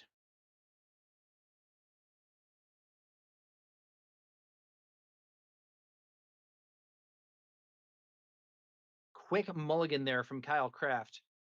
Stefan looks to have decided to keep and is considering his resource decisions, having had one easy choice and then thinking more about the second card. I find it's often that way. What do you think, Grubby? Yeah, especially in limited where, if you draw too many of your powerful cards early, you don't really want to put them down because you'd like them for later. But at the same time, you only have so many low cost drops that you do need to keep them. So I often find in limited, it's a question of what card am I going to miss more? And I hope I don't regret it once I put it down. Yeah, that's an interesting point. with the right cards is very Oh, important. Wow. Imagine a mirrored opening play. Both players bringing out Karis. yeah, we talked about strong force openings earlier on in the day. Arguably, Karis, one of the most powerful force units to drop early, that 2/4, able to generate the force with a bonus effect. But this Maz Kanata letting Stefan take out Kyle's Karis before Kyle has the force, leaving Stefan with the force and 2 units on the board. A wild turn. Yeah, this is another one of those situations where initiative matters. Maz Kanata, very relevant there. I remember way back in the day playing in the Spark of Rebellion meta and having situations where a fleet lieutenant could buff some starting rebel unit to take out your opponents. And this is kind of the modern version of that interaction. Yep, now that Praetorian Guards will be able to finish off the Karis if it so chooses, but Stefan, with that force open, will be able to use Karis's additional effect to debuff something on Kyle's side of the field for a -2/-2. Looks like Maz is going to go ahead and swing into the Praetorian Guard there. Um, Stefan upgrading to some more stream visible dice, for which I, for one, am very appreciative. Yeah, and I'm not sure if Kyle now wants to take a trade in return. He can swing these guards into either unit, chooses the Karis, leaving Stefan ahead on board, right? A 3 power unit with 2 health remaining to Kyle's nothing, but nonetheless, wouldn't say a blowout in either direction. This game is still close enough for either player to get control. Oh no! Kyle had Talzin's Assassin, but without the Force, that unit is far less impressive. Yeah, losing his Karis there early really, really hurts him, not only because he doesn't get the Karis's additional effect, but he had never has the opportunity to get the Force token. That Force token would have let him take out the Supremacy tie or the Maz Kanata on Stefan's side of the field, but without the Force, we just have a 4/4 for 4. Yeah, I do think that Kyle's decision to remove Karis instead of Maz was good because in doing that he wasted Karis's when defeated effect since there wasn't a relevant target to debuff. That's true. Force token being used here by Stefan, debuffing his opponent's Talzin leader. -1/-1 on Talzin leader, so she's only swinging for 2 now, but she can still debuff a target of her own.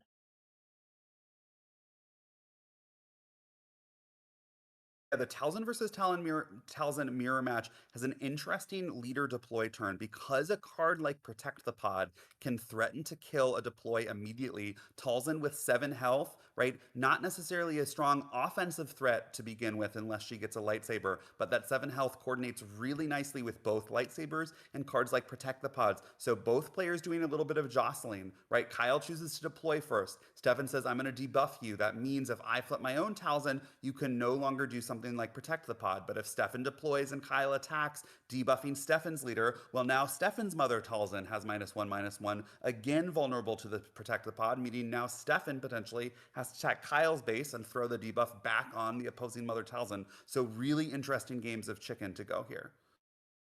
Yeah, and it looks like we've seen some stall tactics. Ooh, take a look at that. Nice play Yeah. there from Kyle with old Daka defeating the Talzin's assassin and then replaying it. And this time the force is present, allowing that supremacy tie to be cleared. Yeah, one of the most brutal combinations you can have in Limited, that Talzin's Assassin, even if you miss the -3/-3 when it first gets played, if you can get the Force later, Wait, Old Daka allows you to recur that unit and get that -3/-3 effect again. we see a swing into the base here with Mother Talzin. The swing into base inflicts only 2 damage because Talzin is debuffed, but it also allows Kyle to debuff his opponent's Mother Talzin. Talzin deploys and then is buffed. What card is it that was played on Talzin there? That is a bolstered endurance that's going to bring Talzin from a Nice. 3/7 base to a 4/10 base, now a 3/9 for the remainder of the round because of that -1/- debuff from Kyle's Mother Talzin. Nice, nice. I am kind of dependent on the art to identify cards sometimes at this resolution, Hmm. so I appreciate you pointing that one out. Talzin swings, -1/-1 to the enemy Talzin, taking only 1 damage in return and dealing 3 damage. But, oh, it's Shatter Point. Shatterpoint using the Force token to clear old Daka. Yeah, what's fascinating is we started out with a game that seemed to favor Stefan, able to take out Kyle's Karis before he could get the Force, leading to things like a Talzin's Assassin being deployed with no win plate effect. And yet, after that five resource leader deploy, it's a relatively balanced game. Of course, Kyle has 2 units to Stefan's 1, but Stefan's leader has an upgrade, whereas Kyle's leader already has 3 damage. Therefore, Stefan's leader can threaten to attack in and defeat the Mother Talzin this turn. A very even back and forth game. Yeah. And Kyle a little behind on damage on base, but has more just pure damage on the board. But like you said, that upgrade on Talzin makes a difference for that interaction. So we'll see what happens here. Could definitely go either way at this phase. Yeah, not so far behind though that you have to be concerned. Remember, we've seen games end by the 6 resource turn of Star Wars Unlimited in this sealed format, and here we are on the 6 resource turn, Kyle with just 6 damage on his base. Yeah, both players kind of fighting for the board here. Neither player playing really aggro. So we'll see how things develop. Kyle thinking it over, it seems. There is a lot of HP on Stefan's Talzin. I believe we're looking at. Oh, I think is that a Kylo Ren's lightsaber? It is. Kyle said, I see your leader with an upgrade giving 3 health. I'm a little bit jealous. Let me get one of my own. -3, though, as Mortis Anakin hits the field with, I believe, only a villainy card, no heroism. -3 is still a lot, though. And Kyle's Talzin will not be swinging for very much damage, even with that lightsaber. I think only No, and 1 damage left. crucially, that -3 from Anakin once again opens Kyle's Talzin to being defeated by Stefan's Talzin this turn. I believe even if he attacks and throws the debuff onto Stefan's Talzin, Mother Talzin's got 7 plus 3 from Kylo is 10 total health. 3 damage brings it down to 7 remaining, the -3 down to 4. Stefan's Talzin currently hitting for 4. Even if Stefan's Talzin gets that -1/-1, meaning it would hit for 3, it can throw a -1/-1 in return back onto Kyle's Talzin, ultimately defeating Kyle's Talzin and leaving Stefan's Talzin on the board with that Anakin to back it up. Very good point, Grumpy. And it looks like that is maybe where we're headed. Kyle's Talzin swings into the base, doing only a single point of damage. Stefan's base now up to 3 damage, and we see the Talzin swinging here, and as predicted, clearing the opponent's Talzin leader. And because of that Anakin debuff, Stefan's Talzin takes no damage in return, meaning that it still has a 10 base health from that upgrade, 1 damage for 9 remaining, the one -1/-1 debuff from Kyle's Talzin, leaving it with 8. Unlikely that Kyle's going to be able to clear Stefan's Talzin this turn, now leaving Stefan with a pretty clear advantage in this game. Yeah, Kyle may be in trouble here. He does still have Talzin's Assassin. That's a good card, but it's just a 4/4, and it's against a 5/7, and the highly buffed Mother Talzin from Stefan. Yeah, just wild to know that in this game, you were able to use an old Daka to recur a Talzin's Assassin to give -3/-3, and you got an upgrade on your Mother Talzin leader, and now you're still this far behind. Yeah, I mean, it goes to show that Talzin's Assassin not having the Force the first time was pretty rough for Kyle, even with being able to replay it. And Stefan has been able to find some solutions. Yeah, I like Now, this. The what's Protector this? Pod to deal 4 damage to the Talzin, finishing it up with a Talzin's attack to deal the last Oh, 4, which right. And the maximizes Stefan's -1 was Talzin. still on it, so it's not Yeah. lethal. Okay. Yep. But the problem is that now we have a Talzin's Assassin with just 1 health remaining, and Stefan has the Force. He'll be able to first action use Mother Talzin's ability to finish that Talzin's Assassin, leaving Stefan going into the 7 resource turn with an Anakin on the board and Kyle Craft with no board presence to speak of. Very good point, Grumpy. I think there's a good chance we see it, and there it is. As you predicted, Mother Talzin's ability immediately being used, -1/-1 clearing, but hey, it's a shatter point on Kyle's side of the board, clearing Anakin. It's the Porg flock, and it's being Followed buffed big time here. One of my favorite plays. This is a maximum strength Curious Flock. Curious Flock can take up to 6 resources to get experience, and Stefan says, "You've used 4 of your resources to take out my Anakin. Let me bring out the largest flock of porgs you have ever seen." Now hitting for a possible 7 power. Kyle Craft with a supremacy tie, but he's staring down a 7/7 Curious Flock. Those little porgs are apparently dangerous in numbers, and Kyle's got to come up with something to stop them, or else he's going to start taking damage on his base fast. Yeah, if you're Kyle, this is where you'd hope to draw into something like a Crushing Blow. That Curious Flock might be large, but it still only has a base cost of 1, meaning that can be defeated by the cost-based removal like Crushing Blow. But Oh, absent yeah. something like that, Kyle's facing a world of hurt. Ravening Gundark arrives and pings the Porg flock for 1, but that is not enough to stop that swarm of Porgs. They swung into the base at the start of the turn for 7, 13 damage now on Kyle's base, and there's Luthen Rail. Luthen going to be able to search on attack for items and potentially find some buffs, which could be very relevant for Stefan. That And supremacy Tower, tie swings in for 3. you know what likes to hold items, particularly lightsabers? A Curious Flock, right? The more birds you have, the more lightsabers they can hold, and the more dangerous they get. Boy, a crushing blow at that point, though, it would be truly crushing. Kyle Craft erroneously plays he puts the wrong card down, revealing that he has an itinerant warrior, then plays a Jedi Starfighter. I think he just drew the Crushing Blow. It might be 1 turn too late, but I think I saw it in his hand, which will give him an answer to this Curious Flock. The Ravening Gundark potentially offering an answer to Luthen Rail, and so Kyle Craft potentially being able to eke his way into stabilizing the board. It might be too little too late, given that the Curious Flock hits for another 7, bringing him to 20. Yeah, it looks like the Ravening Gundark trades for Luthen before we can find any items.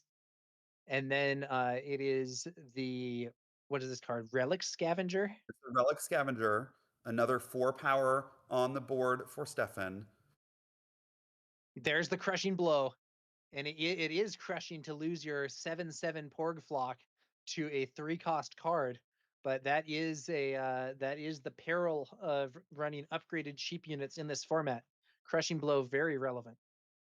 Yeah, and it does buy Kyle some time, but Kyle now limited to the space arena. Stefan with 6 power in the ground arena. That means Kyle will have at least this turn to try and find an answer, but we know that Stefan is going to continue to deploy threats, so Kyle needs something really, really big. Something like an Anakin unit of his own to take out one of these units. Something like I'm not sure what else exists in the format. A big sentinel like turret potentially. Although Kyle doesn't have the force and has lacked the force for several turns now, meaning his options are quite limited. That Relic Scavenger is going to potentially win the game in 2 attacks. And furthermore, every attack from that Relic Scavenger heals Stefan's base for 2. So now we are up to 24 damage on Kyle's base and 8 damage on Stefan's base. Kyle only has 4 HP left. This is a situation where that Relic Scavenger is looking very dangerous. Yeah, Kyle using some of his resources to answer that secretive stage to try and stop that bleeding. Otherwise, he would go down to 2. But that just leaves the door open for Stefan to play a Torrent attack.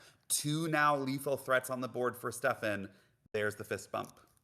Yeah, Torrent attack with no ambush, not normally that strong a play, but when the opponent is at such low base HP, it's another card to threaten lethal with, and it wasn't clear if Kyle was even going to be able to stop the Relic Scavenger, much less a second unit that also threatened lethal damage. It's a win for Stefan, and we're going on to the 3rd round of this match.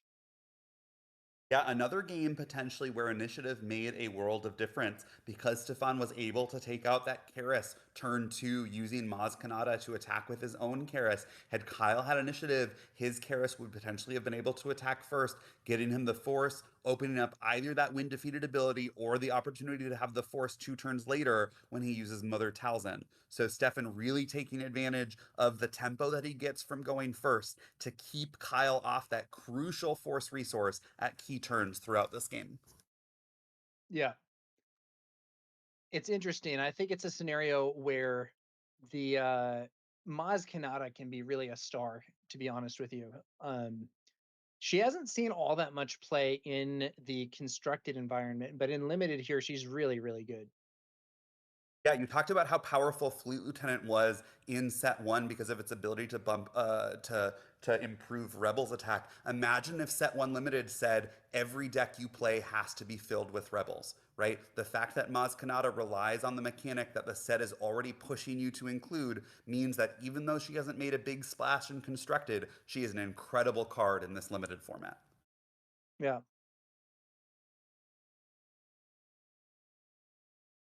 All right, here we go. Game three, we have 17 minutes and 50 seconds remaining. If the players play quickly, that should be enough time for them to play to this match's conclusion. Although we did see in that game two, it can get quite grindy as both players wrestle for board control before pushing for base damage. Yeah, let's see how this goes.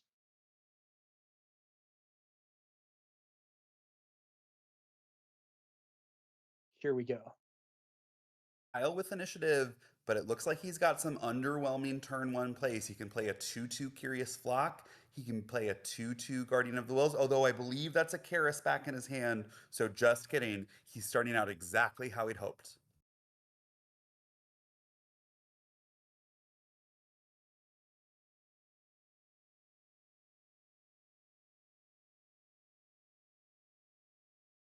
All right.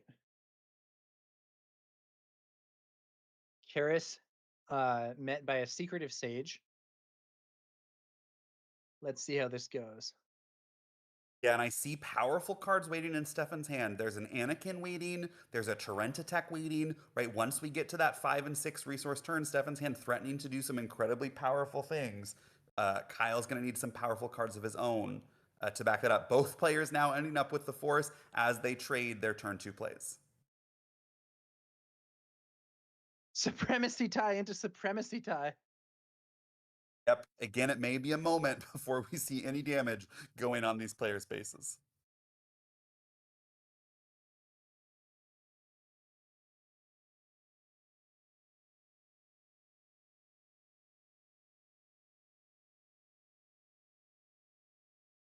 Let's see how this goes here.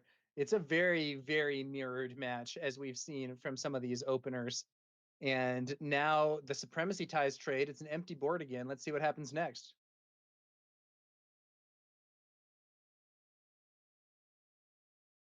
Yeah, interesting. Stefan choosing to pass rather than play, saying, I'd like to see what you play first, potentially holding up a Talzin's assassin threat, but now just claiming, right? Kyle getting that 4-5 awakened specters on the board, and Stefan playing nothing on the 4 resource turn, not developing his board at all, putting him at a huge disadvantage. Although we've got that Torrenta Tech, he'll be able to ambush the awakened specters, but then Kyle's Mother Talzin will be able to finish off the Torrenta Tech because it'll have 1 health remaining. So Stefan in a tricky position going into this leader flip turn.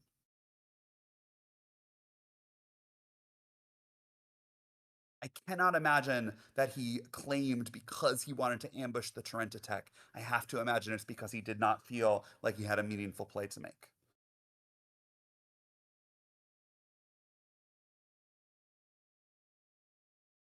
Wow. -1 from Telzin.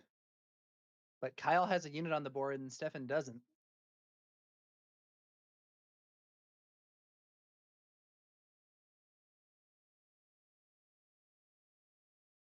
That debuff means a Torrenta Tech ambush will leave the Torrenta Tech safe from the Mother Talzin debuff alone, although a Mother Talzin debuff followed by a Mother Talzin flip and an attack can give a total of -2/-2. Let's see what Stefan does. Talzin flip into Talzin Ooh. flip. Protect the pod Opening, here is yeah, live. Stefan risking that protect the pod. I don't know if we saw it from Kyle in game one, but that is a risk when your opponent is playing a command. It's a normal swing and debuff. 3 damage on Stefan's Talzin, just 2 on Kyle's Talzin.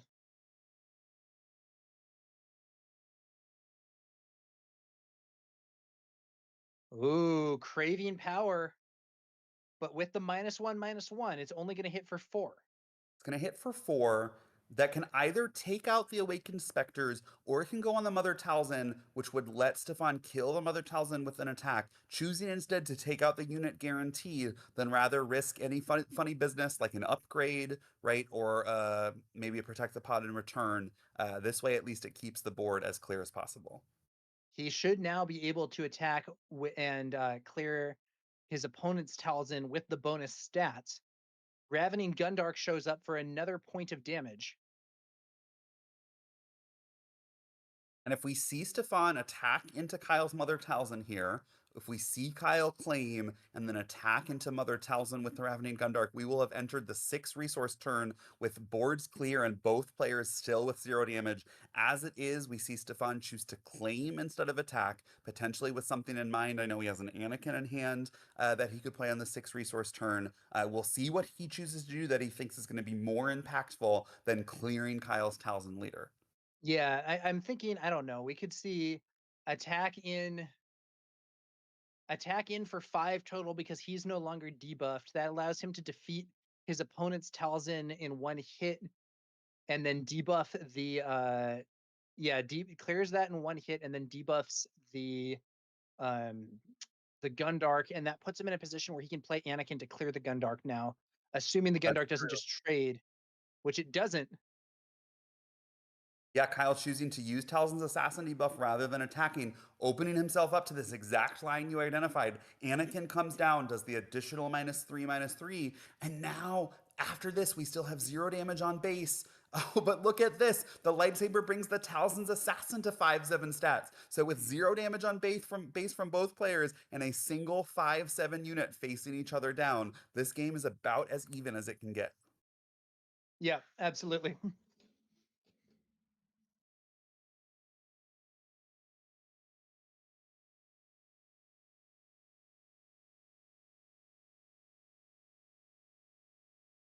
Stefan with the Force, Kyle without, which means something like a Shatter Point that we see here takes out the Talzin's assassin and leaves Stefan now with the only unit on the board. Yeah. That is a tough scenario. Does Kyle Craft have some type of removal of his own to get this Anakin Skywalker off the board? I don't know. I don't think so. I think he has a Praetorian Guard, that 2/5. That's certainly not going to do much right now. He does have an old DACA, right? A 6/6 stat line that's not going to be able to recur anything, but is nonetheless able to present at least a threat. Kyle now questioning, do I have the Force? I believe he doesn't because he played that Talzin's Assassin to debuff Stefan's unit last round and has not had an attack with a Force unit since. And I mean, we are now in this situation where the players have been fighting so heavily for board control that both bases are still full HP. We're on the Yeah. 7 resource turn and neither base has taken a single hit. There is going to come a point where we have to start worrying about time in this match. Yeah, we've seen so many games and matches today end before the 7 resource turn to begin with. Games ending as soon as the 6 resource turn, if one player comes out particularly aggressively. To start our 7 resource turn with 0 damage on base is wild, but it also makes sense given the strength of these players' decks. They both have powerful forms of removal, and the fact that Mother Talzin as an ability is in a way inherently focused on board control, right? Debuffing your opponent's unit so that you can clear them more easily rather than an aggressive version, something like a Snoke that throws experience on with the goal of attacking into base.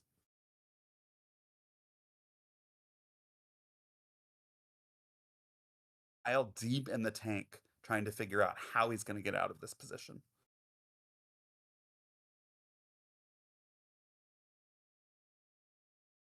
All right, what's going on here?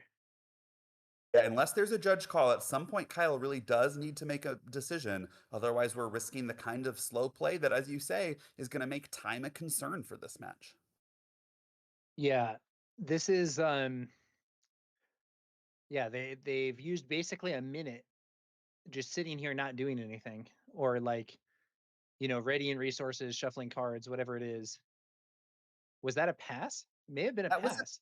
pass, which is a curious choice because Stefan could have claimed, meaning Kyle would have spent no No, he's resources on waiting. the He's 7 waiting. He wanted us to turn. play something after Anakin swung. Yeah, well, he did, but Stefan could have chosen to claim there, depriving Kyle of the Oh, opportunity to play Stefan. anything at Yes, all. yes, my mistake. I thought you were saying Kyle could have claimed there. Oh, Yeah, no, no, that no, would no, have been no. a good claim. Or at least arguably a good claim. Yeah. You could say he's ahead from having put damage on base, and he does have to get things moving here, I suppose. Yeah, Stefan potentially thinking to himself, it might be better in the long term if I had claimed here, but we are at risk of running out of time, so let me instead take this opportunity to do 25% of the damage to my opposing's base. 7 brings you a quarter of the way to that 28 total you need.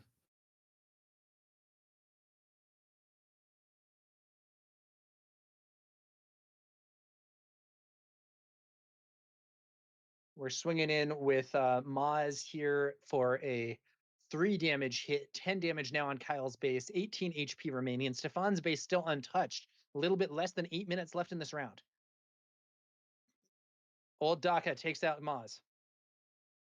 Yeah, and I see in Kyle's hand a shatter point of his own, which means that attack with Old Daka gets the force, leaving him now with the opportunity to use his own shatter point to clear Anakin, which would leave Kyle now with the only unit on the board. He's choosing instead to start with a Sentinel, that Praetorian Guard, to protect the Old Daga potentially from an attack.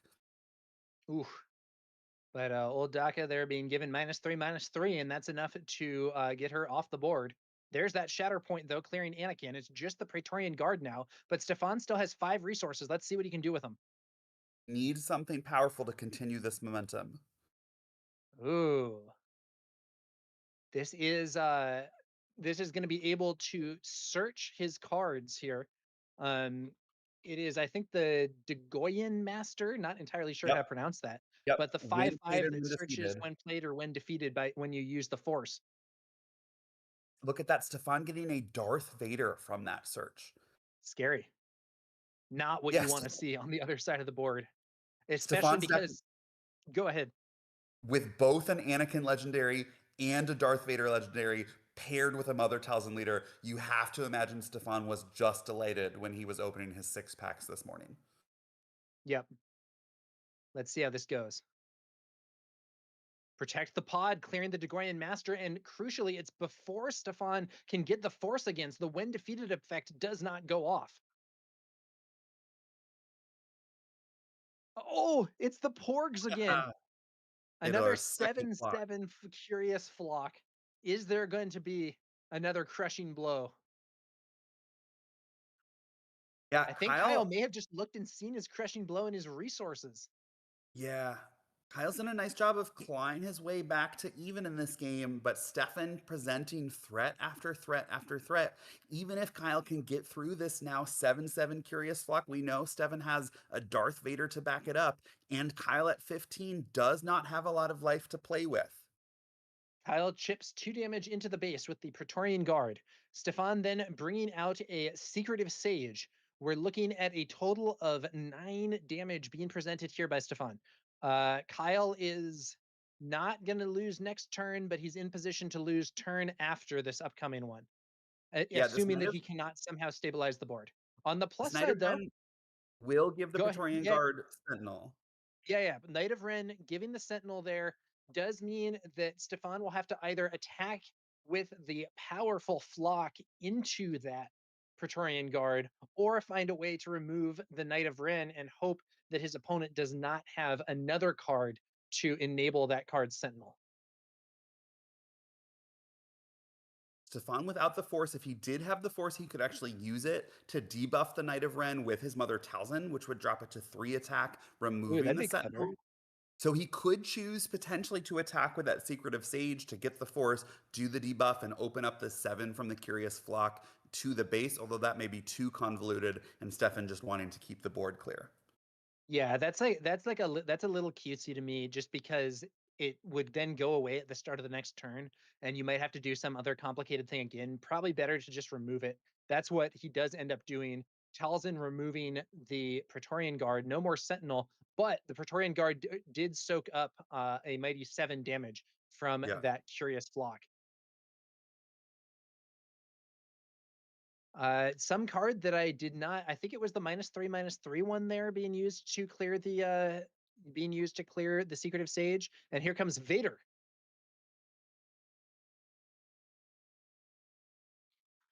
So you do actually have to give a shield token to a friendly unit and an enemy unit if you play this, um, which is a little awkward here. And yeah, Yeah, it's Claire there with the card highlight, it was a whirlwind of power. So it was actually only a -2/-2 because Kyle did not control a force unit, but that was still enough to clear the secretive sage. Yeah, Stefan has to give that shield token to the Knight of Ren, does have a choice as to whether or not to give it to the Vader or the Curious Flock, chooses to give it to the Vader, which opens the Curious Flock up now to this attack from the Knight of Ren, leaving it with just a single health remaining. If Kyle had the Force token, Mother Talzin would be able to use her ability to finish it off, but he doesn't, which means we're going to need another attack from Kyle to finish off that threat. And And in look the at meantime, that. yeah. Degorian Master, and once again, not having the force, biting Kyle here, unable to search for a card. Yeah. Stefan going to be able to start this round with a mighty 7 to base, bringing Kyle up to 22.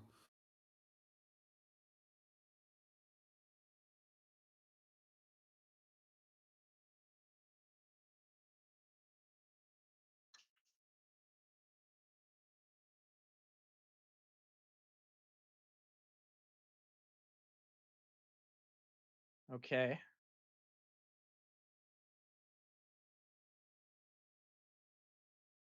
Was a Jedi ambush into the Vader to take off the shield, restoring 2, but Stefan answers that back with a Maz Kanata attack, bringing Kyle to 27. I think Kyle was hoping to do something clever with this Protect the Pod in his hand to end up clearing both the Vader and the Curious Flock, but even if he does that, Stefan's going to be left with this Maz Kanata, which is going to be enough to attack for lethal. It looks like this game is about to come to a close, Well, just as we also approach the end of our time. now wait a minute though. That Jedi attack also gave the Force token to Kyle, so we could see Talzin's ability used, Oh. clears the Curious Flock. Then we could see Protect the Pod damages Vader. Knight of Ren crashes into Vader, and then the Degorian Master kills Maz. So That's that line would lead to a wiped board, but Stefan still has 6 exactly right. resources. 6 resources, and it looks like at least 1 card in his hand, which means if he has a single unit to play, he'll be able to continue to threaten lethal. Protect the Pod killing Maz instead, but there's a Minoc, and now I think there's no way out. Yeah. Wow. Man, in a very long match compared to some of the ones that we've seen, Stefan ends up prevailing, just able to generate too much value. The Curious Flock, a star card there. Yeah, dropped game 1, but ended up winning games 2 and 3 on the backs of cards like that Curious Flock, and also his multiple Vigilance legendaries from this Legend of the Force set. Yeah, and so that was our backup match for the 8th round of Swiss play here. We're about to be moving on into the 9th round since that one finished with very little time left on the clock.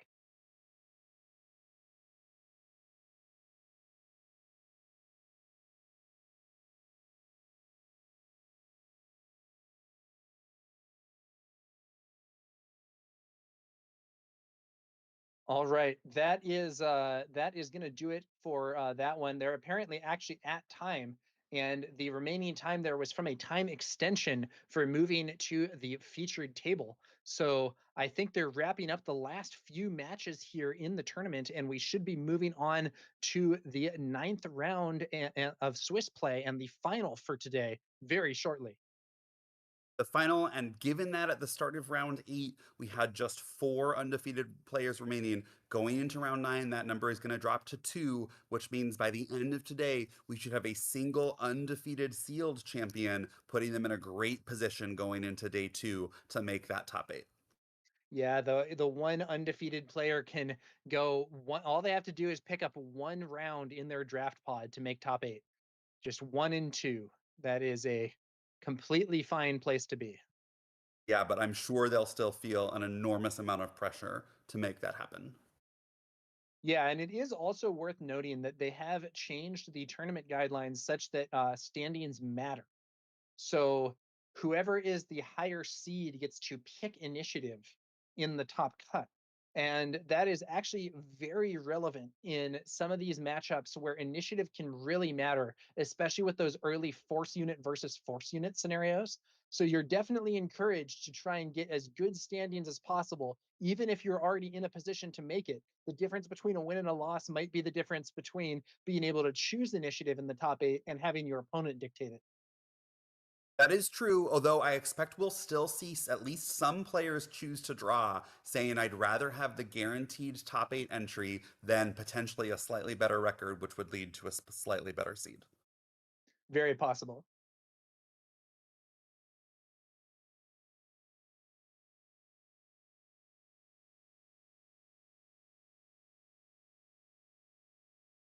All right. Well, we will be moving to this next round momentarily. I think we are going to take a very brief break before that happens. I'm Tower number 9, joined here by Grumpy Elephant on McClunky Gaming's coverage of the Star City Games limited sector qualifier. We'll be with you shortly.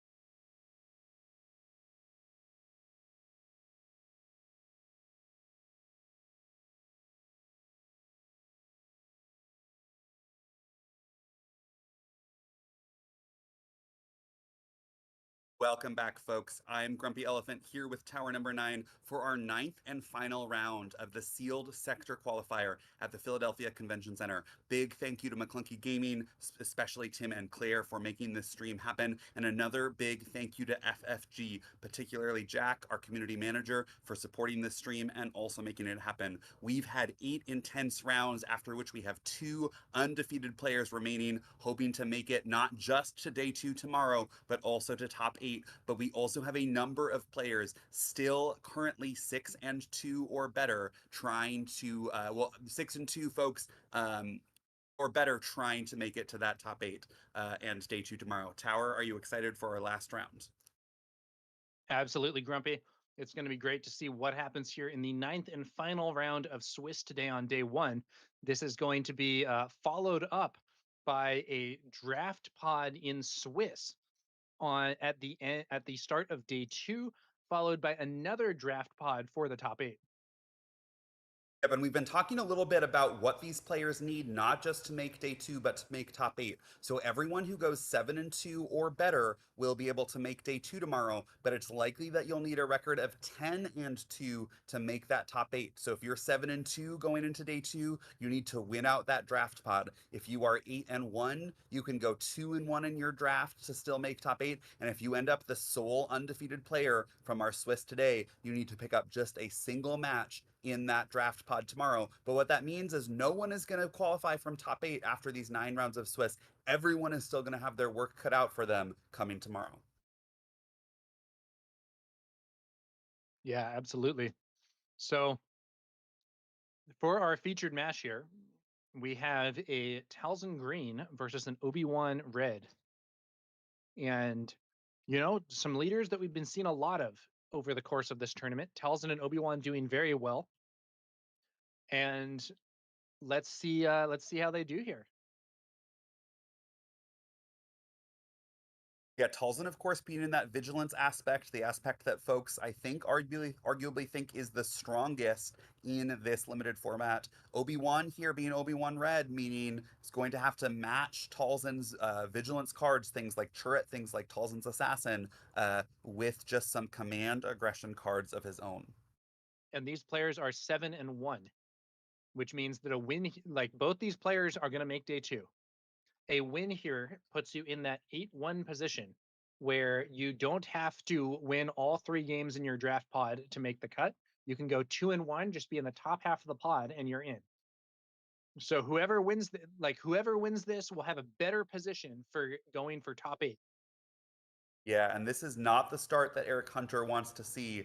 Guardian of the Wills, not the most impressive turn 1 play from Jim, but Eric has nothing to do but claim, and Jim's able to take advantage of that Guardian of the Wills extra text to give it a 1-3 bonus from that bolstered endurance.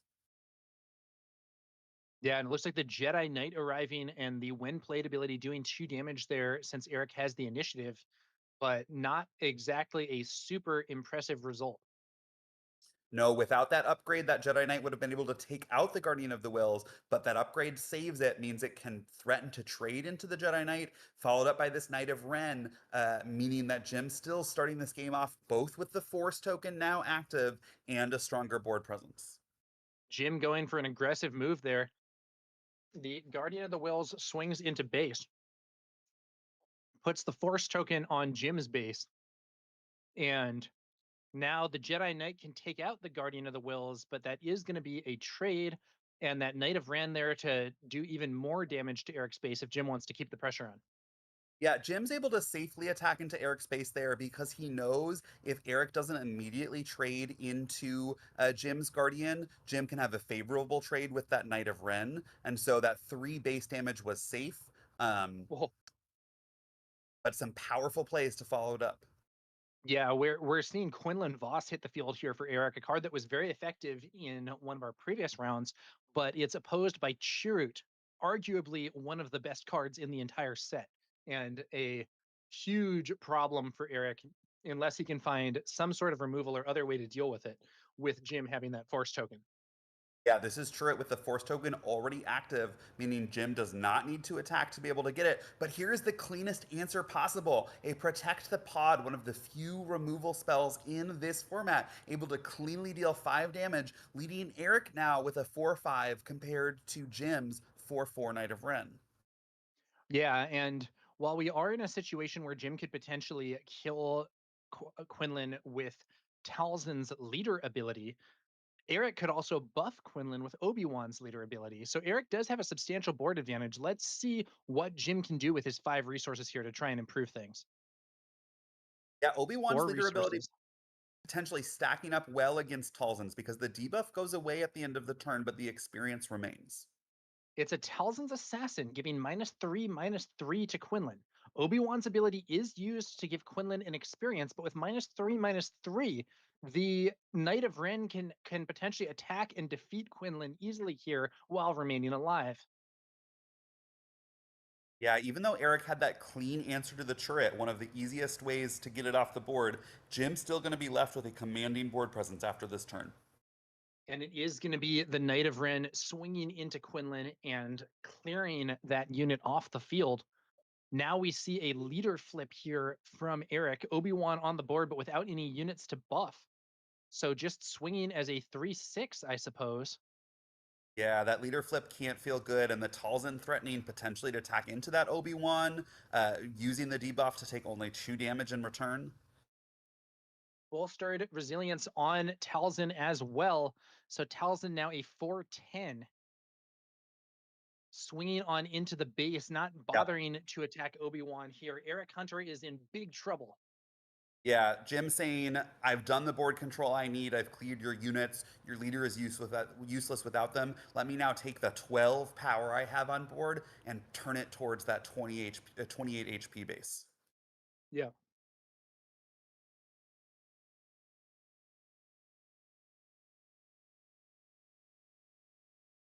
Now let's see here.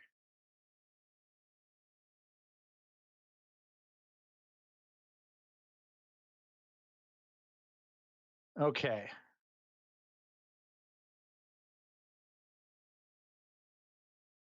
Gungan Warrior. Yeah, A just a decent 3-2. unit. Not Eric will be going to able to save buff Eric it. here necessarily, though. No. Needs more. His Pilio Star Compass will let him search the top 3 cards for a unit, but with now just 1 resource remaining and Jim still threatening 8 more damage on base, and 6 resources still open on Jim's side of the board, not looking good for Eric Hunter. No, I mean, it's nice to have. It's not a terrible card. He finds Maz. Maz is also a good card. But he needs something he needs something bigger than this. The pressure is too high right now, and Jim hasn't even spent any resources this turn. We're up to 19 damage on Eric's base after Talzin's Assassin swings. Obi-Wan clears Talzin's Assassin, buffing the Gungan Warrior in the process, and that's certainly nice, but Oh, constructed lightsaber, that is a huge bomb for Talzin, and and a Inquisitor lightsaber. What are we looking? Or is this lethal? this is 3, 4 from the Bolstered Endurance is 4, 4 from Constructed Lightsaber is 8, plus 1 from the Grand Inquisitor Lightsaber is 9. Exact lethal, I think. That's gonna be exact lethal. That's gonna be 28. Yeah. Wow. Wow. Talzin with a pile of upgrades there, just crashing through Eric's defenses. And this game is over. Jim takes the win in the first round. And we saw some very powerful cards being played there for sure. These are definitely kind of the top tier sealed decks that we're seeing in this last round. Yeah, although we did see that legendary constructed lightsaber, but I believe that was the only card rarer than an uncommon that Jim played in this match. It just goes to show when Eric stumbled and missed his turn 1 play, the mere fact that Jim was able to curve out, right, that Guardian of the Wills and upgrade turn 1, into the Knight of Ren turn 2, into the Talzin's Assassin turn 3, into the Leader Flip turn 4, that was just enough to keep a steady stream of damage. And because Eric missed his turn 1 play, he never had enough board presence to contest before it was too late, and Jim was able to close that door with the triple upgrade on his Talzin leader. Yeah. I think safe to say that's probably not the best that Eric Hunter's deck can do. He's obviously 7-1 for a reason. So let's hope game two, he'll both have the initiative and then we'll have a turn one play. Although, look at this. We are seeing potentially our first full leader swap of the day. It is Kylo Ren coming out paired with the green base. Yeah, Eric not deciding his Obi-Wan deck doesn't have what it takes against Jim's Mother Talzin, and we're going to see Kylo Ren. Yeah, Kylo Ren green. It is a deck swap here for Eric. This is allowed in this format. You are Yeah, no, allowed to use basically your whole pool as your sideboard. Let's see how this goes. one thing to note, Tower, right? We've got a new leader here, but Kylo Ren's going to flip on 7. Of course, Eric Hunter missed his turn 1 play with that Obi deck, so we're not getting a full sense of the strength that it offered. But Jim was nonetheless able to end the game on resource 6. Jim's deck able to go particularly fast, and if he can do that again, right, he has the opportunity to end the game before Eric Hunter able to flip this late deploy leader. That said, with Kylo Ren's ability, if Eric is able to hang on until that 7 resource turn, get a few upgrades in his discard, potentially a Craving Power, maybe he has a constructed lightsaber of his own, the fact that Kylo Ren has Sentinel means that Eric Hunter may be able to stop whatever Jim has on the board at that point. So the game fundamentally has changed. Both players now understand Jim's going to be trying to end the game as quickly as possible, and Eric is going to be trying to hold on until 7 resources, get some upgrades in his discard, and present an incredibly powerful Sentinel. Hmm.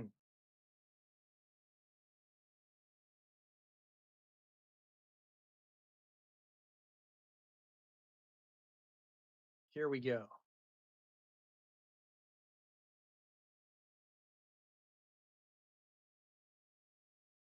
All right. There is a starting play. The Ewoks on the board here. Yeah, the Village Tenders, not the strongest turn 1 play, but this time Jim just has a Guardian of the Wills with no upgrade to back it up.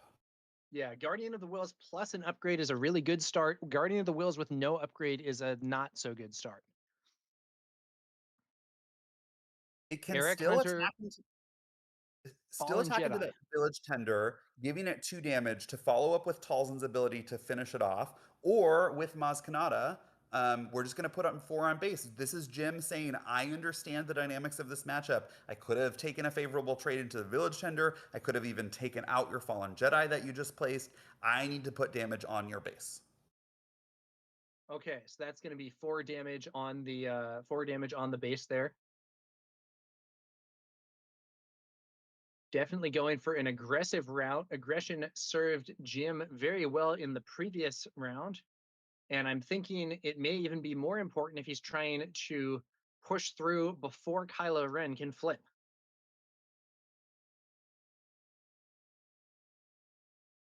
We haven't seen Eric use Kylo's leader ability at all. It's possible that he wants to play his upgrades naturally from his hand because of the strength of upgrades in his limited format, and then have them go to the discard when Jim is forced to defeat those units. Or it's possible that he has not drawn into his upgrades, although one would hope his decision to switch to this Kylo leader is because his pool offered a number of strong upgrades.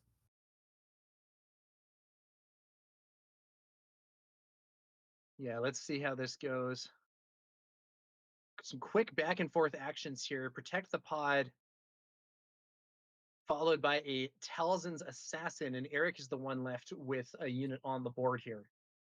Yeah, Jim using that protect the pod to take out a fallen Jedi. The reason I don't love that is because Talzin as a leader offers an incredibly strong body when she flips, that 7 toughness, and saving the protect the pod for something potentially more impactful would potentially have more impact later in the game, although Jim potentially saying that was the best use of my resources that turn.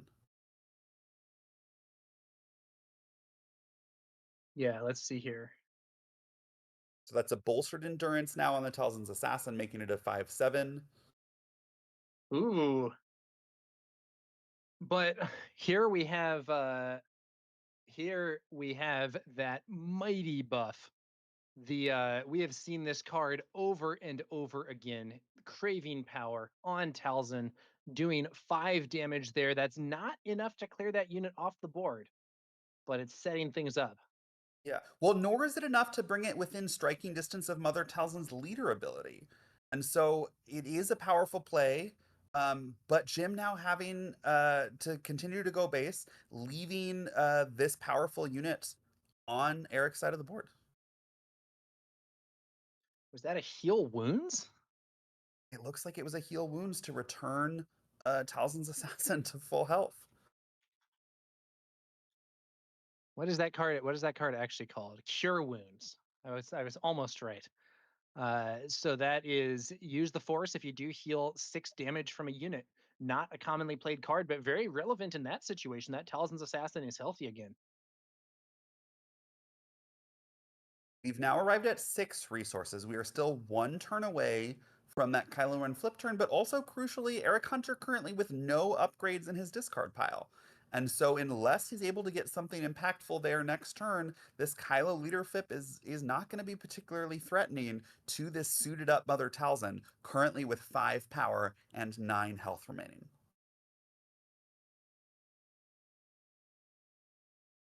All right. There's an ambush. So there was a nameless terror there exhausting the assassin, and then the 8th brother hits the field to ambush Talzin. Yeah, either one of these units now able to take out Talzin with an attack next turn. The Talzin's assassin would in fact be able to take out Mother Talzin and survive. Jim potentially starting to run out of steam.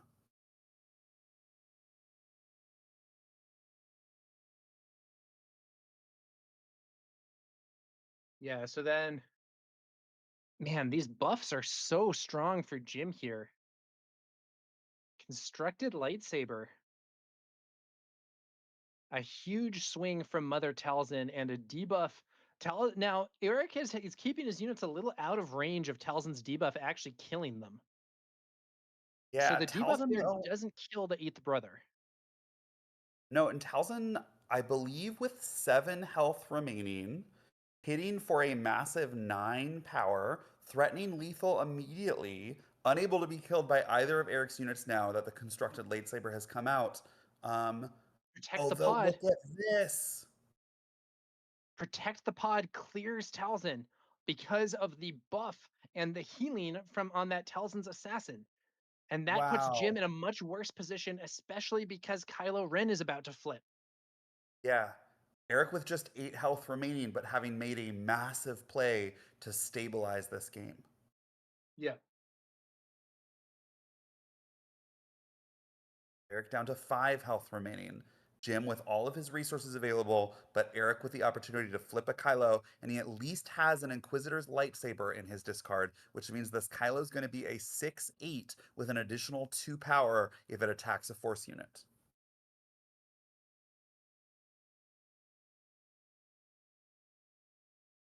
If you're Uh, Jim at this point, I think you need to figure out a way to get 5 power through potentially in the skies because this 6/8 Sentinel is going to present quite a wall. Yeah, Kylo is a big problem here for Jim. And it's funny because this is Eric's pivot deck. But I do think we're seeing a situation where, yeah, Jim has done a lot of damage, but there is a huge, very scary Sentinel here with that Inquisitor's lightsaber. Kylo able to defeat Anakin in one hit. Talzin's assassin cleans up the nameless terror. And Eric now the only one with units left on the field, even though his base is definitely seen better days. The only one with units and with 11 power on the board.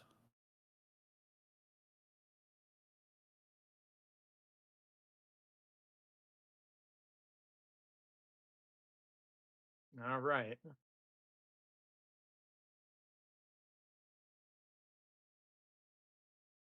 Let's see what happens here.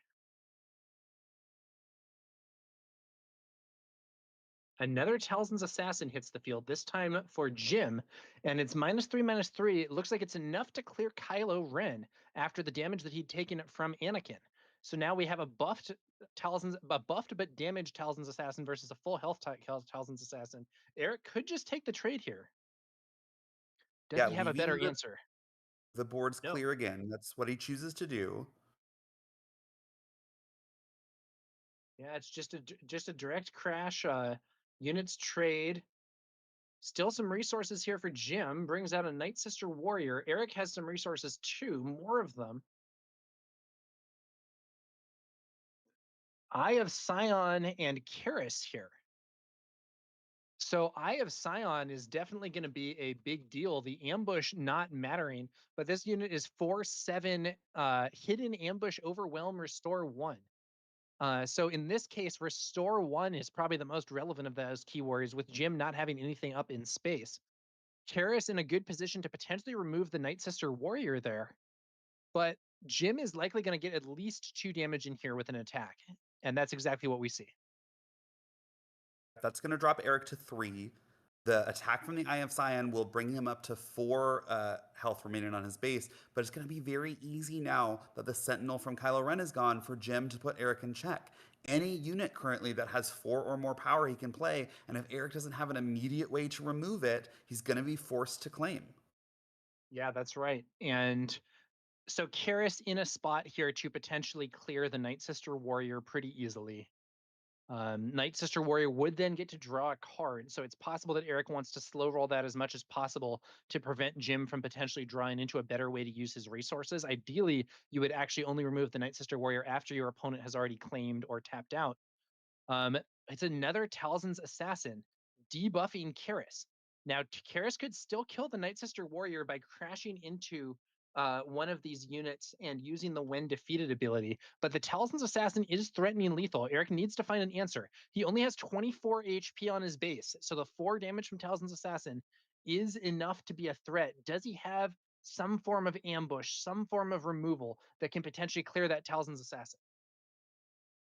Saw what I think was a lightsaber. I saw what I think is an awakened specters, which is not going to do it, which means he has a third card. That third card is going to have to be something that can take care of this situation.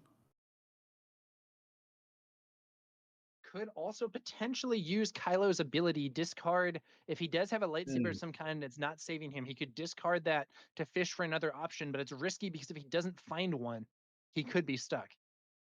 Yeah, he could give Jim the window then to claim, right, and have lethal first action next turn. He's gotta,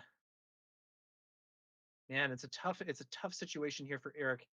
He would like to develop his board more, but this Talzin's Assassin threatening lethal is a big problem. Eye of Scion has some nice keywords, but most of them aren't relevant, and Restore 1 might not be enough Restore. With Restore 2, this would be a much cleaner situation for Eric.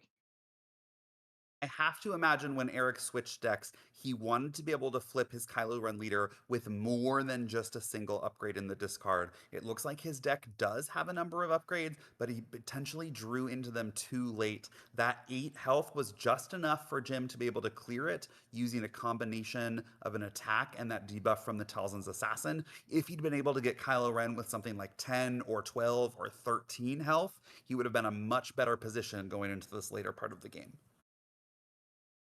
Yeah, let's see. Let's see how we're doing here.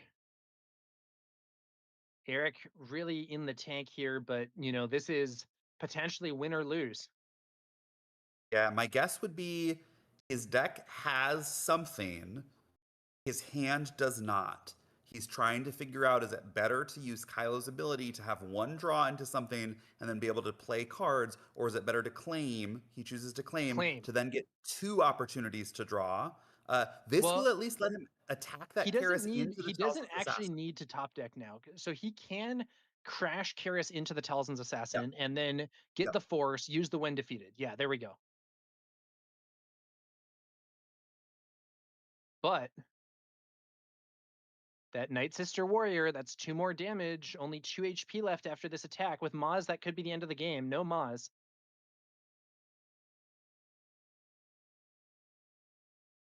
Okay. 3 resources. 4 for Or Awakened wait, 4 Specters. resources. The Specters, Awakened Specters. You may ask yourself, couldn't Jim just claim here and win with that 2 damage? The answer is actually no, because Eye of Scion would be able to heal. But here's Tech, and Eric swings with Eye of Scion. That means he's got to have some kind of answer, or else this is basically over to that Tech. Is Jim going to take the initiative here? Choosing not to ambush just to keep itself as healthy as possible, making it more difficult to Eric to remove. The only thing that would punish that is something like a constructed lightsaber. Eric does get a sentinel out in the form of the Lothwolf, potentially buying himself another turn. Eric is clinging on to this game by his fingertips. Absolutely, absolutely, Grumpy. This is a very close scenario, but Eric did manage to find another Sentinel. He had to he spent 4 resources. At first, I was thinking it was a protect the pod to kill the Tech, but it couldn't be. Instead, it was an out of aspect of Lothwolf that now being removed -3 -3 on that Lothwolf. And so, is there an answer? Whirlwind of Power from Jim there, with the Night Sister Warrior giving it the -3 -3 instead of just -2 -2. Eric's the Spectres can't kill the Tech. He's off by 1. He's got to find something. The heal is not enough. He must either remove or block this Tech, or it's game over. Can Eric Hunter do it? Tech lacking the force tag. Eric does have a Nameless Terror in his hand, which if Tech were a force unit, he could tap down. But Eric says, I don't have it. Congratulations, Jim. You are moving to day 2, 8 and 1. Even Eric's secondary deck, the swap from Obi-Wan into Kylo, he was able to put up probably more of a fight this game, have defenses hold for longer, but it was ultimately not enough. The aggression there from Talzin was overwhelming. Yeah, just the power of that Talzin deck, particularly paired with the command aspect, with just those reliable cards that we saw, Protect the Pod, Talzin's Assassin, Tech. These are really some of the strongest things you can be doing in the sealed format of Legends of the Force. All right, that was a pretty quick one there. So we are going to be moving to our backup match. As soon as things get sorted there, the backup match is, I believe, going to be between another. It's going to be another Talzin matchup. Actually, I think it's going to be. Is it 2 Talzin Reds? Is that what we have here? I think it might be unsurprising to see Talzin so heavily represented towards the top of these standings. That is, it'll be a Talzin mirror match if neither player chooses to make a swap, as we saw one of our players in this feature match just do. Very, very good point there, Grumpy. You may start with a certain leader, but you don't necessarily have to finish the match with that leader. You do have essentially your entire sealed pool as your sideboard. You can make a swap, although unfortunately, we did not see that strategy prove all that effective. Probably Kylo did better than Obi-Wan did, but both were defeated there by Mother Talzin.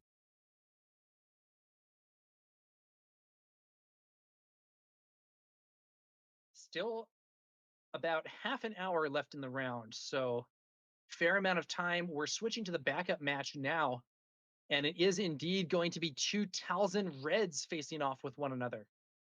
Both of them on 28 HP force bases.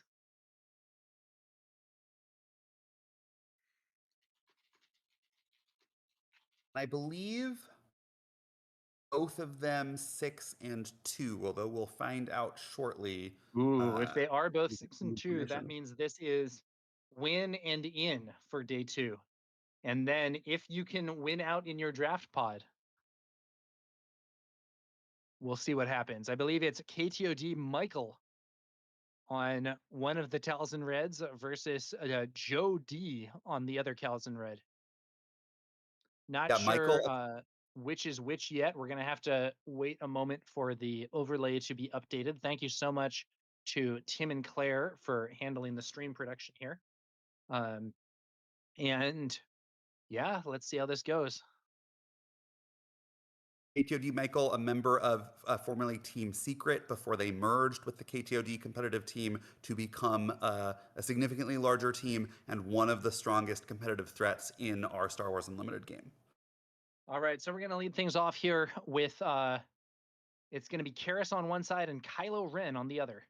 Both pretty decent starting force units. Karis probably a little bit stronger overall, but neither of them are in that position where they can just immediately remove one another. Though if Karis were to attack into Kylo, Talzin's ability could be used to defeat Kylo. However, we could then see Kylo just attack back in to make it a trade instead. And it is going to be Joe on the left and Michael from KTOD on the right. Both starting units are attacking into the base. And then I believe it's an acolyte hitting the field there for Michael. Not necessarily the most exciting thing you could play at this point. Yeah, acolyte of the beyond. And then a crushing blow hits the field from Joe, clearing Karis off the field while her -2/-2 is not in a position to do very much. That's a nice development there for Joe. Yeah, both players with nothing too ridiculous out of the gate. Units and events trading back and forth. It looks like we're about to see a Talzin's assassin here come out and clean up that Kylo Ren with the -3/-3, giving Michael potentially a bit of an edge if Joe doesn't have something powerful in response. But here's Chirrut, right? Both of these players, unsurprisingly, with some of the strongest cards that this format has to offer. Yeah, Chirrut, an excellent card. Talzin's Assassin, an excellent card. And with that Chirrut in position, the Acolyte of the Beyond has nothing much to do. Plausibly, Michael could attack with it into Chirrut, even though that would not actually do any damage if Chirrut's ability was used. It would at least give him the Force token, but he opts to take the initiative instead. Yeah, Chirrut with a force is a dangerous thing. If Michael doesn't have some sort of removal spell, it's going to take multiple attacks to get through this Chirrut because Joe can use the force ability on the first attack with the Chirrut potentially into base to get it back, and have that -2 debuff essentially available on repeat. The Mother Talzin leader flip offering another opportunity to regain the force. Joe looking like he's got a strong wall unless Michael has a powerful hammer to get through it. Both players bringing out Mother Talzin very early in this turn. And then it's going to be an upgrade. Mhm. That is scary.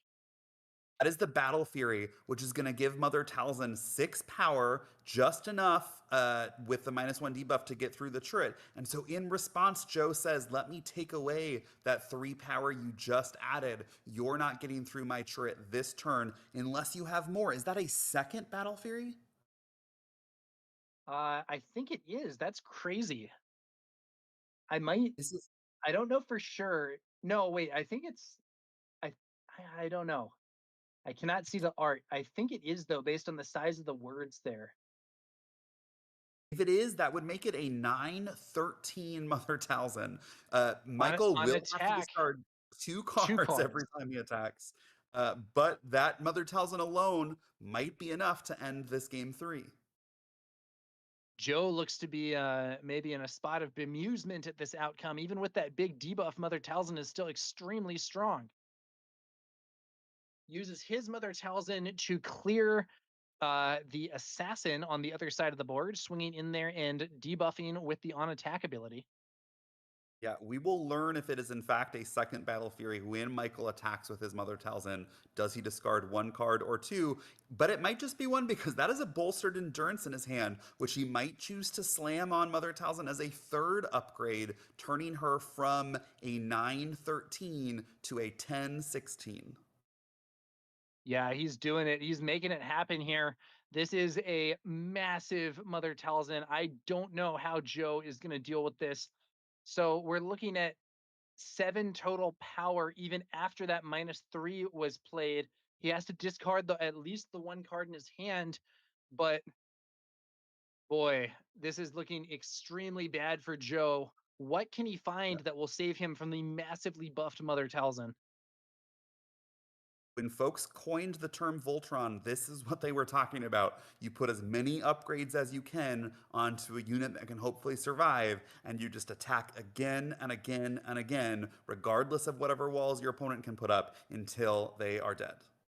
Yeah, and were this an earlier meta in this game's limited history, we would like if we were back in Shadows where Rivals Fall is part of the pool. This would be an extraordinarily risky strategy, but there's no Rivals Fall to be afraid of here.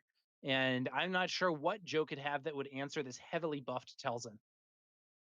I'm not sure either, Tower. It's a swing for Joe. 3 damage to Michael's base and a -1/-1 on Michael's Talzin. But even with a -1/-1, this Talzin is still swinging for 9. Yeah, he would need something like a probe droid to start taking away one of those upgrades. There's no removal spell that's going to do it. He's not in green, so he doesn't have damage based removal like Protect the Pod. Yeah, we're seeing I some think ping that's damage here. I think it might be what we call a Saisei Tin, something like that, that deals 1 damage across 3 units. So that'll be a little bit of chip damage. But again, this Mother Talzin sitting with a massive 16 maximum health. 1 damage is not going to get Joe very far. Yeah, he doesn't need to deal 1 damage. He needs to do like 15 damage or something. It's Yeah, a tough this is situation for Joe. truly wild.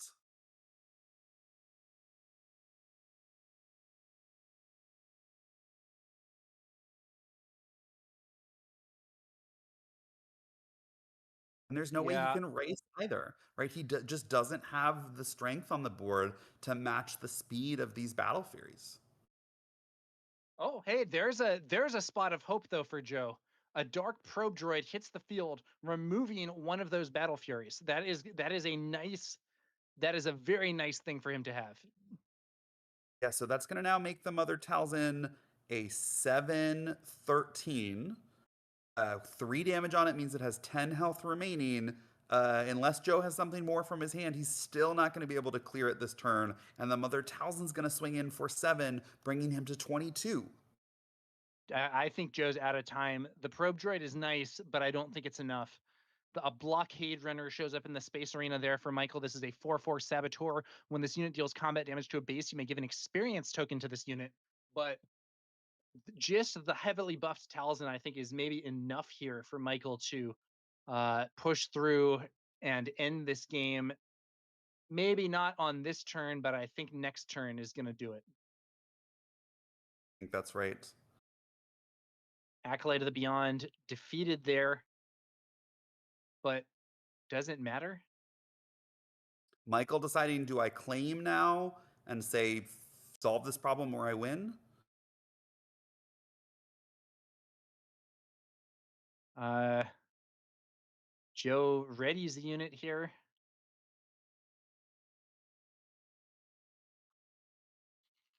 Mother Talzin now with 7 HP remaining, 5 after the debuff. Joe says, I don't have it. This game's going to go to Michael. Yeah, I've never seen a game just like that before, Grumpy. The giant pile of upgrades on that Mother Talzin put Michael in a very strong position, and Joe was able to slow it down, but he was not able to stop it. Yeah, Michael really Double Battle highlighting Fury. one of the quirks of this limited format, right? The power of upgrades, and in particular, the power of overstated upgrades like Battle Fury, giving +3/+3 for just 2, showing us that the discard cost can really be negligible if you're able to make a strong enough Voltron threat to end the game in just a few turns. Yeah, that was a wild game. Congratulations to Michael with that win. He's going to be moving on to day 2. Another KTOD player doing well here on stream. And Yep, and Michael still alive tough for break top for 8. Joe. Just needs to win out. Unfortunately for Joe, that will be the end of his road for this sector qualifier. Tough break there for Joe. You do not want to run up against double Battle Furies on your opponent's leader on this win and in. No, he did bring it to that final game 3, so it's clear that his deck also was able to put up a bit of a threat, but Michael able to find that line in that final game. Just an incredibly suited up Mother Talzin leader that Joe had no answer for. Yeah. Might have been forcing him to discard, but Michael was like, whatever, I'll take the card disadvantage. My leader's hitting for 10.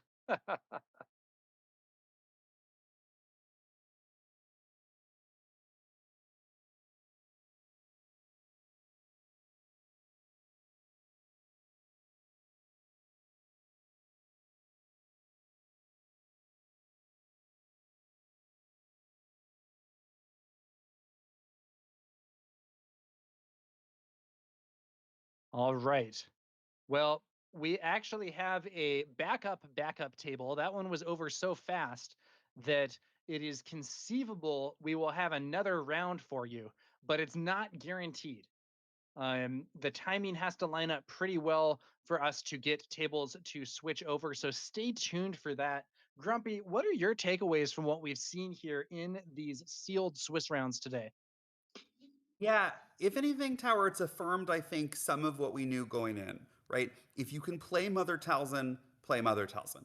If you can't play Mother Talzin, try and play something like Obi-Wan. If there was a leader that I had to say underperformed in Sealed, it would be probably leader Snoke. I don't know if I saw Snoke win on stream in the games that I watched. I'm sure Snoke did quite well overall, but relative to these other two powerhouses, Obi-Wan and Mother Talzin, Snoke in Sealed seemed to be just a little bit less powerful. I wonder maybe if Snoke's leader ability is perhaps better suited to the style of draft. So we'll see tomorrow how players choose to prioritize Snoke versus Talzin versus Obi-Wan. But another thing that I love to see is we saw players having extraordinary success with some of these less popular leaders, right? Crusher coming out incredibly strongly with a really powerful third sister build, highlighting that even if you don't get one of the top leaders, if you understand the set, if you open some powerful cards, you can nonetheless have a strong day. What did you learn from our day? Yeah, I mean, I think that I think one of the things that I learned is just how strong having removal is. I think one of the things that was, I mean, now to be fair, I already knew this to at least some degree, but like, I don't know, when I first saw this set, I would not have been able to tell you that Protect the Pod was a really Mm. powerhouse card. Like, I would have been like, this is like kind of like C or D tier removal. It's like probably good to have in limited because removal is rare, but it's not actually a good card. And I think that assessment would have rated it considerably too low. I think that that was a card that was frequently behind some very strong plays. Yeah, I think it's very easy to look at a card like Shatterpoint, right? Conditional removal that with the force becomes unconditional removal for non-leader units and say this is the premier removal in the format. But one thing we saw with Protect the Pod is that it also has the ability to hit leaders, which means I think it's the only card in the format that can deal with a leader on its own immediately upon deploy. And so because of that, it offers a strength slightly different than Shatterpoint. Shatterpoint probably still the stronger card overall because of its flexibility and because of its raw power to deal with anything that's not a leader, regardless how big it is. But Protect the Pod, filling an incredibly important niche for players in this format. And unsurprisingly, the later on we got in the day, when we saw a command deck, right, the more Protect the Pods that they had in their builds. Yeah. And, like you were saying, I do think that I like Shatterpoint more. I do think it is the stronger card overall. But those situations where it's like, oh, protect the pod, just kill your leader is like, there's something really going on there. Yeah, Protect the Pod, also one of the cleanest answers to Churret, in part because of how much health so many units in this format have, right? This format seems to be skewed outside of cards like that Ravenous Rathtar, that 8/5, outside of cards like Savage Press. It seems like most units in this format, if they're going to have a deviation between their power and their health, it's going to be lower power, higher health, which makes removal like Protect the Pod more impactful because it deals damage based on health remaining rather than looking at a unit's power like something like Craving Power would do. Yeah. And craving power, the upgrades have also just been of such value in so many of these games. They're a huge deal. The lightsabers are good. If you can get Luthen set up and get him attacking and bringing you more lightsabers, that's good. And those battle furies were just nuts. Yeah. To be fair, it was the last game that we watched. Of course, we may have one more. We'll find out soon. But that double Battle Fury Talzin is probably the moment that I'm going to be most likely to remember from this entire day of Sealed, just because of how wild it got. Two Battle Furies and a bolstered endurance to make a 9/16 Talzin leader that his opponent just ultimately couldn't deal with. Yeah, that was really crazy. that the lightsaber on the whale from earlier with that complicated play to take out the opponent's ship.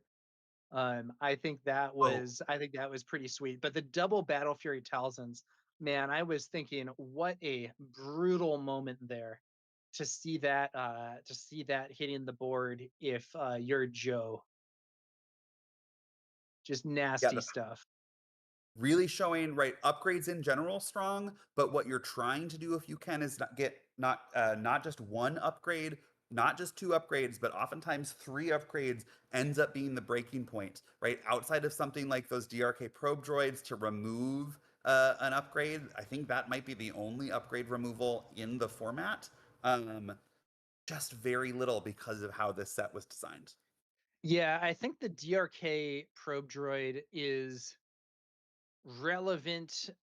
Um, so it does have a downside, which is that it only works on non-unique upgrades, and there are a bunch of lightsaber upgrades in this set that are unique. So Yoda's Hmm. lightsaber, Qui-Gon's lightsaber, Revan's lightsabers, etc. But it does work on a bunch of stuff. If I recall correctly, I had looked at it, and the Dark Probe Droid was the best one by a lot.